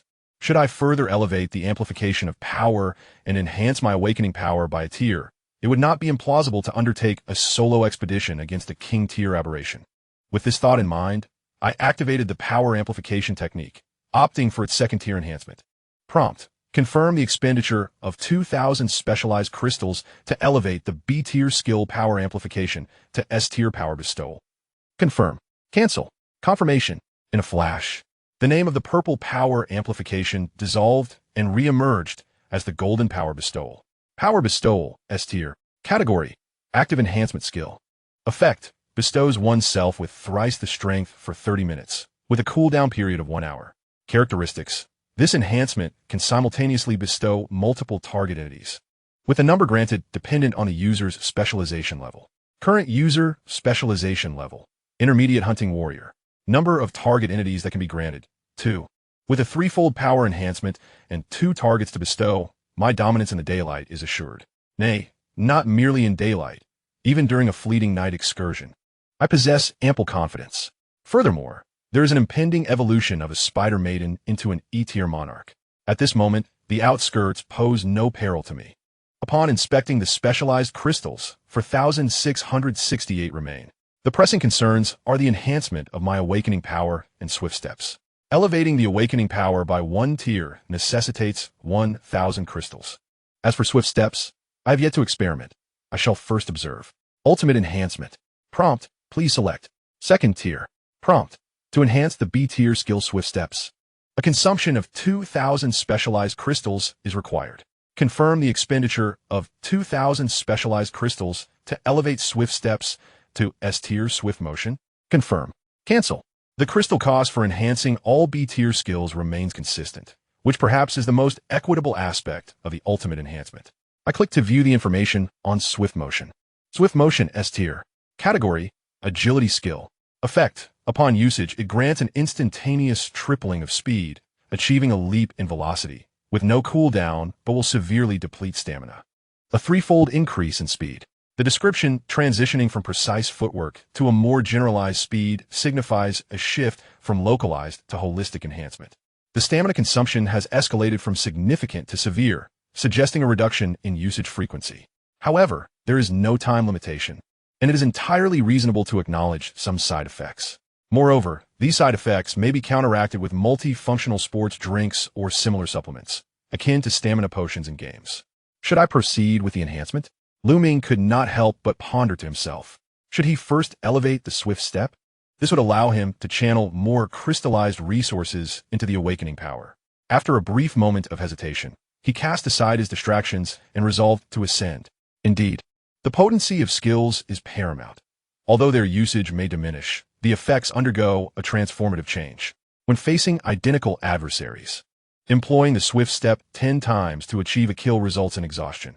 However, with a Godspeed strike, the foe is vanquished instantaneously, leading to the same outcome, but simplifying the process tenfold. How many unnecessary variables on the battlefield are thus avoided? Sometimes, mere seconds can alter the tide of battle. How often have advantageous situations like slaying the great dragon turned into disasters, resulting in a counterattack that obliterates one's base? Confirmed. Notification, B-level skill Swift Step has been successfully elevated to S-level Godspeed. Within the skill panel, the purple designation of Swift Step dissolved, replaced by the golden hue of Godspeed, adding a touch of opulence to his skills. It felt gratifying. Next was the awakening power. This was not an elevation, but an upgrade. Notification, sufficient quantities of specialized crystallized resources detected. Confirm the consumption of 1,000 specialized crystals to enhance the awakening power by 1 tier. Confirmed. Notification, awakening power has been successfully upgraded. Current stage is tier 5, 2 base, 3 additional. The information on his panel updated, marking his awakening power at tier 5. Awakening power. Category, awakening skill. Effect, upon usage, enters a gene awakening state for a brief period, amplifying overall physique 5-fold. Effect lasts for 5 minutes. With a cooldown reset daily at dawn. Characteristics, consumes specialized crystals, which can elevate the tier of awakening power. Both the effects and duration of gene awakening improve with the tier of awakening power, with a maximum of 10 tiers. Current tier, 5, 2 base, 3 additional. Upgrade progress, 166820000. Chapter 47, An Ideal Future. 5-fold 5 minutes. He recalled the time he vanquished the mutated scythe owl, where he utilized a 4-fold amplification for less than 5 seconds. Now, with an increased duration, he felt a surge of confidence. Of the remaining 1668 specialized crystals, aside from the 50 needed to elevate his ordinary swordsmanship to exceptional swordsmanship, he decided to reserve the rest for future needs. Glancing at the time, he noted it was already 9 o'clock. Waves of hunger washed over him, making it difficult to concentrate without sustenance. He casually rummaged through his bag for instant noodles, preparing to make do. Yet, as he retrieved the package, a sudden epiphany struck him. How could he have forgotten that this too could be elevated? Wait a moment. Realizing this, Ming smacked his forehead, chastising himself for his foolishness. While he remembered that food could be elevated, he had neglected to consider that high-purity alien proteins could also advance. Consequently, over 10,000 units of alien protein had entered Chushua's stomach in their raw state. Turning around, he observed Chushua still savoring the protein balls, likely out of a child's fear of boredom, leaving some to chew slowly. Yet, one cannot indulge in a life of excess while their future wife subsists solely on junk food. Thus, Ming cautiously inquired, "Xiaoxua, do you still have any protein balls? Could you spare me one?" Upon hearing his words, Chushua turned her head and, upon noticing the instant noodles in Ming's hand, her expression transformed abruptly. Swiftly, she produced a ball of exotic protein and thrust it into Ming's embrace, her gaze reflecting a sense of realization that he had finally grasped something significant. Ming, overwhelmed with gratitude, accepted the protein ball and silently contemplated the ultimate enhancement. Prompt, please select enhancement grade. Second grade. Prompt, enhancing high-purity exotic protein requires the consumption of 20 specialized crystals. Confirm the consumption of 20 specialized crystals to elevate high-purity exotic protein to mutated grade exotic protein. Confirm. Cancel. Win the world. Is it truly so costly? The consumption of 20 crystals. Are they made of gold? Mutated grade exotic protein. Category, special food. Description, a rare item produced by the low probability of mutated exotic creatures, possessing immense alienation energy. It is a high-energy food adored by all exotic beings. Consumption significantly accelerates growth rates, but for humans, this substance harbors deadly toxins. A single bite could be fatal. It is advisable to utilize an exotic protein processing machine to eliminate toxins, or, upon reaching the Battle King level, to rely on one's own resistance for survival. Characteristics. There is a minuscule chance of mutation upon consumption. Alienation energy value, 100. No wonder, this represents a leap from 1 to 100 in value. To acquire something equivalent to the energy value of mutated exotic blood with just 20 specialized crystals is indeed a tremendous profit. Moreover, it can only be produced by mutated exotics, which occur with exceedingly low probability. The rarity of this item justifies its price, particularly given its trait of increasing mutation chances, enhancing its value further. Speaking of which, will Xiaoxua experience mutation from consuming this? After all, she is a primordial level divine beast. Perhaps not? Xiaoxua, how much exotic protein do you have left? Ming asked, turning back to her. If she possessed enough, 50 balls, to be precise, it would facilitate her advancement to E-level king. Chushua fell silent for a few seconds, uncertain how to convey her thoughts, before directing her gaze towards Ming. Prompt, the primordial spider, Chushua, has sent you a trade request. It possesses such a function? Can I also choose to trade with her? Ming opted to accept. The trading interface opened smoothly, and Chushua promptly placed 650 balls of exotic protein into the exchange. Ming hastily waved his hands. No, just 50 will suffice. After a moment of contemplation, Chushua retrieved 550, leaving a total of 100. Ming, amidst his speechlessness, felt a surge of emotion. This child still remembered his need for sustenance. However, he thought it best not to continually decline Xiaoxua's kindness. What if she misinterpreted his actions as disinterest? The trade concluded. Ming attempted to enhance in bulk, and the result indicated that the operation was feasible. The bulk enhancement of 50 balls of mutated exotic protein required the consumption of 1,000 specialized crystals. Do not speak of extravagance. Providing for Xiaoxua's material needs is his inherent responsibility. Upon discovering an additional 50 purple protein clusters in his bag, Ming curiously extracted one, bringing it to his nose. Ah, this one bears the flavor of blueberries, its texture reminiscent of the fluffy cotton candy, sure to delight the child. Observing Ming's enticing protein cluster, Chushua instantly found the exotic protein in her hand to be less appealing. Noticing the little one's gaze, Ming promptly placed the mutated exotic protein into her mouth, encouraging her to open her storage space. As always, Chushua was obedient, complying with his request without hesitation, reaching out to activate the spatial entrance. Ming then proceeded to pack the remaining 49 clusters inside. Seemingly aware that Ming had provided a sufficient energy supply for her advancement and understanding his intentions, Chushua absorbed the energy of the mutated exotic protein through consumption, her entire being radiated with a brilliant aura as an overwhelming pressure emanated from her core. Ming watched intently, Within mere seconds, her height visibly surged, and her physique underwent tangible transformation. Eye of Truth. Chushue, deity level. Race divine. Description: an original spider birthed in the realm of truth, the most ancient divine beast. Height: body length human form 140 centimeters, true form 4m, capable of growth. Weight: true form human form 30 kilograms, true form 600 kilograms, capable of growth. Universal functions: storage space, ultimate appraisal.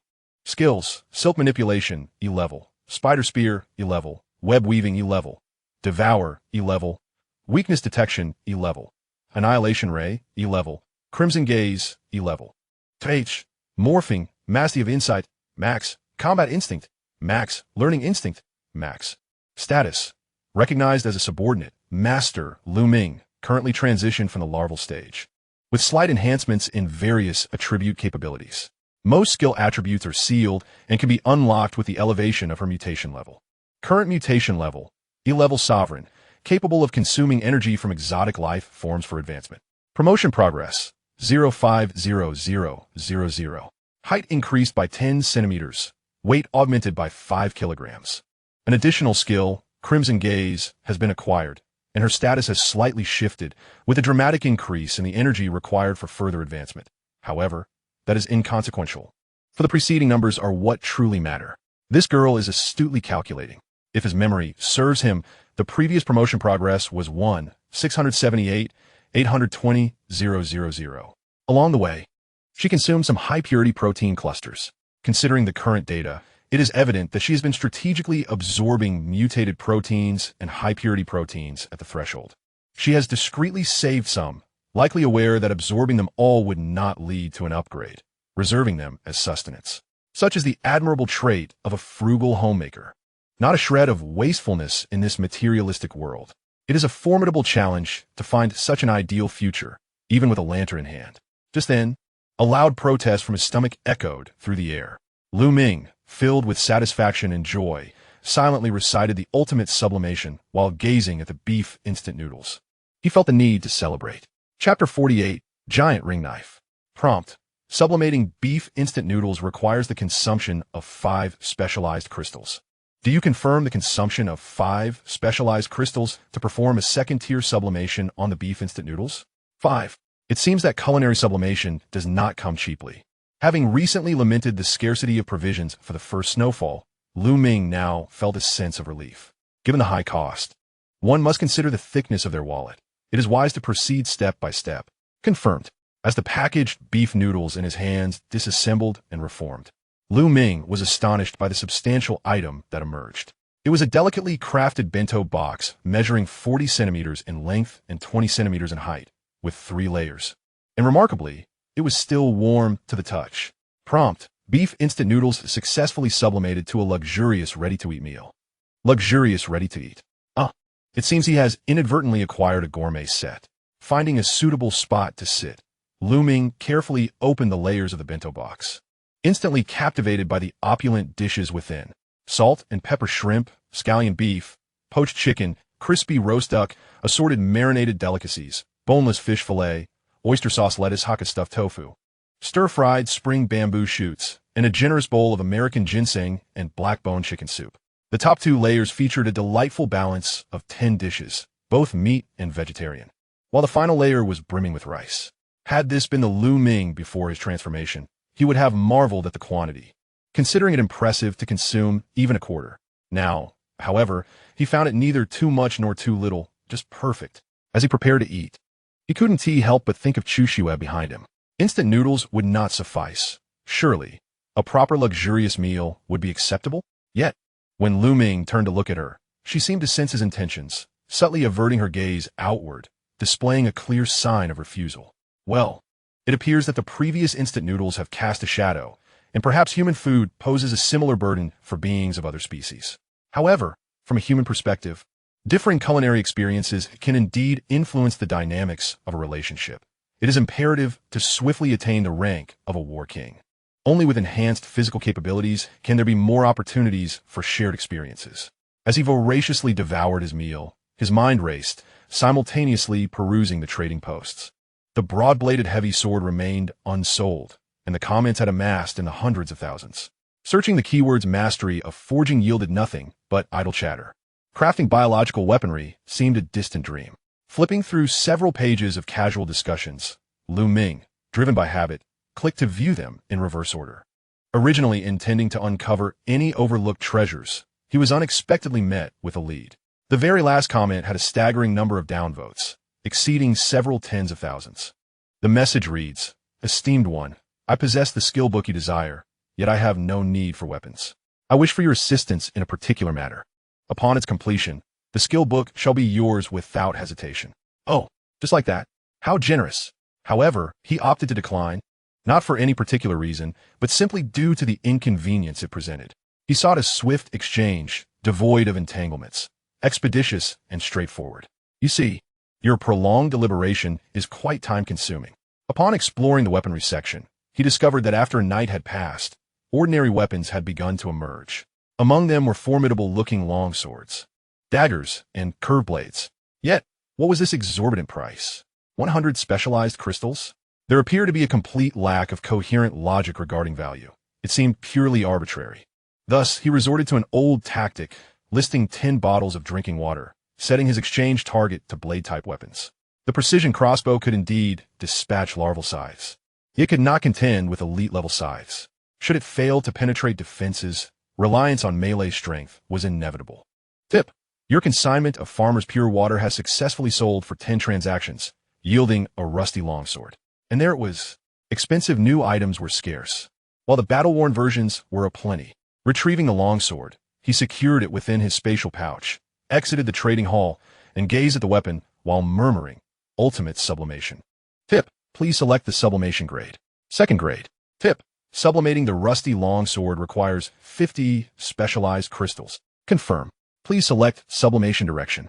Giant ring blade, crescent moon blade, mithril needle blade. The mithril grade, whether in blade or hilt, was progressing towards a formidably majestic and exquisitely crafted design. The giant ring blade, as the name suggests, was an oversized ring blade, its length and width reaching alarming proportions. The crescent moon blade, the prototype of the martial saint's weapon, was undeniably handsome, but belonged to the long-handled category, which did not align with his personal preference, so he opted to pass. The final option, the mithril needle blade, had been demonstrated on a certain platform. Its narrow, long blade exhibited a powerful swing, making it a commendable choice. However, he settled on the giant ring blade. No man can resist something grand, and he, a quintessentially masculine man, with a series of cracking sounds, the rusty longsword disintegrated within the spatial pouch. 50 specialized crystals transformed into an energy aura, enveloping the shards of the blade. As the structure reformed, a formidable and imposing giant weapon materialized. Identification: giant ring blade, mithril grade. Category: weapon. Description: blade length 150 centimeters, hilt length 35 centimeters, weight 200 kilograms. Crafted through the interwoven techniques of transmission craftsmanship and the art of Jialan, this mithril-grade weapon carries the might of a mountain with each swing. Only the strong can wield it. Only the formidable can master it. Durability: 3,200 kilograms, when hurled upon an ordinary person, could indeed prove fatal. How much more so when wielded by a mid-level warrior? 1 word: formidable. 2 words: invincible. 3 words: overwhelmingly formidable. After savoring the last sip of chicken soup, he contentedly patted his belly, feeling an unparalleled sense of elation. With abundant energy and fully equipped, this sense of fulfillment represented his most vibrant state. Rising to stretch his limbs, he faced the direction of the northern suburbs and resolved that it was time to embark on his journey. If he could stumble upon some secondary storage boxes along the way, it would be immensely beneficial. Alas, the map only indicated tertiary supply boxes, showing a distinct disdain for the secondary ones.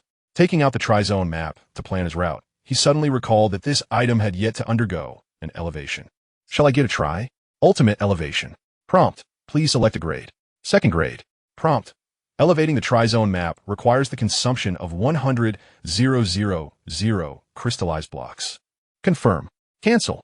Cancel. As expected, exorbitantly priced. There is a reason this item had been singled out during its initial transfer. However, since it consumed crystallized blocks, In contrast to those superlative items that often cost millions or tens of millions of crystallized units, it was relatively reasonable. Speaking of which, he had already conducted an experiment regarding the elevation of specialized crystallization last night. First grade elevation allows for the transformation of specialized crystallization into crystallization blocks, but it consumes 100 units of specialized crystallization. Second grade elevation can convert specialized crystallization into crystallized entities, yet it requires 10,000 units of specialized crystallization. The previous two forms of crystallization had been elucidated. One crystallized entity contains the energy equivalent to 100 crystallization blocks, while 10,000 units of specialized crystallization equate to one crystallized entity. What does this imply? It suggests that the elevation concerning specialized crystallization, aside from the proportional conversion, necessitates the inclusion of 1 unit of the original specialized crystallization as a form of processing fee. Chapter 49, regrettably, a freak. Reflecting on the past, 1 day prior, the phenomenon of such outrageous elevation targets had never occurred before. Yet, it sparked a possibility within him. That is, specialized crystallization may inherently be incapable of merging or being exchanged for higher-grade crystallized substances. To put it simply, they cannot be interconverted. The ultimate elevation bug provided him with a rare opportunity to advance lower-grade crystallization to higher-grade crystallization. For others seeking to acquire them, they would likely only be able to harvest from the corpses of higher-grade alien creatures, such as elites of D, C, or even B grade. This rule significantly raised the difficulty of obtaining crystallization blocks and crystallized entities, thereby greatly enhancing their value. For him, this was undoubtedly advantageous. When a mainstream currency of the future transitions to crystallization blocks or crystallized entities, merely engaging in the trade of crystallization would allow him to earn a living while reclining in bed. Additionally, he pondered whether the elevation of specialized levels would entail a shift in the grade of specialized crystallization. Upon reaching a certain level, the subsequent ascension to a specialized tier no longer requires the use of specialized crystals, but rather specialized crystal blocks. This shift establishes a compelling incentive for humanity to confront higher-tiered anomalies. Reflecting upon this, I find a sense of serenity. After all, the only task at hand is to grow stronger and live vibrantly, allowing everything else to unfold naturally. Xiaoxue, it is time for us to depart. Lu Ming gently reminded as he approached Xiaoxue. She remained steadfast, devoid of any hesitation, even taking the initiative to grasp Lu Ming's hand. This intimate gesture filled Lu Ming with a sense of elation, and observing her stature, she now appeared to be a 10-year-old. At this growth rate, she could ascend to adulthood as a D-level monarch. The future holds great promise, immense promise. However, it seemed that the girl was fixated on the bed. After a moment of contemplation, Lu Ming realized that it was the place of her birth, thus evoking a sense of nostalgia. This sentiment is commendable, as such loyalty and character is admirable, and combined with her previous performances, it is difficult to find any flaws in her. He raised his hand, intent on reclaiming the bedding. By finding a place to rest later, he would not need to enhance the bed further, achieving multiple benefits in one stroke. Let's go, he declared, taking the bed with him as Xiaoxue exhibited no lingering attachments. Lu Ming focused on the map, silently committing the planned route to memory. The distance was not particularly great. The so-called region felt akin to a large county in Blue Star, with the suburban boundaries extending approximately 100 to 80 kilometers north to south. While relying on physical strength to leap between rooftops would allow for swift passage, such an approach did not align with his style. As a representative of the new era of humanity, he believed in utilizing tools to spare oneself from unnecessary exertion. Physical stamina should be reserved for various forms of combat, especially given the inherent risks of missteps. Thus, he resolved to procure a vehicle, perhaps a stylish ride. Opening the window, he stood on the ledge, wrapping an arm around Xiaoxue's waist and lifting her into his embrace, ready to leap down. Unexpectedly, a sense of déjà vu washed over him. He recalled how Xiaoxue had previously used her thread to navigate an elevator and retreated from the ledge. Lowering Xiaoxue from his arms, Lu Ming earnestly inquired, "Xiaoxue, can your thread fly?" Xiaoxue tilted her head, her eyes clear and innocent. Lu Ming pressed his hands against his temples, then lowered them before articulating, can it shoot out threads to latch onto the walls of tall buildings? Using gravity and inertia to swing through the air effortlessly crossing distances and then landing precisely. That kind of convenience. Do you understand? By the time he finished his last 3 words, Lu Ming felt a twinge of embarrassment. While his mind painted a vivid picture, his expression had become somewhat chaotic. If Chu Shue did not grasp the concept, he would understand. If all else failed, they could simply resort to conventional transportation. Lu Ming was on the verge of giving up when Chu Shue gently nodded. Did you understand? How is it? Is it possible? Lu Ming was filled with joy. As a man, who wouldn't desire to traverse the vast expanse of the world and soar through the skies? Chu Shue nodded again, taking Lu Ming's arm and placing it around her waist, then gestured at him. Do you want me to hold on to you? Chu Shue affirmed with a sound. How could Lu Ming refuse? He immediately grasped her firmly. The two ascended the window ledge once more, and Chu Shue reached into the void, retrieving a golden thread that fell in her hand. With a leap, she propelled herself forward, harnessing the force of inertia. Woohoo! Feeling the exhilarating rush of the wind against him, Lu Ming reveled in a moment. Now is the time. Let's switch the thread to the other side. Noticing the shift in their center of gravity, Lu Ming directed her with precision. Upon hearing his command, Chu Shue released the golden thread and deftly maneuvered it towards the wall of another building. With a thunderous roar, the wall shattered. The golden thread pierced through the structure, looping around and tying itself in a knot atop the roof. Lu Ming's eyes widened in astonishment. What incredible power is this? You call this a thread? It feels more like a missile. Just as his thoughts settled, Chu Shue employed the same tactic again. While her form indeed resembled that of Spider-Man, the difference was that his webs adhered to others' walls, while she seemed to demolish 2 walls at each anchor point. Fortunately, in this post-apocalyptic wasteland, the buildings were all abandoned. Otherwise, he would have been left with nothing but his undergarments. Boom! Boom! Boom! In this exhilarating atmosphere accompanied by an explosive soundtrack, Lu Ming and Chu Shue swiftly darted through various streets. Whoosh! Passing through a residential area, below them, some transmuters were hunting for the larvae of the Grim Reaper owl. Suddenly, a chilling breeze rushed past his back, and he assumed it was a larvae ambush. Turning to look, he witnessed a robust figure soaring past, suspended by a golden thread, executing a textbook aerial maneuver with remarkable finesse. He had been recording a video of his hunt for the Grim Reaper owl larvae, intending to show off later in the regional board. The camera captured the entire sequence, prompting him to exclaim, "Wow!" His shout echoed loudly, instantly attracting the attention of the surrounding larvae, which began to crawl towards him rapidly. Terrified, he dashed into a nearby shop, slamming the door shut, gasping for breath. Yet, amidst the fear, he felt a surge of excitement. This video, once released, would undoubtedly garner immense attention.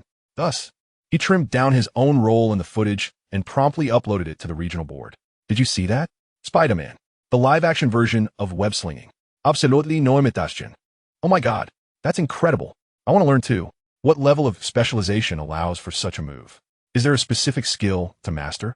Who knows? I should have stopped him to ask. Could I even stop him? I didn't even catch a whiff of his exhaust. TCH, what does your fleeting glance even count for? Captured only from behind, I must inform you that this is certainly not Spider-Man. Take a closer look, this is the truth. Half a minute later, one exclaims, "Goodness! Is that an angel? How can anyone be so exquisitely beautiful? How old is she? Moreover, didn't T Uncle Chun conduct a survey on age? There shouldn't be any transfers below adulthood. Does that really matter? It's irrelevant. If you slow it down, you'll see that the girl has white hair and crimson eyes. Her features are almost on par with CGI. Can humans truly possess such appearances? Indeed, your observation is quite valid. By the way, who is this handsome gentleman? He seems to have a commendable physique. Certainly, he could rival Uncle Chun. What a pity he is a deviant. Indeed, indeed, indeed, indeed, indeed, indeed. Chapter 50, Huatai Lifestyle Shopping Plaza. As Lu Ming observed the video file, he realized his joy was being shared by the masses, and he had even acquired a rather peculiar moniker. But what of it? It hardly matters. After all, what is wrong with a man being a little eccentric? As for the attention it has drawn, let it draw attention. Previously, he had been cautious to avoid jealousy and betrayal. Now, at this level of strength, he no longer feared such exposure. After all, both he and Chu Shue in his arms had transcended the capabilities of contemporary humanity. If there were still uncertainties, he would merely ascend another level. When there exists an insurmountable chasm between individuals, the inclination for treachery will vanish without a trace. They would no longer regard him as one of their kind. Those who cannot provoke him must instead revere him, allowing him to come and go as he pleases.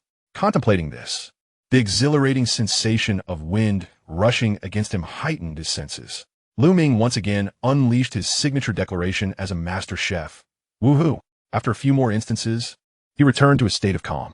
Yet once the fervor subsided, his thoughts became crystal clear, entering the legendary sage mode. At this moment, aside from guiding Chushua, he devoted the remainder of his time to surveying the architecture with his eye of truth. He was not in dire need of food supplies. In fact, the basic necessities of life had ceased to be a pressing concern. A single packet of instant noodles accompanied by 5 specialized crystals constituted a lavish feast. What more could one desire? Thus, he redirected his search through the eye of truth to focus solely on resource crates and weaponry. Perhaps the initial area was inherently barren, or perhaps it lay within the outer ring. Traversing the streets of the district, he found not a single resource crate, nor any weaponry, wondering if they had all been claimed by others. After all, following a day of experience accumulation and a night of ample rest, those with strong adaptability had begun to form groups to hunt the sickle moth larvae. Although their movements were not yet refined, their kill rate was surprisingly high. Since transfers had begun to become active, it was only a matter of time before the surrounding resources were divided among them. However, regardless of the circumstances, it was merely a peripheral matter. The destination he now sought was the vast expanse of stars and sea. Realizing this, he ceased to linger in the residential area and instead directed his efforts towards the various precinct police stations. Regrettably, after scouring the surroundings, he found no trace of stun guns or even batons. Confounded, he could only speculate that, at the time of the disaster, they had either been consolidated by the original military forces or destroyed by the aberrant entities. The former possibility was evidently more plausible than the latter. For human nature during calamity is exceedingly intricate. In a state of extreme fear, individuals who acquire weapons are certain to incite a riot. Consequently, the regional headquarters and command centers of each area became the core locations for the stockpiling of firearms. Upon examining the map, he searched for the regional headquarters, and the outcome was quite surprising. The regional headquarters of the Jintian district was clearly marked with a red indicator on the map, identical to the other 2 districts. Was this not a blatant revelation? Did one desire formidable weaponry? Here it was offered freely. Go seek it out. I have placed all the weapons within the region there. A pirate's treasure, perhaps? How absurd. While he found the situation exasperating, he still yearned for those firearms. Yet, before proceeding to the headquarters, he needed to ascertain the situation.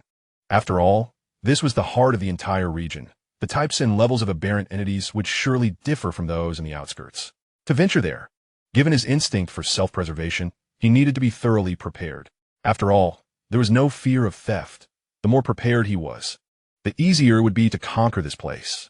In contrast, the Tier 3 supply box in the northern outskirts, located in the outer region, undoubtedly carried the risk of being pilfered. Moreover, in the hands of others, it was merely a dilapidated box yielding B-grade products. In his possession, however, it transformed into a rare treasure chest capable of producing S-grade gems. The disparity was vast. How could he allow others to squander it? As time passed, noon approached. A silken thread fluttered across the street as Ming and Chushue's figures alighted upon the rooftop. Across the street stood a colossal building, its somber facade crowned with a large sign, Huatai Life Shopping Plaza. It was hard to fathom that such a grand shopping center could exist in an outer suburban area. Furthermore, it marked the location of the Tier 3 supply box.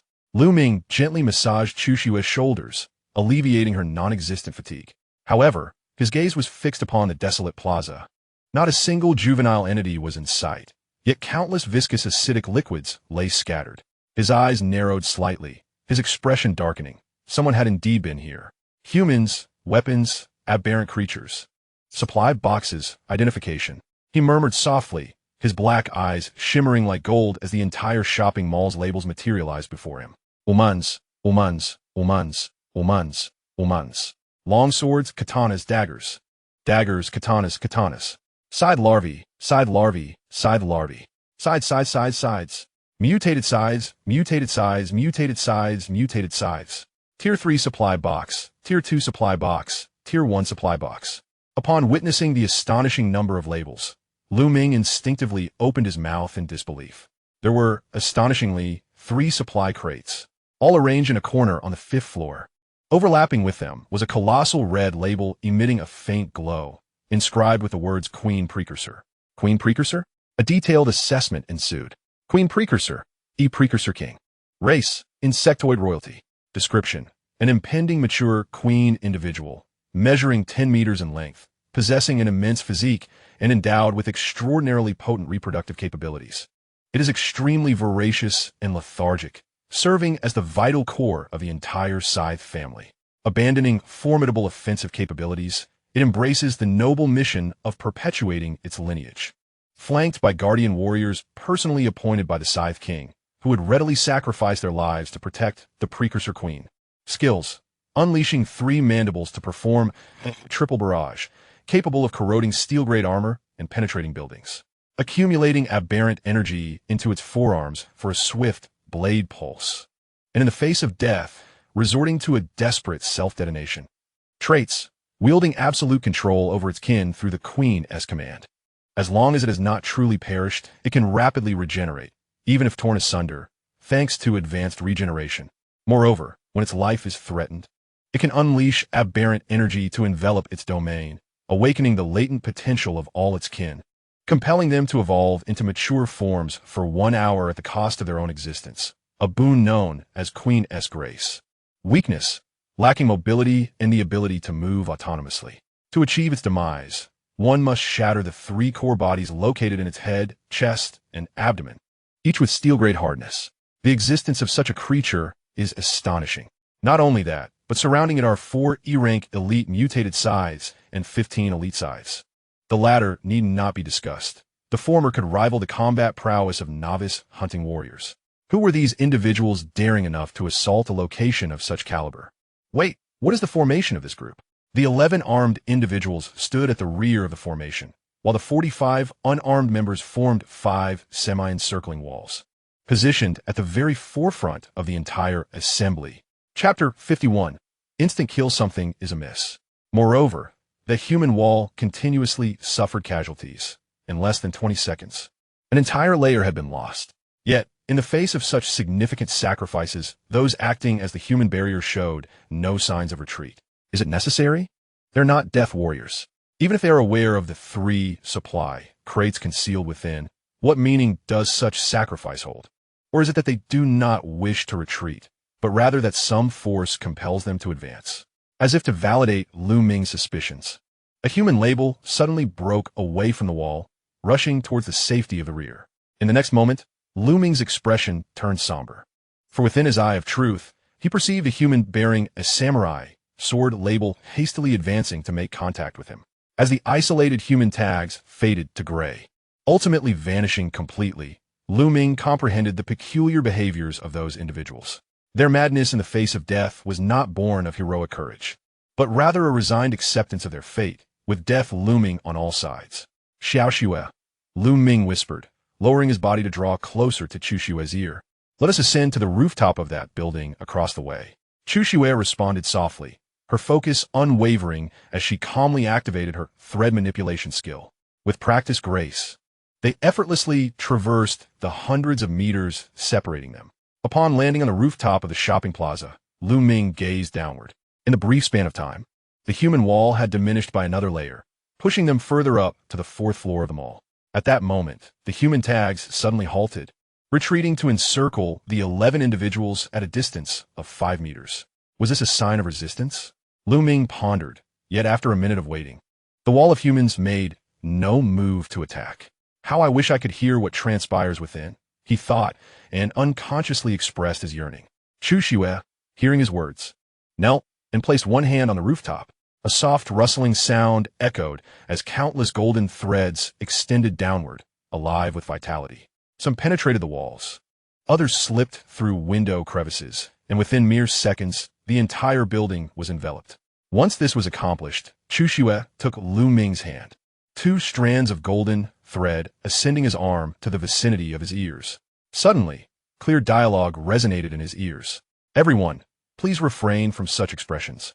Your performance was observed by Kim Taehyung. At this, Lu Ming's brows furrowed sharply. Were those 11 armed individuals from the South Cold? He had made a promise. If they could assist in conquering this mall, not only would freedom be granted, but each of them could receive 100 specialization crystals. A veritable dream. Such a bounty could elevate them to high-ranking soldiers, enabling them to command the winds and clouds. Thus, they hoped to avoid any further discordant scenes. All were humans of the same kin, merely divided by national boundaries. If it were not absolutely necessary, they wished to avoid the shedding of kin's blood. Did they not agree? But we lack even rudimentary weapons. Armed only with the wooden spears you provided, our lethality is minimal. Since the onset in the plaza, we have already lost over 100 compatriots. You must at least supply us with some armor. This plea was articulated in Huaxia by an adult male. Or provide us with weapons. Suddenly, a blade pierced flesh with a muted thud, eliciting a low grunt from the man. No cries of alarm. No wails of sorrow. Only an oppressive silence enveloped the scene. In Lu Ming's line of sight, a tag turned gray. Ah, so you harbor such grievances? What is it? You are not content with the opportunity for survival I have afforded you, and now you seek even more? Truly, the Huaxia people possess an inexplicable selfishness and dominance. As if this were Blue Star. Collect. As the southern cold language echoed, the gray labels vanished entirely. Ah, it appears there are still 7 or 8 specialized crystals concealed. What is it with you people from Huaxia? I have previously instructed you to surrender all your possessions, yet each time you claim to have done so, there remain items in your spatial bags. Is it a lack of ears, a lack of brains, or do you presume us to be devoid of intellect? Enough. Chui Yongjun, it is merely 7 or 8 specialized crystals. Do not let your anger consume you. If you continue in this manner, who will assist us in conquering this marketplace? The one delivering the final blow was a woman from the southern cold, her voice uniquely coarse and unpleasant, laced with an artificiality that was quite repugnant. Now, you Huaxia refugees, I have interceded on your behalf. Why not rise quickly and continue advancing? Should you provoke our noble Jin Taixiang into anger, the promises made will be rendered null. And let me remind you once more, do not attempt to flee from here. Jin Taixiang is a genuine novice hunting warrior, a level you shall never attain, and he wields a firearm. Do you comprehend what a firearm is? The times are not even on the same plane. A firearm. Upon hearing this, Lu Ming was abruptly roused from his gloom, his eyes glinting with avarice. Xiaoxua, this is where we halt. We shall descend. On the 4th floor of the marketplace, 26 Huaxia individuals lay prostrate on the ground, their eyes filled with venomous resentment as they glared at the 11 individuals before them, who stood with an air of arrogance and amusement. Among them, a burly man spat in disgust and cursed. Damn southern cold dogs, such pretentiousness. What empty promises, merely a ploy to lead us to our demise. You wretched scoundrels, just wait until I seize the opportunity. Otherwise, I shall dismantle you piece by piece. Oh dear, I am so frightened I might cry. Jean Appa, please comfort me. An artificial beauty, evidently sculpted by human hands, clung to a small-eyed man, extravagantly flaunting her allure. The man caressed her back with a cold smirk, commanding, Chui Yongjun, dismantle him, but do not allow him to die. Chui Yongjun, shaking his ample belly, approached with a blade, his eyes glinting with malice as he grinned. Leave it to me, brother Taixiang. I assure you a flawless execution of the task. Huaxia people, do not disgrace yourself by crying out. A single scream would be an insult to your very being. Just as Chui Yongjun raised his blade to strike, 3 steel arrows pierced through the nearby window, accurately penetrating his head, neck, and heart. In disbelief, he stiffly turned his neck, only to fall straight to the ground, unable to see who had brought about his demise. Who goes there? The Southern Cold team, witnessing Chui Yongjun's sudden death, turned in unison toward the window.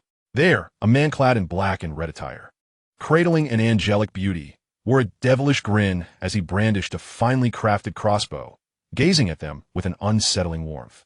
An instant chill enveloped the air. Jin Taixiang drew forth a handgun, his expression filled with murderous intent. Regrettably, before he could raise his weapon, the figure uttered 2 words in impeccable Mandarin, divine speed. Whoosh! The silhouette vanished like a specter, twisting and distorting until it disappeared entirely. All present were engulfed in confusion and bewilderment. Only Jin Taixiang sensed something amiss. His complexion turned pale, beads of sweat prickled on his skin, and as he attempted to pivot and evade, a massive blade pierced through his chest, followed by a violent twist that left a gaping wound of 15 centimeters in diameter. Chapter 52. Do you even deserve this? Taixiang, the artificial beauty, gasped in shock. her eyes reddening as she prepared to rush forward. Yet, before she could take 2 steps, a bloody dagger pressed against her throat, and she watched helplessly as Jin Taixiang collapsed to the ground, his eyes vacant, resembling a lifeless dog.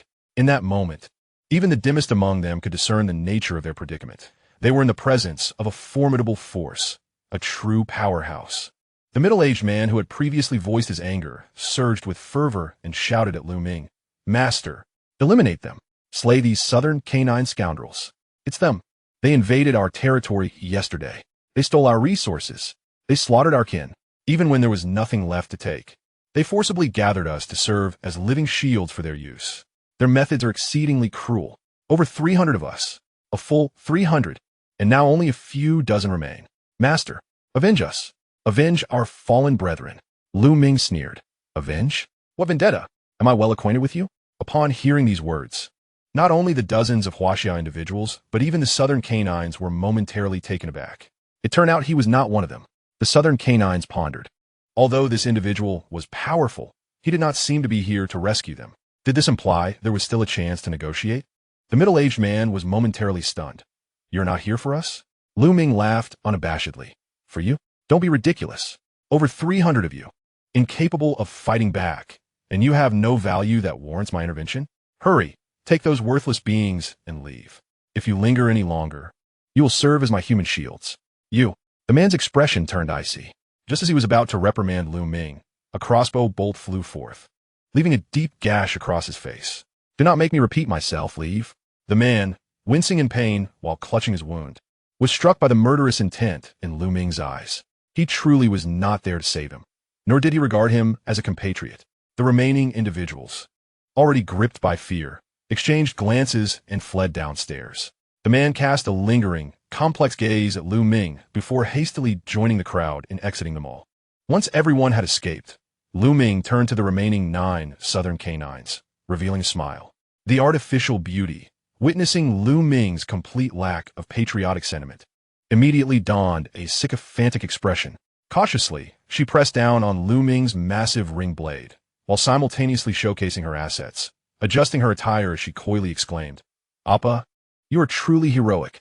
Jin Taixiang, before you, is inferior to a mere dog. Thus, it seems you are one who delights in obedient, clingy companions, endowed with an array of special skills to ensure your comfort. What do you think of me?"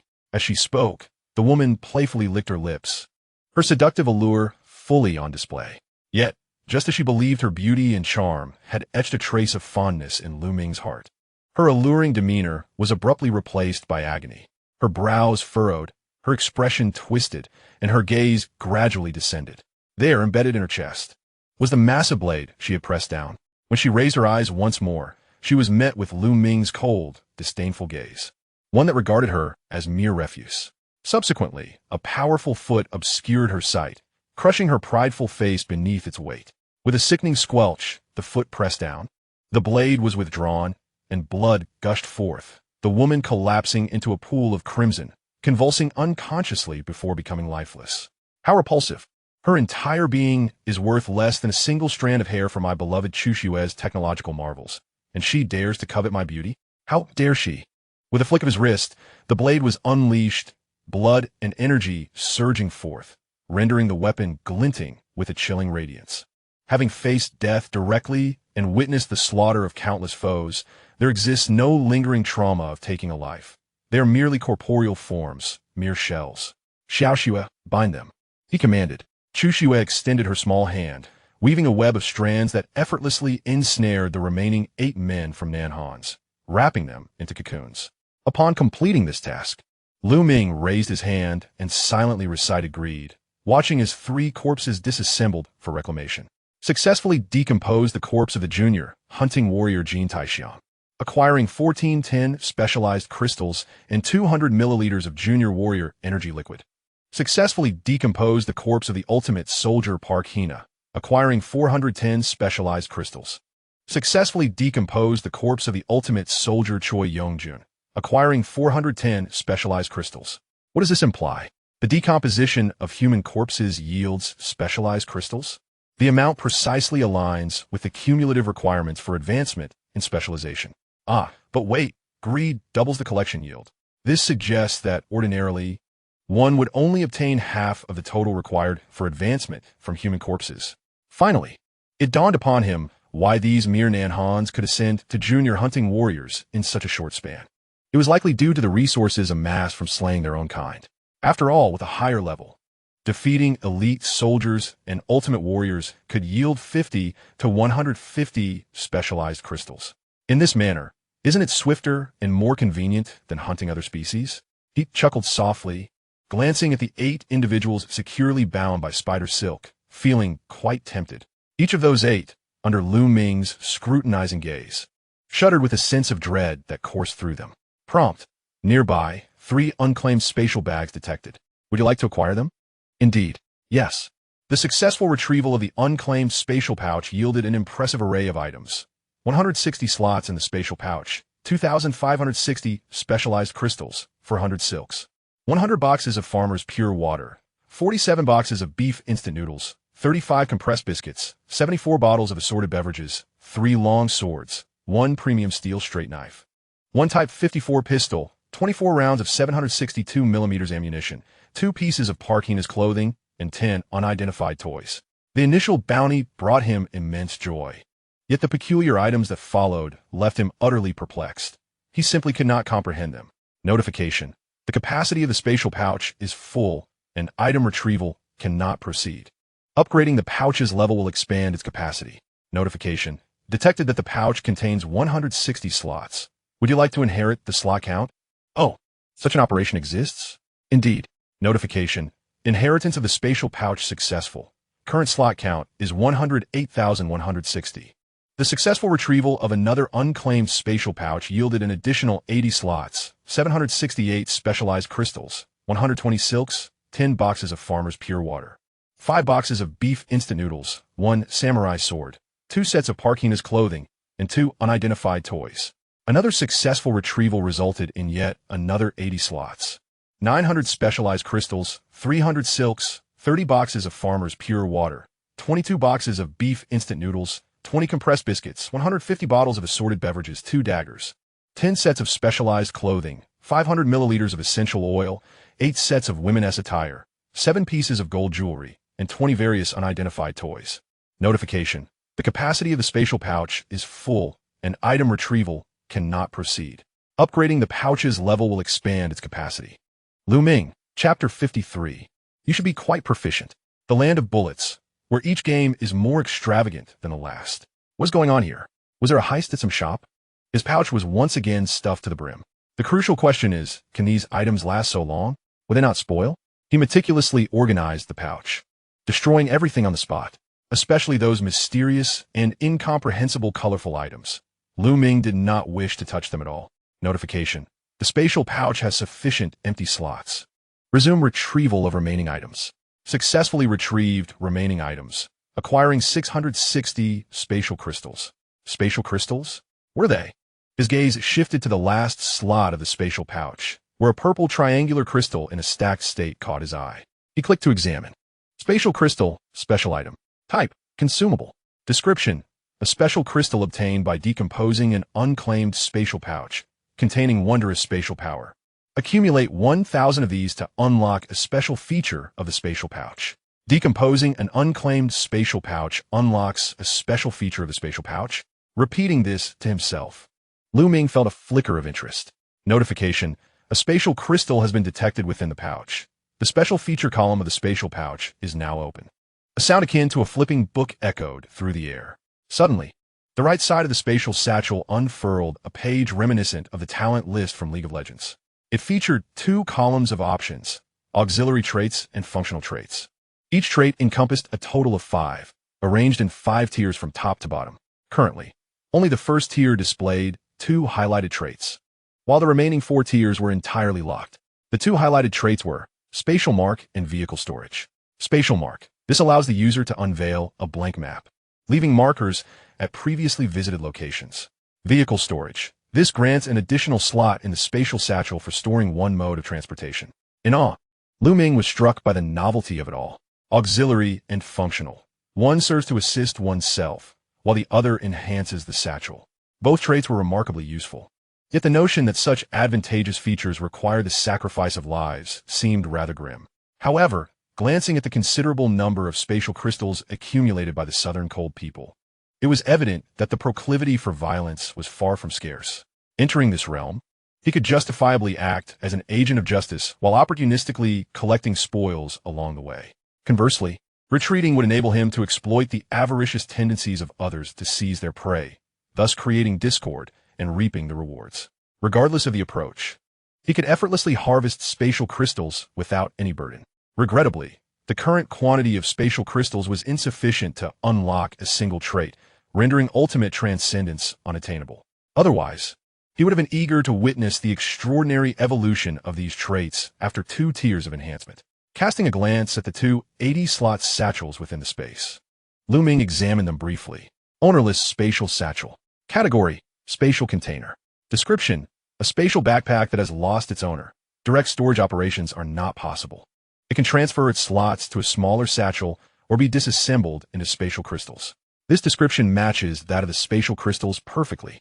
The note regarding the inability to perform direct storage operations piqued his interest, presumably to prevent convoluted nesting operations of bags within bags, a notion that was quite rational. As for disassembly, that could wait. He had more pressing matters to attend to. Xiaoxue. Release them, he instructed softly, adjusting his hold on Xuxue. Xuxue extended her small hand, and the threads binding the 8 Southern Cold individuals dissipated entirely. Ming scrutinized them anew. Among the 8, there were 2 women and 6 men. The men appeared pallid, some even having soiled their trousers, while the women trembled, seemingly in a daze. "Hey," Ming called out coldly, raising his chin, which startled the 8 into a simultaneous flinch, causing their weapons to clatter to the ground. "Why the anxiety?" he asked with a warm smile, fixing his gaze on the individual he found most displeasing. "Tell me, was your incursion into this area a personal choice, or were you acting under orders?" No one responded.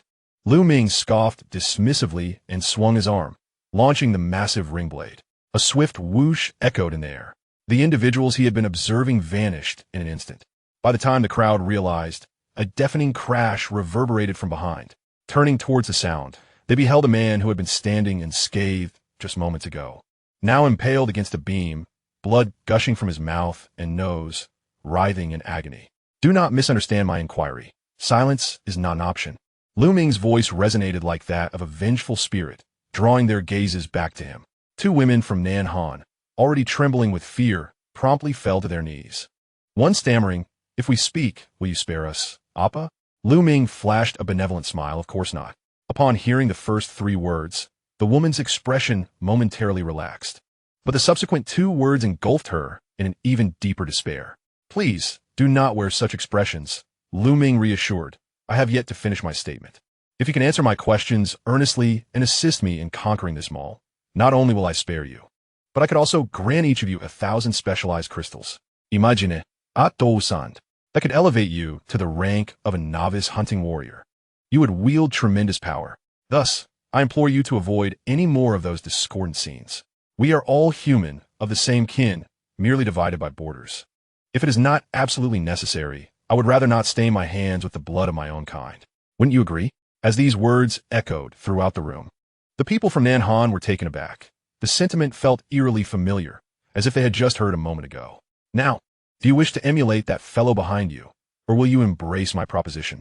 You have 3 seconds to ponder. Ready? 3. I will speak. I will. What could be more terrifying than death?"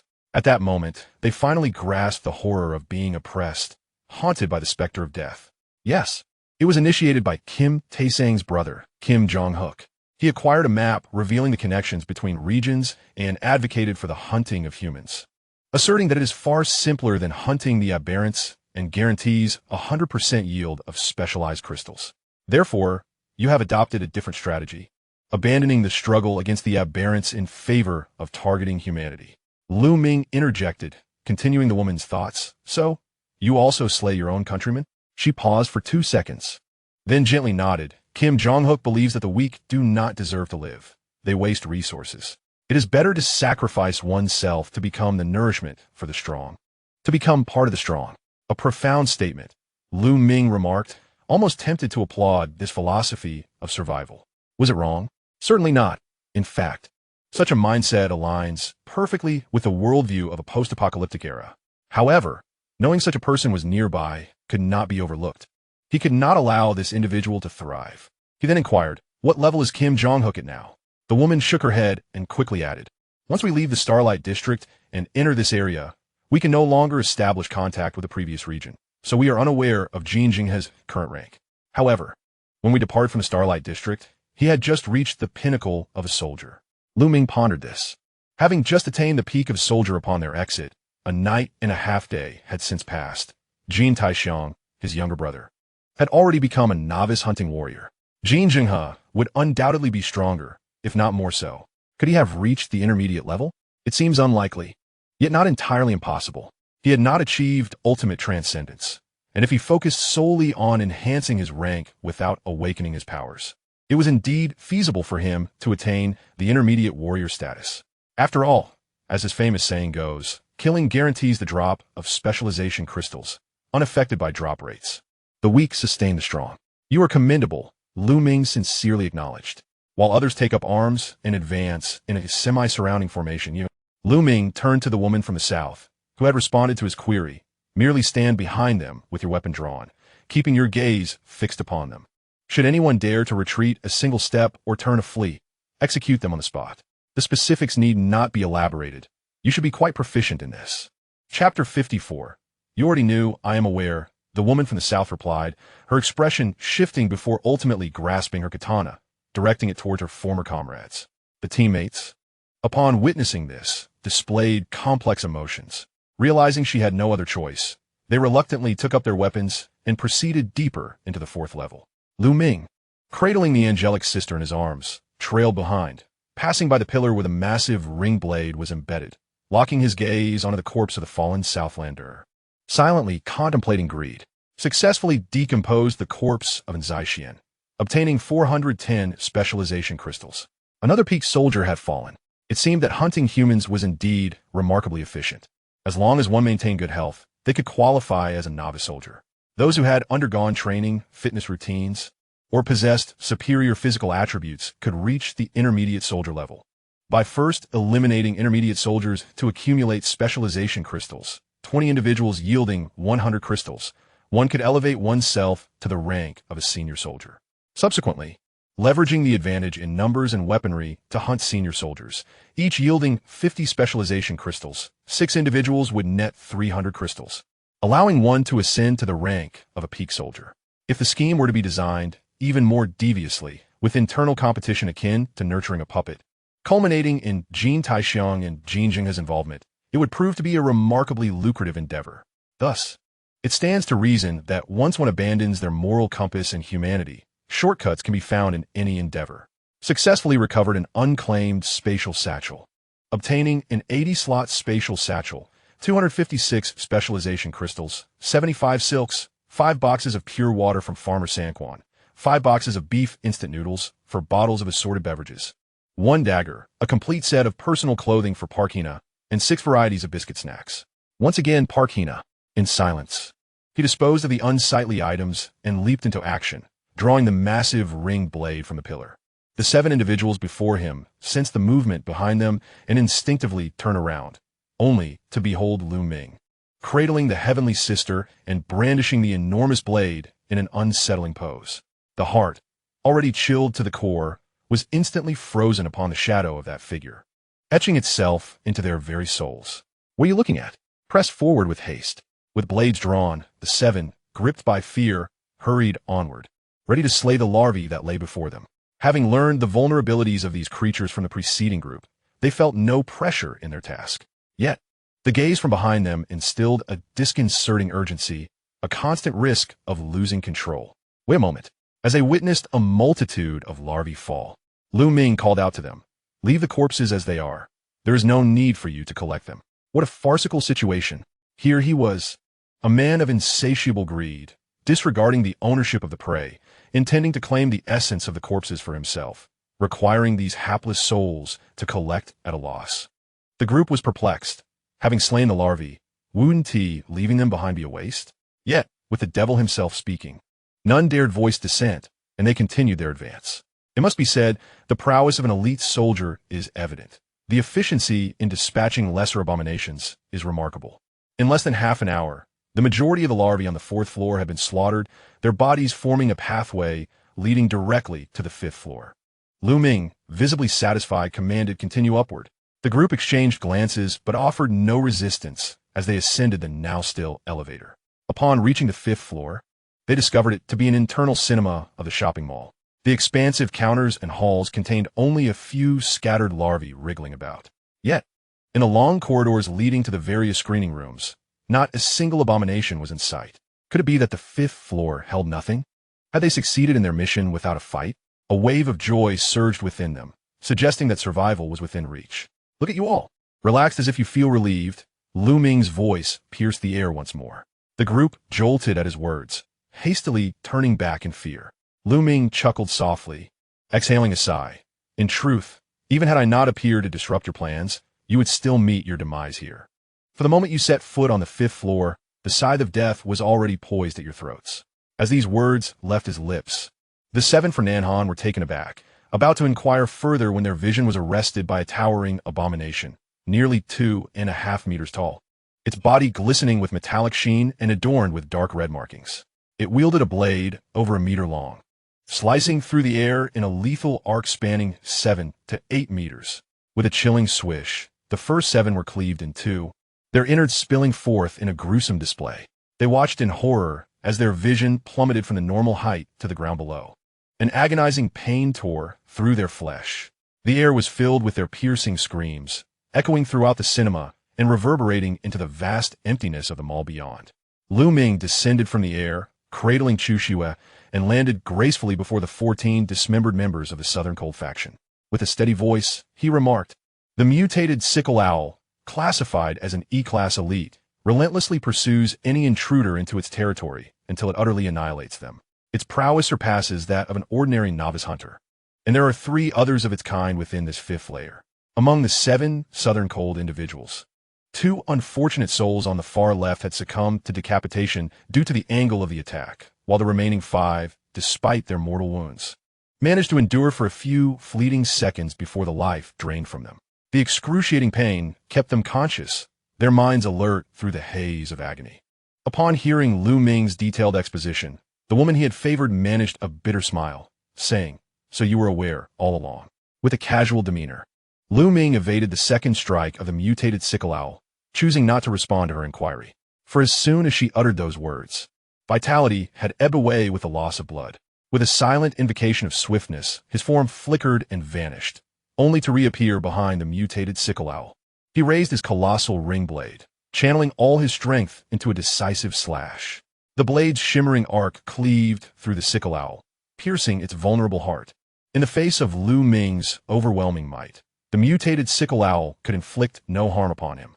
A thunderous crash resonated throughout the hall as the creature collapsed, its dark green ichor mingling with the vibrant remnants of its organs, splattering across the ground. Ming took no haste in dismembering the corpse, for a new wave of adversaries was imminent. This time, it was not the mutated sickle owls, but rather 15 elite ordinary sickle owls that emerged. They flapped their translucent wings and wielded their chilling blades, launching an assault from all directions. Ming danced through the fray, his giant blade sweeping through the air. With each clash of cold light and every flicker of movement, a sickle owl fell, its heart severed. In a mere 20 seconds, not a single elite sickle owl remained. Only 3 mutated sickle owls and 1 juvenile remained, along with little Shui. Gazing down at Chushu in his arms, Ming spoke gently, "Forgive me for the inconvenience, but please take refuge behind me. It will be over soon." Chushu shook her head, clenching her small fist to indicate her readiness to fight. However, Ming inserted the giant ring blade into the floor, lifted her face with a tender touch, and smiled softly. "When I can handle matters myself, how could I allow my future wife to soil her hands? Be good." He lifted her above his head and gently placed her behind his back. Chushue's face flushed crimson, yet she instinctively wrapped her arms around his neck, holding on tightly. Concerned that her movements might be too vigorous, Ming hastily advised caution. Yet, to his surprise, Chushue tightened her grip, using her thread to secure herself firmly to him. Chapter 55. The Sickle Owl Larvae Egg, Noticing the Little One's Actions. Ming's smile softened even further. His thoughts remained unceasing as he prepared for the battle ahead. Ultimate Ascension. He selected 2 samurai swords from his spatial pouch, transforming them both into secret silver giant ring blades. He seized one weapon from within and extracted another from the ground, activating the Eye of Truth as he made his way to the final viewing hall. Empowered by strength, a surge of red energy radiated from his heart to his limbs. The awakening force enveloped him in a blue aura emanating from his brow. Suddenly, he halted, taking a stance, and launched himself forward with astonishing speed. Whoosh! His entire form transformed into a vibrant streak of red and blue, darting into the last screening chamber. In the midst of his swift movement, he bypassed 3 mutated owls guarding the target, slicing them into 6 pieces without granting them a moment to react. Having accomplished this, Ming did not linger for even a second to observe the appearance of his foe. For in his eyes, 3 fist-sized cores flickered with a fierce crimson glow within the owl's body. This was the very essence of its vulnerability. When facing an adversary, as long as one is aware of its weak point, the appearance becomes irrelevant. The key is to execute a rapid assault that catches the enemy off guard. He intended to ensure that the foe could unleash no skill other than a self-destructive explosion. With unparalleled speed, Ming charged towards the owl, his arms swinging in unison. 2 massive silver ring blades, imbued with tremendous force, pierced through the owl's head and abdomen with radiant precision. Influenced by his mastery of archery, Ming reveled in the thrill of executing such deadly throws. Not a single misalignment occurred, as he expertly shattered the 2 cores. With a flicker of thought, the 3rd ring blade materialized in his hand. As he reversed the blade and gripped it firmly with both hands, he drove it deep into the owl's chest, leveraging the momentum of his charge. Bang! The sensation of the core fracturing reverberated through him, confirming that the kill was assured. With 3 cores shattered, the owl was rendered powerless, and due to its desperate skill, it was destined to trigger a self-detonation. Unaware of the full extent of the explosive power, Ming wisely did not remain stationary. He swiftly turned and fled after delivering his strike. In his frantic dash, he did not forget to collect the remains of the 3 mutated owls. It was only after Ming had exited the screening room and returned to the counter in the 5th-floor lobby that the owl unleashed a deafening wail. A piercing scream that seemed poised to shatter the very ceiling of the marketplace. It appeared to take a prolonged moment to comprehend the assault it had suffered, its fury palpable and vast. Meanwhile, Ming, as the assailant, was unfazed, adorned with the red and blue buffs, calmly collecting the bodies of the southern cold people, mutated owls, and elite owls that he had previously placed there. There was no need for post-battle review. From a moment he ascended to the 5th floor, he had already prepared for the perfect kill simulation.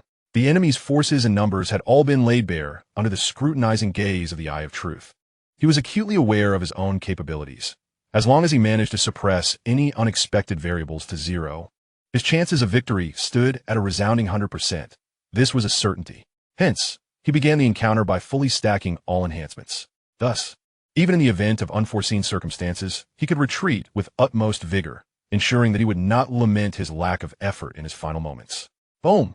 As he expressed his reflections, the quasi-owl self-destructed. Its might was indeed formidable, yet not so terrifying as to obliterate the entire shopping mall. Greed successfully dissected the scythe owl's corpse, acquiring 20 specialized crystals for scythe owl blades, 10 scythe owl shells, and 200 milliliters of ordinary aberrant blood. After dismantling the last ordinary scythe owl, Ming shifted Chushue from his back to his front once more, cradling her securely. You may wonder why he did not allow Chushue to walk on her own. It was simply because the ground was strewn with the remnants of various bodily fluids from the scythe owls. Indeed, it was not due to any desire to foster intimacy with Chushue, which would render him rather peculiar. With purposeful strides, Ming returned to the screening room where the quasi-owl had perished.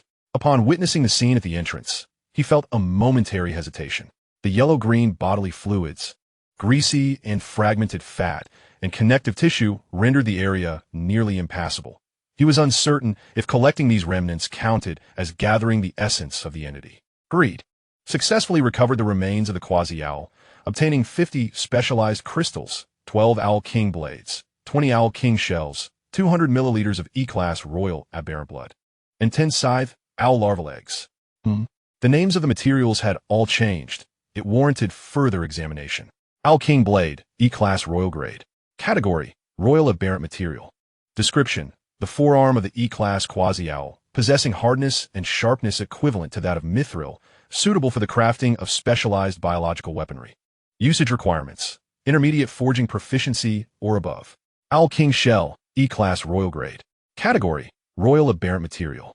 Description: the shell of the E-Class Quasi-Owl, with hardness and sharpness on par with Mithril, intended for the fabrication of specialized biological armor.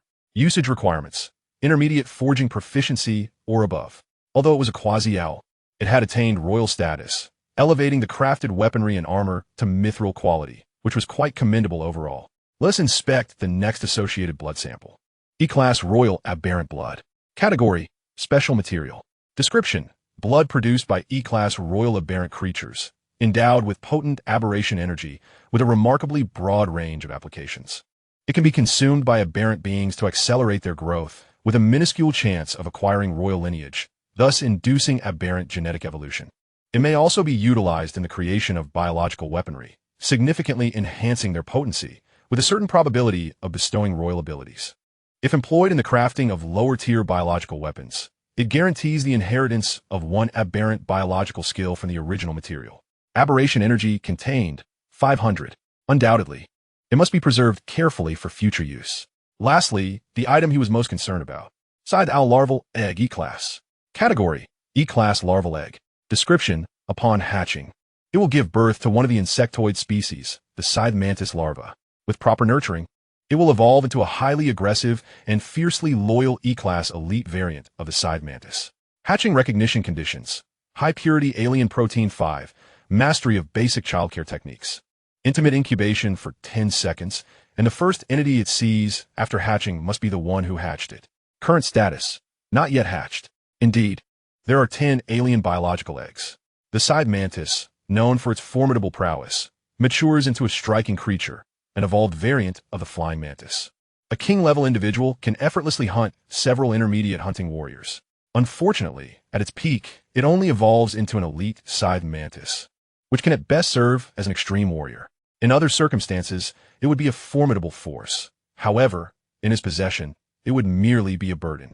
Nonetheless, the fortune of these larval eggs has bestowed upon Ming the chance to alter his destiny.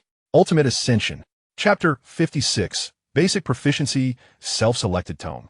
Hint: please select the Ascension grade. Second tier.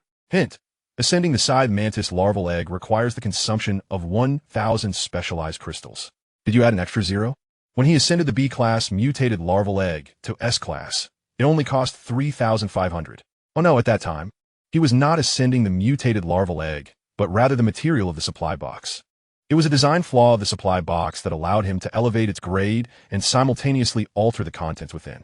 Otherwise, with this ascension cost, directly ascending a B-class mutated larval egg to S-class could easily exceed 10,000. Feeling an instant surge of profit, Ming glanced at the number of specialized crystals in his spatial pouch. 12,320. He could be considered comfortably well off. Before reaching the northern suburbs, he had nearly exhausted his crystals, with a meager count of 663 remaining. Now, after dismantling 11 Southern Han's corpses and inheriting their legacy, his specialized crystals had astonishingly surpassed 10,000 again, prompting him to reflect on the immense gains from slaying humans. Hint: do you wish to consume 1,000 specialized crystals to ascend the scythe mantis larval egg to the ancient scythe emperor egg? Just as Ming reveled in his multiple joys, the ascension prompt roused him. Ancient scythe emperor? Click to view. Ancient scythe emperor C-class royal. Category: royal larval egg. Description: upon hatching, it will yield an ancient scythe mantis of royal lineage. With appropriate nurturing, it will evolve into an exceptionally powerful and uniquely loyal natural hunter. The C-class royal ancient scythe emperor.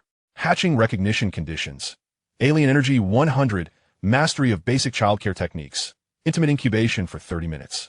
And the first entity it sees after hatching must be the one who hatched it.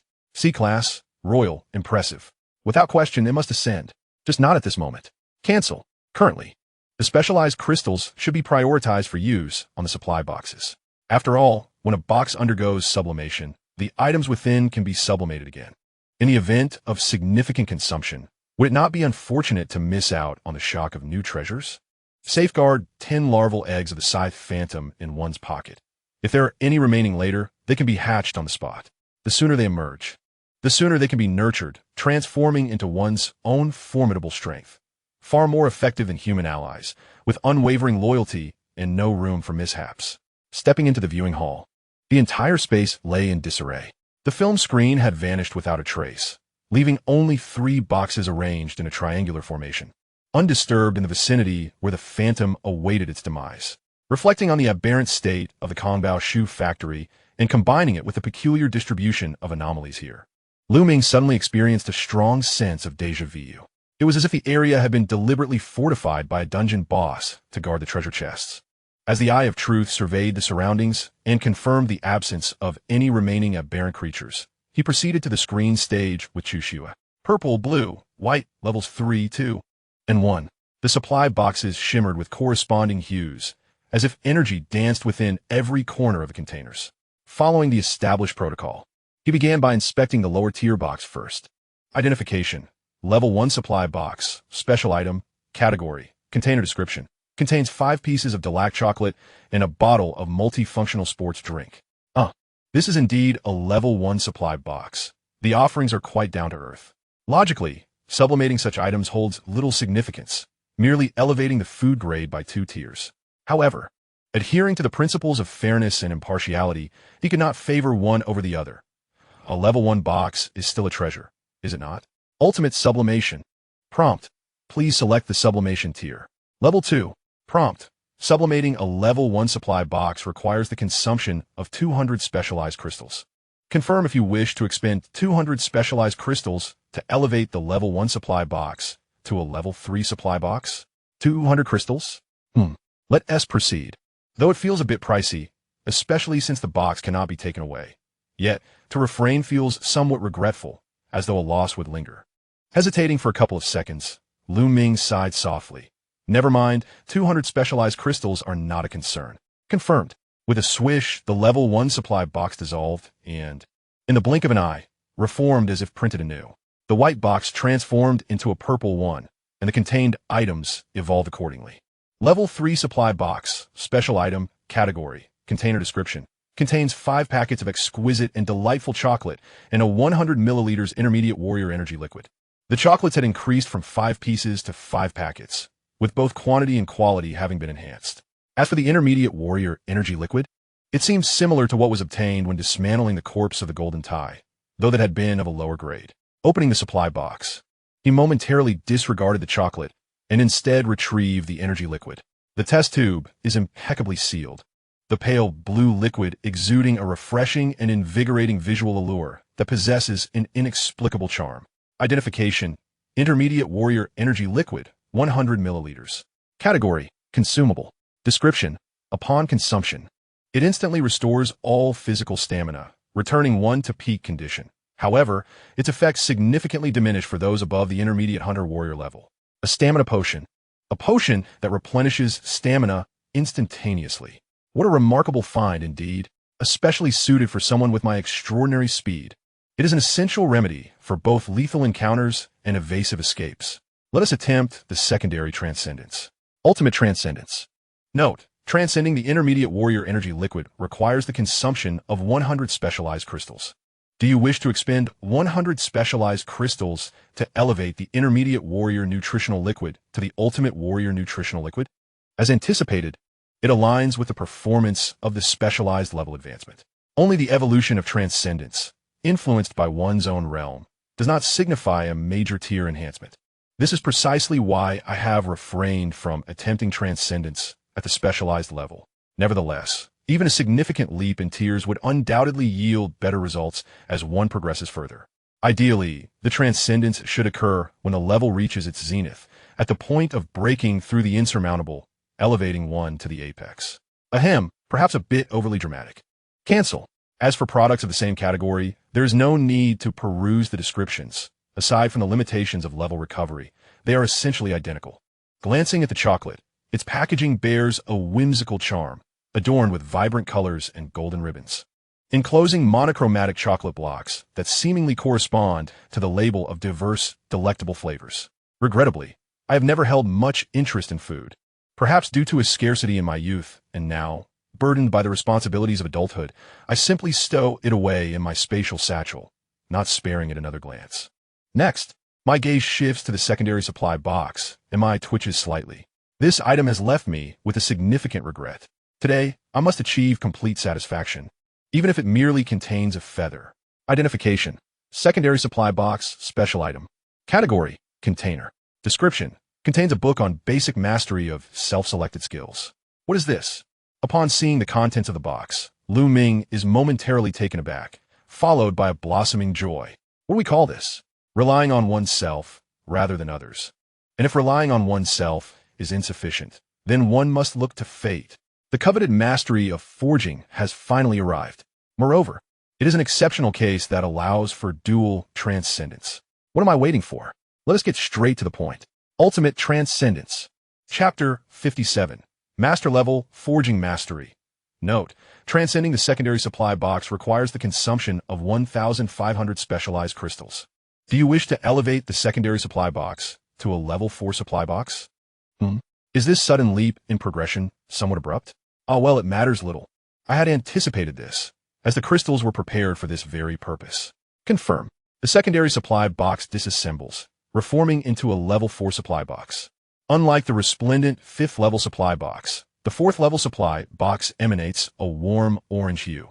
At this point, all supply boxes from levels 1 to 5 have been inscribed into Ming's experiences. They are categorized by color, ascending from the lowest to the highest: white, blue, purple, orange, and gold.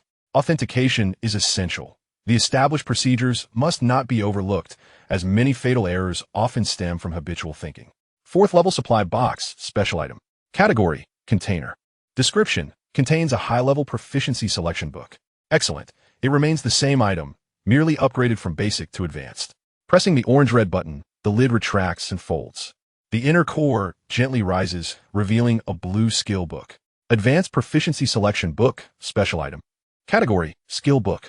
Description: upon use, one may choose from advanced skills such as advanced childcare, advanced driving, advanced tailoring, advanced culinary arts, advanced gardening, and advanced forging.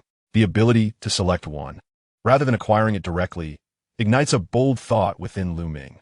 With the supply box elevated once and the selection book elevated once, could the singular skill obtained undergo another elevation? Upon contemplation, he resolves to act. Practice reveals truth. Ultimate elevation. Please select. Second tier. Prompt: elevating the Advanced Proficiency Selection Book requires the consumption of 2,000 specialization crystals. Confirm consumption of 2,000 specialization crystals to elevate the Advanced Proficiency Selection Book to a Master Level Proficiency Selection Book. Master Level? How intriguing it sounds. However, the cost of specialization crystals is somewhat exorbitant. Advanced Proficiency belongs to C-grade skills. Second tier elevation. A Master Level should belong to A-grade skills. The leap from C to A, if it were a singular skill focus, would typically cost a maximum of 1,000 crystals. A normal expenditure might even be around 500. Such a steep price suggests that the Proficiency Selection Book serves as the foundation for all specialized skills. Thus, its rarity is even greater. It does seem rather costly. Should the elevation fail, and the chosen forging proficiency cannot be elevated further, he would incur a loss of 1,000 or even 1,500 specialization crystals. Would that not be unwise? After a moment of reflection, Ming silently shook his head. His perspective was limited. Upon further consideration, even in failure, the loss would merely amount to 1,000 crystals. The effort to slay 500 young Sais or a single junior hunting warrior would easily recuperate that loss. However, should he succeed, he could obtain a foundational proficiency that might one day surpass S-grade. In terms of long-term benefits, the potential gains are not merely profitable, but virtually infinite. Confirmed. With a flourish, the blue Advanced Proficiency Selection Book disintegrates. The particles of the purple Master Level Proficiency Selection Book are reforged. Prompt: Master Level Proficiency Selection Book detected. Would you like to use it immediately? Yes. Prompt: please select your desired proficiency skill. With a rustle, the book disassembles into a panel of options: blades, swords, spears, and halberds, axes, hooks, and forks, the mastery of body techniques and firearms, the art of medicine and pharmacology, mechanical engineering, educational technology, and an array of other disciplines. all meticulously cataloged in hundreds of specialized categories. Such breadth undoubtedly warrants the title of an encyclopedic compendium. Alas, this tome contains but a table of contents. Each specialized skill, when examined, reveals only a succinct phrase, mastery of this technique upon acquisition. This dissuades any further contemplation of reading or analysis. He resolutely opts for the mastery of forging. To be candid, when he glimpsed the art of medicine and pharmacology, a flicker of intrigue stirred within him. After all, the healing arts possess the power to save lives. In pharmacology, besides addressing health issues, can likely serve as a boon in combat. For instance, it can restore vitality, enhance strength, elevate speed, augment endurance, invigorate the spirit, extract poisons, and concoct toxins. Particularly, the creation of poisons, when combined with ranged weaponry, becomes a formidable asset in a scenario where the medical system is collapsing and antidotes are non-existent, a veritable death sentence to any who dare to cross paths with it. Regrettably, Ming is an unwavering devotee of his chosen path. Having resolved to pursue the mastery of forging, he is steadfast in that choice. He cannot allow the exotic materials in his spatial pouch to go to waste, nor can he permit his character to falter. Other skills may be learned in due course. After all, he intends to acquire them all. None shall escape his grasp. Congratulations, you have acquired an A-grade master-level forging proficiency. Would you like to learn it immediately? No. There remains one final step, the ultimate sublimation. Could it be? A sudden pang of foreboding gripped his heart. Unwilling to relent, Ming silently reiterated, ultimate sublimation. Notice, this item has already undergone sublimation and cannot be sublimated further. Blast it! Just as he was about to unleash his frustration, his gaze fell upon the precious object in his arms, the initial snow. His ire diminished significantly. He must not lose his composure over a mere 1,000 specialized crystals. Inhale, exhale, and once more. Excellent, perfectly composed. Clutching the master-level forging proficiency, Ming discerned the answer through practice. The designated skill book encompassed all similar skills, forming a collective entity wherein the sublimation of the whole equated to the sublimation of each individual component. In contrast, the random skill book appeared to focus on a range of grades, emphasizing the intervals. Thus, the skill book obtained post-sublimation could potentially be elevated further in grade. With clarity regarding these definitions, much of Ming's discontent dissipated. In truth, this venture into risk was inevitable. Whether now or later, he would eventually have to undertake it, perhaps incurring even greater losses if he waited for a higher grade. Adjusting his mindset, Ming recommenced the learning process. Notice, are you certain you wish to learn master-level forging proficiency? Confirmed. As Ming made his decisive choice.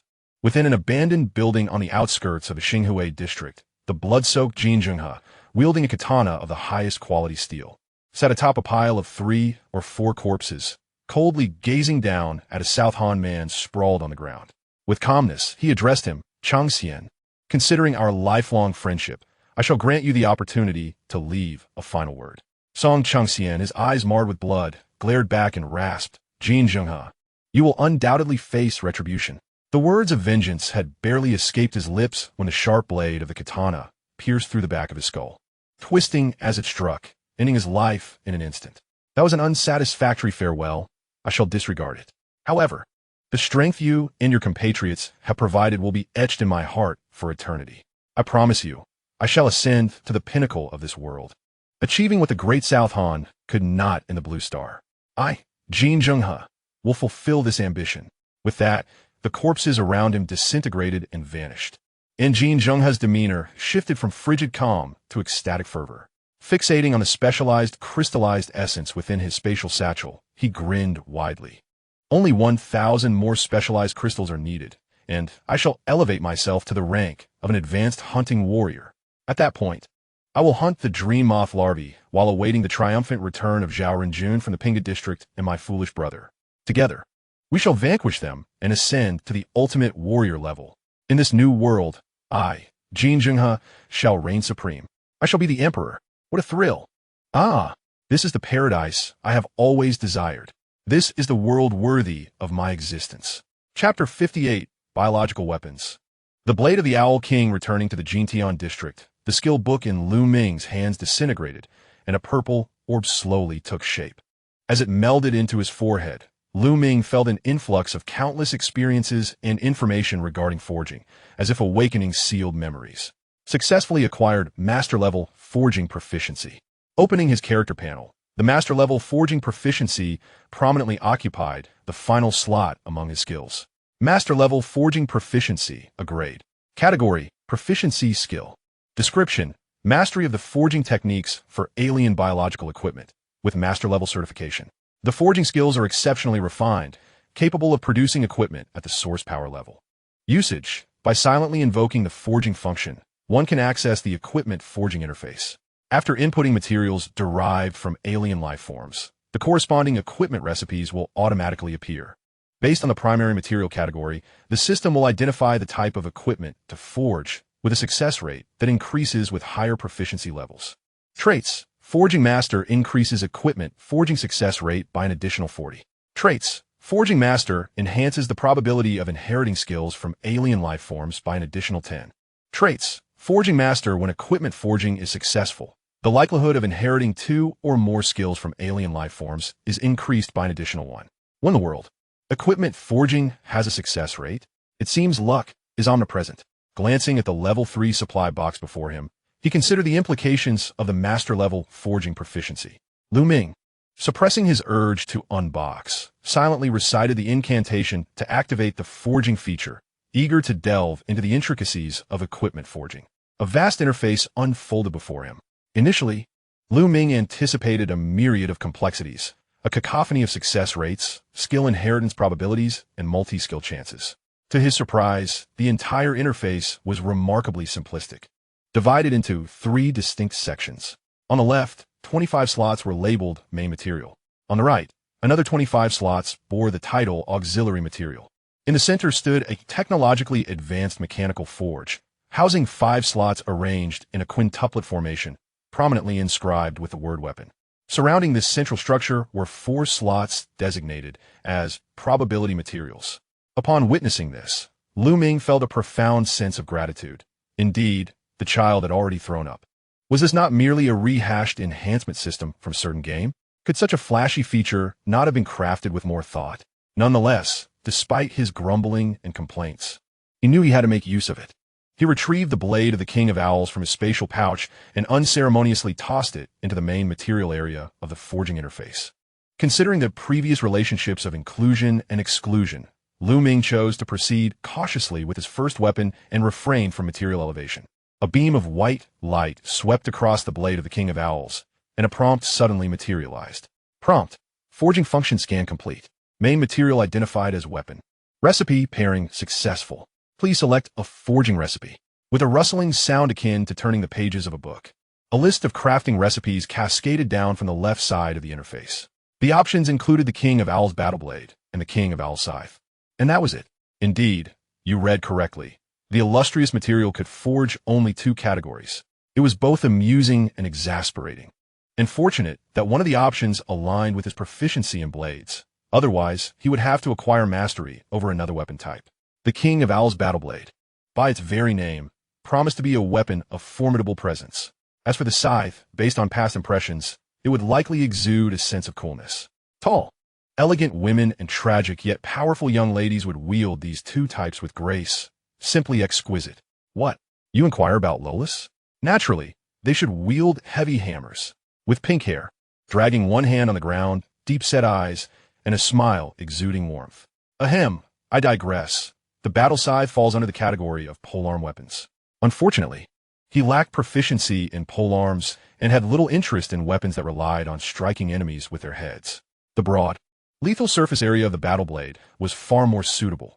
Thus, the King of Owls battle blade was the optimal choice. Clicking on the King of Owls battle blade, he confirmed his selection of the recipe.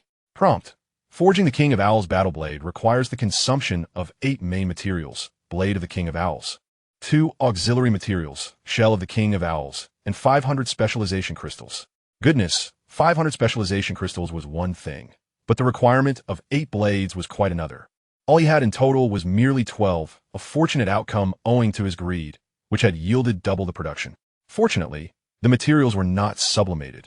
Otherwise, any alteration in the demand for the primary materials would necessitate a meticulous enhancement of each subsequent blade, resulting in significant consumption and even unforeseen complications. Thus, it is prudent to forge the first blade in a conventional manner. Reluctantly, he deposited 7 blades of the Owl King and 2 pieces of Owl King shell into the primary and auxiliary material section. Suddenly, the mechanical forge illuminated with vibrant energy pulses. Enhancement. Sufficient primary and auxiliary materials for the Owl King Warblade and specialized crystals are available. Amplification materials have yet to be added. Would you like to commence forging in this state? Current success rate: 110, base 70, additional 40 from forging mastery. Owl King skill inheritance probability: 15, base 5, additional 10 from forging mastery, can be further increased by adding exotic blood. Probability of inheriting 2 or more skills: 15, base 5, additional 1 from forging mastery, can be further increased by adding exotic blood. This is rather surprising. The base success rate for mithril-grade biological weapons can reach as high as 70. Coupled with the master's proficiency, it skyrockets to 110. However, the inheritance rate for exotic skills seems excessively low at merely 15. The probability for inheriting more than 2 skills is utterly absurd. 15%, truly a jest. He possesses some exotic blood, yet he hesitates to utilize it on the first weapon. This blade is primarily intended as a backup, a safeguard against any unforeseen circumstances that may arise during the crafting of the formal weapon with subsequent sublimation materials. Confirmed. Buzz. The forge whirred to life, and brilliant light transformed as dazzling golden rays flickered. The program prompt left Ming momentarily dumbfounded. Perfect forging. Congratulations, you have crafted a fully inheritable Owl King Warblade. WEF? Perfect forging? Fully inheritable? What is this? As he retrieved the weapon, the bewilderment on Ming's face was swiftly replaced by astonishment. Goodness, is this blade not a tad too magnificent? As a person from Blue Star, particularly of Huaxia descent, he holds a profound appreciation for blades. The newly forged weapon's design, with its hilt and guard exhibiting rich elements of Owl King shell, resembles more of a broad-edged straight blade. The tip is not curved but features a smooth, angled edge, while the blade itself is adorned with intricate, vein-like fissures. Ming eagerly grasped the hilt, and an extraordinary sensation coursed through his consciousness, making him feel as though this blade was not merely an object, but a living entity. Simultaneously, due to his touch, the previously dull fissures on the blade erupted with a dazzling emerald brilliance, as if awakened to consciousness, pulsating rhythmically with his heartbeat. Chapter 59. Alloy Grade. Gazing at it once more, he could not help but express his awe. Identification: Owl King Warblade, Mithril Grade. Category: E-Class Royal Biological Weapon. Description: the blade measures 150 centimeters in length, with a handle of 33 centimeters and a width of 22 centimeters, weighing a net 500 kilograms. Crafted through masterful forging techniques. It is composed of Class E materials of the highest caliber, seamlessly integrating cutting-edge biotechnology from the Jialan Star System. This novel weapon has been forged for specialized warriors to harness alien energies. Features: it triggers an exceptionally rare and flawless forging process, fully inheriting all skills of the Tyrant Hawk King. Inherited skills: mithril cutting, scythe piercing, giant acid compression cannon, cross pulse. Specialized biological energy: 10001000. Alien biological activity: 60006000. Gurgle. The Adam's apple rolled, and a glimmer of excitement flickered in Ming's eyes, unable to conceal his astonishment. It was overwhelmingly powerful. The biologically forged weapon was indeed formidable. Firstly, its immense size, measuring an impressive 183 centimeters in length, was of great significance. Secondly, its weight, at 500 kilograms. Only an intermediate hunting warrior could wield it with fluidity. Boom! With a few casual swings, the sound of slicing through the air was akin to celestial music, intoxicating Ming. Just as he became engrossed, he felt a soft touch at his neck, jolting his mind back to reality. Looking down, he saw Chushu nestled in his arms, her eyes glazed, possibly fatigued, or perhaps entranced by his majestic aura. Regardless, he needed to find a place to set her down. Holding her in his arms felt quite pleasant, yet it might prove uncomfortable for his obedient and uncomplaining future companion. After all, exerting strength while wielding the blade would inevitably tense his muscles, and that sensation might not be ideal. Casting a glance around, he selected a relatively clean spot and retrieved a luxurious 3-piece bedding set from his spatial pouch.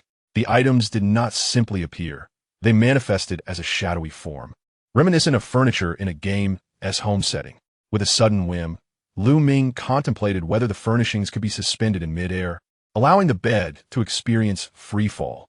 Unfortunately, the terrain proved unsuitable for such placement. Slightly disappointed, he realized that if such maneuvers were possible, they could introduce new techniques for utilizing his spatial pouch during combat, such as aerial drops. However, the spatial pouch offered no loopholes, and he had to settle for a stable landing.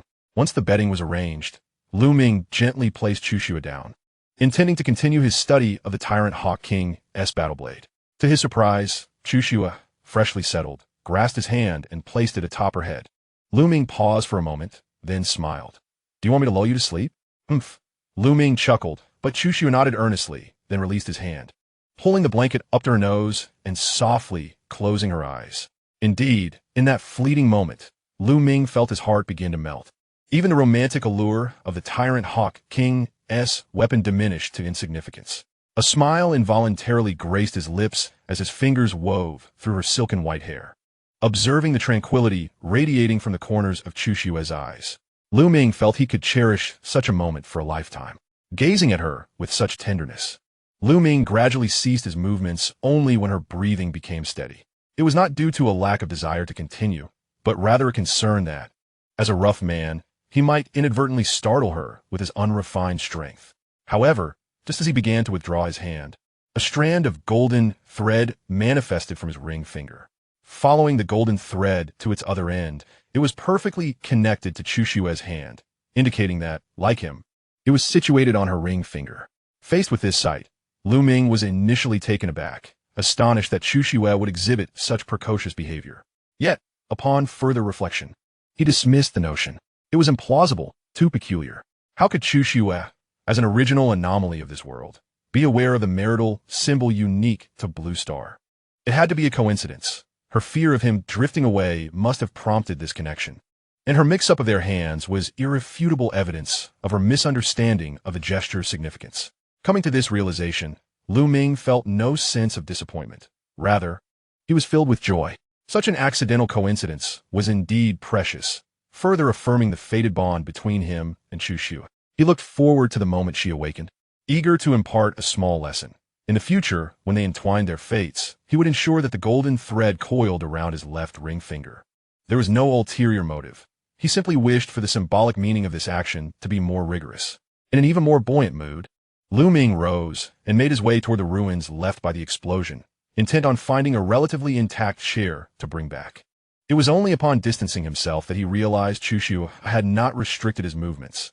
The golden thread seemed to possess limitless elasticity, showing no signs of tension or drag, even as he approached the entrance to the screening room. Once again warmed by the details of Chushua, Ming unearthed a somewhat intact viewing chair from the debris. He expended 2 specialized crystals to elevate it to a luxurious viewing seat, a pulse. Since Chushua remained there, how could he possibly abandon her? The group of young Grim Reapers below certainly needed to be addressed, but there was no need to compress every available gap. In this desolate wasteland, a barren and unforgiving realm, the more dire the circumstances, the more one must seek a semblance of tranquility amidst the tension. Otherwise, one would inevitably become a victim of their own repression, twisting their nature. With a luxurious chair in hand, he returned to the other side of the bed, facing the entrance to the screening room, standing vigil beside Chushua. Opening his spatial pouch, he retrieved the previously acquired King of Raptor battle knife. Its ability to be stored in the pouch indicated that it was not a living entity, yet the previous sense of peculiarity left him in a state of confusion. Could it truly be an illusion? Regardless, he thought, whether it was a living or inanimate object, its utility made it invaluable. Calming his thoughts and dispelling distractions, Ming focused intently once more. While it was not the right moment to wield the knife, he felt quite at ease in studying new information. However, before delving into that, he wished to attempt the elevation process for the King of Raptor battle knife. Ultimate elevation, he silently recited in his mind. And the program prompt appeared. Prompt, please select the elevation tier. Second tier. Note, to transcend the E-class bioweapon, the King of Owl's battleblade, 500 specialized crystallized blocks are required. Are you sure you want to consume 500 specialized crystallized blocks to elevate the King of Owls battle blade to the C-class alloy-grade Ancient Emperor blade? Ming narrowed his eyes, leaning slightly forward, fixating on the item required as indicated by the program prompt, and enunciated slowly. Specialized crystallized blocks? Alas, this is troublesome. The materials needed for transcendence have escalated. 500 specialized crystallized blocks equate to 50,000 specialized crystals. Is the cost of elevating bioweapons truly so exorbitant? A fleeting glance at the C-class alloy. Identification: Ancient Emperor blade, alloy grade. Category: C-class Ancient Emperor bioweapon.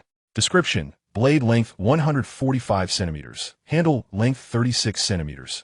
Blade width 22 centimeters, net weight 5,000 kilograms. C-class Ancient Emperor grade exotic materials. Master level forging craftsmanship, infused with the pinnacle technology of the Jialan Star System. Possessing a subtle consciousness that manifests pre-existence instincts. The wielder must gain the bioweapon's acknowledgement to harness its power. Forceful usage will result in backlash from the weapon. Recommended mastery level: Doomsday War King. Traits: triggers a rare, perfect forging, fully inheriting all skills of the Ancient Owl Emperor.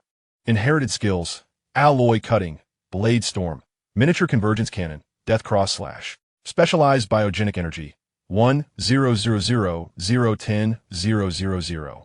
Weapon biogenetic activity: 3-000-030-000. Chapter 60. This is how perfection is defined. When the world is this, a subtle consciousness that reveals pre-existence instincts, must one gain acknowledgement to wield it? Recommended mastery level: Doomsday War King. Goodness, have the weapons of the Jialan Star System evolved to such an extent? Could it be that in the future, we might even converse with our weapons? How astonishingly advanced. Carefully scrutinizing the data of the Ancient Emperor blade, Ming acknowledged its remarkable attributes.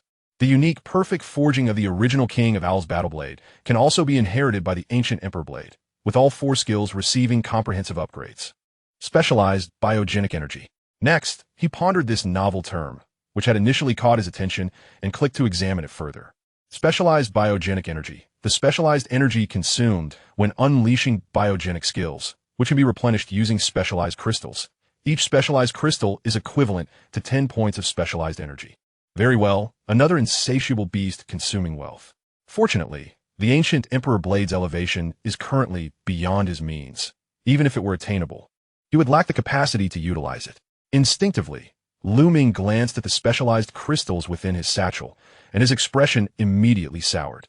8,118. The threshold of 10,000 yuan has just been breached. Considering the subsequent high expenditures, Ming could only sigh inwardly, feeling the weight of his burdens. He still had armor yet to forge and a level 3 resource box unopened. The specialized level remained stagnant, awakening powers and mastering skills. And the rations for Chu Xue were woefully inadequate, truly insufficient. With a deep sigh, I resolved to dedicate the entire afternoon to the relentless pursuit of aberrant creatures, vowing that I would not rest until I achieved the status of an elite hunting warrior. I closed the information panel of the Ancient Emperor's blade and returned my focus to the King of Owls war knife. I meticulously examined its 4 skills. Silver cutting, released through silent incantation, consuming 10 points of specialized biological energy. Sickle penetration, released through silent incantation, consuming 10 points of specialized biological energy. Giant acid compression cannon, released through silent incantation, consuming 10 points of specialized biological energy. Cross pulse, released through silent incantation, consuming 20 points of specialized biological energy. The examination concluded without any descriptions of skill effects or casting details, merely the consumption metrics.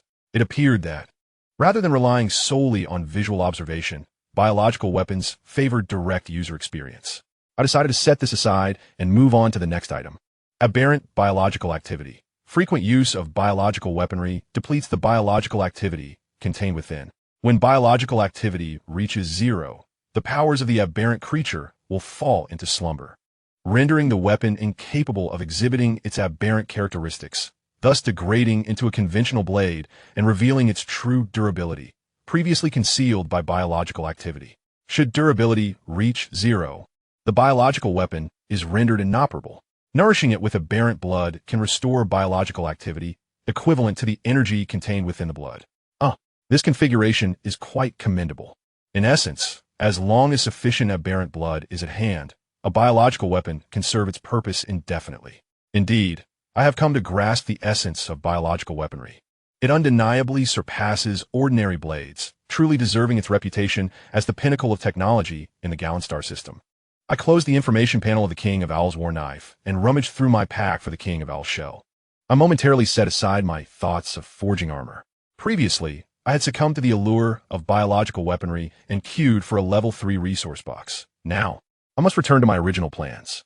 Rising, I headed back to the resting place of the Quasi-Owl, confronting the purple level 3 resource box, and silently intoned.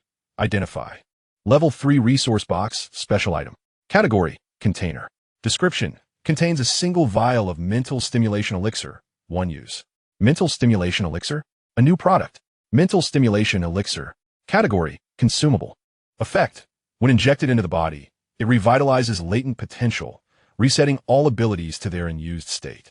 Usage count, 1 time. Cooldown, none. At a glance, I recognize the prototype of this elixir. Level 3 resource boxes always seem to bring delightful surprises.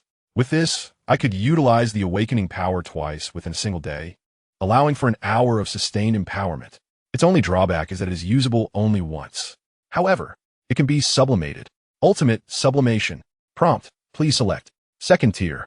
Prompt, sublimating the level 3 resource box requires the expenditure of 500 specialized crystals. Confirm. The level 3 resource box, disassembled and, akin to 3D printing, was restructured anew. The predominant hue of purple has been usurped by gold, as countless golden energy pulses surge in all directions from the top of the box. Identification. Level 5 resource box, special item. Category, container. Description, contains a mental stimulant potion, 5 uses. Indeed, it is precisely as stated. Previously, potions or beverages were labeled by milliliters, without an indication of usage count. Thus, their enhancement would merely alter the intrinsic quality without affecting the dosage. However, the mental stimulant potion is distinct, as it explicitly denotes the number of uses, indicating that the value of this potion is determined by quantity rather than its original quality. Upon reflection, having reset all skill cooldowns, how else could one elevate the quality? Pressing the golden button on the resource box, a powerful jet of high-pressure gas is released, unveiling a technologically advanced syringe gun, equipped with a vial of red and blue liquid, roughly the diameter of a thumb. Ming cautiously retrieves the syringe gun, his heart brimming with joy. 5 uses. What experience awaits one who can consecutively harness the power of awakening 5 times within a single day? Perhaps he alone would comprehend its significance. But do you think this is the limit? Ultimate sublimation. Please select sublimation tier. Tier 2. Notice, sublimating the mental stimulant potion, 5 uses, requires the expenditure of 4,000 specialized crystals. Confirm the consumption of 4,000 specialized crystals to elevate the mental stimulant potion, 5 uses, to mental stimulant potion, 20 uses. Confirm. This is one of the rare occasions when he refrains from lamenting the exorbitant cost of sublimation. In truth, witnessing such a dramatic increase in usage, he would not hesitate to procure it, even if it required 10,000 crystals. This is an authentic life-saving elixir, with a mental stimulant potion offering 20 uses. Under the condition of maximum awakening power, it could be utilized for a full 200 minutes. Moreover, his awakening power has yet to undergo sublimation. Otherwise, when paired with the sublimated version of awakening power, the full utilization of 20 uses would demonstrate godlike prowess. That may sound somewhat boastful, let's say below divine. As for why he has delayed the sublimation of his awakening power, there is a meticulous strategy at play. He harbors concerns regarding the potential astronomical increase in the specialized crystals required for each level of awakening power post-sublimation. For instance, if ascending from level 1 to level 2 originally required 1,000 specialized crystals, post-sublimation it could potentially escalate to 10,000 or even several tens of thousands. Should that occur, spending half a day to gain a single level, with power inferior to that of fully leveled awakening power, would indeed be a grave miscalculation. It would be far more advantageous to fully elevate the awakening power before employing ultimate sublimation to enhance its tier, thereby directly attaining a high-tier power at maximum level. This would constitute perfection. Chapter 61. When the world does not provide, create it oneself. The mental stimulant potion gradually transforms during the ultimate sublimation, as the vial expands from the thickness of a thumb to that of a wrist. The exquisite texture of the syringe is undergoing a transformation, ultimately enveloped by an enigmatic surge of energy. Note, the mental stimulation elixir, 5 times, has successfully transcended to the mental stimulation elixir, 20 times. Ming raised his hand to retrieve the levitating mental stimulation elixir, ensuring its safekeeping. How could one not cherish the consumption of 500 specialized crystals? Glancing at the remaining specialized crystals, Ming reclined, eyes closed, lips pressed tightly together. 618. Such a sight was unbearable. The consumption was exorbitant. Indeed, formidable power comes at a cost. The forging of armor was momentarily postponed, and yes, he still possessed the egg of the ancient owl emperor, currently nestled in his pocket, yearning to hatch yet lacking the necessary crystals. With a sigh of contemplation, Ming returned to his previous position, beginning to meditate on methods to procure crystals. After a moment of silence, he ultimately opened the trading hall. The list of goods was expanding, and the variety was becoming increasingly comprehensive. The tools category was vast, and the weapons category was beginning to flourish as well. Among them, 99% comprised black iron-grade weapons, while the items available for exchange were primarily necessities for life, with those that could be sold also belonging to this category. Requests for the exchange of specialized crystals and skill books lingered at the end of the list, remaining unheeded for over 10 hours. What do they call this? A price war. Who would trade specialized crystals for weapons that could be exchanged for everyday materials? For the average person, a single crystal was a treasure earned through numerous life and death struggles. How could it be so easily relinquished? Leaning back in his chair, Ming sighed deeply, realizing that his plan to profit from black iron weapons to acquire some crystals had momentarily faltered. He had no choice but to redirect his focus to hunting exotic creatures. At present, his combat prowess allowed him to effortlessly dispatch larvae, yielding 2 crystals per creature. He could similarly annihilate elite-level mature blade owls, which, however, provided a 10-fold yield of crystals compared to the larvae. If only he could find a locale where elite blade owls congregated, he could potentially slay thousands in one fell swoop, instantly elevating his status. Alas, such places were rare. Perhaps only the core area as police headquarters might hold that possibility. Yet, to venture there, one would need to be at least a peak hunting warrior, if not a doomsday warlord. As he pondered these thoughts, Ming suddenly froze. Sitting upright, his left hand instinctively moved to his forehead, then quickly covered his mouth and nose as he glanced around, unable to contain a chuckle. How slow he had been, truly. While locations densely populated with elite blade owls were scarce, were there not swarms of blade owl larvae in abundance? If one can elevate any entity, why not exotic creatures? If the world does not provide, then I, Ming, shall create it myself. With this exhilarating thought, Ming could no longer suppress his excitement. Glancing at the peacefully napping Chuxia, he gently pulled back the covers, cradling her in his arms, reclaiming the luxurious 3-piece set and that opulent viewing chair before turning to leave. He had to test this newfound idea, for the itch of anticipation was unbearable. Moreover, he could not help but admire how obedient Chuxia was, to the point of evoking tenderness.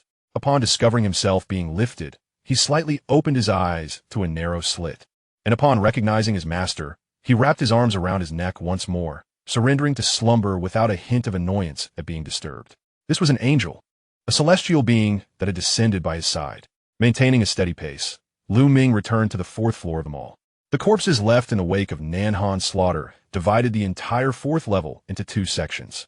Roughly estimating, there were around 1,000 lamia larvae remaining on the 4th floor. If the sublimation succeeded, it would yield a staggering profit of 20,000. Approaching the vicinity of the lamia larvae, he locked onto the nearest one and silently intoned, "Ultimate sublimation. Prompt. Please select the sublimation tier. Tier 2. Prompt. Sublimating an E-level larval variant of a lamia requires the consumption of 100 specialized crystals. Confirm the consumption of 100 specialized crystals to elevate the lamia larva to E-level elite lamia. 100. Is that reasonable? I can only gather 20 crystals from slaying a single lamia. So, after increasing the strength of the variant, I still have to pay an additional 80 crystals? This is madness. Cancel. It seems direct sublimation to lamia is not feasible. Then let us attempt the lamia pupa. Ultimate sublimation. Prompt. Please select the sublimation tier. Tier 1. Prompt: sublimating an E-level larval lamia requires the consumption of 20 specialized crystals. Damn it. With a slightly darkened expression, Lu Ming felt utterly frustrated. Cancel. This is ridiculous. The cost and output for sublimating a variant creature are completely disproportionate. Honestly, he felt a tinge of disheartenment, having thought he had stumbled upon an incredibly ingenious sublimation technique, only to find his hopes dashed. Must he truly adhere to the monotonous routine of slaying monsters? Silently sighing, Lu Ming was about to casually collect the corpses he had deliberately left behind when a glimmer of insight struck him. The consumption for living sublimation is enormous. What about sublimating the corpses? Could there be a difference? The thought crossed his mind, and even he found it hard to believe. Are they not the same entity? Could a lifeless body be sublimated into a few crystals? Chuckling at his own absurdity, Lu Ming decided to adopt a gamble mentality and attempted it, uttering, "Ultimate sublimation." Prompt: please select the sublimation tier. Tier 2. Prompt: sublimating the corpse of a lamia larva requires no consumption of specialized crystals. Confirm the sublimation of the lamia larva corpse to lamia corpse? He had anticipated this. What? Blinking in disbelief, Lu Ming re-examined the program information, his heart racing with exhilaration. How could this be offered for free? Confirm. By heaven, this roller coaster has shaken my confidence. Confirm. To uphold his masculine dignity. He shouted once more. As the lamia larva's corpse decomposed and reconstituted, it transformed into an elite lamia over 2 meters tall. The corpse remained intact, yet a hole marred its chest, precisely at its weakest point, the wound and scar identical to those from its larval stage. Greed successfully dissected the scythe moth's corpse, acquiring specialized crystals X20, scythe moth blades X4, scythe moth shells X10, ordinary alien blood 200 milliliters. As Lu Ming beheld the crystals that had undeniably entered his bag, he felt a surreal sensation, although the peculiar nature of these 20 crystals, which refused to coalesce with the remaining 618, struck him as odd. Upon examining the scythe moth blades and shells, the outcome was entirely consistent. With furrowed brows, a plausible hypothesis emerged in Lu Ming's mind. To verify this conjecture, he retrieved a solitary specialized crystal, reciting the incantation for ultimate sublimation. The mystery was unraveled. Undoubtedly, they were of the same origin. Materials birthed from the sublimated corpse could not undergo the sublimation process again, akin to the distinction between bound and unbound items in game mechanics. The binding status determined tradability, while the origin determined the possibility of sublimation. Chapter 62, Ascension, Advanced Hunting Warrior. There was no dissent. It was exceedingly reasonable. While sublimating the corpse seemingly deprived the crystals and materials of further sublimation opportunities, the quantity of obtainable materials and crystals had transformed from the output of low-level alien species to that of high-level ones. Was this not another form of material sublimation? The critical aspect was that it was free. This stood in stark contrast to the notion that free games in Blue Star were the most expensive. This was genuine and unadulterated free. Lu Ming was oblivious to the vast disparity between living beings and corpses, nor did he comprehend how the ultimate sublimation determined its pricing standard. However, according to his understanding, the sublimation of vibrant life was a miraculous act of evolutionary transcendence.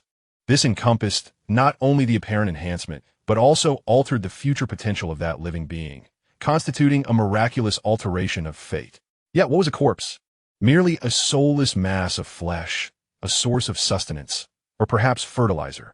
Sublimating sustenance and fertilizer would undoubtedly be less costly than sublimating genes and future potential. However, to be reduced to the status of free was extraordinary. Perhaps the ultimate sublimation did not regard the current alien corpses as viable food or fertilizer for humanity. Thus, it concluded them as waste.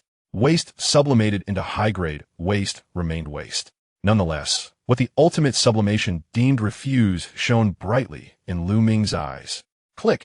The crossbow was drawn, the bolts loaded, and the desire for slaughter surged. Whoosh, whoosh, whoosh. A flurry of bolts soared through the air. The writhing, scythe moth larvae fell like grass cut down, evoking the sensation of high-level humans slaughtering novice village monsters.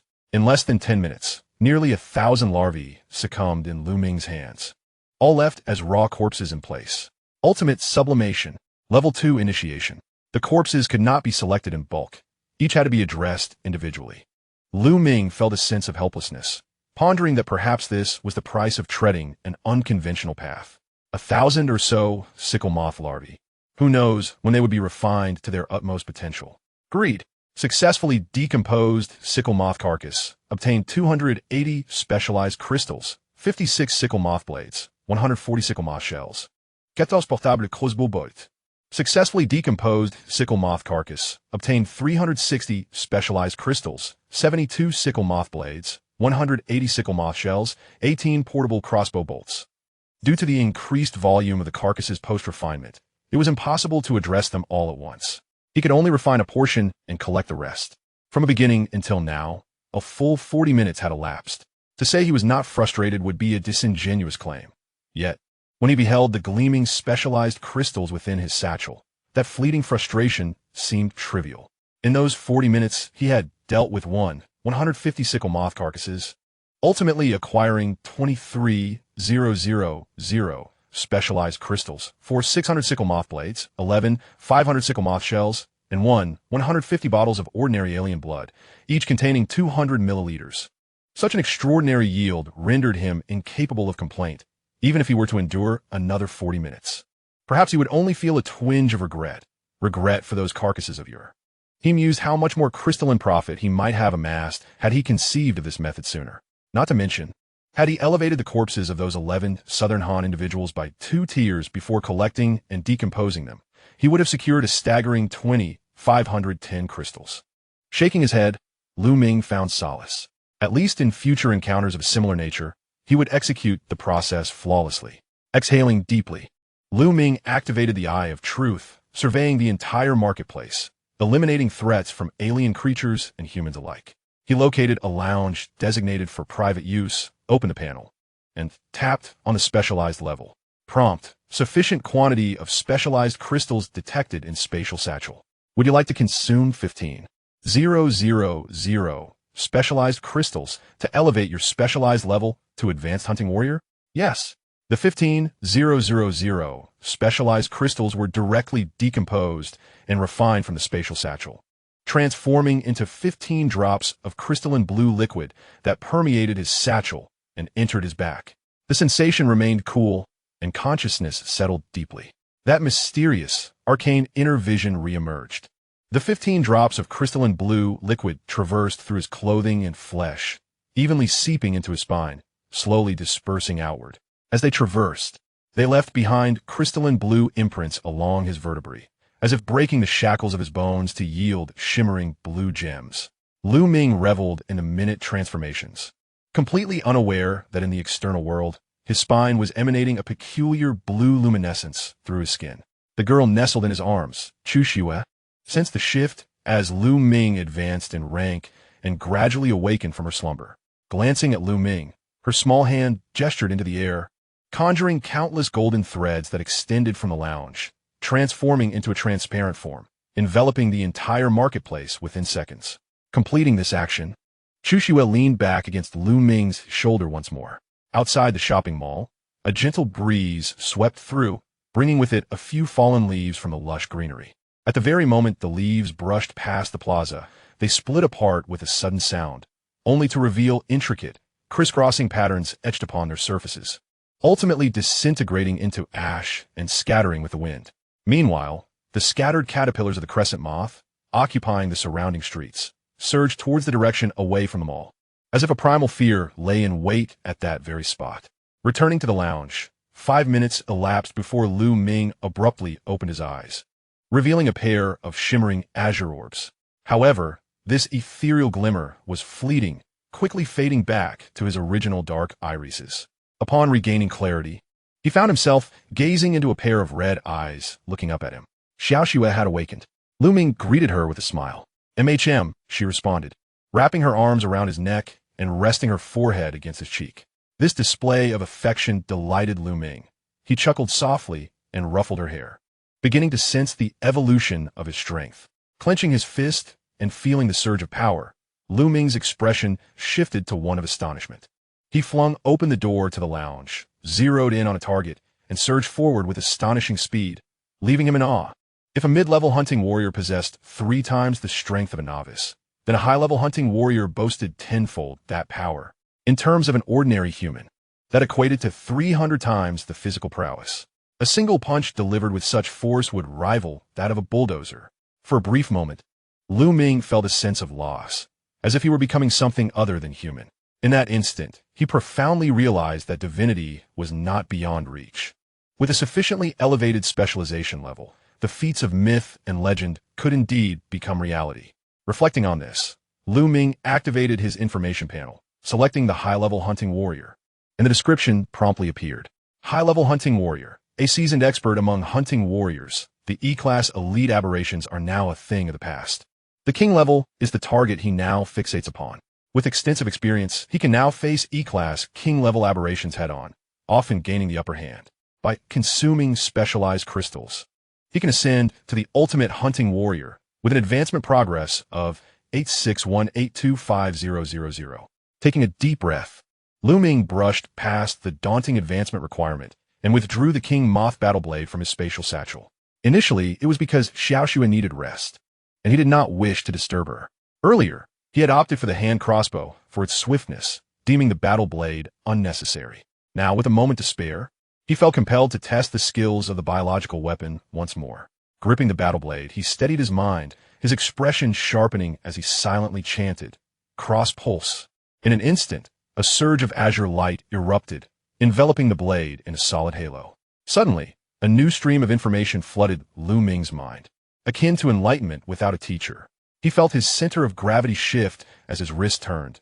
With lightning speed, the King Moth battle blade was drawn horizontally and thrust upwards, unleashing two beams of particle light that soared 10 meters into the air. Chapter 63. The battle blades feast amidst swirling sands and flying stones. Destruction surged forth with unrelenting force. Wherever the luminous blade of particles passed, all matter was severed. A vast chasm cleaved through the entire fourth floor of the shopping mall, penetrating the walls and continuing to blast forward for over 10 meters before finally coming to a halt. Upon examining the remnants, steel lay scorched a deep crimson, while concrete was rendered a charred black. The facilities of the Children's playground on the fourth floor were entirely incinerated. Such overwhelming destructive power astonished Lu Ming, granting him a deeper comprehension of the prowess possessed by a king-level aberration beyond mere words. The lethal radius extended 300 meters. Its velocity approached instantaneous reach of its maximum range. Was it supersonic?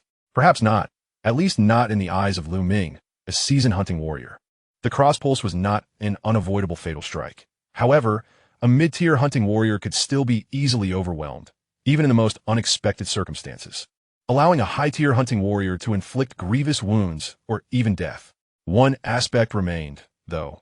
The manner of releasing the cross was somewhat wasteful.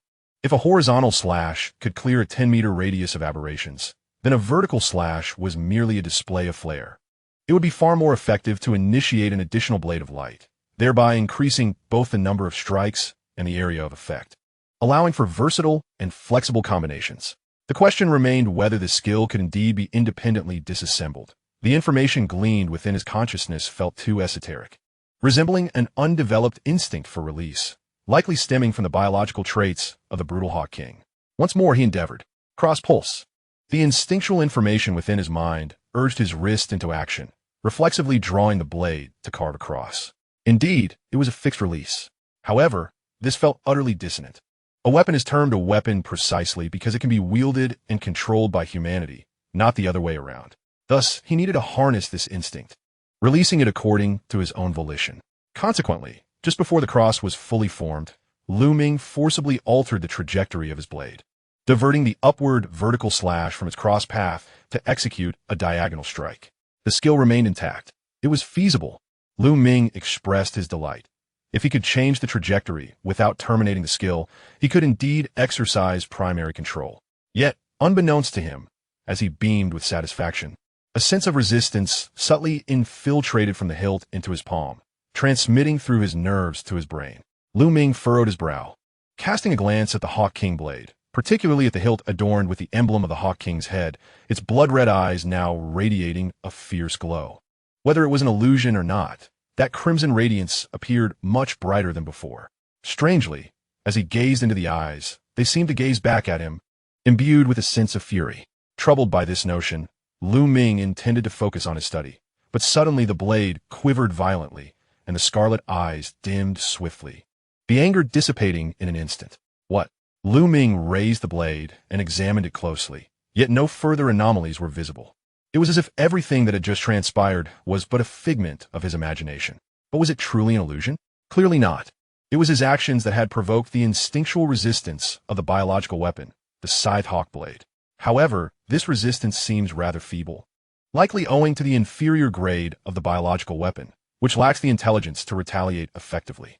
While Ming was engrossed in analyzing the anomalies of the warblade, he remained oblivious to the fact that Chushua, nestled in his embrace, had shifted her gaze away from the Xiongwang warblade. The brilliance in her deep crimson eyes dimmed, and her cold stare transformed into a tranquil and languid demeanor. Stealing a glance at Ming, who was still puzzled by the changes in the warblade, Chushua's lips curled into a gentle smile. Very well. If no substantial findings emerge, it is imperative to continue dissecting the skills, should another anomaly arise. One could delve deeper into it. With a recalibrated mindset, Ming gripped the blade and immersed himself, once more silently invoking the cross pulse. A cerulean light filled the blade, and the particle blade light surged forth. This time, the instinct to release did not manifest in his mind. Two streams of particle blade light flew out in perfect parallel as he intended.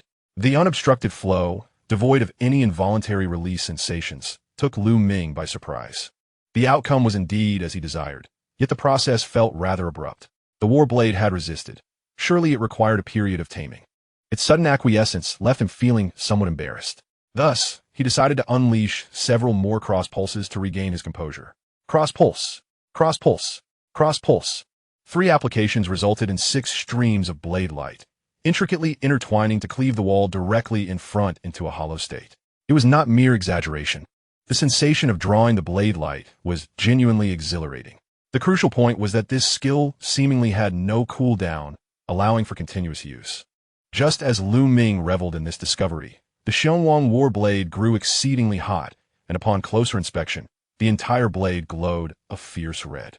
Ming fell silent, instantly comprehending the situation. Indeed, while the skills of biological weapons lacked cooldowns, they bore their own limitations, namely, the burden they could withstand. The high frequency of biological skill usage would lead to overheating, thereby accelerating wear and tear. Casting a glance at the information regarding the Xiongwang warblade, he noted, specialized biological energy, 880-1000.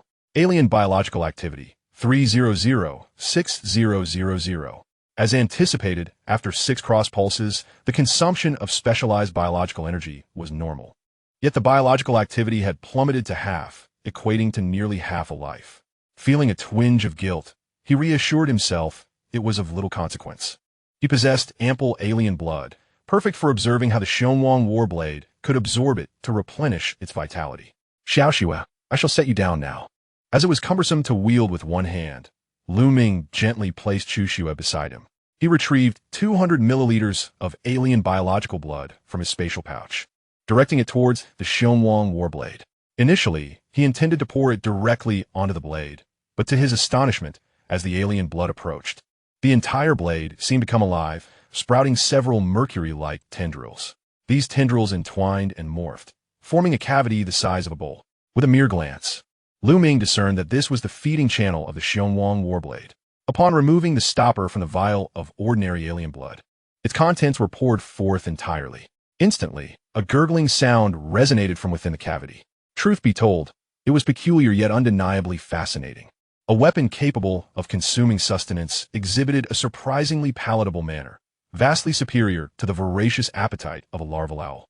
As the crimson energy surged through the blade, the biological vitality of the Owl King warblade was restored by 50 points, drawn from the 200 milliliters of ordinary alien blood, which harbored a unique energy. In comparison, an equivalent volume of mutated alien blood would yield only 100 points, while the E-Class Royal Alien blood provided 500 points. The latter two were too precious to expend, as they significantly enhanced the likelihood of inheriting alien skills for equipment. The former, abundant and easily sourced, could be replenished by hunting larvae, representing a renewable resource. With a crisp sound, the empty vial shattered in Ming's hand, disintegrating into fine powder. He gazed at the light green dust, tilting his palm to allow it to cascade away, reaffirming the stringent rules of this world.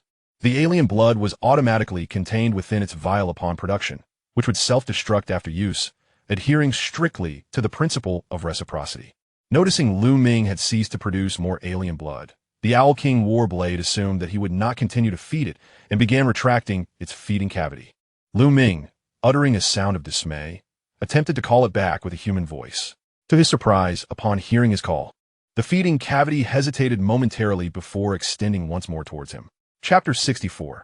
Indeed, I'm a romantic man, goodness. You can understand human speech? Ming exclaimed, astonished at such a simple silver-grade biological weapon. The Owl King Warblade, upon hearing this, seemed to respond by slightly moving its feeding cavity, as if nodding in acknowledgement. However, upon catching the latter part of Ming's remark regarding its silver-grade status, the feeding cavity twisted in indignation. How intriguing! It even exhibited emotional responses. This entity appeared to differ from the descriptions provided. Only the ultimate transcended ancient blades possessed a semblance of consciousness, capable of expressing instinct from their former lives. What are you, then? A mere silver-grade weapon, daring to display attitude? With a mischievous grin, Ming poured the ordinary alien blood into the feeding cavity with fervor until the blade's alien biological vitality was completely replenished, at which point he released the feeding cavity. The Owl King Warblade paused for 3 seconds, abruptly retracting its feeding cavity, sinking into a profound silence akin to a sulking bride. Unperturbed by its tantrum, Ming unceremoniously tossed it back into his spatial satchel. Yet, as it was cast within, a complex swirl of emotions stirred within him. It had demonstrated the ability to actively consume, comprehend human speech, and express emotions, yet remained unrecognized by the satchel, regarded merely as an inanimate object. So, where then lies the line between life and death? He opened the world channel, glancing at the time, 1635. Only 2 hours and 25 minutes remained until the nightfall at 1900 hours. To my astonishment, engaging with a mere weapon could extend for a full 40 minutes. Indeed, I am quite the romantic. I felt the 10 glaive moth larvae eggs nestled in my pocket and reflected on the fact that only 816 specialized crystals remained in my bag, insufficient for complete sublimation of all. Turning to embrace Chushue, I proposed, let us procure some glaive moth larvae corpses. Just moments ago, after contemplating the spatial pouch's ability to differentiate between the living and the dead, another idea struck me. If the efficiency of collecting specialized crystals is low while simultaneously exterminating larvae, why not dedicate the daylight hours solely to slaying larvae or other exotic creatures? With the spatial pouch's capacity to recycle corpses and its infinite stacking feature, we could transport all back to the safe haven. Then, we could utilize the long night to work diligently on sublimation and decomposition, thus amassing specialized crystals. This approach would save time by concentrating on a single task, while also preventing others from witnessing our sublimation efforts. Truly, a trifecta of benefits. Chushue nodded gently, her small hand grasping at the air as a golden thread materialized in her grasp. Having gained ample experience, she understood that this was her moment to shine. However, just as she was about to soar with me using the silk thread, I adjusted her skirt and swept her up in a horizontal embrace. This time, it's my turn, I declared, casually draping her hand around my neck, reminiscent of the previous occasion when she had urged me to hold her tightly at the waist. With a firm grip, I announced my readiness, focusing ahead as I sprinted forward. Just as I approached the 4th floor wall, I unleashed my speed. Combining rapid acceleration with my enhanced agility, I transformed into an arrow, piercing through the wall, sliced by blades, soaring toward the opposite building. Indeed, it was not a jump, but an act of flight. With a swift sound, I traversed hundreds of meters, landing atop the adjacent rooftop. The sheer force of inertia propelled me several meters before I finally halted. My polished leather shoes had vanished, yet the friction against the concrete roof merely caused a mild warmth beneath my bare feet. Was this the strength of a high-hunting warrior? The glaive moths, regardless of their demeanor, seemed inconsequential. Even facing their corrosive spray was merely a splash of moisture. Regrettably, in my quest for speed, I had squandered a fine pair of shoes. Kicking off the remnants of my footwear, I resolved to forge a set of biological armor. Otherwise, ordinary clothing would be woefully inadequate to sustain my body's demands. Perched at the edge of the building, I surveyed the surroundings while pondering. Where might I find a congregation of larvae? Chushue, upon hearing my musings, lifted her chin and pointed southwest, indicating the direction for me to follow. I gazed in her clear eyes and smiled. Let's head there. With a deep breath, I leaped, no longer relying on speed or bursts of energy, effortlessly vaulting across the rooftops. In just 20 seconds, covering a distance of over 1,000 meters, I truly beheld the streets below teeming with a congested mass of glaive moth larvae. The vast expanse stretched 1,000 meters outward. Yet these larvae showed no inclination to disperse, clustering together as if in a huddle, with some even stacking upon one another. Was there a treasure to be found? This thought was the first to cross Lu Ming's mind, and the likelihood seemed quite significant. Reflecting on the conditions at the Kongbao shoe factory and the shopping plaza, he noted the striking similarity. The Eye of Truth. Activating the Eye of Truth, he set parameters for resource boxes, weaponry, and humanity. However, after scanning the vicinity for 100 meters, not a single target marker was visible to the naked eye. Peculiar indeed. The little girl in his arms, Chu Xue, noticed Lu Ming's perplexed expression and briefly glanced outward, her gaze seemingly detached from the situation. Furrowing his brow, Lu Ming chose not to dwell on it further. He was here to exterminate pests, and witnessing the gathering of these insects was akin to holding a treasure trove in his hands. Chu Xue, are you coming down with me? He asked, though it felt like a rhetorical question. With Chu Xue in tow, Lu Ming leaped from the tall building, utilizing several landing points to reach the ground swiftly. He set Chu Xue down, retrieved the King of Owls' blade from his spatial satchel, and with a powerful swing, unleashed a devastating strike. Across pulse, a green aura enveloped the blade as a massive beam of light surged forth, wreaking havoc, stretching 10 meters wide and penetrating 300 meters deep with a single blow. Hundreds of larvae were instantly vaporized, leaving not a trace behind. Narrowing his eyes, Lu Ming felt an unsettling premonition. He raised his hand to target the empty ground before him and intoned solemnly, agreed. Prompt. No collection targets in the current area. In other words, the corpses vanished without a trace? How ironic. In the end, wielding an overly powerful weapon became a burden. The loss amounted to several thousand crystallized units from just a few hundred larvae. With a darkened expression, Lu Ming had no choice but to stow away the King of Owls' blade back into his spatial satchel and switch to his dual-hand crossbows designed specifically for exterminating the scythe moth larvae. The Eye of Truth. Activating the weakness observation, he loaded the crossbows to capacity and sprinted forward 500 meters, commencing the obliteration of the moving treasure trove. The larvae fell in droves, their bodies accumulating in heaps for collection. He was as if the nemesis of the larvae, slaughtering from one street to another. After 2 hours and 4 city blocks, the streets lay deserted, devoid of any writhing creatures. At this moment, his spatial satchel contained a staggering total of 400 scythe moth larvae corpses. Chapter 65, Self-Service Dual Enjoyment Package. As the sun retreated beyond the horizon, night descended. Lu Ming took Chu Xue by the hand and sought an apartment with a pleasant environment. He expended 20 specialized crystals to reinforce all basic infrastructures. In truth, with his current level of specialization and various resources, he no longer viewed the King of Owls as a formidable adversary. Yet, the King of Owls, being an aberrant species, was still a presence among the E-class monarchs that appeared in the outer circles. No one could ascertain whether it was a clandestine visit from an emperor or a patrol attendant from a D-class strong breed. Without having access to the complete data of a true D-class entity, one must remain ever vigilant and prudent. Drifting is a universal experience. Some ascend like a sandstorm, while others rise as ashes, yet he aspires to become a steadfast rock. He draws the curtains tightly, arranging a luxurious bedding set that brings joy to Chu Xue. He proceeds to the bathroom to assemble a multifunctional water heater, preparing to pour in enough pristine water for 2 to bathe. An inexplicable sense of oddity washes over Lu Ming. Each step of this process is perfectly mundane, yet when combined, it emits an oddly pink hue. No. He must maintain his composure.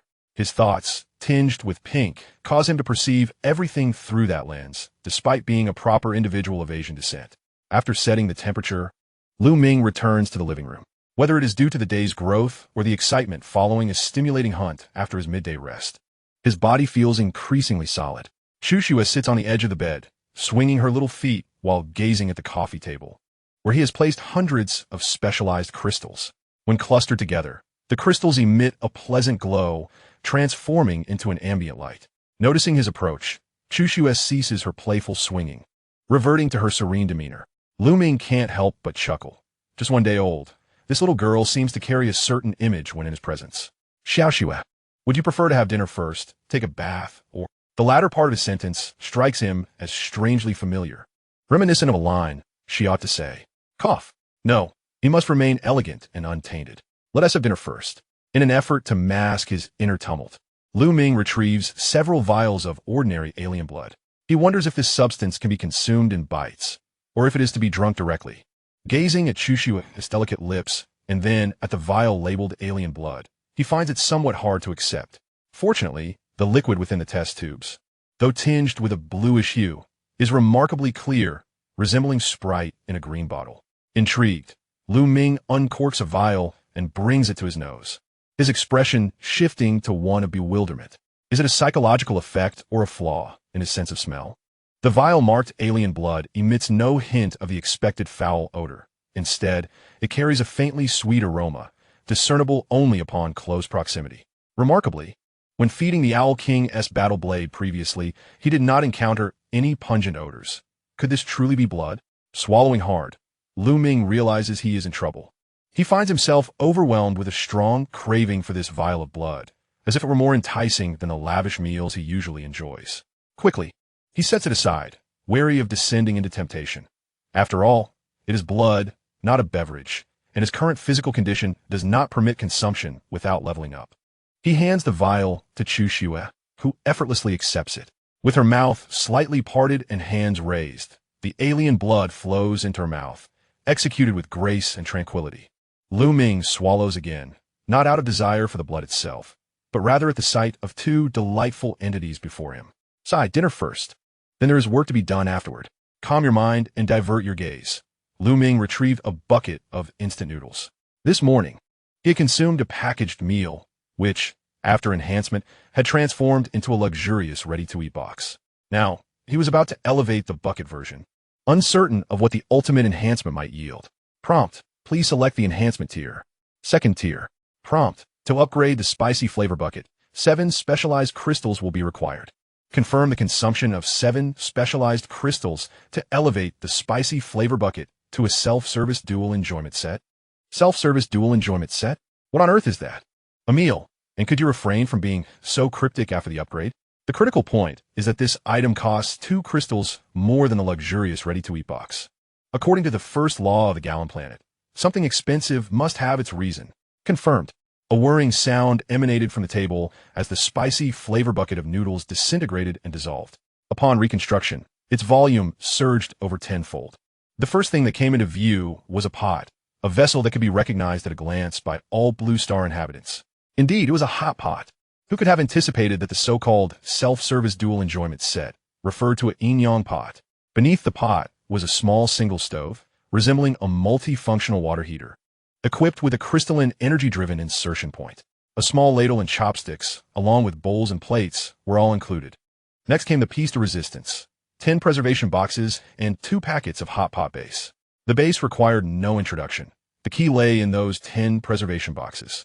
As each was unveiled, they revealed a delightful assortment of 5 meats and 5 vegetables for the hot pot: beef rolls, lamb rolls, tripe, duck blood, and quail eggs, along with baby bok choy, enoki mushrooms, oil wheat, asparagus, and tofu. Though there were no shrimp paste or beef omasum, what did it matter? In this post-apocalyptic world, having the chance to enjoy hot pot was more than enough. Let the feast commence. Setting up the yin-yang pot, he poured in pure water, adjusted the temperature, and brought it to a boil. A minute later, the water was warm. He added the hot pot base and began to prepare the preservation packaging. 3 minutes later, Lu Ming was relishing steaming hot dishes, his eyes gleaming with joy. Truly, the upgraded bucket noodles had inherited the 3-minute instant feature of hot pot. The only regret was the absence of dipping sauces. Xiaoxue caught a whiff of the hot pot aroma, her initial worry transforming into resignation, as if she was beginning to acclimate. Just then, Lu Ming, holding a bowl, turned to her, lifting a slice of cooked beef and inquiring if she would partake. Xiaoxue shook her head vigorously, retrieving a clump of protein from her storage space, savoring it slowly and elegantly with the exotic blood. Lu Ming shrugged, feeling it was a pity that Xiaoxue could not appreciate the joy of Blue Star cuisine, and thus he resigned himself to devour the entire pot of food alone. Meanwhile, On the other side of Jintian district, Chen Hai sat in a room within a villa. In one hand, he held a dry, compressed biscuit, and in the other, a photograph. His thumb traced the face of the woman in the picture, his eyes revealing a profound sense of regret and tenderness. Uncle Chen. Suddenly, a voice called from outside the door. Chen Hai carefully placed the photograph aside and rose to open the door. Standing, there was a somewhat tall young man, likely in his early 20s, wearing a humble smile as he looked at Chen Hai and remarked, "I thought you were resting." Chen Hai stepped aside to allow him entry. Chuckling lightly, "I'm in my middle age, not old enough to sleep at this hour. Where's Brother Bao? How's he doing?" The young man settled on the edge of the bed and replied, "After being treated with disinfectants, his fever has subsided, and he is currently lost in dreams, surrounded by a group of people tending to him. I can't even lend a hand." Then, with a jest, he lamented, "At our age, one would think we'd act a bit more circumspect. Yet when it comes to exterminating larvae, they always rush to the front, as if fearing their own mortality. And when it comes to sharing resources, they only want enough for themselves, terrified of taking more than their share." Chapter 66. We will all survive. Chen Hai smiled. "Do you think it's a bad thing?" The young man pouted. "What is good about it? To put it nicely, it's called bravery. To put it bluntly, it's foolishness, downright foolishness like a saint. In the Blue Star, one would be bullied. In this apocalyptic world, had it not been for you, Uncle Chen, I would have survived 2 days." After saying this, the young man lowered his gaze slightly, his toes scuffing the ground, and after a brief silence, his tone softened. "But seeing Uncle Bao, I can't help but feel admiration. In all my years, I've never encountered such a genuinely good person. He may appear frail, yet his words are always courteous, and when he fights, he resembles a war god." Uncle Chen may not have noticed, but initially, the newcomers dared not approach the larvae at all. However, upon witnessing Uncle Bao's fighting stance, they seemed to be invigorated, especially the younger ones like locusts, rushing forward to take down a single one. Once they took that first step, each of them seemed to find their confidence, fighting like wild. Now, they have all become ardent admirers of Uncle Bao. I too, well, of course, admire you even more. Chen Hai observed the young man's expressive demeanor and smiled warmly. In that moment, he was reminded of the soldiers under his command, whose ages were not dissimilar to the young man before him. They bore the heavy responsibilities of their nation, disregarding life and death, yet still maintained their fervor and optimism. When joyous, they would recount amusing tales from their missions, just as this young man did. And now, he wondered where they might be and whether they were safe. Suddenly, aided by the faint light of a candle, Chen Hai noticed the corrosive scars marring the young man's face, remnants of splatter of acid. He reached out to examine it, but the young man, sensing Chen Hai's gaze, evaded his hand and boldly declared, "Oh, what is this? Compared to Uncle Bao, these wounds are nothing to speak of." Chen Hai paused, placing a hand on the young man's shoulder and giving it a gentle pat. "They say scars are the honor of a soldier. In my view, not being injured is the finest display of a soldier's excellence.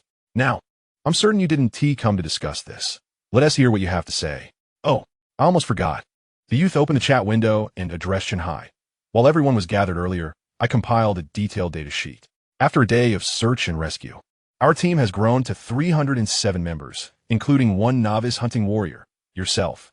Currently, there are no extreme combat masters, 2 advanced soldiers, one being myself and the other, Brother Wang Yong, who trains in Sonda. We have 200 intermediate soldiers and 107 novice soldiers, the majority of whom are female." "Huh?" Chen Hai opened his mouth in surprise and chuckled. "I never expected you to take on such tasks. Is this really the same Fong Peng who was once so heavy-hearted on the regional channel?" Fong Peng's face flushed with embarrassment. "Uncle Chen, please spare me. That dark history is almost becoming our group anthem. Each time a new member arrives, they chant for me to challenge Uncle Chen. I have explained that I had just relocated, feeling anxious and irritable. In reality, I am a respectful and helpful young man, merely indulging in banter. It's all a misunderstanding." Chen Hai laughed heartily. "Isn't that a sign of surprise? Do not mind it. Please continue."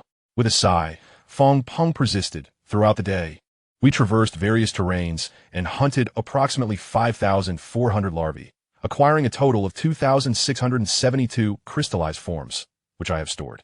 If we aim to develop our members towards extreme combat mastery, counting myself and Brother Wang Yong, we can precisely train 7 individuals.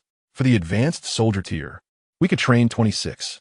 However, we have unanimously agreed on a third proposal, to first accumulate 5,000 and elevate you to the rank of intermediate hunting warrior.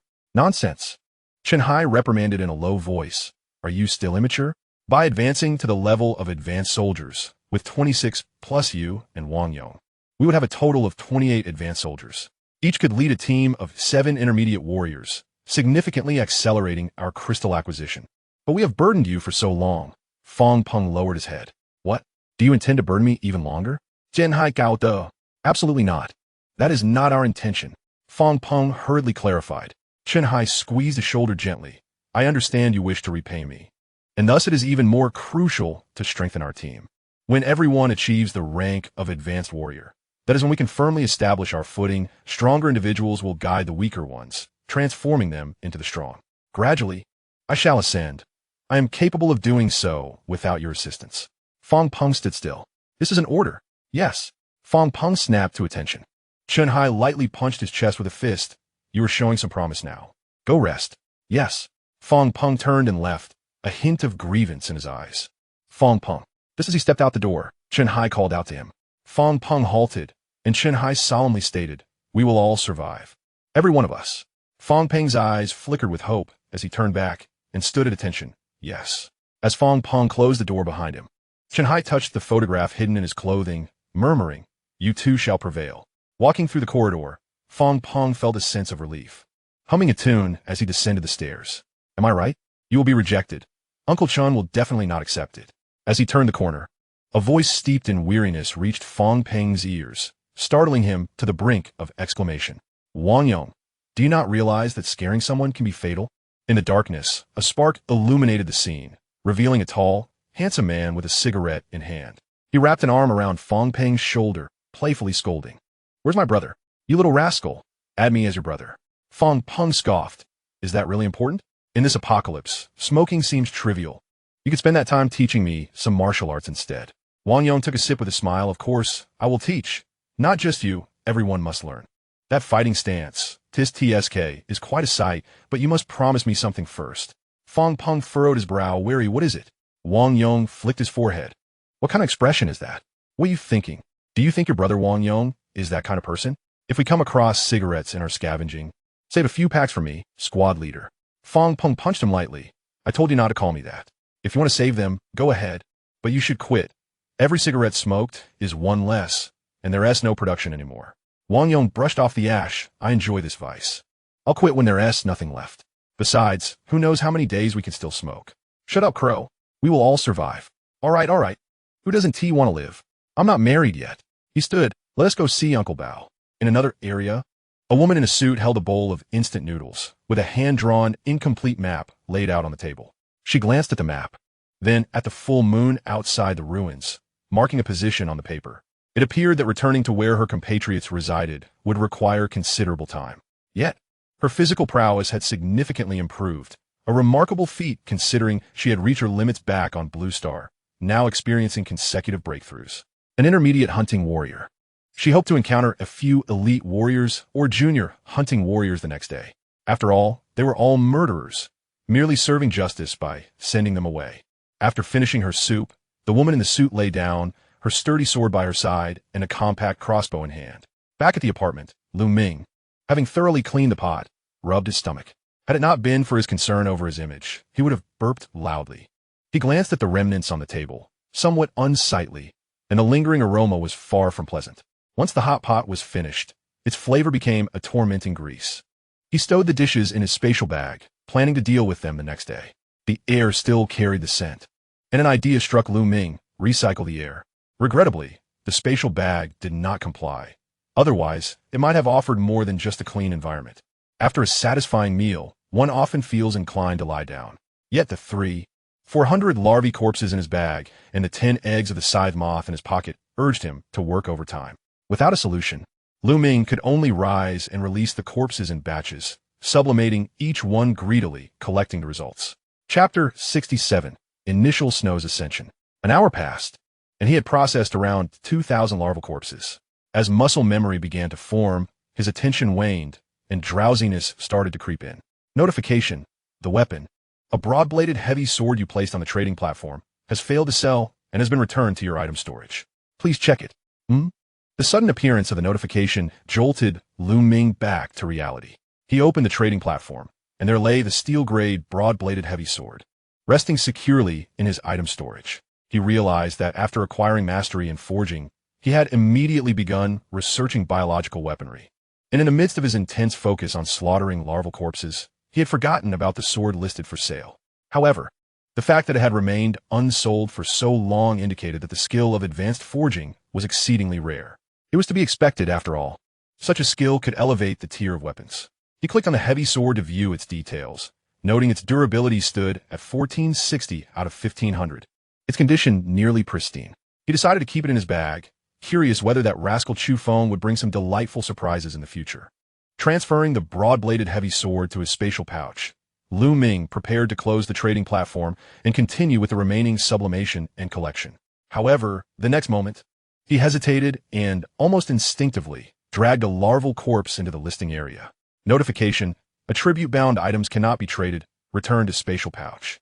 Indeed, if the corpses of alien species could be traded, he would not need to venture out to slay them. He could simply sit in a factory, display the crystallized enhancements on the trading platform, and collect a body for every single piece. Every transference worker across Blue Star would become his laborers. What a fanciful thought!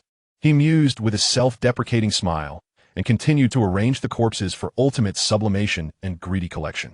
Another hour slipped by, and he finally processed 400 larval corpses. He obtained 68,000 units of unsublimated homogeneous crystallized enhancements, 600 scythe feathers, 34,000 carapaces, and 400 bottles of alien blood. Combining these with the capital in his pouch and the crystallized enhancements on the coffee table, his current totals were 76,591 crystallized enhancements, 260 scythe feathers, 45, 650 carapaces, and 504 bottles of 200 milliliters ordinary alien blood. The bountiful harvest and overflowing wealth were enough to deem him a local magnate. Especially the scythe feathers and carapaces, he had so many he was unsure how to utilize them. These materials were crucial for crafting biological weaponry. And even if they were only steel grade, they were far from items he could sell at his current level. Best to hold on to them for now.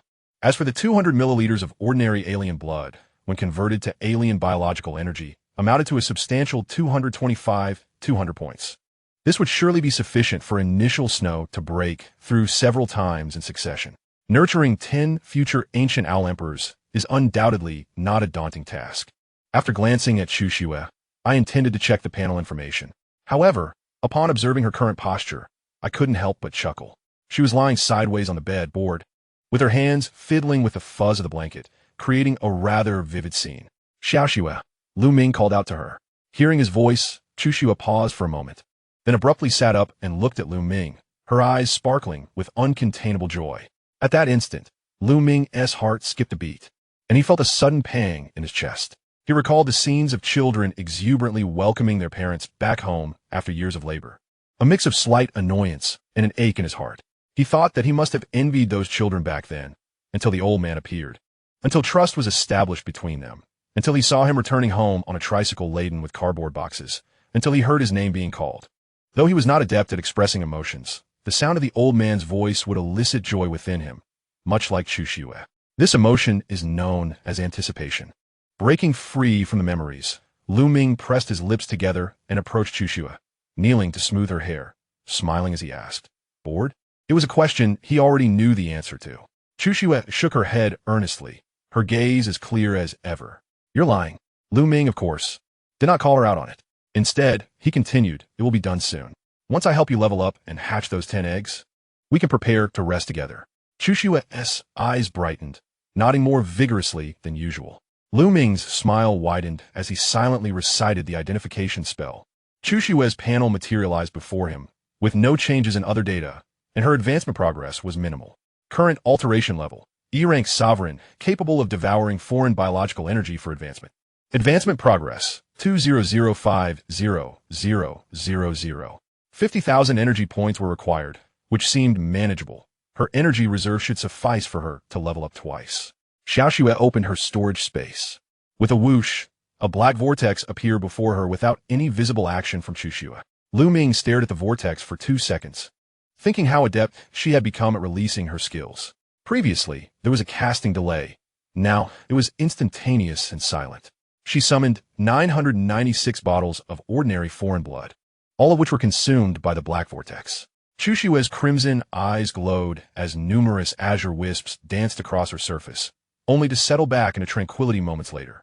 Ming surveyed the surroundings, sensing some changes, though they appeared subtle. The panel data must have changed comprehensively, yet he did not focus on it, honing in directly on the alteration level and advancement progress. Current alteration level, D-rank larva, capable of devouring foreign biological energy for advancement. Advancement progress, 0100000.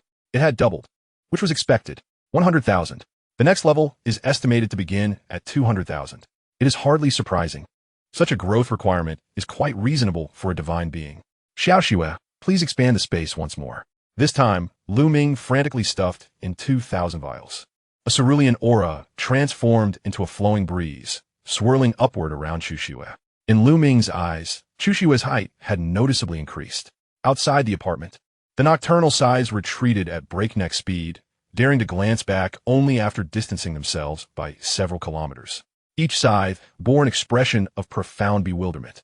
They could not fathom why an entity of D-class strength, far surpassing their own, had appeared in that location. Even more perplexing was the unprecedented fear that arose within them, despite their unwavering resolve when confronted by beings several levels above themselves. Inside, Ming scrutinized Chushue with his chin in hand. Aside from a slight increase in height, a touch of allure, elongated legs, and some more notable attributes, she had not undergone any substantial transformation. He decided to check the specific values. Identification, Chushue divine level.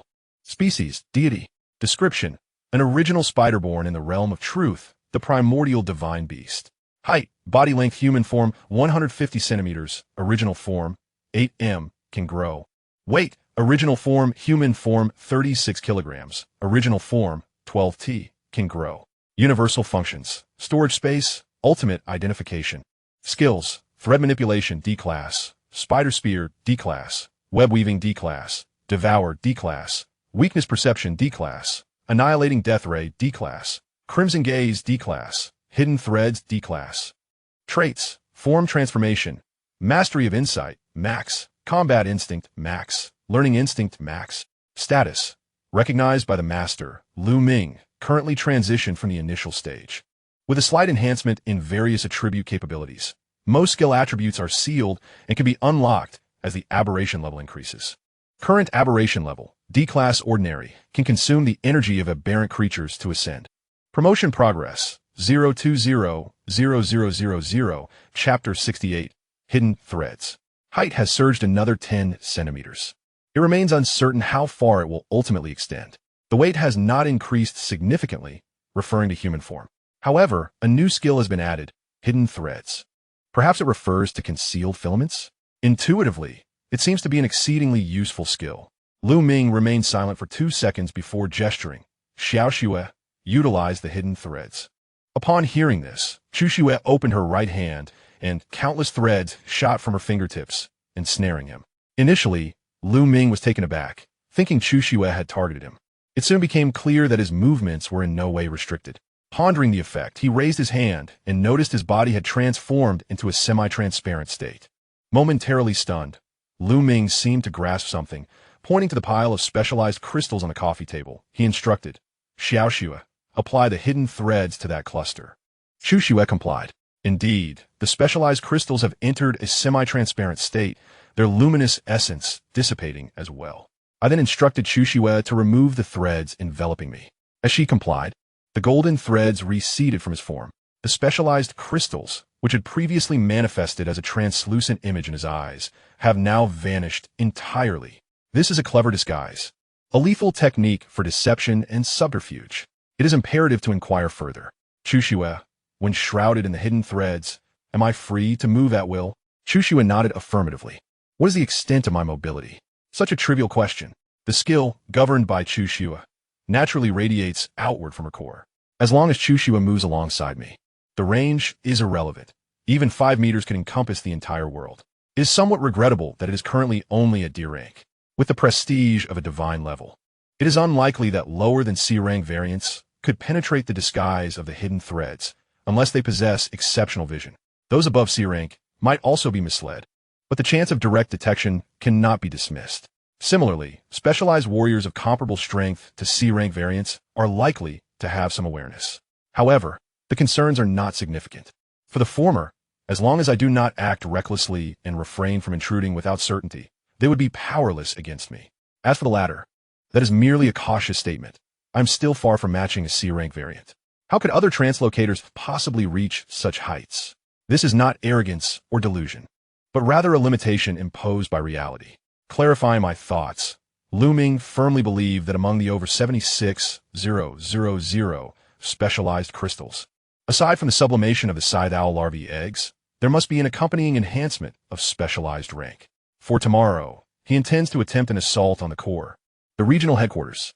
Additionally, there is another crucial point, a warning raised by the hidden threads. Since Chuxue can generate a state of disguise, and the skill is not marked as exclusive, it implies that other variants can possess this capability as well. It is even conceivable that through the study of skill tomes, humanity could attain similar abilities. If he were to be caught unawares and ambushed by hidden variants or individuals, he does not know if he would perish, but it would undoubtedly be a humiliating experience. Thus, he must prepare in advance, eliminating the possibility of such threats. The tool upon which he relies is the Eye of Truth. Activating the Eye of Truth, he set the parameters for disguise, cloaked units, and locked onto the coffee table, silently reciting the identification spell. Whoosh, whoosh, whoosh. 100 specialized crystal tags materialized one by one. Even those entangled in the hidden threads were clearly discernible. This signifies the exceptional efficacy of the Eye of Truth, prompting him to designate these two categories as permanent settings of the eye. That will suffice, Chuxue. It is now time for them. Signaling Chuxue to retract the hidden thread skill, Ming retrieved the 10 scythe owl larvae eggs from his pocket, mentally invoking the ultimate sublimation. Prompt: please select the sublimation grade. Second grade. To elevate 10 scythe owl larvae eggs, a total of 10,000 specialized crystals are required. Upon confirming the consumption of these crystals, the 10 larvae eggs are transformed into 10 ancient owl emperor eggs. The size of the eggs has doubled, and the previously green pattern larvae have metamorphosed into a new version adorned with a predominantly red hue and intricate black markings. Ancient Owl Emperor, C-Class Royalty, Category, Royal Larvae Egg Description. Upon hatching, it will give birth to an ancient lineage of the scythe owl. With proper nurturing, it will evolve into an exceptionally powerful and uniquely loyal natural hunter, the C-Class Royal Ancient Owl Emperor. Hatching requirements: 100 energy from alien species, proficiency in basic childcare techniques. Close incubation for 30 minutes, and the first entity it sees after hatching must be the incubator. This endeavor consumed 10,000 specialized crystals, sufficient to elevate 2 ultimate warriors to intermediate hunting warriors or 10 ultimate warriors to novice hunting warriors. If it were someone else, hunting humans without resorting to deceit would be a challenge, as relying solely on slaying alien creatures might not yield results within 2 days. He invested all at once, a testament to the composure of the affluent. Ancient Owl Emperor, do not let me down. Cradling the egg-sized larvae, Ming placed them on the coffee table. Prompt: detection indicates the larvae exhibit hatching intent and meet the hatching criteria. Shall the constant temperature protective layer of the larvae be released for close incubation? This phase will involve a 30-minute close proximity. Once separated from the maternal body, the larvae will enter a hypothermic state and perish after 5 hours. 5 hours? Such vitality in a C-class being? The initial snow separation time was a mere 10 minutes. Perhaps this is what they mean by a hardy life. With no option but to release the constant temperature protection, Ming reached into his spatial satchel and retrieved a pure cotton t-shirt, meticulously wrapped. Using his advanced childcare techniques, he skillfully fashioned a nurturing pouch. Indeed, as he completed this task, he was filled with admiration for the creation. It was so exquisite that it could be sold in a maternity store. Yet reflecting on it, he couldn't quite comprehend how his hands moved so deftly. It appears the hands have learned, while his eyes remain perplexed. Shaking his head in quiet disbelief, he naturally donned the nurturing pouch around his neck and carefully placed each larvae egg snugly against his chest. Only then did he announce the hatching response. Release the constant temperature protective layer. Prompt: the constant temperature protection of the larvae has been lifted.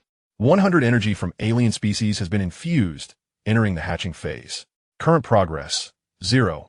As the hatching commenced, Ming fully embraced the role of a nurturing father. With one hand supporting the bottom of the pouch and the other cradling its body, he gently patted it. Intuitively, Ming found the situation quite peculiar. No, exceedingly strange. Here was a person who had never experienced romantic love, yet inexplicably found himself in the role of a caregiver on 2 occasions. One couldn't help but wonder, would Chu Shui feel jealous? Feeling a twinge of anxiety, Ming casually stole a glance at her, only to discover his concerns were unfounded. Chu Su, far from exhibiting any signs of annoyance, instead radiated a sense of joy akin to that of a husband observing his wife tending to their child. There was no mistaking it. It was indeed that very sentiment he had witnessed on television.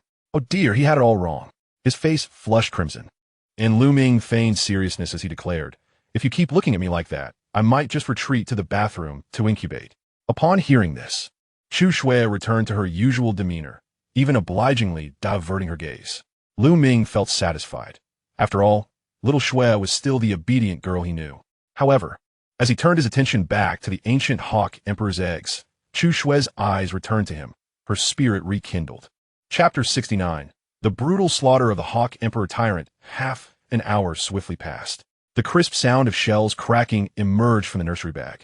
Ming, who had been discreetly observing the inquisitive Chu Shui from the corner of his eye, was jolted back to his role as a caregiver by the commotion in his arms. Crack, crack, crack. A series of sharp sounds erupted, and Ming sprang to his feet. They were hatching. No, not hatching, incubating. He hurriedly removed the nursery bag and placed it on the coffee table. Carefully lifting his t-shirt, he utilized the specialized crystalline blue light to observe the changes in the eggs. All 10 ancient hawk emperor eggs had hatched, revealing 10 plump, red heads. Judging by the diameter of their heads, their bodies were likely only as thick as a finger. Upon emerging, they wasted no time and collectively fixed their gazes upon Ming, staring intently for 3 to 5 seconds before they began to voraciously devour their eggshells. This sight inevitably reminded Ming of Chu Shui's own birth. However, their manner of eating was decidedly different from hers. What astonished Ming was their method of feeding.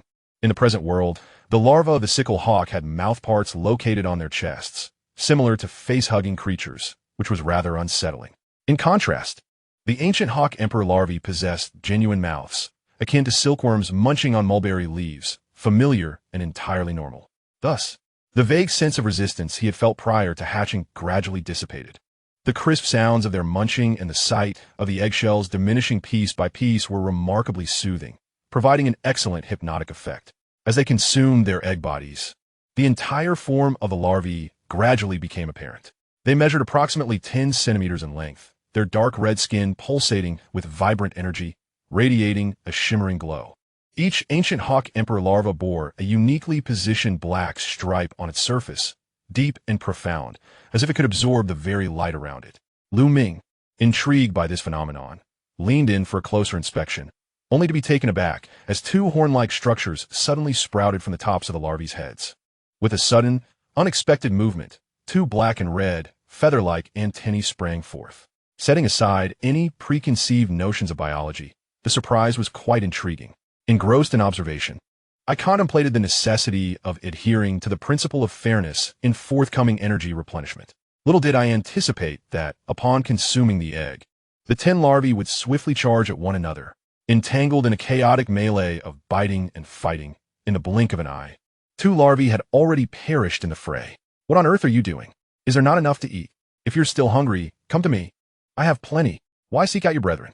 I was taken aback, instinctively reaching out to intervene. However, I was halted by Chu Shui's silken threads.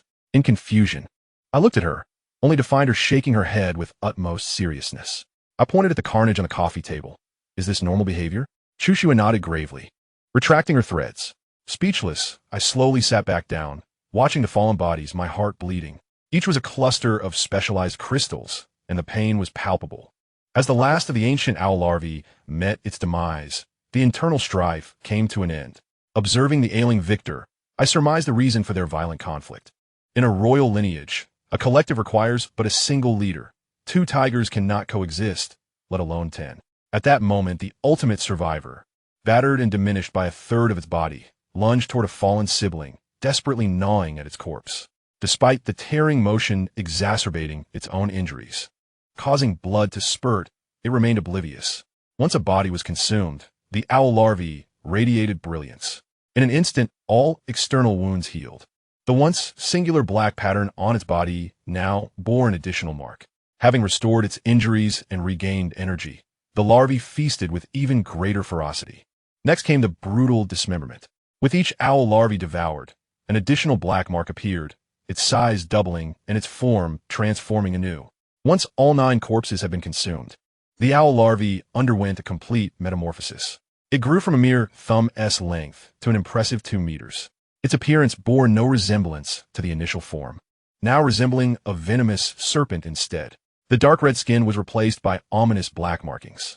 The formerly fragile exterior evolved into a robust, smooth exoskeleton. The crystalline blue luminescence released by the specialized crystals reflected a deep, cold metallic sheen. Having completed its preliminary evolution, it reared up, revealing a chest and abdomen adorned with dark red scales. Even in its larval state, a sense of oppressive presence began to manifest. I locked eyes with it and slowly extended my hand. The owl larvae, as if sensing my intentions, nudged its feathered antennaed head against my palm. Upon witnessing this affectionate display, Ming, despite the agonizing cost of 9,000 specialized crystallizations, felt it was all worthwhile. He examined the information data. Identification: tyrant larva of the murderous owl emperor. C grade. Category: mutated insect emperor offspring. Description: a lineage of the ancient owl emperor, for which a mother can birth at most 3 offspring. In cases of 3, they will engage in lethal combat until a leader emerges. However, due to unknown reasons, this particular larva has consumed 9 of its blood relatives, acquiring a lineage that surpasses that of the ancient owl emperor clan, thus evolving into the tyrant owl emperor. Its offensive capabilities, desire for slaughter, and hunting skills have all been exponentially amplified. It remains utterly loyal to its master, never betraying unto death. Length: 21 meters. Weight: 10 kilograms. Skills: puncturing shot, deadly poisonous needle. Status: acknowledged by its master, Ming. Current promotion energy is full, ready for immediate pupation. However, the tyrant owl emperor refuses to metamorphose due to an unfulfilled desire related to its sense of belonging. Current mutation level: C-grade larva, capable of consuming the energy of foreign organisms for advancement. Promotion progress: 900,000, 800,000. After reviewing the information on the owl emperor larva, Ming felt a sense of unexpected delight. He finally believed that the demise of those 9 larvae was not in vain, but rather a substantial gain. The mutation, the bloodline of slaughter, and an astounding 900,000 units of biological energy were obtained. Otherwise, accumulating such energy on his own would have taken an entire day, perhaps even more. Simultaneously, this explosive surge of foreign biological energy compelled Ming to glance towards the initial snow. The absurdity of a C-grade royal's first promotion was staggering. How terrifying would it be for the divine initial snow to advance to C-grade? Fearful, concealing his thoughts, Ming redirected his gaze back to the owl emperor larva. The status bar hinted at a desire for acknowledgement, implicitly suggesting a need. Do you wish for me to name you? Ming tentatively engaged in conversation, discovering that the owl emperor larva possessed considerable intelligence, fully comprehending his words, and promptly bowed its head in submission. Ming felt increasingly satisfied and clicked on the 3 question marks within the title panel. Hint: the tyrant owl emperor larva has not yet received a name from its master. Would you like to name it now? Yes. Hint: please provide a name. Tyrant. Hint: please confirm again. Confirm. Hint: naming of the tyrant owl emperor larva successful. Chapter 70. Unexpected turns upon receiving its name from Ming. The owl emperor larva swiftly darted around him, dragging its elongated body in a rapid motion. Its black armor and crimson scales carved deep grooves into the floor. Ming observed with a complex expression, even contemplating that if the floor were made of steel, it might spark. Yet this was merely a larva. Albeit one of a kingly lineage with mutations, it was still only C grade, not even reaching B. Such destructive capability rendered the already unfathomable A and S grade foreign beings even more enigmatic and unpredictable. Could it be that the A level represents transdimensional species or ultimate life forms, while the S level signifies the ancient rulers? Otherwise, How could the previous 66,665 batches of transference agents have met their demise without exception in this realm? What, pray tell, is this so-called Galactic System 618? Just as Lu Ming's thoughts began to wander and expand, a sudden sharp pain shot through his calf.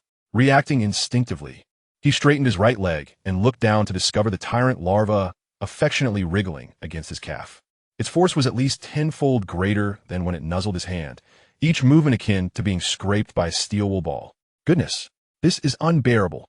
Such intimate interaction is beyond what my current physical state can withstand. Tyrant. Lu Ming called out its name with authority.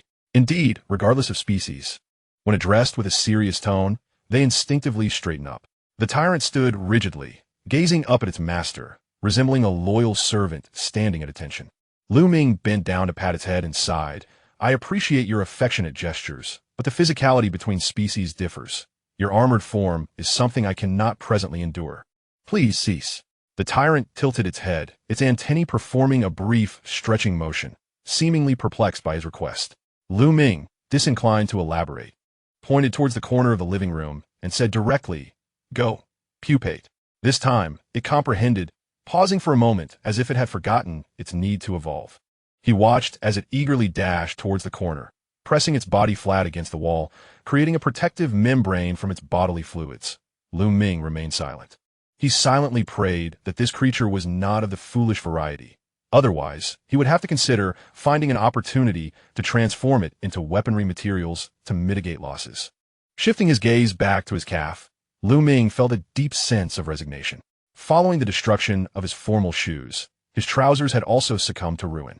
The floor resembled a chaotic mess, as if trampled by a wheel through mud. Lu Ming inwardly lamented, It's over. Signs of home destruction have already emerged. Well, this apartment is a gift from nature. As for clothing, given the abundance of biological equipment materials, a change was inevitable. Moreover, the tyrant had only recently been born, so it deserved another chance. If, after evolving, it truly possessed foolish traits, then all he could offer was an apology. After all, while otherworldly travels might be tolerable, such a pet could serve as a delightful diversion in life. Yet here, in the apocalypse, he could not afford to have any unpredictable factors around him. Looking back at the tyrant, he noticed a massive black pupa with a diameter of 0.5 meter and a height of 2 meters. Lu Ming focused intently and recited the identification. Tyrant larva pupa, sea level weak. Category, mutated royal insect pupa. Description, the sea-level mutated pupa form of the tyrant. Evolved through the consumption of vast amounts of energy from altered organisms by the tyrant larva, has completed its pupation process and will evolve into a sea-level elite tyrant. The current state is devoid of any skills or aggression. The body is exceedingly frail. Due to the bond of allegiance, the insects regard it as a traitor, leaving no larvae to gather for protection. Traits none. Weakness. Fatal injuries lead to instant death. Pupil progress, 0 to 10 hours. The clock reads 10:32 p.m. By 8:32 a.m. tomorrow, the evolution will be complete, perfectly timed. However, night has fallen. It is time to rest. Xiaoxue, are you going to take a shower? Lu Ming inquired, turning to Chunxue. Without delay, Chunxue leapt from the bed, approached Lu Ming, and grasped his hand, signaling him to lead the way. Lu Ming, flustered, clarified. That is not what I meant. I was suggesting you go first, and I would follow. Chunxue released his hand and promptly entered the bathroom. Lu Ming assumed she understood his intent and was about to offer words of praise. Unexpectedly, within seconds of entering the bathroom, Chunxue poked her head out, her eyes sparkling as she urged him on, as if to say, I went first? When will you come? Lu Ming sighed, rubbing his forehead. 40 minutes later, clad in a button-up pajama, Lu Ming lay beneath the covers, his left hand resting on his forehead, his face slightly flushed, the lingering images still haunting his mind. To his astonishment, he had ultimately joined Chunxue in the bathroom, not in the sense of bathing together, but rather in mutual assistance. While Chunxue washed, he assisted her in washing her back, rinsing, and drying her hair, all the while teaching her how to use the water heater, shampoo, and body wash. With the trait of learning instinct max, Chunxue grasped the instructions with ease. When it was his turn to wash himself, wrapped in the freshly transformed towel, he kept his head lowered while Chunxue returned the favor, washing his back, rinsing, and drying his hair. Though he did not contribute much, the entire experience was quite awkward.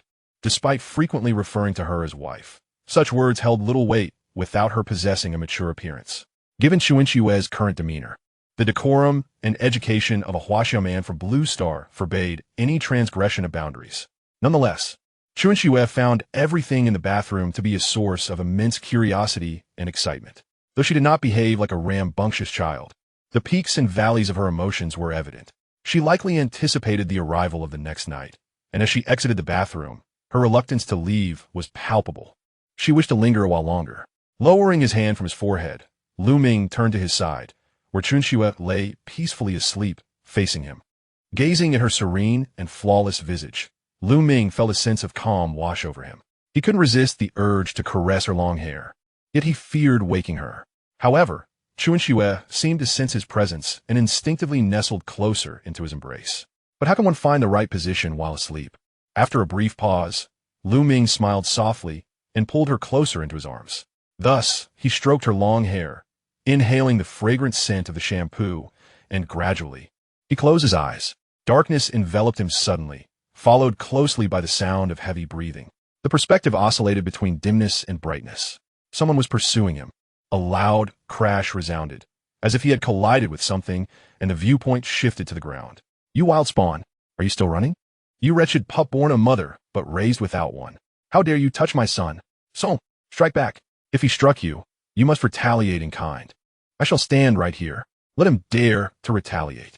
The indistinct voices and blurred faces felt as though they were separated by a veil. Bodies collided in rapid succession. Though he was clearly in pain, he could not awaken. I did not. He took my belongings. I merely reclaimed what was mine. I did not hit him. Your belongings? What did you possibly own? Just a couple of tattered clothes and a few cans? What does my son lack that he needs to seize your possessions? Did he not strike? How can my son be slandered without cause? Look at yourself. Come, son, does this satisfy your vengeance? After taking your revenge, best to leave this wild spawn alone. Who knows what sort of contagion they carry, bringing ill fortune. Chapter 71. Inheriting traits. Such harsh words were uttered. Indeed, they were unpleasant, but if my child were bullied, I would likely react similarly. This child, despite the circumstances, remains unyielding. Did he not say? His belongings were stolen, and he did not bully anyone. Do you believe him? A motherless child knows no truth. Besides, though the words were harsh, they contained a kernel of truth. Does that child look like someone who would take from others? The clothes he wears alone are worth thousands. And look at this child. Who knows where he came from? Completely neglected. We must ensure our own children are wary. He has his sights set on them. Oh well, let us merely observe the spectacle and refrain from further discussion. It is already pitiable enough. We must consider the child's feelings. Feelings? How noble of you. If you pity him, why not take him home and care for him? Instead of merely speaking, is that the same thing? Oh, let us disperse. It would be best to seek assistance from the local authorities. Lingering outside like this is not only pitiful, but could also lead to incidents, not to mention the risk of contagion. Indeed, that is the plan. The words seemed to echo through a copper pipe. His ears felt as though they had been submerged in water. The flickering vision revealed faceless silhouettes. Then came an overwhelming sensation of suffocation. At last, under the impending doom of asphyxiation, Lu Ming suddenly awakened. With a clear sound, his nostrils instantly cleared. Air surged into his lungs like a torrent, as if every cell in his body was being rejuvenated by oxygen. Lu Ming gasped. The sensation of being revived was indescribably exhilarating. What on earth is happening? Lu Ming lifted his head, and his gaze fell upon a pair of bright little feet. Propping himself partially up, he looked forward and saw Xuanxue, hands raised and chin tilted, sleeping between his knees. Those feet had likely just been resting upon his face, or rather his mouth. Lu Ming, what is this? You sleep so peacefully in the first half of the night, only to reveal your true self in the latter half. Is this the divine-sanctioned sleeping posture? How many turns must one endure to achieve this current repose? How many adjustments are necessary to precisely insert those two thumbs into his nostrils? And oneself, is it truly so exhausting? To maintain such profound slumber in these circumstances is remarkable. The physique of an elite hunter-warrior is merely ornamental, is it not? Bringing the delicate feet of Xuanxue to his nose, he inhaled deeply. This scent bears no resemblance to that of biochemical weaponry. Rather, it resonates with the aroma of an eggshell from yesteryears. Does this fragrance possess an intoxicating allure? He inhaled once more. Indeed, it seems slightly addictive. Yet he must refrain. To proceed further would be to plunge into an abyss. He gently lifted Chushua back from the foot of the bed, placing her once again beside him. Gazing upon her exquisitely illuminated visage, accentuated by the specialized crystalline light, he found her beauty to be as serene as ever, as if the previous sleeping position were merely an illusion conjured by Lu Ming. He even found himself momentarily questioning whether he had inadvertently kicked her. He tenderly adjusted a stray lock of hair from Chushua's forehead and tucked her in once more before lying down again. The dream he had experienced remained vivid, eliciting a smile from him. It had been a decade since such memories had troubled him. Today marked a rare exception. Perhaps it was the nostalgia stirred by Chushua's yearning for his company, or perhaps the myriad of events from the past 2 days had tangled his thoughts. In any case, to recall those past encounters could be deemed as confronting childhood traumas. The fault lay not within himself, but rather within the world. Such adolescent notions he too had entertained. However, as he spent time with the old man, as the old man passed away, and as he learned to navigate life independently, he suddenly perceived those experiences as trivial. Everyone strives to live with vigor. The pretense, the abdication of dignity, wearing a mask crafted for the sake of parents, family, children, and appearances. This mask suffocates his true self. It is worn upon his own face, yet it obscures his essence. It is precisely because he has seen through these facades, having traversed darkness, that he opts for a measured selfishness while maintaining a firm moral compass. This choice is solely to treat himself with a modicum of kindness. With such thoughts, Lu Ming chuckled at his own irony. A man awakened in the dead of night often finds his mind sprightly, capable of generating a plethora of thoughts. A philosophical musing on life, a self-composed melody, a brilliant maneuver, or a stroke of luck in a tenfold life lottery draw. In this moment, he inclined towards the first, somewhat sentimental. His thoughts became increasingly lucid, dispelling any remnants of drowsiness. Glancing at the clock, he noted it was already 4 a.m., with 3 hours remaining until the dawn of the third day. 3 hours of idle contemplation would be a grievous waste. Given that his trousers and shoes had succumbed to ruin, it was an opportune moment to prepare biological equipment. He opened his spatial satchel, retrieved the Owlking's shell, and accessed the information panel. Owlking's shell, Class E Royal Grade. Category: Royal Variant Material. Explanation: the chest shell of the E-Class Quasi-Owl possesses a hardness and resistance equivalent to that of mithril, making it a viable material for the creation of specialized biological battle armor. Usage requirements include proficiency in intermediate tailoring or higher. Tailoring proficiency? Has the function changed? I had thought it would all be completed within the realm of forging mastery. Fortunately, he had already acquired tailoring proficiency early on. Opening the information panel, he clicked on Basic Tailoring Proficiency, initiating a second-tier ultimate sublimation. Tip: sublimation of basic tailoring proficiency requires the consumption of 50 specialized crystals. Confirm the consumption of 50 specialized crystals to elevate basic tailoring proficiency to advanced tailoring proficiency. Confirmed. Whoosh. The gray font of basic tailoring proficiency gradually dissolved, giving way to the slow emergence of blue advanced tailoring proficiency. Advanced tailoring proficiency, C level. Category: Mastery Skill. Description: mastery of the crafting techniques for armor made from exotic biological materials, coupled with advanced certification, signifies formal expertise in tailoring skills, allowing for the creation of alloy-grade armor. Usage: by silently invoking the tailoring function, one can access the armor creation interface. After placing exotic biological materials, armor recipes will automatically appear. Depending on the type of primary material input, the armor will be automatically identified for crafting. The success rate of armor creation varies, with higher proficiency levels yielding greater success rates. Features: Advanced increases success rate of armor creation by an additional 10. Feature: Advanced enhances the probability of inheriting exotic biological traits by 2. Feature: Advanced increases the probability of inheriting 2 or more exotic biological traits by an additional 0.2. Upon reviewing the attributes, Lu Ming felt immense satisfaction. Biological weaponry inherits the skills of exotic creatures, whereas biological armor inherits their traits. The specialization of these two skills aligns perfectly with clear delineation of roles, an epitome of reason. The ferocious Quasi-Owl King left a lasting impression on him. Even now, its information remained vivid in his mind. It possessed a total of 3 traits. First, the relentless hunter instinct growing fiercer with each battle, known as Slaughter Harvest. Second, The ability to rapidly regenerate, even when torn asunder, as long as true death has not been reached, referred to as advanced regeneration. Third, the capacity to unleash one final attack, even after true death, termed vengeful slaughter. Such extravagant descriptions certainly could not apply to the human body. It is implausible that donning the armor would allow one to embed 3 cores within oneself, facilitating rapid regeneration despite being shattered, right? That would be utterly absurd. Therefore, he boldly hypothesized that the so-called trait inheritance actually pertains to the armor itself. For instance, the relentless pursuit of the hunter, known as slaughter harvest, would enable the armor to absorb the will to fight, thereby enhancing the wearer's physical capabilities. To put it plainly, biological equipment grants you a buff.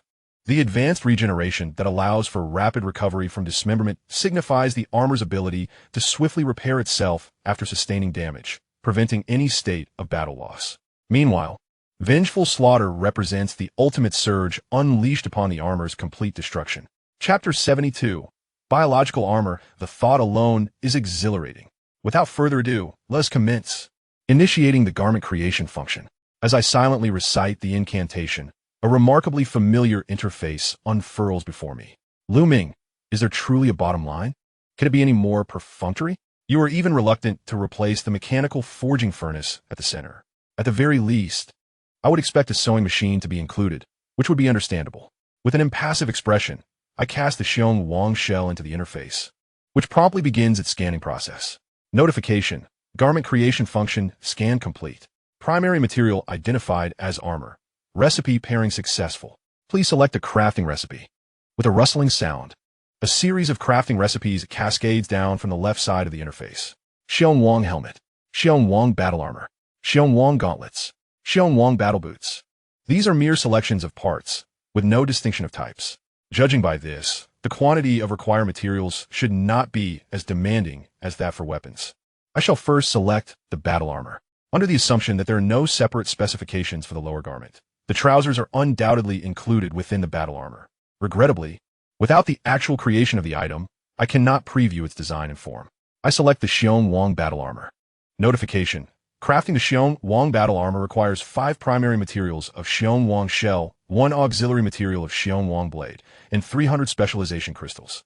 Having endured the price reckoning of the Xiong Wang battle blade, I now regard the material requirements for the Xiong Wang battle armor with a sense of appreciation.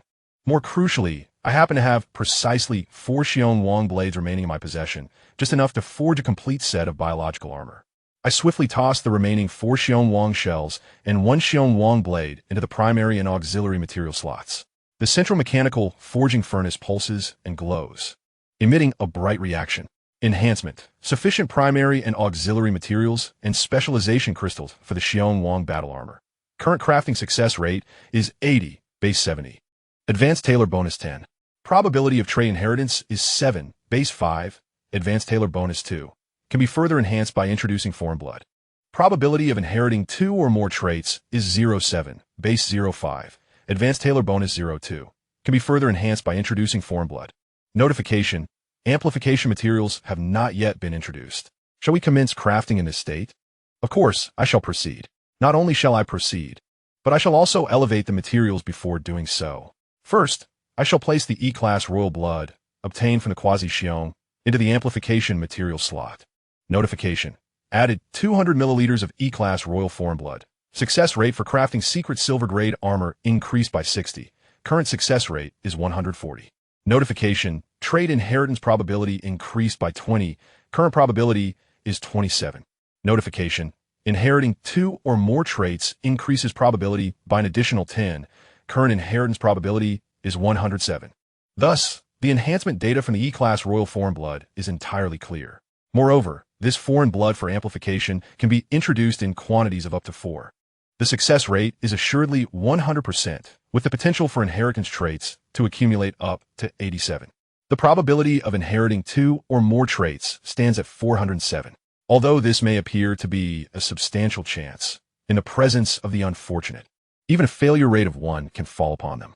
Nevertheless, this is of little concern. Within his spatial satchel, there remain 20 sides harvested from the harvesters, capable of elevation from the Kongbao factory, 5th floor, section 19. along with a sufficient quantity of 20 vials of ordinary alien blood ready for sublimation. He has preserved these for this very moment.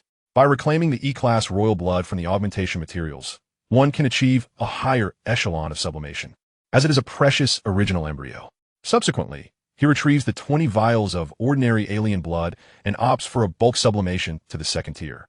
Notification: bulk sublimation of 20 vials, 200 milliliters, of ordinary alien blood, E-class, requires the consumption of 2,000 specialized crystals. Confirm the consumption of 2,000 specialized crystals to elevate 200 milliliters of ordinary alien blood, E-class, to 200 milliliters of E-class royal alien blood. Confirm. With a swift motion, the E-class ordinary alien blood disintegrates, and the E-class royal alien blood is reconstituted. Without hesitation, Ming invests 4 vials of E-class royal alien blood and selects to confirm the creation. Buzz. The forge whirs to life, a brilliant light cascading forth, accompanied by a dazzling flash of purple light that erupts, followed by a series of program notifications. Advanced forging. Congratulations, you have crafted the dual characteristic Owl King battle armor. Dual characteristic? He retrieves the successfully forged garment, only to find that it is not fabric, but rather a diamond-shaped crystal measuring 5 centimeters in length and 3 centimeters in width. The base of the crystal is smooth, while the apex is three-dimensional. Much like the Owl King's blade, the crystal is adorned with several azure cracks through which energy flows, radiating vibrant vitality. Battle armor?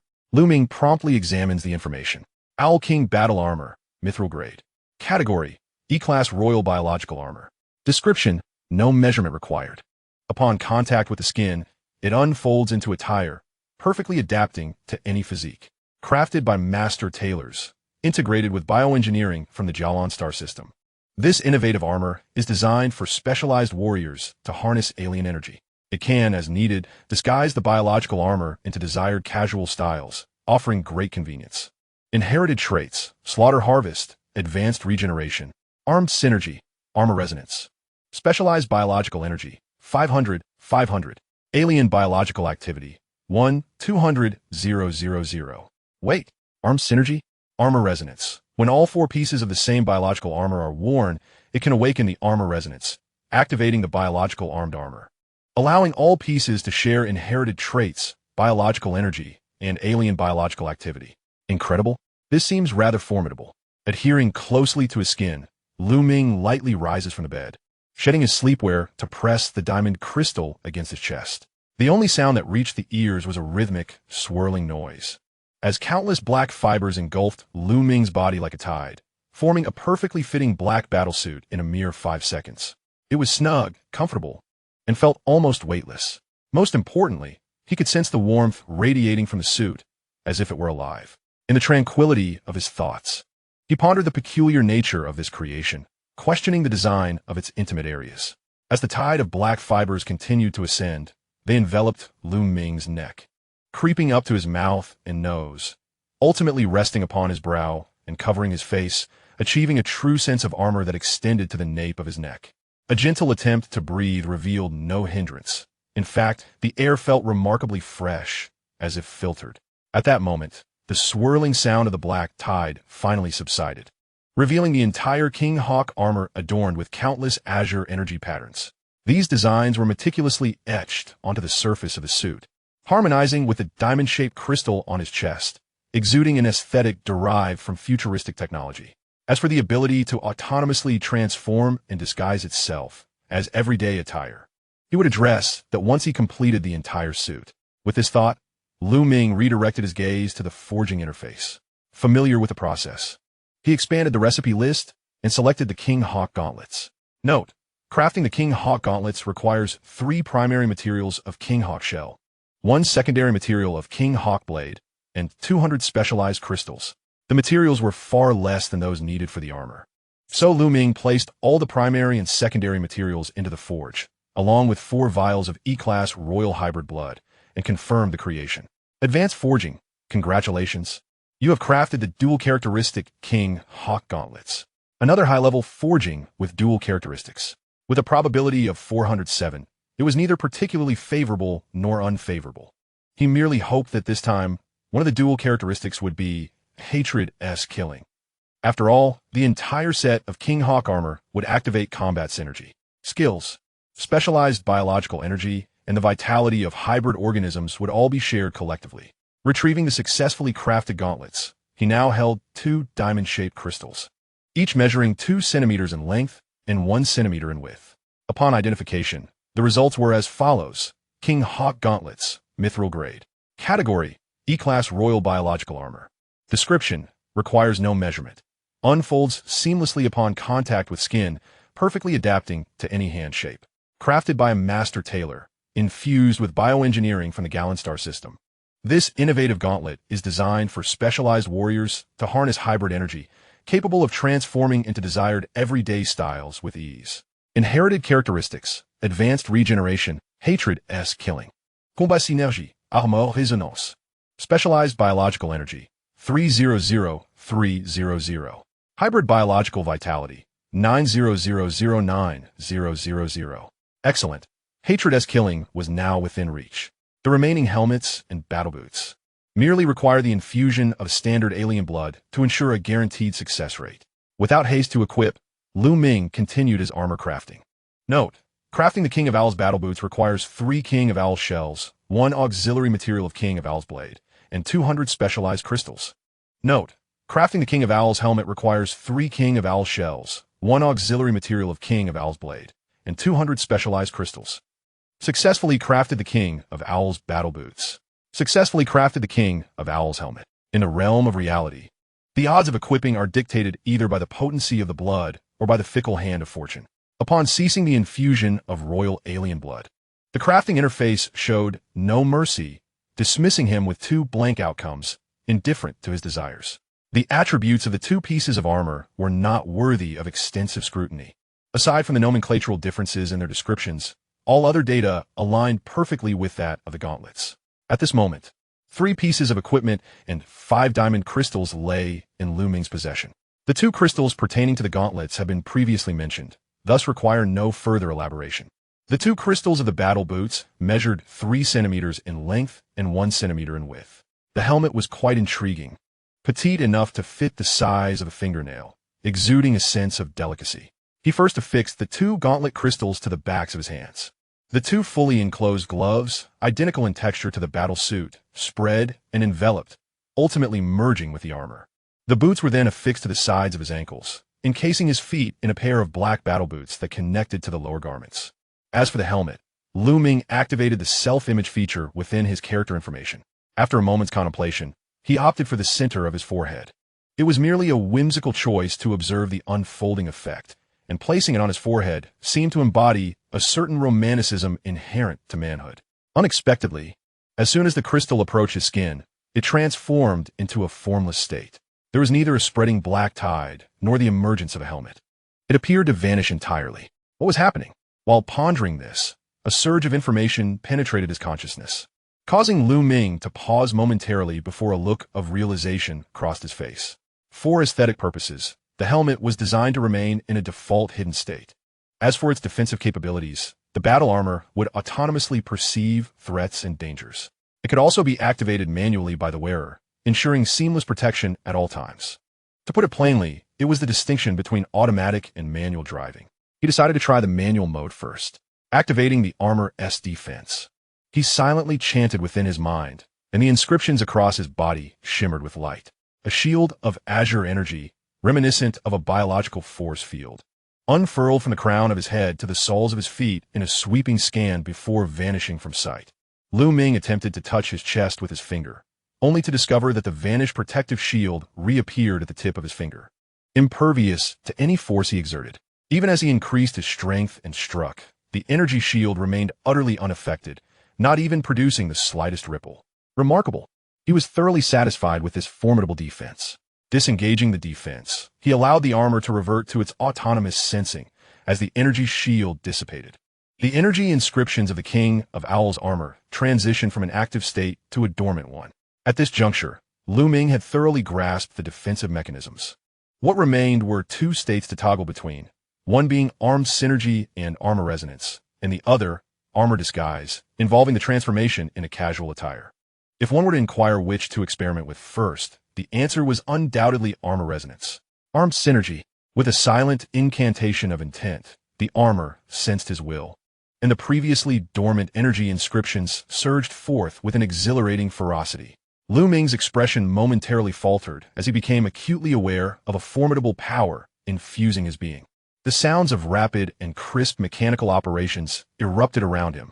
His exterior was incessantly generating mechanical components, autonomously constructing itself. In a mere 10 seconds, a splendid set of mechanical battle armor enveloped him completely. The deep azure metallic finish, the triangular helmet adorned with the elements of the grim owl, and the sleek, futuristic tactical armor harmonized impeccably with the original design concept of the League of Legend skins. As he felt the tempestuous energy within, an uncontrollable exhilaration ignited in Lu Ming's eyes. He could distinctly perceive the armor's formidable increase in defensive capacity. Undoubtedly, this was intrinsically linked to the shared biological vitality. Appraisal. Clutching this thought, Lu Ming directed his focus towards the armor's information. Armed synergy, Grim Owl, Mithril Grade. Category, E-Class King-level biological armor. Description. The Grim Owl battle armor unleashes resonance, entering a combat-ready state that significantly enhances defensive capabilities. Inherited traits, Resonance Slaughter Harvest, Advanced Regeneration, Resentful Slaughter. Specialized Biological Energy, 1400. Exotic Biological Vitality, 3,939,000.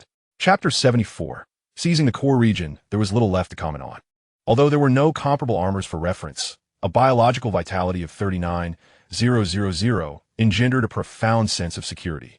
The pivotal aspect was that this armor even possessed its own weaponry.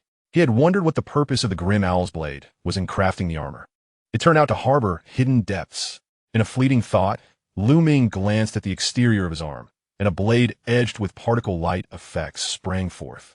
Given its quality and sharpness, it was undoubtedly a mithril-grade weapon. Concealed in such a treacherous manner, it was clearly not intended for honorable duels. Imagine, during a fencing match, if one were to suddenly extend such a formidable weapon, it would likely dispatch the opponent on the spot. As he envisioned the battle scenario, Lu Ming couldn't help but express his admiration, exclaiming, "Truly, it is a biological armor. It is terrifying indeed." Upon deactivating armed synergy, the armor reverted to its original form with a series of mechanical disassembly sounds. Frankly, if one were to disregard aesthetics, this state of the battle attire was undoubtedly the most comfortable. Regrettably, he still preferred to maintain a semblance of dignity. Armor disguise. With a silent command, the surface of the armor began to rotate and simulate the tides, seemingly awaiting the transmission of Lu Ming's consciousness. Lu Ming pondered for a moment and ultimately concluded that one should embody a certain decorum and gentlemanly demeanor. Thus, he chose a black tactical trench coat adorned with a hood, complemented by matching tactical trousers and punk-inspired combat boots.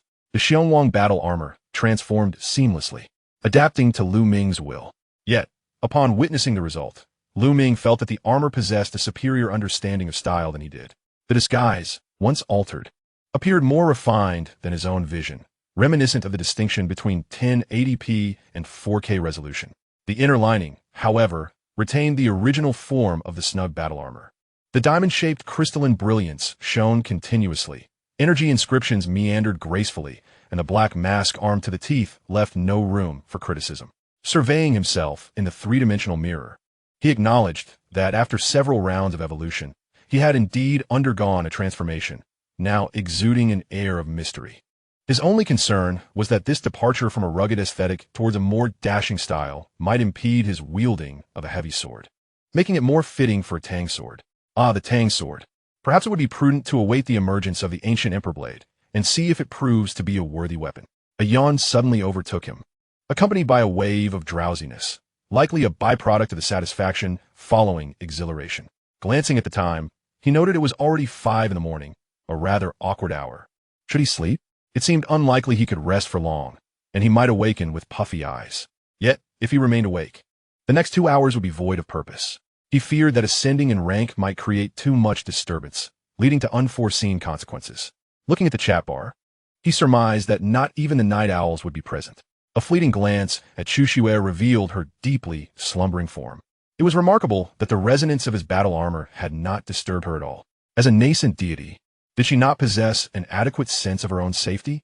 With a resigned sigh, Lu Ming conveyed his thoughts, prompting the Xiongwang armor to disguise itself as pajamas and slip onto the bed. In a state of drowsy confusion, he drifted into dreams, this time not haunted by childhood shadows, but rather envisioning himself seated upon a throne, basking in the adoration of many. Upon awakening once more, that infernal hydrogen had once again shattered the tranquility of his slumber, resounding throughout the room. Lu Ming jolted awake, ready to curse. Yet the first sight that greeted him was Chu Xue's flawless, pale visage, along with the snowy tips of her hair poised to invade his nostrils. How amusing. Last night, she had used her toes, and this morning, her hair. What a peculiar method of waking him. Indeed, this little girl was now perched upon his chest, intent on initiating some mischief. Realizing her cover had been blown, Chu Xue froze in place, her gaze evasive, as if refusing to meet his eyes would render her invisible. A limited edition, blindfolded thief of the apocalypse. Lu Ming pursed his lips. She was truly adorable. Ordinarily, he would let such antics slide, but today he would retaliate. Reaching out to grasp the slender waist of Chu Xue, his fingers danced delicately upon her form. Chu Xue, unable to contain herself, melted into his embrace, her laughter ringing like silver bells. Lu Ming, however, chose not to escalate the playful banter, opting instead for gentle teasing rather than punishment. Yet, once Chu Xue had laughed to her heart's content, she leaned in and planted a kiss upon his cheek, her eyes sparkling as she greeted him with a soft good morning. Her voice, ethereal and distant, seemed to weave directly into his consciousness, both tender and enchanting. Startled, Lu Ming sprang to his feet, steadying her as he exclaimed, "You can speak now?" Chu Xue merely shook her head, a smile gracing her lips. Lu Ming furrowed his brow, pondering the situation. Had she truly not spoken just moments before? Had he misheard? After a brief silence, he pinched his temples, feeling a slight pressure in his head, suspecting he had indeed misinterpreted her silence. Ruffling Chu Xue's hair, he decided to discard these trivialities. It was merely a matter of time before she would speak freely. Today's mission was to conquer the core area. Chapter 75. The onslaught of the unusual with a clear objective. The remaining task was preparation. Observing Chu Xue in her whimsical pajamas, Lu Ming's thoughts drifted back to the white dress from the previous day. He had only just discovered that it bore 6 unsightly tears upon removal. Nevertheless, even if it were intact, it was no longer suitable for wear, as her height and figure had changed, necessitating a new outfit. As he assessed Chu Xue's current appearance, a decision formed in Lu Ming's mind. Regarding her attire, he envisioned a meticulously crafted blue and white Lolita dress, paired with over-the-knee white stockings and lantern pants, complemented by round-toed, flat shoes. The entire ensemble, infused with various enhancements, would require a total of 40 specialized crystals. While this price was not insignificant for everyday clothing, he would willingly spend 400 if it meant ensuring Chu Xue's comfort. Handing Chu Xue the garments in the order they should be donned, Lu Ming informed her of the need for a change, then nobly turned his back, embodying the essence of a gentleman. This decorum was not merely a result of his upbringing. It had nothing to do with the full-length mirror positioned across from the bed. Huh? You wonder how I will manage the curtains? They are specially designed for one-way light blocking, he thought to himself. Dust on the mirror? He saw none.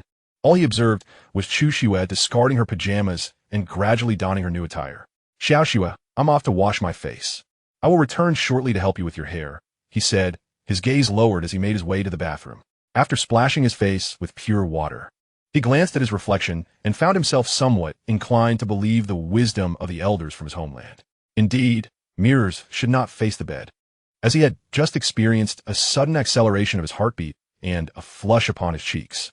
Had he not been in a rush, he feared something untoward might have occurred. Regaining his composure, Lu Ming collected the multifunctional water heater and exited the bathroom with a grave demeanor. The moment he stepped outside, a refreshing breeze caressed him, only to vanish in the blink of an eye.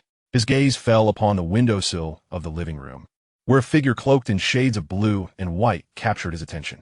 The snow fell like a delicate veil, gracefully embracing the first light of dawn. Exuding an indescribable beauty, Little Snow, her eyes sparkling, was playfully called by Lu Ming, who was pleasantly surprised to see her independently open the window. After all, as a dignified D-grade deity, what fear could she possibly possess in this suburban outer ring, a realm meant for fledgling beings? Upon hearing his voice, Little Snow turned back, approaching with a few steps and pointed at the blue satin ribbon tied around her elbow. Ming instantly understood, suppressing a chuckle. It was an adornment from her Lolita attire, designed not only to cinch but also to embellish. The ribbons adorned not just her arms but also her chest, waist, hem, neckline, and even her back, all tied into elegant bows. With everything meticulously arranged, Ming began indulging in his favorite pastime, styling her hair. Little Snow's hair was not only of exquisite quality but also remarkably voluminous, cascading down to her waist like soft cotton.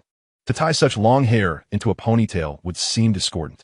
Therefore, he opted to leave her hair flowing, enhancing it with 2 blue and white satin ribbons that complemented her outfit. He divided the hair into layers, creating 2 slender ponytails on either side. This way, the once voluminous locks appeared more refined, and the twin ponytails did not seem out of place, achieving a perfect balance.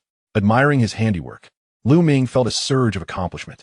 Just as he was relishing this tranquil morning moment, a notification chimed from the chat bar, signaling a video file. Had he been engaged in combat against aberrant creatures, he would have undoubtedly disregarded it. However, as the next steps had not yet commenced, he was curious to see what transpired in the vicinity. He opened the chat bar and switched to the regional channel. Zhu Rongli. Uncle Chun, how long until you arrive? No rush, but everyone in the western suburbs has gathered. Fong Peng. We are currently en route to the western suburbs. Our pace is somewhat slow, but we expect to arrive before nightfall. Mature bodies? Ming clicked on the video. The perspective was still from above, but this time the cameraman was at a lower level, not exceeding 4 stories high, capturing the entire street with remarkable clarity. Outside, dozens of Chinese citizens were sprinting, each wielding legitimate weapons, striving desperately to break through. It was unclear whether they had inadvertently entered an area containing Tier 3 resource caches, as the street was infested with hundreds of swarming juvenile ants.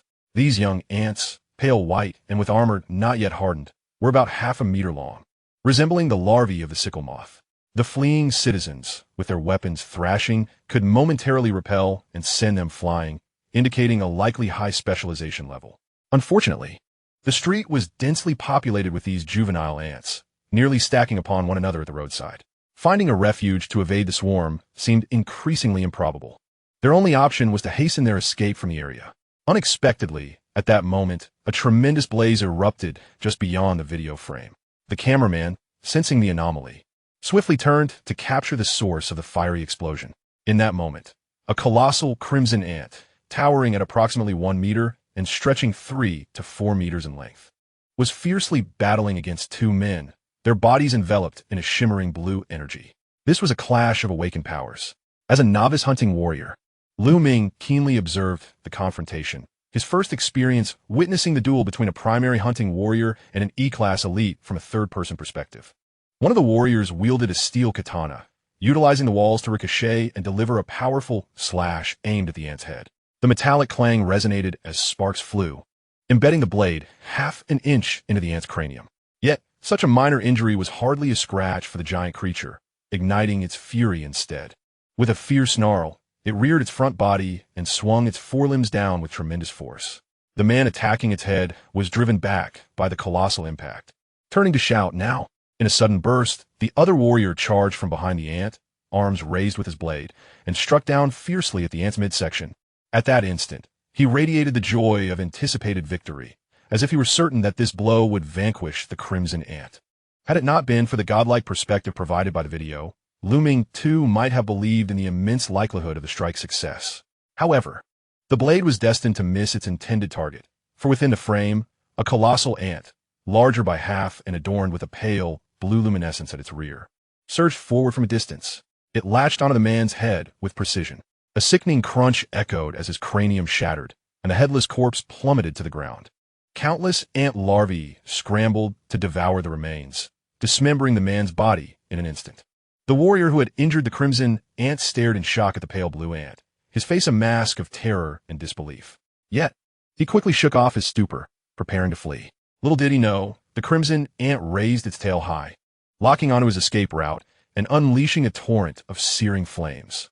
The man reacted swiftly, leveraging his momentum to evade the oncoming inferno. His evasion was flawless. He escaped the flames unscathed. Yet, in the next heartbeat, a red-blue silhouette intercepted him mid-stride. Indeed, from the moment the crimson ant lifted its tail, It had no intention of allowing the flames to strike the man. Its sole purpose was to seal off the man's escape, creating an opportunity for the red-blue giant ant to launch its attack. Thus, before the most adept hunters among humanity, a masterful trap was executed. The man, in his final moments, revealed a profound sense of regret and unwillingness to accept his fate. His severed upper and lower halves fell towards the ground, only to be caught by the initial crimson ant with deadly accuracy. Just as a hippopotamus might crush a watermelon, it effortlessly devoured him whole. A surge of energy coursed through the body of the crimson ant, causing it to swell in size. From its tail, a faint blue glow began to emanate. The camera then panned to the front, where dozens of countrymen had attempted to break through. Now, their presence had vanished entirely. Only countless remnants of crushed young ants lay scattered, alongside the site of several mounds of feeding larvae and the red-blue giant ant, persistently cleaning its mandibles. Chapter 76, Breakthrough. Ultimate Hunting Warrior. The camera slowly shifts back from the street, the curtains once again drawn shut, despite efforts to stifle her sounds. The weeping of the videographer, a girl, was captured in the recording. She did not cry out for help, nor did she express any hope. Her voice merely conveyed a mournful wail filled with terror, imparting despair to all who witnessed the video. It thoroughly extinguished the sense of ease that Ming had derived from Chuxue. Indeed, this was the true visage of the apocalypse. This was the battleground where ordinary individuals confronted the alien, unable to achieve swift kills or significant damage. They could only inflict slight abrasions to the exoskeleton under the constraints of their weaponry. They could not halt the skills of the adult insects, nor their relentless onslaught. They even coordinated their skills and attacks with impeccable timing. He believed that the two junior hunting warriors had exerted their utmost effort and possessed a reasonable chance to slay the crimson giant ant. Yet, the outcome was a testament to the capriciousness of fate, leading to a tragic demise that ultimately served as nourishment for the giant ant's growth, propelling them toward a stronger phase of evolution. Larvae were the greatest boon bestowed upon the transmuters in this world. Yet, they also represented the most profound deception. Mature forms, mutated, evolved, and kingly, were all formidable entities. The ease with which he could hunt them was merely a product of accumulated fortune, absent the ultimate transcendence. What distinction would lie between him and them? This advantage, once gained, must be eternally preserved. Above E grade lies D, and above D lies C. Should he falter even slightly, any minor change could result in catastrophic repercussions. He closed the chat panel, allowing his gaze to rest naturally upon Chuxue. The smile had faded from her face, replaced by an expression of concern. Ming understood that this was a reflection of his own emotional state influencing the atmosphere around them. He adjusted his demeanor, reinstating his smile as he reassured her. "I saw something heavy, but do not worry, Xiaoxue." After gently ruffling her hair, he continued, "However, I will be undergoing a level breakthrough, so please wait for me." Chuxue nodded obediently. Ming playfully tugged at her ponytail a couple of times. Noticing her spirits visibly lift before he opened his information panel and reached out to touch the specialization level. Notification: sufficient quantity of specialized crystals detected in the spatial pouch. Would you like to consume 25,000 specialized crystals to elevate the specialization level to Ultimate Hunting Warrior? Yes. Whoosh. The same phenomenon reoccurred. The same transformation ensued. 25,000 specialized crystals were directly decomposed and refined from the spatial pouch, transforming into 25 drops of crystalline blue liquid that seeped into his back. A sensation of coolness and comfort enveloped him, and consciousness gradually settled into a tranquil state. Once again, the divine perspective of internal observation emerged. He witnessed the 25 drops of liquid permeating his spine, no longer content with merely transforming it. Instead, it radiated outward, centering on the spine and extending to the entire skeletal structure, striving to leave crystalline blue mineral traces on every bone. This process was excruciatingly slow, akin to the meticulous crafting of a splendid work of art. Ming remained unwaveringly focused, sensing the extraordinary nature of this enigmatic transformation. Unbeknownst to him, in the world beyond, countless elite reapers, drawn by his ascension, surged towards the apartment like moths to a flame. Yet, upon crossing the apartment's radius, they halted mid-air. Then they split in two, and two became four. Their bodies disintegrated and shattered, leaving not even ashes behind. Time passed second by second. As the crystalline blue traces reached his toe bones, and his entire skeleton emanated a luminous blue glow. Lu Ming slowly opened his eyes. The ultimate hunter-warrior had successfully transcended. Little did he know that before his joy could peak, a grotesque visage, reminiscent of an alien, materialized directly before him. By the heavens! Lu Ming exclaimed, startled. It was not that he lacked composure, truly, no matter how audacious or confident one might be. Encountering such a visage upon awakening would send a shiver down anyone's spine. However, there exists a distinction between the strong and the weak. The weak would panic, while the strong would draw their weapons. With a swift motion, he wielded his Reaper King blade, activating his armed synergy. Just as Lu Ming prepared to cleave through that monstrous maw, its original owner abruptly retreated. Rather, it should be described as a rapid contraction. Simultaneously, it raised two enormous blood scythes, shimmering with arcane particle light, to shield itself. Its sharply defined, blood-red eyes brimmed with grievance and vulnerability, trembling incessantly. At that moment, Lu Ming finally discerned its full form, and the next second, he muttered a name. Kha'Zix, the Void Reaver. Its black and crimson metallic exoskeleton, designed for the harvest of life, was a perfect match, save for Kha'Zix's lack of timidity. At this juncture, Lu Ming fully regained his composure. Turning back, he indeed found Shui, elegant and smiling behind him. Could it be identification? Tyrant of the Reaper King, C-Class. Category: mutated ancient insect overlord. Description: having devoured 9 kin of the same origin. It has acquired a bloodline that surpasses that of the ancient Reaper King lineage, possessing a metallic exoskeleton capable of withstanding titanium-grade weaponry. It wields particle-cutting blades equivalent to titanium-grade armaments and boasts energy wings for rapid aerial maneuvers. Its offensive capabilities, thirst for slaughter, and hunting prowess have been exponentially amplified. It exhibits unwavering loyalty to its master, never betraying until death. To its enemies, it is an absolute predator, revering strength above all else. Length: 31 meters. Weight: 1 ton. Skill: particle cutting, C. Quadruple Aeon Canon, C. Brutal Stab, C. Seed Storm, C. Traits: high-speed flight, shadow stealth, death harvest, supreme regeneration, brutal slaughter. Status: recognized by Master. Master: Lu Ming. Current mutation level: C-Class Ordinary, capable of devouring the energy of aberrant creatures for promotion. Promotion progress: 1-000-001-400-000. Chapter 77, Core Region, Part 1, Indeed a Tyrant. However, the transformation before and after evolution is remarkably substantial. 31 meters, weighing 1 ton. Are you a black hole? Lu Ming glanced around the tyrant, pondering the burden it bore, one that should not have been imposed upon it. Yet, observing the tyrant's imposing physique coupled with the titanium grade shell and blade described in the documentation, he surmised that unless he activated his full state and stacked sufficient buffs, a swing of that blade would merely feel akin to a slipper slapping the face. Seeing the tyrant still cautiously contemplating the source of its anger, Lu Ming sighed quietly, sheathed his battle blade, disengaged from armed collaboration, and beckoned to the tyrant. Upon witnessing this, the tyrant appeared as if granted a reprieve. Its hands trembled no longer, and its eyes no longer bore a look of grievance, as it approached with its metallic head radiating joy, although its metallic visage lacked any expressive features. For some inexplicable reason, Lu Ming perceived a foolishly endearing countenance, with eyes twinkling like stars, yearning for a pat on the head. Unable to resist the charm of its expression, Lu Ming reluctantly extended his hand, gently patting its forehead while soothingly remarking, "It was my fault for startling you. But you are now a mature emperor of the Owl Clan. You must learn to gauge the atmosphere. Please refrain from getting too close while I am sleeping or leveling up. I fear I may lose control of my hands at that moment." The tyrant squinted its eyes in enjoyment of Lu Ming's affectionate gesture, responding with a low growl and a nod. "Ah, splendid." Lu Ming found great delight in this obedient child. It seemed that despite its evolution, loyalty remained intact, and the concerning traits of a silly dog had not manifested. After all, silly dogs are oblivious to fear. Having reassured the tyrant, Lu Ming opened his information panel to check the time.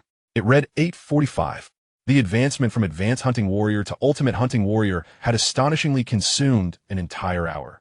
Fortunately, the results were remarkable, judging by the power he felt. He had surpassed the strength of an Advanced Hunting Warrior by more than threefold, equivalent to 10 times that of a mid-level hunting warrior and 30 times that of a beginner hunting warrior. Upon clicking on the Ultimate Hunting Warrior designation, an information description promptly emerged. Ultimate Hunting Warrior, entering the D-Class ranks. Capable of slaying E-Class monarchs and contending with D-Class elites under the condition of appropriate weapon equipment and ample combat experience. A paragon among hunting warriors. Devouring specialized crystallization can lead to promotion to the initial Doomsday War King. Promotion progress. 3, 849, 760, 000. The D-Class threshold, slaying E-Class monarchs. Contending with D-Class elites. The variance in vocabulary reflects differing manifestations of effect. The forceful strike is undoubtedly capable of delivering a fatal blow. Resistance merely serves as a means of confrontation and may not necessarily confer an advantage. As for eliminating a D-rank elite, unless one possesses a multitude of enhancement techniques and fully equipped armor, it is likely that few could achieve such a feat furthermore. This information suggests that D-rank elite aberrations have surpassed E-rank king aberrations. By analogy, C-rank elite aberrations can overpower D-rank king aberrations. Thus, even a typical mature entity, as a C-rank mutated royal, should possess a certain confidence when facing a D-rank king. At the very least, it would not be without hope. Glancing at the tyrant, Ming felt a reassuring smile grace his lips. With this, he harbored no further concerns. Even if the core area were guarded by a D-rank king, he still had the means to investigate. Success would mean an early conquest of the regional dungeon. Failure would still allow for a strategic retreat. Exhaling softly, Ming closed the panel. There is no need to review the number of specialized crystals, as the requirements for the ascension of the Doomsday War King were clearly delineated. Adding to the 100 crystals yet to be reclaimed on the coffee table, he now possessed a total of 38,597 crystals. He was still some distance away from the next level. Keeping them in his bag felt somewhat wasteful. After a moment of contemplation, Ming's gaze settled on his skill bar. Aside from a few proficiencies that were temporarily unnecessary, most of his other skills had been upgraded. He noticed the advanced marksmanship proficiency, which he had not elevated further due to its efficiency thus far. Now that he thought about it, there lay a firearm of exceptional caliber, a Type 54 pistol, resting in his bag. He could practice with it on the way to the core area. Xiaoxue. He called to Chuxue, I shall once again rely on your aerial prowess. Today we venture into the core area. He expected her immediate agreement, but to his surprise, she shook her head and pointed behind him. Following her indication, Ming turned to look at the tyrant, a sudden realization dawning upon him. Indeed, there was a ready-made flying steed available. Standing 3 meters tall with a sufficiently broad back, it could easily accommodate both him and Chuxue. Excellent. Ming nodded in satisfaction. It is settled then. The tyrant responded with great joy, as if feeling honored by its newfound purpose. It promptly rose, eager to take action. However, as it moved with great vigor, the entire floor trembled and cracked, its immense form vanishing from the living room with a thunderous crash. The sound of thunder erupted once more, a cacophony of roars echoing through the air, only ceasing after a full 7 strikes. Coincidentally, Ming's apartment was located on the 7th floor. Exchanging a glance with Chuxue, Ming couldn't help but chuckle softly. He had anticipated an unexpected turn of events, yet it remained the standard outcome. The collapse was inevitable. With the battle armor cloaked, the crystalline patterns shimmered, fibers twisting as the black tactical coat enveloped him. The dark tide surged, transforming into a mask that obscured his chiseled visage below the bridge of his nose. Ming left behind the remnants of the hot pot from last night, leaping from the 7th floor with Chuxue in tow. Landing gracefully, he turned to see the tyrant Owl King burst through the wall. It did not employ the blade to slice or unleash any technique. Rather, it effortlessly crushed the wall with sheer brute force, as if it were made of fragile paper. Quite frankly, if the tyrant Owl King were not his servant, such an entrance would be imposing enough to instill fear. Coupled with the pressure it exuded upon standing upright, the atmosphere was suffused with dread. This was not mere bravado. It was an instinctive perception of impending danger. Alas, the display of grandeur was fleeting, as the tyrant once again became Ming's devoted follower. Approaching Ming, it lowered itself and beckoned him to mount. Ming, somewhat embarrassed, did not hesitate, stepping onto the tyrant's back and steadying Chuxue. The tyrant rose effortlessly, a burst of crimson light emanating from its back as its scarlet wings unfurled with a whoosh, propelling them skyward. Feeling the brisk wind against his face, Lu Ming noted that the speed of their ascent far surpassed that of a mere tethered flight. He estimated they would reach the core area in no more than 20 minutes. Stabilizing his balance and securing his feet, he informed the tyrant of their flight direction and opened his information panel once more, contemplating his mastery of advanced archery. He muttered, "Ultimate sublimation. Prompt. Please select the sublimation tier. Second tier. Prompt. Sublimating advanced archery mastery requires the consumption of 500 specialized crystals. Confirm the consumption of 500 specialized crystals to elevate advanced archery mastery to master-level archery mastery." Confirmed. The skill description vanished, and master-level archery mastery re-emerged. Lu Ming took a moment to review it. Master-level archery mastery, a grade. Category: proficient skill. Effect: upon learning, master all advanced techniques of ranged weaponry and wield biological ranged weaponry. Characteristic: increases ranged weapon lethality by an additional 60. In addition to the enhanced lethality range, he gained the qualification to manipulate biological ranged weaponry. The implication of having biological ranged weaponry suggested the existence of exotic creatures focused on ranged attacks. Intriguing indeed. Should he encounter such beings, he would certainly seek to capture a couple for research. With this thought in mind, Lu Ming retrieved the Type 54 pistol from his pack. A quick glance revealed, Type 54 pistol, steel grade. He did not bother with further details.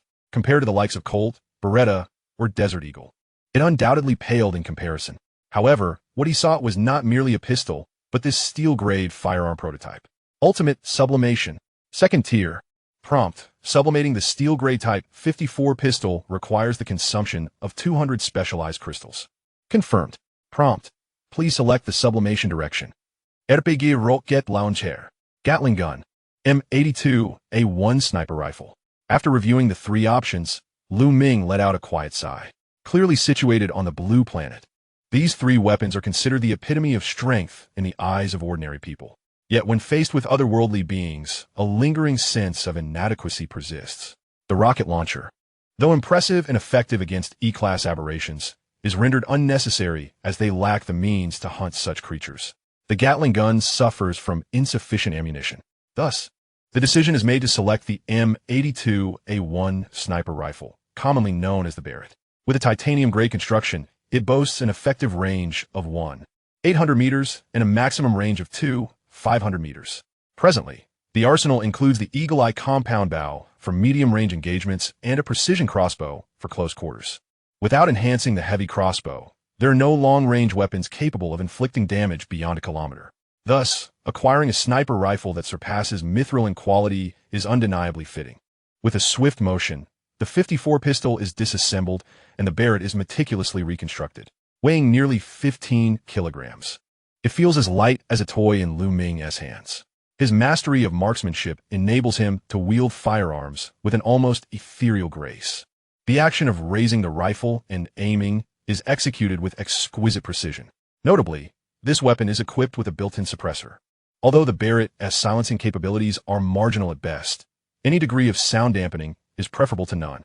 After fondling the rifle a few times, Lu Ming secures it in his spatial satchel.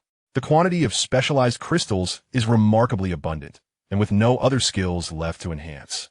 The only option that remains is the awakening power. Awakening power, level 5, 2 initial, 3 additional.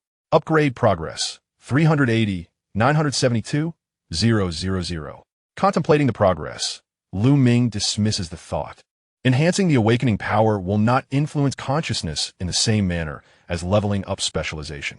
It is better to wait until the need arises for an upgrade. The outcome will remain unchanged, but flexibility will be sacrificed. Given that the core area for this expedition does not necessitate an increase in awakening power, the remaining crystals will expedite his ascent to the Doomsday War King level, followed by the enhancement of the King's Blade. Having made his decision, Lu Ming closes the information panel, casting aside distracting thoughts. He resolves to maintain the utmost focus as he ventures into the most perilous section of the region. As time passes, soaring to heights unattainable by the reaping hawks, he encounters no obstacles along the way. The tyrant, flying at high speed, has already entered the inner ring of the Golden Field district. Yet, from this aerial vantage point, Lu Ming is taken aback by the scene before him. He had assumed that the suburban areas would possess a grounded authenticity, and that the central district would exhibit a certain splendor compared to the outskirts. However, What unfolds beneath him is merely a circular fortress, encircled by steel walls and measuring approximately 3,000 meters in diameter.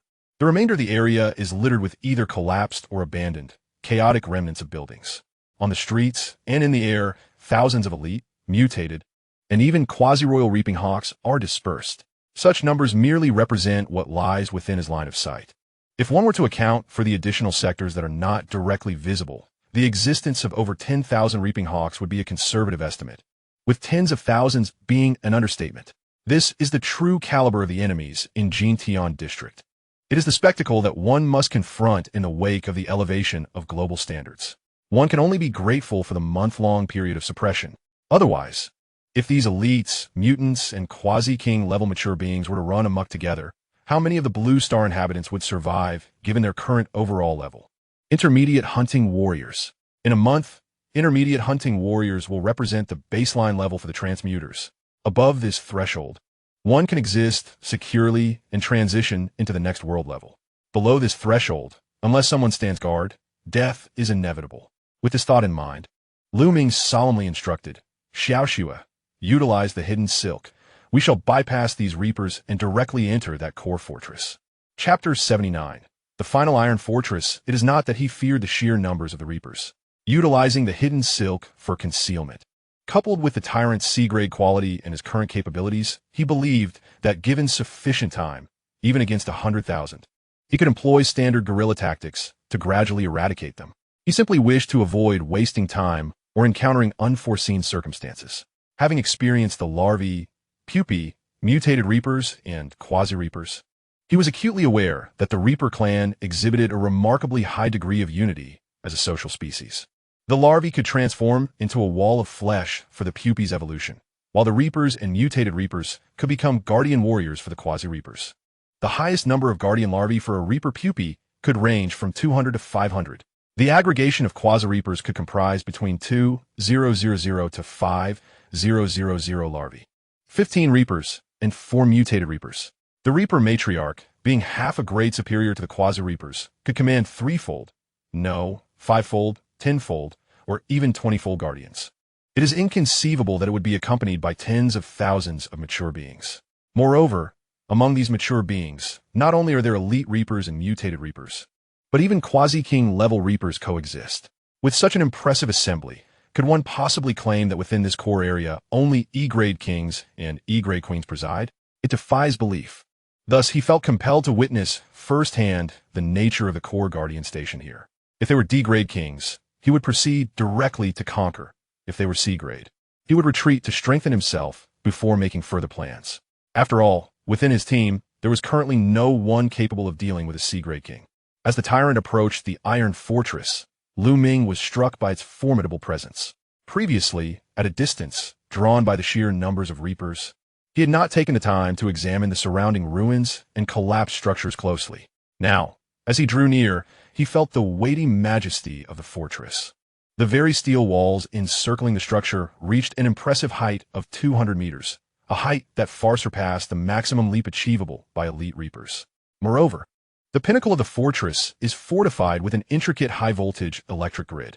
The establishment of such defensive measures in advance suggests that the encroachment of foreign entities is not an instantaneous event. It undoubtedly follows a process. The epicenter of the outbreak may not lie in the suburbs, but rather within the very heart of this world. Of course, one might argue that there could be other purposes for this structure, albeit with a minuscule likelihood. Regrettably, even with such a formidable bastion, the impending doom could not be averted, evoking a sense of melancholy. Halting his movements, he commanded the tyrant to remain stationary, and Ming ascended onto its back, his gaze fixed upon the central city. As the azure silhouette enveloped the entire fortress, Ming silently resolved to identify the anomalous life forms. Sickle owl, mutated sickle owl. In an instant, thousands of elite sickle owls manifested before Ming's eyes. Confronted with this dense congregation of sickle owls, he felt not only a sense of claustrophobia, but also profound confusion. For the anticipated C-level monarch had not materialized, nor had the D-level monarch. Within the entire structure, apart from the sickle owls and their mutated counterparts, there remained only a singular brutal owl king and its consort. Is this all there is? Lu Ming furrowed his brow in contemplation. His instincts informed him that the situation was far from straightforward, yet the evidence before his eyes suggested otherwise. Could it be that the vast matured swarm of sickle owls surrounding the fortress truly exists to guard the E-level Owl King and Queen? This seems implausible. Indeed, a significant concern. His gaze continued to sweep through every corner, leaving no stone unturned. However, disappointment loomed as everything remained unchanged, devoid of any variables. I refuse to believe it. As if engaged in a contest, Lu Ming altered his assessment method, shifting from spatial analysis to individual scrutiny, targeting the central city directly. Assessment. If information could not be gleaned from within the spatial realm, then clues must be sought from the very architecture itself. Central City, Final Iron Fortress. Category, Level 1 Shelter. Description. 5 years ago, the portal to another realm mysteriously opened, unleashing an onslaught of aberrant entities that invaded this once peaceful and tranquil world, leading to the extermination of its inhabitants. District Chief Dong Wei of Jintian, upon learning of the encroachment spreading to the outskirts, mobilized all available forces. Taking 3 months to construct this steel fortress designed specifically to fend off the alien incursion, along with a fully equipped underground shelter to gather all residents of Jintian District. Initially, the Final Iron Fortress successfully repelled the assault of the foreign sickle owls. However, due to the overwhelming force of the D-level mutated individuals and the fearsome Owl King's relentless onslaught, the celestial net was breached, allowing the invasion of the fortress's interior, shattering the steel walls and resulting in the sickle owls flooding in, ultimately leading to the fortress's downfall and transforming the site into their nesting ground. Now this resonates. He reviewed the entirety of the information regarding the central city. Lu Ming finally felt a sense of relief, akin to the easing of constipation, his face radiating with satisfaction. The D-grade mutated individual, the fearsome king of the Hawks. The term individual indicated that it still belonged to the brutal lineage of the Hawk King. However, like a protagonist from a novel, it had encountered a fortuitous transformation, elevating from E-grade to D-grade. It was entirely on a different plane from the ancient Hawk Emperor, allowing for reckless abandon. Yet, how could he easily overlook the familiar triangular symbol, a hallmark of concealed information? Upon touching the triangular symbol, a page of information unfurled before him. After the fearsome Hawk King breached the Skynet, District Chief Dong Wei realized that failing to eliminate it would result in the complete slaughter of all residents within the shelter. Driven by duty and responsibility, he became bait, allowing himself to be the prey of the fearsome Hawk King, provoking its hunting instincts for the purpose of induction. Subsequently, he utilized the titanium-grade protective measures of the central city's core drive room, in conjunction with the central energies blockade, to confine it deep within the underground drive room, leaving behind a warning for survivors that the core drive room must never be opened. Alas, the fearsome Hawk King, furious and unwilling to accept its fate, unleashed a soul-harvesting strike before the core drive room could be sealed, cleaving through the upper layers of the earth and breaking the iron fortress walls, unleashing the scythe hawk mutants that mercilessly slaughtered all survivors. Was it sealed? This was the sole point that caught Lu Ming's attention after reading the information. Did that not mean he could freely cleanse the scythe hawk mutants within the central city? With this thought, Lu Ming smiled, a grin full of wild anticipation. This entire central city was now his domain. Tyrant, charge in. Upon receiving Lu Ming's command, the tyrant spread its wings and dove into the steel fortress with all its might. Unbeknownst to him, just as Lu Ming drew the Hawk King's battle blade, preparing to commence his slaughter, a sudden program prompt appeared. Notice, you have entered the central city area, activating the core mission to liberate the shelter. Current liberation progress, 0. Chapter 80, the giant acid compression cannon. Fully poised and brimming with momentum, Lu Ming was abruptly interrupted by the program prompt. Glancing at the notification, he felt somewhat exasperated. A core mission for the district? Liberating a shelter? What was he liberating? He merely wished to engage in a duel with a D-grade monarch to gauge his true capabilities. The sudden addition of a task felt rather insincere. Could he refuse? All right. It seemed he had no choice. He would act as if he had not seen it and let things unfold as they may.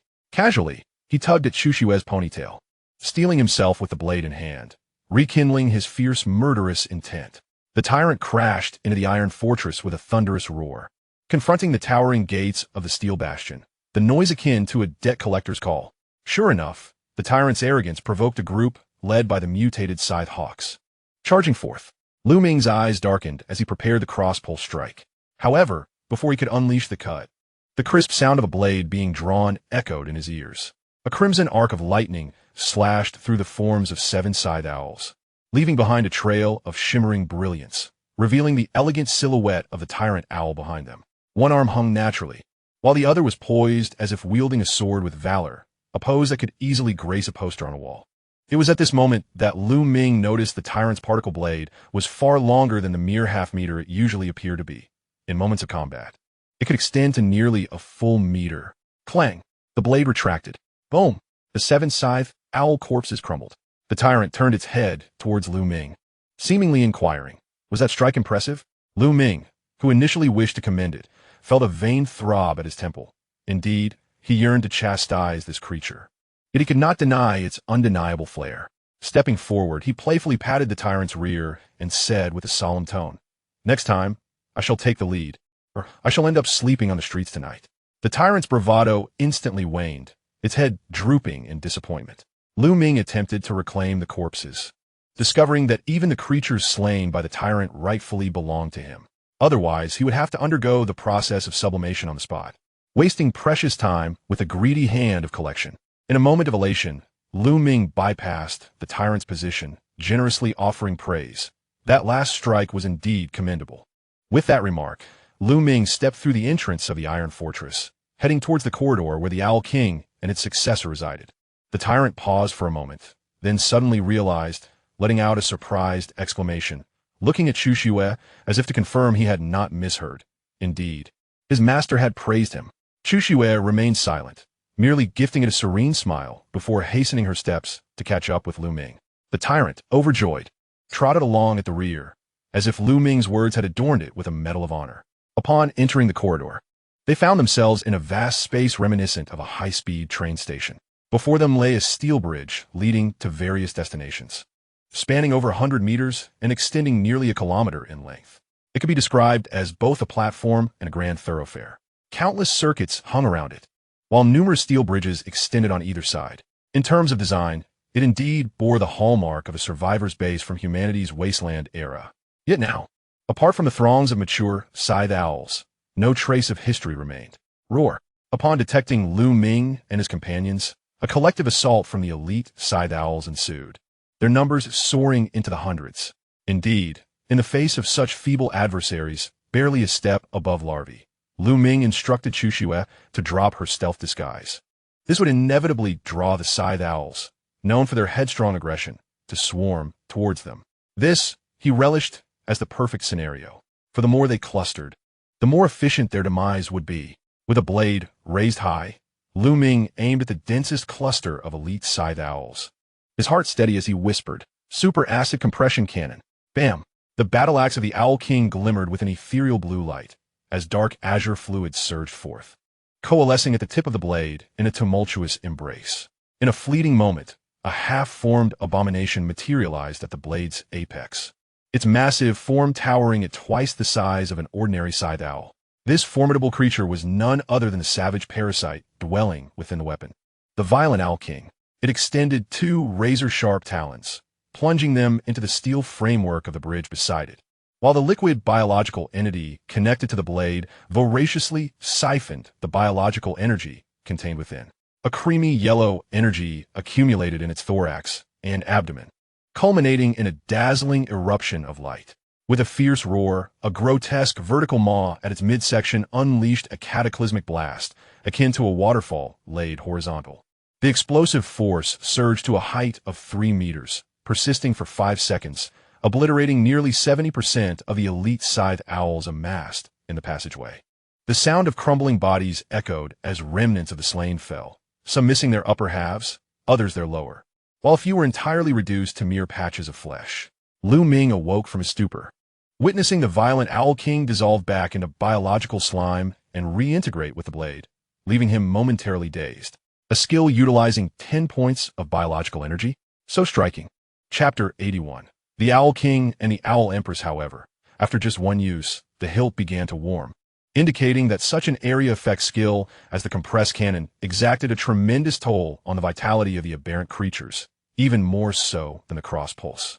A glance at the weapon's vitality revealed a decrement of 500. 500 per use, 12 times the limit. 12 times. That was astonishingly powerful.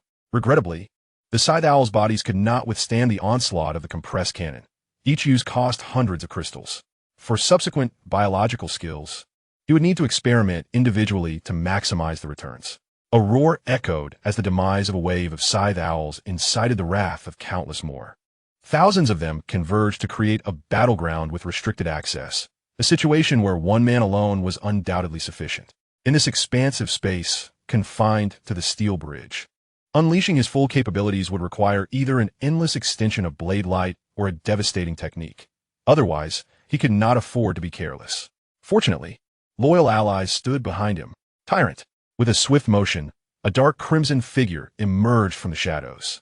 Ming pointed toward the fearless elite Scythe Owls and commanded, "Leave none alive." Clang! The particle blade sang as it was drawn from its sheath. The shadowy figure surged forward with remarkable speed. The air crackled with the sound of dismemberment as bodies fell in disarray. Some crashed onto the overpass, their fluids splattering, while others plummeted into the lower levels of the base, their innards scattered. Yet, despite this carnage, the Scythe Owls continued to surge forth like relentless harbingers of death. Though the tyrant was formidable, it was impossible for one to fend off 1,000 foes alone. As the other Scythehawks recognized the overwhelming might of the tyrant, they strategically evaded its assault and surged towards Ming, perceiving him as the vulnerable target. "Xiaoxue," Ming called softly, "leave the backstabbers to you." Confronted by these E-class elites, he held no doubts about Xuxue's capabilities. Having evolved to a D-class standard, she was no longer a fragile pup. When necessary, she could indeed become a formidable force. With those words, Ming charged forward, his blade pulsating with energy, clearing the path of the approaching Scythehawk elite with each swing. What he did not see was the moment he turned to instruct Xuxue. Countless golden threads darted forth like flying shuttles, piercing through the hearts of all Scythehawks positioned behind him. Their numbers were staggering, nearly 1,000. They formed a chain, and once their vitality extinguished, Xuxue meticulously stacked their bodies on a nearby overpass, as if she were preparing resources for Ming, awaiting his personal collection. After eliminating all the Scythehawks behind, Xuxue refrained from intervening in the battle ahead. Instead, she gazed at Ming with her exquisite visage, watching him enter and exit the fray with a gentle expression of admiration and reverence in her soft crimson gaze. Ming was in the throes of battle. Though he had yet to reach the pinnacle of unmatched prowess, he was not far off.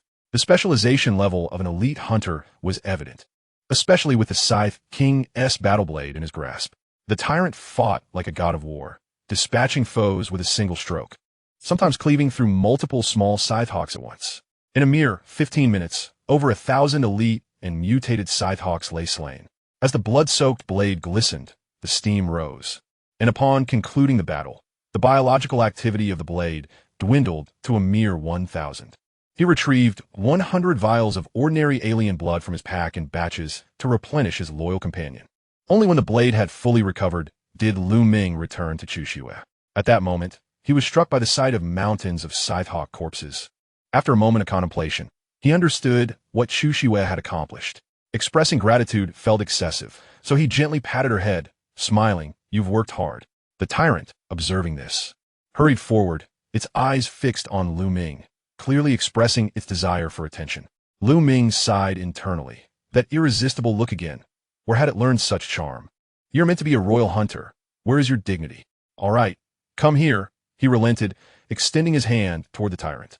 With narrowed eyes, the tyrant bent down, and Ming patted its armored forehead, his demeanor softening as he caressed it gently. This creature, with enough exposure, turned out to be quite endearing. Regrettably, such loyal servitors, driven solely by a desire for minimal reciprocation, could only be classified as alien beings bound by master contract. Humans invariably sought more. "Seeing your bravery, I shall entrust you with the task of vanquishing the brutal Scythe King later on." With such a powerful ally at his side, Ming felt he deserved to relish the privileges of a master. The tyrant nodded repeatedly, signifying that the task was entrusted to him. After all, the act of crushing an ant with a force of 1,000 pounds is indistinguishable from the act of doing the same to a beetle. Once the assignments were delegated, Ming began to gather the carcasses of the scythes. The initial snow had accumulated densely, making the retrieval remarkably effortless.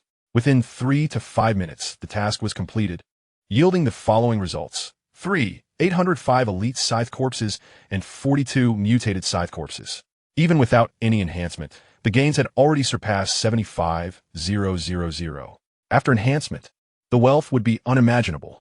As Lu Ming gazed at the scythe corpses in his satchel, joy sparkled in his eyes, and his spirits soared. Yet, amidst his elation, a vague sense of unease crept in. While he and the tyrant had indeed achieved a high efficiency in extermination, the notion of slaying nearly 4,000 creatures in merely 15 minutes seemed implausible. For one, in preparation for the D-class monarch, he had refrained from utilizing his power endowments and awakening abilities, employing his swift techniques only twice. Moreover, elite scythes were not as naive as their larval counterparts. They would retaliate when attacked. Although their resistance was futile, it provided opportunities for their companions to counterattack. Thus, despite the overall efficiency, a few precious seconds were inevitably wasted in adjusting their attack strategies. The time spent had naturally increased, leading him to ponder whether he had simply been in an exceptionally good state, engrossed in the slaughter. Shrugging off the details, Lu Ming prioritized the task of dispatching the Scythe King. Activating the Eye of Truth, he pinpointed a location deep within the base.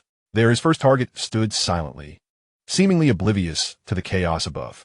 "Let us descend," he commanded. Chu Shui released her tendrils, guiding Lu Ming downward, with the tyrant closely trailing behind. As their altitude diminished, the light grew increasingly dim. By the time they reached the ground, visibility was reduced to less than 10 meters. Fortunately, while the Eye of Truth lacked night vision, it could utilize its identification mode to outline all objects before him, constructing a transparent structure. "Forward," Lu Ming directed, focusing on the position of the brutal Scythe King. Chu Shui and the tyrant exchanged glances, one sparkling with mirth, the other brimming with loyalty. They followed Lu Ming without revealing their ability to perceive the darkness as if it were daylight. The 5-minute journey felt like a midnight stroll, during which Lu Ming gradually acclimated to the gloom. Simultaneously, two figures came into view. They were positioned one in front of the other. The former, of equal height to the tyrant, was cloaked in a deep blue hue, adorned with red energy runes that danced around it. The latter lay slumped on the ground, its length visually estimated to be at least 13 meters. Yet, in reality, its upper body bore little distinction from an ordinary scythe, save for its lower half, which had become grotesquely robust, astonishingly exceeding the upper half by several times. Chapter 82. It can still live at this moment. The massive lower half of the creature writhed and contracted. A pale yellow sphere of energy danced within, revealing through its luminous transparency that countless eggs of the scythe moth larvae were hatching within its body. Some were already moving inside their shells, while others remained in a state of embryonic stillness, twitching sporadically. That was the Scythe Queen, the embodiment of the regret from the shopping plaza, where it was swiftly dispatched before it could be fully perceived. Yet, such is the nature of humanity. When something is unseen, an air of mysterious curiosity entangles the mind, compelling one to seek a glimpse of the unknown. Upon truly witnessing it, one yearns for a pair of untainted eyes, dreaming of forgetting the sight altogether. Had it not been for his resilience, forged through countless encounters with merciless aberrations, he might have faltered at the sight. His gaze shifted from the Scythe Queen back to the tyrant Scythe King. From the behavior of this aberration, he discerned a notable difference. It exhibited no signs of initiating an offensive since the beginning. Its eyes remained fixated on the tyrant, perhaps due to its prolonged observation of the tyrant. Lu Ming perceived an unsettling tranquility on the face of the tyrant Scythe King, akin to one who, aware of their impending doom, confronts fate with composure. A soft growl emanated from the tyrant Scythe King. At the sound, the tyrant raised its antennae, taking a step forward, casting an inquisitive glance at Lu Ming. Although Lu Ming was oblivious to the meaning behind the growl, it was evident that the tyrant wished to respond. With a subtle nod, Lu Ming signaled for the tyrant to act freely. The tyrant, wielding its razor-sharp particle blade, approached the tyrant Scythe King, its steel teeth parting slightly as it responded with a low growl, imbued with a hint of respect and confidence. The eyes of the tyrant Scythe King flashed with a green luminescence, and as their blades clashed, a surge of colossal energy erupted from within it, resonating with 3 distinct, crisp sounds. Lu Ming stood in astonishment, activating the Eye of Truth, which laid bare the vulnerabilities of the tyrant Scythe King. However, it had originally possessed 4 cores, and now only the heart remained. It had inexplicably destroyed 3 of them. What could this signify? Just as doubt crept into Lu Ming's mind, the tyrant Scythe King raised its blade towards the tyrant. The tyrant similarly lifted its right arm to clash with the blade. With a sharp clang, it sounded like the clarion call of battle. The tyrant Scythe King retreated at breakneck speed, swiftly distancing itself by 100 meters. In stark contrast, the tyrant stood immovable, crimson eyes locked onto its opponent. The tyrant Scythe King's eyes glimmered with green light once more as its particle blade shot forth with a resounding clang, its figure twisting and racing towards the tyrant to deliver a downward strike. The tyrant's form slightly shifted, effortlessly evading the full force of the Scythe King's assault, and its scarlet blade rose from below, piercing through the Scythe King's chest. Boom! As their forms intertwined, the Scythe King was cleaved in half, sliding 100 meters until colliding against a steel wall, finally coming to a halt, devoid of any further movement. In that moment, Lu Ming understood everything. The calm and serenity of the Owl King stemmed from its early realization of inevitable defeat. Yet, it chose a death imbued with dignity. As Lu Ming received the lifeless form of the Owl King with a sense of lamentation, he resolved to ensure its lingering essence would be honored, a tribute to its pride in life. Turning around, the tyrant had already unleashed its blade, stepping forth to confront the savage widow of the Owl clan. Lu Ming did not intervene. However, he instinctively cast the eye of truth upon the widow. Such foreinformation was always welcome. Identification: Savage Owl Widow, E-Class Monarch. Race: Insectoid Monarch. Description: a mature queen, measuring 15 meters in length, possesses formidable reproductive capabilities, and is fiercely protected by the entire Scythe Owl lineage. Characterized by insatiable hunger and lethargy, she stands as the absolute core of the Scythe Owl clan. Having forsaken potent offensive abilities, she embraces the noble mission of nurturing her progeny. Accompanied perpetually by the Savage Owl King, she remains largely unharmed. However, upon reaching the limits of her reproductive capacity, she faces depletion of life and inevitable decay. Skills: unleashing 3 mandibles to execute a corrosive triple barrage, capable of penetrating mithril-grade armor and structures. Channeling aberrant energy into her forelimbs for a sudden cross-pulse and a desperate self-detonation upon death. Traits: commands her kin through the Queen's directive, possesses advanced regeneration, and when her life is threatened, she can unleash aberrant power to envelop her territory, awakening the latent potential of all her kind, compelling them to sacrifice themselves to achieve maturity within 6 hours to fight on her behalf, known as Queen's Grace. Weakness: lacks mobility and autonomous movement. Defeating her requires shattering the 3 core bodies located in her head, chest, and abdomen, each possessing mithril-grade hardness. Remaining reproductive power: 80,000. 80,000 remaining reproductive units. A sudden thought surged forth as the sound of the tyrant's ascent echoed. Lu Ming looked up to see the crimson particle blade of the tyrant was now less than 10 meters from the widow's head. A standard slam dunk posture. This distance was but a heartbeat for the tyrant. Lu Ming's expression shifted dramatically as he extended a hand in alarm, exclaiming, "Tyrant, no. She can still survive." Boom! As his words fell, the tyrant pivoted sharply, crashing against the iron wall behind the widow with a thunderous sound, before gradually sliding down. Lu Ming felt a twinge of embarrassment. Nonetheless, the Savage Owl Widow was spared. With 80,000 units of reproductive power, that meant 80,000 Scythe Owl larvae. The baseline yielded a minimum of 160,000 specialized crystals. If elevated further, it could equate to a staggering 1,600,000 in wealth. Moreover, utilizing the trait Queen's Grace to forcibly evolve the young would grant him 80,000 untransformed Scythe Owl corpses. Should he elevate them again, it would undoubtedly lead to a windfall. If the tyrant's strike had truly landed, he would have lamented for a lifetime. Chapter 83. The core drive chamber beneath the earth. As Lu Ming observed the tyrant approaching from a distance, shoulders slumped and demeanor despondent, he felt a pang of sympathy. He placed a reassuring hand on the tyrant's chest and consoled, "Do not dwell on it. We all encounter walls. Every man has faced such an obstacle, myself included. There is no shame in it. Consider this. While the act of colliding with a wall may lack elegance and carry a hint of embarrassment, You have safeguarded a veritable treasure trove, a gold mine, if you will. This reservoir of energy is for my sake. In any case, you performed admirably, and I take pride in you." The tyrant showed little reaction to Lu Ming's words, but upon hearing the final remark, its spirit soared. The expression it wore was not merely one of rejuvenation. It appeared to be imbued with an invigorating aura, radiating exuberance and abundance. Lu Ming maintained a gentle demeanor. Reflecting that nurturing the tyrant had been worthwhile, it was remarkably easy to manage. Turning his attention to the brutal Owl Queen. Bereft of the Owl King's protection and her subjects, she now exhibited an unusual tranquility. Perhaps she had sensed the mercy with which he had spared her life. Or perhaps she had relinquished her struggles altogether. In any case, she exhibited no aggressive behavior. Her gaze lingered intermittently on the tyrant, and her countenance appeared somewhat ashen. Ashen? Wait a moment. This was not merely an equivalent of human pallor. The blood of the ordinary scythe owl was inherently blue. If she appeared pale, Lu Ming mused, could it be that the brutal Owl Queen has taken a liking to the tyrant? Yet, upon glancing at the tyrant, who seemed to cling to its presence, a quintessential mama's boy, he found it perplexing that she could harbor such affection. He contemplated that perhaps this was the allure of the strong. Should this development lead to extraordinary outcomes, he would be intrigued. Setting the stage for the next phase, he initiated the identification process.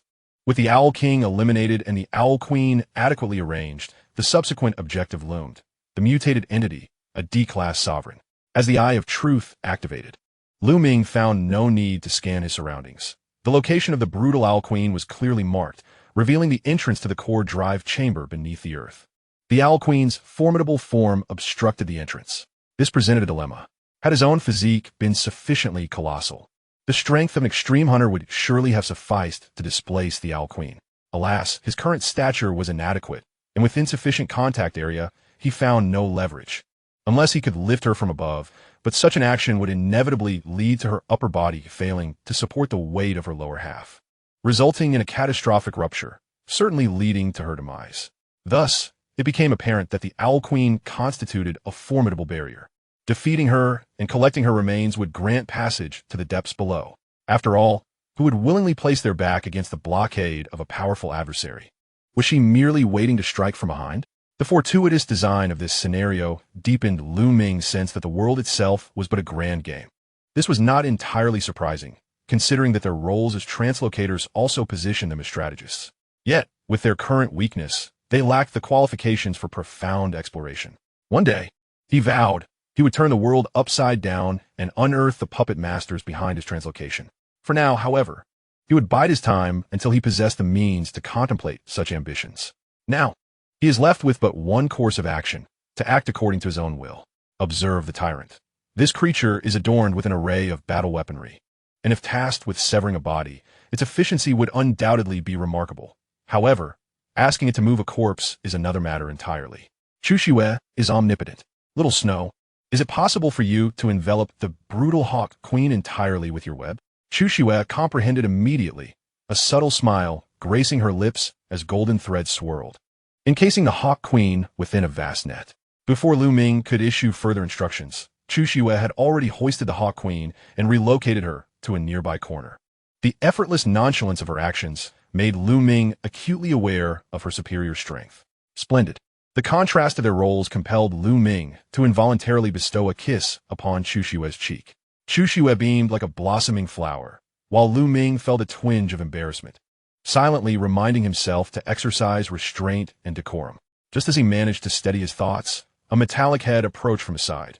No, it was more accurate to describe it as a face.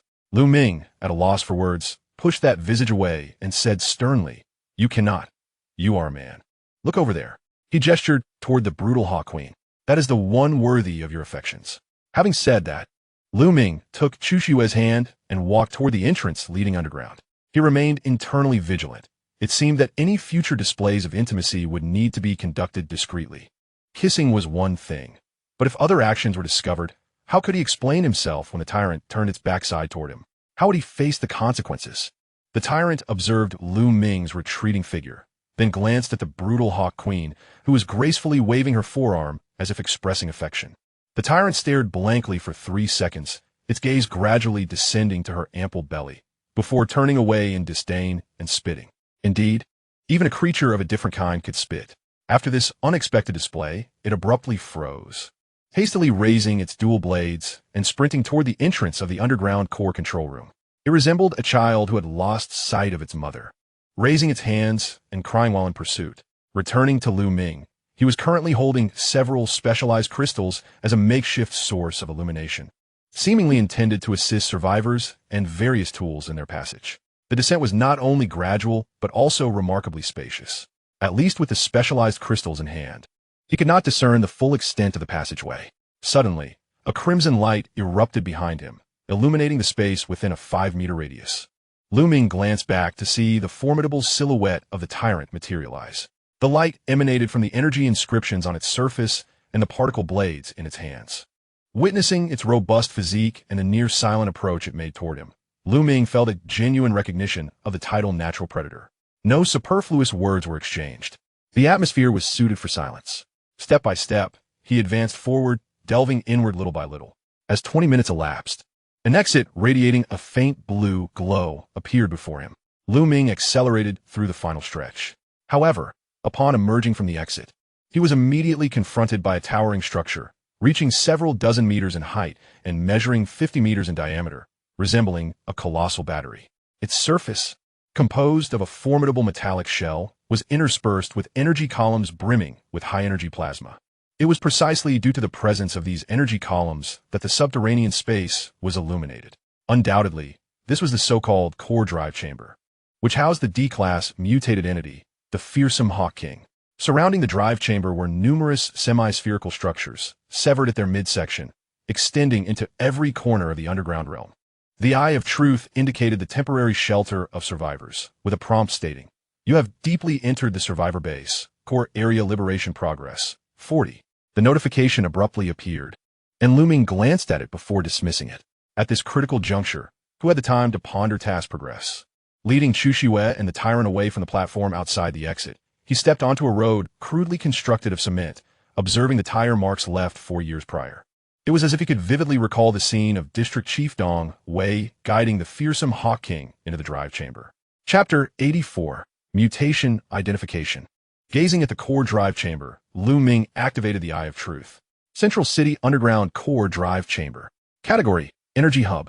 Description, the core energy hub of the final Iron Fortress of Central City, overseeing the normal operation of the entire fortress.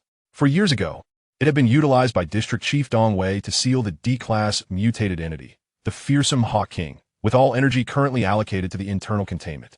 However, the struggle of the fearsome Hawk King had never ceased over the past 4 years, marked by violent thrashing for several days, followed by periods of dormancy. As of now, the energy hub had very little energy left in reserve. Given the power of the fearsome Hawk King, it would be able to break through the confinement and return to the surface in a month. A month later, back to the surface? Ming furrowed his brows. Wasn't that precisely the 3rd day following the elevation of the world level? If this was not a coincidence in Jintian District, but a predetermined configuration for every district, then the previously calculated minimum threshold for transmitters would be entirely erroneous. The criteria for crossing the next world level would no longer be based on high-ranking hunting warriors, but rather on the apocalyptic war kings corresponding to D-class mutated monarchs. In other words, each region would require at least one apocalyptic war king station to maintain its survival qualifications. Yet, for a novice soldier to ascend to the status of an apocalyptic war king, a total of 106,410 specialized crystals would be required. With a base drop rate halved, this meant that 212,820 larvae of the Scythe Hawk would need to be exterminated. In 30 days, that equated to an average of 7,094 larvae needing to be eliminated daily. Such a quantity was beyond what an ordinary person could achieve in a single day. Moreover, the larvae population was not that substantial. Given the restrictive conditions and high demands set forth, what manner of existence was this? What kind of strategy could be pursued? Why not simply annihilate the beings during the transfer? Wouldn't that be more satisfying? This is nothing but torment. However, upon further reflection, Ming regained his composure. His thoughts had been somewhat extreme. Merely eliminating the larvae of the Scythe Hawk might not suffice, but upon reaching the rank of intermediate hunting warrior, he would be able to single-handedly defeat the mature Scythe Hawk. The yield of crystals would increase tenfold. It remains uncertain whether the 50% yield rate pertains to the probability of yield or the quantity of yield itself. Initially, he had assessed that the 50% referred to the presence of yield. However, if it pertains not to the probability of yield, but rather to the quantity of yield, the outcome would vary significantly.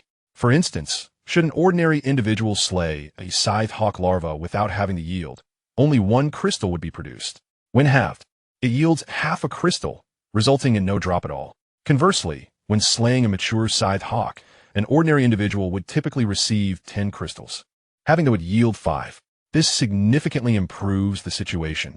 Clearly, this line of reasoning adheres more to logic and established rules. Otherwise, defeating higher-level aberrations would also risk no crystal yield, which would be utterly foolish. Thus, time is ample. It merely depends on whether that region can be controlled. In this moment of contemplation, Ming turned back. The situation was somewhat unclear. Or rather, the description of the core drive chamber instilled an unsettling feeling within him. The fearsome Scythe King itself is a mutated entity, a unique case among the ordinary Scythe Hawk lineage. Having been confined within the core drive chamber for 4 years, it had not ceased its struggles, showcasing remarkable tenacity. According to the narrative designs found in novels or films, such a character typically embodies the notion that those who survive great tribulations will inevitably reap rewards. Should it be released and undergo yet another evolution, reaching the C-grade monarch level, they would all be doomed. It would be prudent to return and continue developing for another couple of days. Unbeknownst to him, as Ming stepped toward the exit, a familiar pale yellow light barrier suddenly appeared before him, accompanied by a formidable repulsive force that pushed him back a step. Stabilizing his footing, Ming stared at the light barrier for 2 seconds in astonishment, exclaiming, "A biological force field?" Notification. Core mission to liberate the shelter in the urban area is ongoing. Until completion, the Liberator cannot leave the current scene. Liberation progress. 40. Vang Difa. Upon glancing at the information provided, Ming's face nearly matched the fury of the Scythe King, his brows furrowed tightly enough to crush a fly. Is this even permissible? How shameless! If only this wretched program allowed for communication. Otherwise, he would undoubtedly transform into a post-apocalyptic hunter right then and there. In his indignation, Ming suddenly conceived an idea. Could the processes of collection, spatial storage, and trading all undergo elevation? Might this flawed program be capable as well? Indeed, I shall endeavor to try next time. If a program capable of simple communication is developed, I shall undoubtedly subject it to a series of logical deadlocks. Dismissing the program's notifications, Ming continued his search with unwavering determination. Unfortunately, his retreat was completely obstructed. Curiosity piqued, Chu Shiwei and the tyrant made an attempt. Much to their dismay, they were swiftly ensnared. Their spirits were truly vexed beyond measure. Glancing back at the core driving chamber, akin to a battery, Ming realized that, apart from continuing his strategy, there were no alternatives. Taking a deep breath, he exhaled slowly. Since the world demands progress, he would impart a formidable lesson. Here, he would transcend the doomsday warlord. Opening his spatial satchel, Ming began to methodically place the bodies of the Grim Reapers outside. The inability to do so in bulk implied a cumbersome process. Fortunately, the area was vast enough to accommodate the simultaneous release of all the bodies. Chu Shiwei's threads were long enough to swiftly lay the corpses in designated positions. Their seamless collaboration was remarkable, while the tyrant sat forlornly in the corner, feeling utterly useless. In that moment, it perceived itself as a mere failure, unable to contribute in any manner. After 1 hour and 10 minutes, Ming finally released all the bodies. Although the task was merely mechanical, devoid of physical exertion, his body and mind felt as though he had labored for an entire day. The nature of this action was compelled rather than voluntary, and the emotional weight was distinctly different. A simple analogy: if one were already prepared to study, halfway through the journey, and suddenly confronted by someone sternly insisting they must study immediately, one would undoubtedly lose all desire to proceed. Observing the pile of Grim Reaper bodies nearly overflowing into the core driving chamber, Ming felt somewhat speechless. He was aware that this was a necessary process of sublimation. Those unaware might mistakenly assume it was a funeral for the fearsome Reaper King. Sighing, with a slightly fatigued demeanor, Ming selected an elite Grim Reaper corpse before him and intoned, "Ultimate sublimation. Prompt, please select the sublimation tier." Second tier. Prompt, sublimating the E-tier Elite Grim Reaper corpse requires the consumption of 100 specialized crystals. Confirm the consumption of 100 specialized crystals to subliminate the E-tier Elite Grim Reaper corpse into a D-tier Giant Blade Grim Reaper larva corpse. Ming was taken aback. Why was there an additional fee? Chapter 85, Genetic Leap, the Birth of the War King. Could it be due to the tier? The Elite Grim Reaper's rank had directly transcended E-tier. Thus, in the eyes of ultimate sublimation, the D-tier corpse was no longer deemed worthless, but rather a valuable legacy. 100 specialized crystals. Glancing at his inventory of 97 crystals, Ming chose to proceed. Confirmed. The Elite Grim Reaper corpse disintegrated, reconstructing into an enormous larva, measuring 1.5 meters in length, approximately 80 centimeters in height, with a dark red hue, part of its body clad in armor, and a visage both fearsome and terrifying.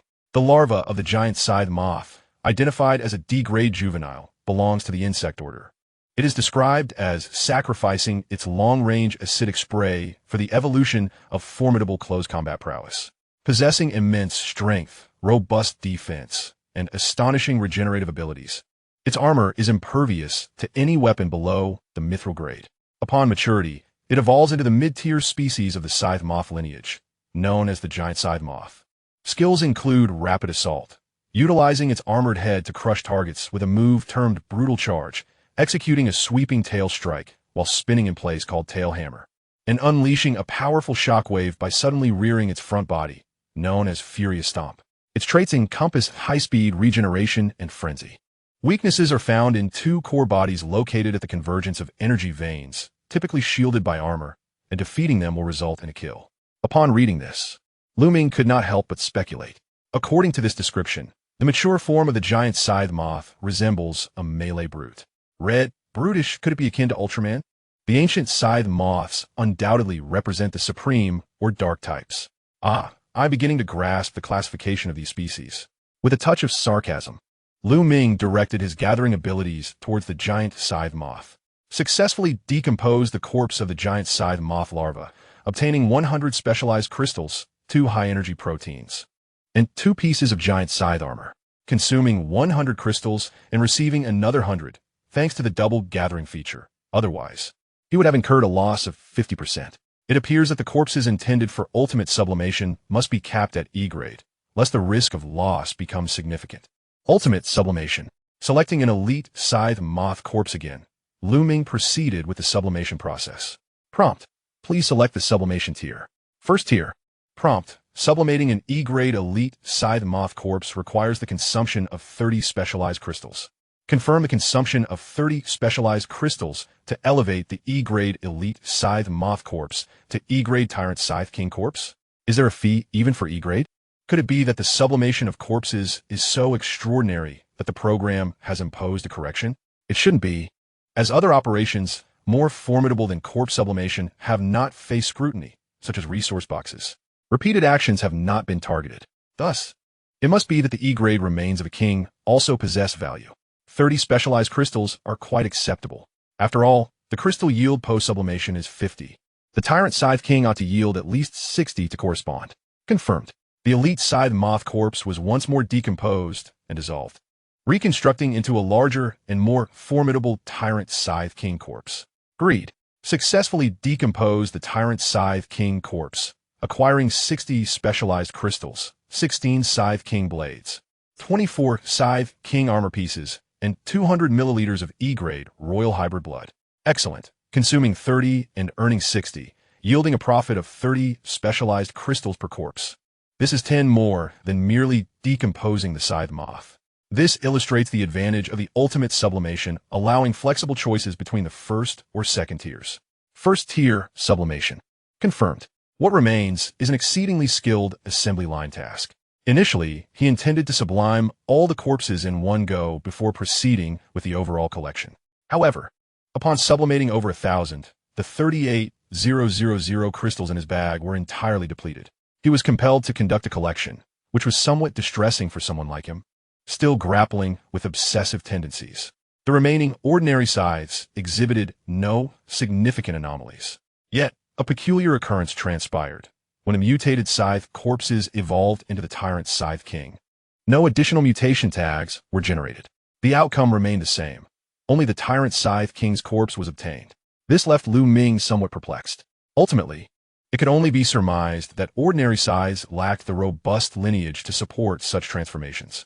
Upon reaching the pinnacle of evolution, they would instinctively eliminate any mutated factors, unless, like the Fierce Scythe King, they underwent another mutation at the Tyrant Scythe King level.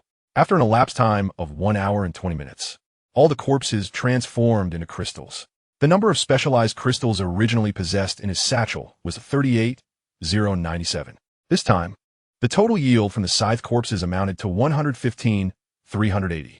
In total, 153,477.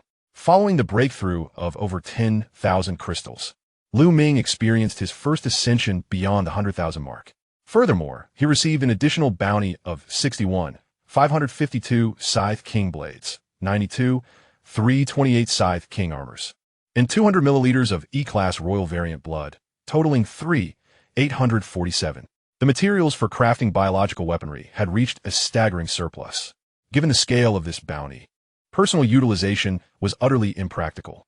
Moreover, in this post-apocalyptic scenario, where even basic sustenance was a luxury for most, the prospect of sales seemed like a mere fantasy. He could only continue to store these resources, treating them as inventory. Closing the spatial satchel, he glanced at the time. It was precisely 1 p.m. 4 full hours had passed since he arrived at this location from his apartment. Naturally, a significant portion of that time was consumed by the processing of the Scythe corpses. Taking a deep breath, Lu Ming opened the character panel and clicked on the specialization level. Prompt: detected sufficient specialized crystals in the spatial satchel. Would you like to consume 60,000 specialized crystals to elevate the specialization level to the initial Apocalypse War King tier? Yes. 60,000 crystals disassembled and amalgamated from the spatial satchel, transforming into 60 drops of crystalline blue liquid that penetrated the space and suspended before him. He had anticipated that they would once again bypass him and seep into his spine. To his astonishment, the 60 drops of crystalline blue liquid underwent a secondary transformation in midair. They continued to compress and refine until they coalesced into a singular pure energy crystal that perpetually withered, yet showed no signs of diminishing. Upon gazing at this entity, Lu Ming inexplicably felt a sensation of consciousness being drawn into it. Just as he became entranced, the pure energy crystal suddenly darted past his line of sight, burrowing into the nape of his neck, transforming into a sharp spike that pierced his vertebrae. Lu Ming was utterly unprepared. The pure energy crystal had pierced through his bones, fracturing into countless shards that spread throughout every bone in his body. They ground the marrow, merging with it, transforming into it. Lu Ming distinctly observed as his marrow transitioned rapidly from a reddish-yellow hue to a crystalline azure. Strands of blue energy overflowed from the marrow, traversing through the crystalline blue bones and entering his bloodstream. The original crimson blood, upon encountering the azure energy, evaporated instantaneously, akin to rain meeting molten lava. The searing heat engulfed Lu Ming, inundating him with anguish. The sensation was unprecedented, as though every fiber of his being, organs, bones, flesh, was ablaze with torment. It was so excruciating that he could only emit a primal roar, unable to articulate a single word. Clenching his fists tightly, his arms braced. Countless veins pulsated beneath his skin. With each pulse, a crystalline blue radiance burst forth. Marks manifested on his surface, emanating from the spine and extending to every corner of his body. His eyes shifted from black to crystalline blue. Intricate runes appeared within his gaze, only to vanish in a flash of brilliance. His short hair began to sprout, the black dissipating while an icy blue took its place. As the transformation reached its zenith, Lu Ming stood tall, unleashing a thunderous roar. A colossal energy pulse radiated from him, rippling out for hundreds of meters. Notification: congratulations on completing the genetic leap, successfully transforming into a junior Doomsday War King. Notification: the genetic leap will alter your physical features, but each leaper's characteristics will differ. Notification: as the first to complete the genetic leap, you receive a fundamental alteration of characteristics, with the leaper's aura coverage extended by an additional 30 meters. And you gain 3 lottery chances. Chapter 86. Leaping aura. The pain still lingering, Lu Ming gasped for breath. With each inhalation, The energy runes on his face surged and ebbed. A genetic leap? A change in appearance? As he perused the successive notifications, his focus shifted. He accessed the character panel, and before investigating the changes in his visage, the enhanced data was illuminated before his eyes. Name, Ming. Gender, male. ID, 66666. Age, 24. Height, 187 centimeters. Weight, 85 kilograms. Specialization level, Junior Doomsday War King, Source Leaper. Awaken Power, Level 5, 23. Leaping Aura, 130 meters, initial 100 plus an additional 30. Universal Functions, Greed, Exclusive, World Channel, Trading Post, Spatial Satchel. Skills, Exemplary Swordsmanship, C level. Eye of Truth, Exclusive. Ultimate Sublimation, Exclusive. Power Bestowal, S level. Divine Speed, S level. Mastery, Master level Forging Mastery, A level. Advanced Tailoring Mastery, C level. Beginner Culinary Mastery, E level. Beginner Gardening Mastery, E level. Beginner Driving Mastery, E level. Beginner Wood Gathering Mastery, E level. Advanced Childcare Mastery, C level. Master level Archery Mastery, A level. Advanced Steel Gathering Mastery, C level. The panel may not be overwhelmingly impressive, yet it is certainly commendable. Feeling the tenfold surge of vitality within, Ming could not resist perusing the information on the Beginner Apocalypse Warlord.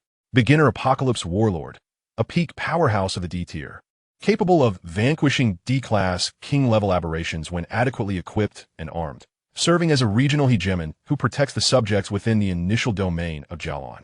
Having completed a genetic leap, the physique has undergone a transformative metamorphosis, granting an extraordinary physical prowess while enabling the endurance of immense energy baptism. Devouring specialized crystals or specialized crystal fragments can elevate one to the intermediate Apocalypse Warlord status. Promotion progress, 100,000 specialized crystals, 1,000 specialized crystal fragments. So this is the case. Utilizing specialized crystal fragments requires a physique capable of withstanding vast energies. Only upon completing the genetic leap and attaining the Apocalypse Warlord tier does one qualify to absorb and utilize them. It is no wonder that all previous consumptions were solely marked as specialized crystals. However, according to the earlier observations of the crystal fragment information, only king-level aberrant beings are likely to yield them. This probability truly reflects the potential for production or lack thereof. Undoubtedly, only D-level monarchs would carry such assets. Thus, even as one progresses further, the most ordinary specialized crystals remain the predominant currency of the entire Jialan Star. Given their rarity, low yield rates, and significant production risks, what advantages do specialized crystal fragments possess? A larger denomination? With spatial pouches allowing for infinite stacking of identical items, the denomination size becomes irrelevant. An astonishing energy content? Clearly, it is a 100-to-1 equivalency exchange, rendering vast energy inconsequential. In contrast, the ultimate sublimation, an exclusive skill, clearly indicates the necessity of consuming specialized crystal fragments. Yet, to suggest that such a high-value currency exists solely for the benefit of one individual or a select few is simply implausible. Thus, there must be a unique power that only it can exchange. Shifting focus downward, the leap aura captures attention. The concept of new power is also a point of particular interest for Ming. Clicking to expand the information. Leap aura, an energy pressure acquired post-genetic leap. Any being of a lower level than oneself will experience energy suppression. The aura can be freely manifested or withdrawn at will, without time limitations. Though it does incur a slight expenditure of mental energy, the effect manifests as a reduction of 20 in overall strength. With a range of influence spanning 100 meters, the first leaper additionally receives a 30-meter range amplification. This halo can be elevated through the consumption of specialized crystallized blocks, reaching a maximum of 10 tiers. Current promotion progress stands at 0-100. As you can see, this is precisely the means of enhancement. Only specialized crystallized blocks possess the capacity to facilitate such advancements. However, considering the quantity, even if it is based on probability, the output should be considerable. For a D-class monarch, one would expect at least 10 blocks, wouldn't one? At this thought, Ming felt an immense relief for his decision not to elevate his awakened power. Otherwise, not to mention the exorbitant resources required for ultimate elevation, The specialized crystallized primordial blocks necessary for each subsequent tier would be terrifyingly excessive. Do you doubt it? Ultimate elevation. Prompt. Please select the elevation tier. Second tier. Prompt. Elevating the awaken skill requires the consumption of 200,000 specialized crystallized blocks. Do you confirm the consumption of 200,000 specialized crystallized blocks to elevate your power to a higher tier? Goodness, 200,000 specialized crystallized blocks. Enough to elevate 2 junior apocalypse war kings to intermediate apocalyptic war kings. Glancing at the remaining 477 specialized crystallized blocks in his inventory, Lu Ming promptly canceled the elevation operation. Prompt. You have 3 lottery chances remaining. Would you like a draw now? Ah, yes, the lottery. In my preoccupation with the interface, I almost overlooked the grand prize for being the first to break through to a higher tier. Absolutely. Prompt. Prizes will be randomly selected from 5 categories: material, skill, weapon, special items, and others, with a guaranteed reward of at least a tier. Please select your drawing method: single draw, triple draw. Naturally, I shall opt for the triple draw. Congratulations! You have obtained the design blueprint for a special item, extraterrestrial protein processing machine. Congratulations! You have acquired a B-tier skill book, grasping hand. Congratulations! You have received a special item, universal deduction voucher.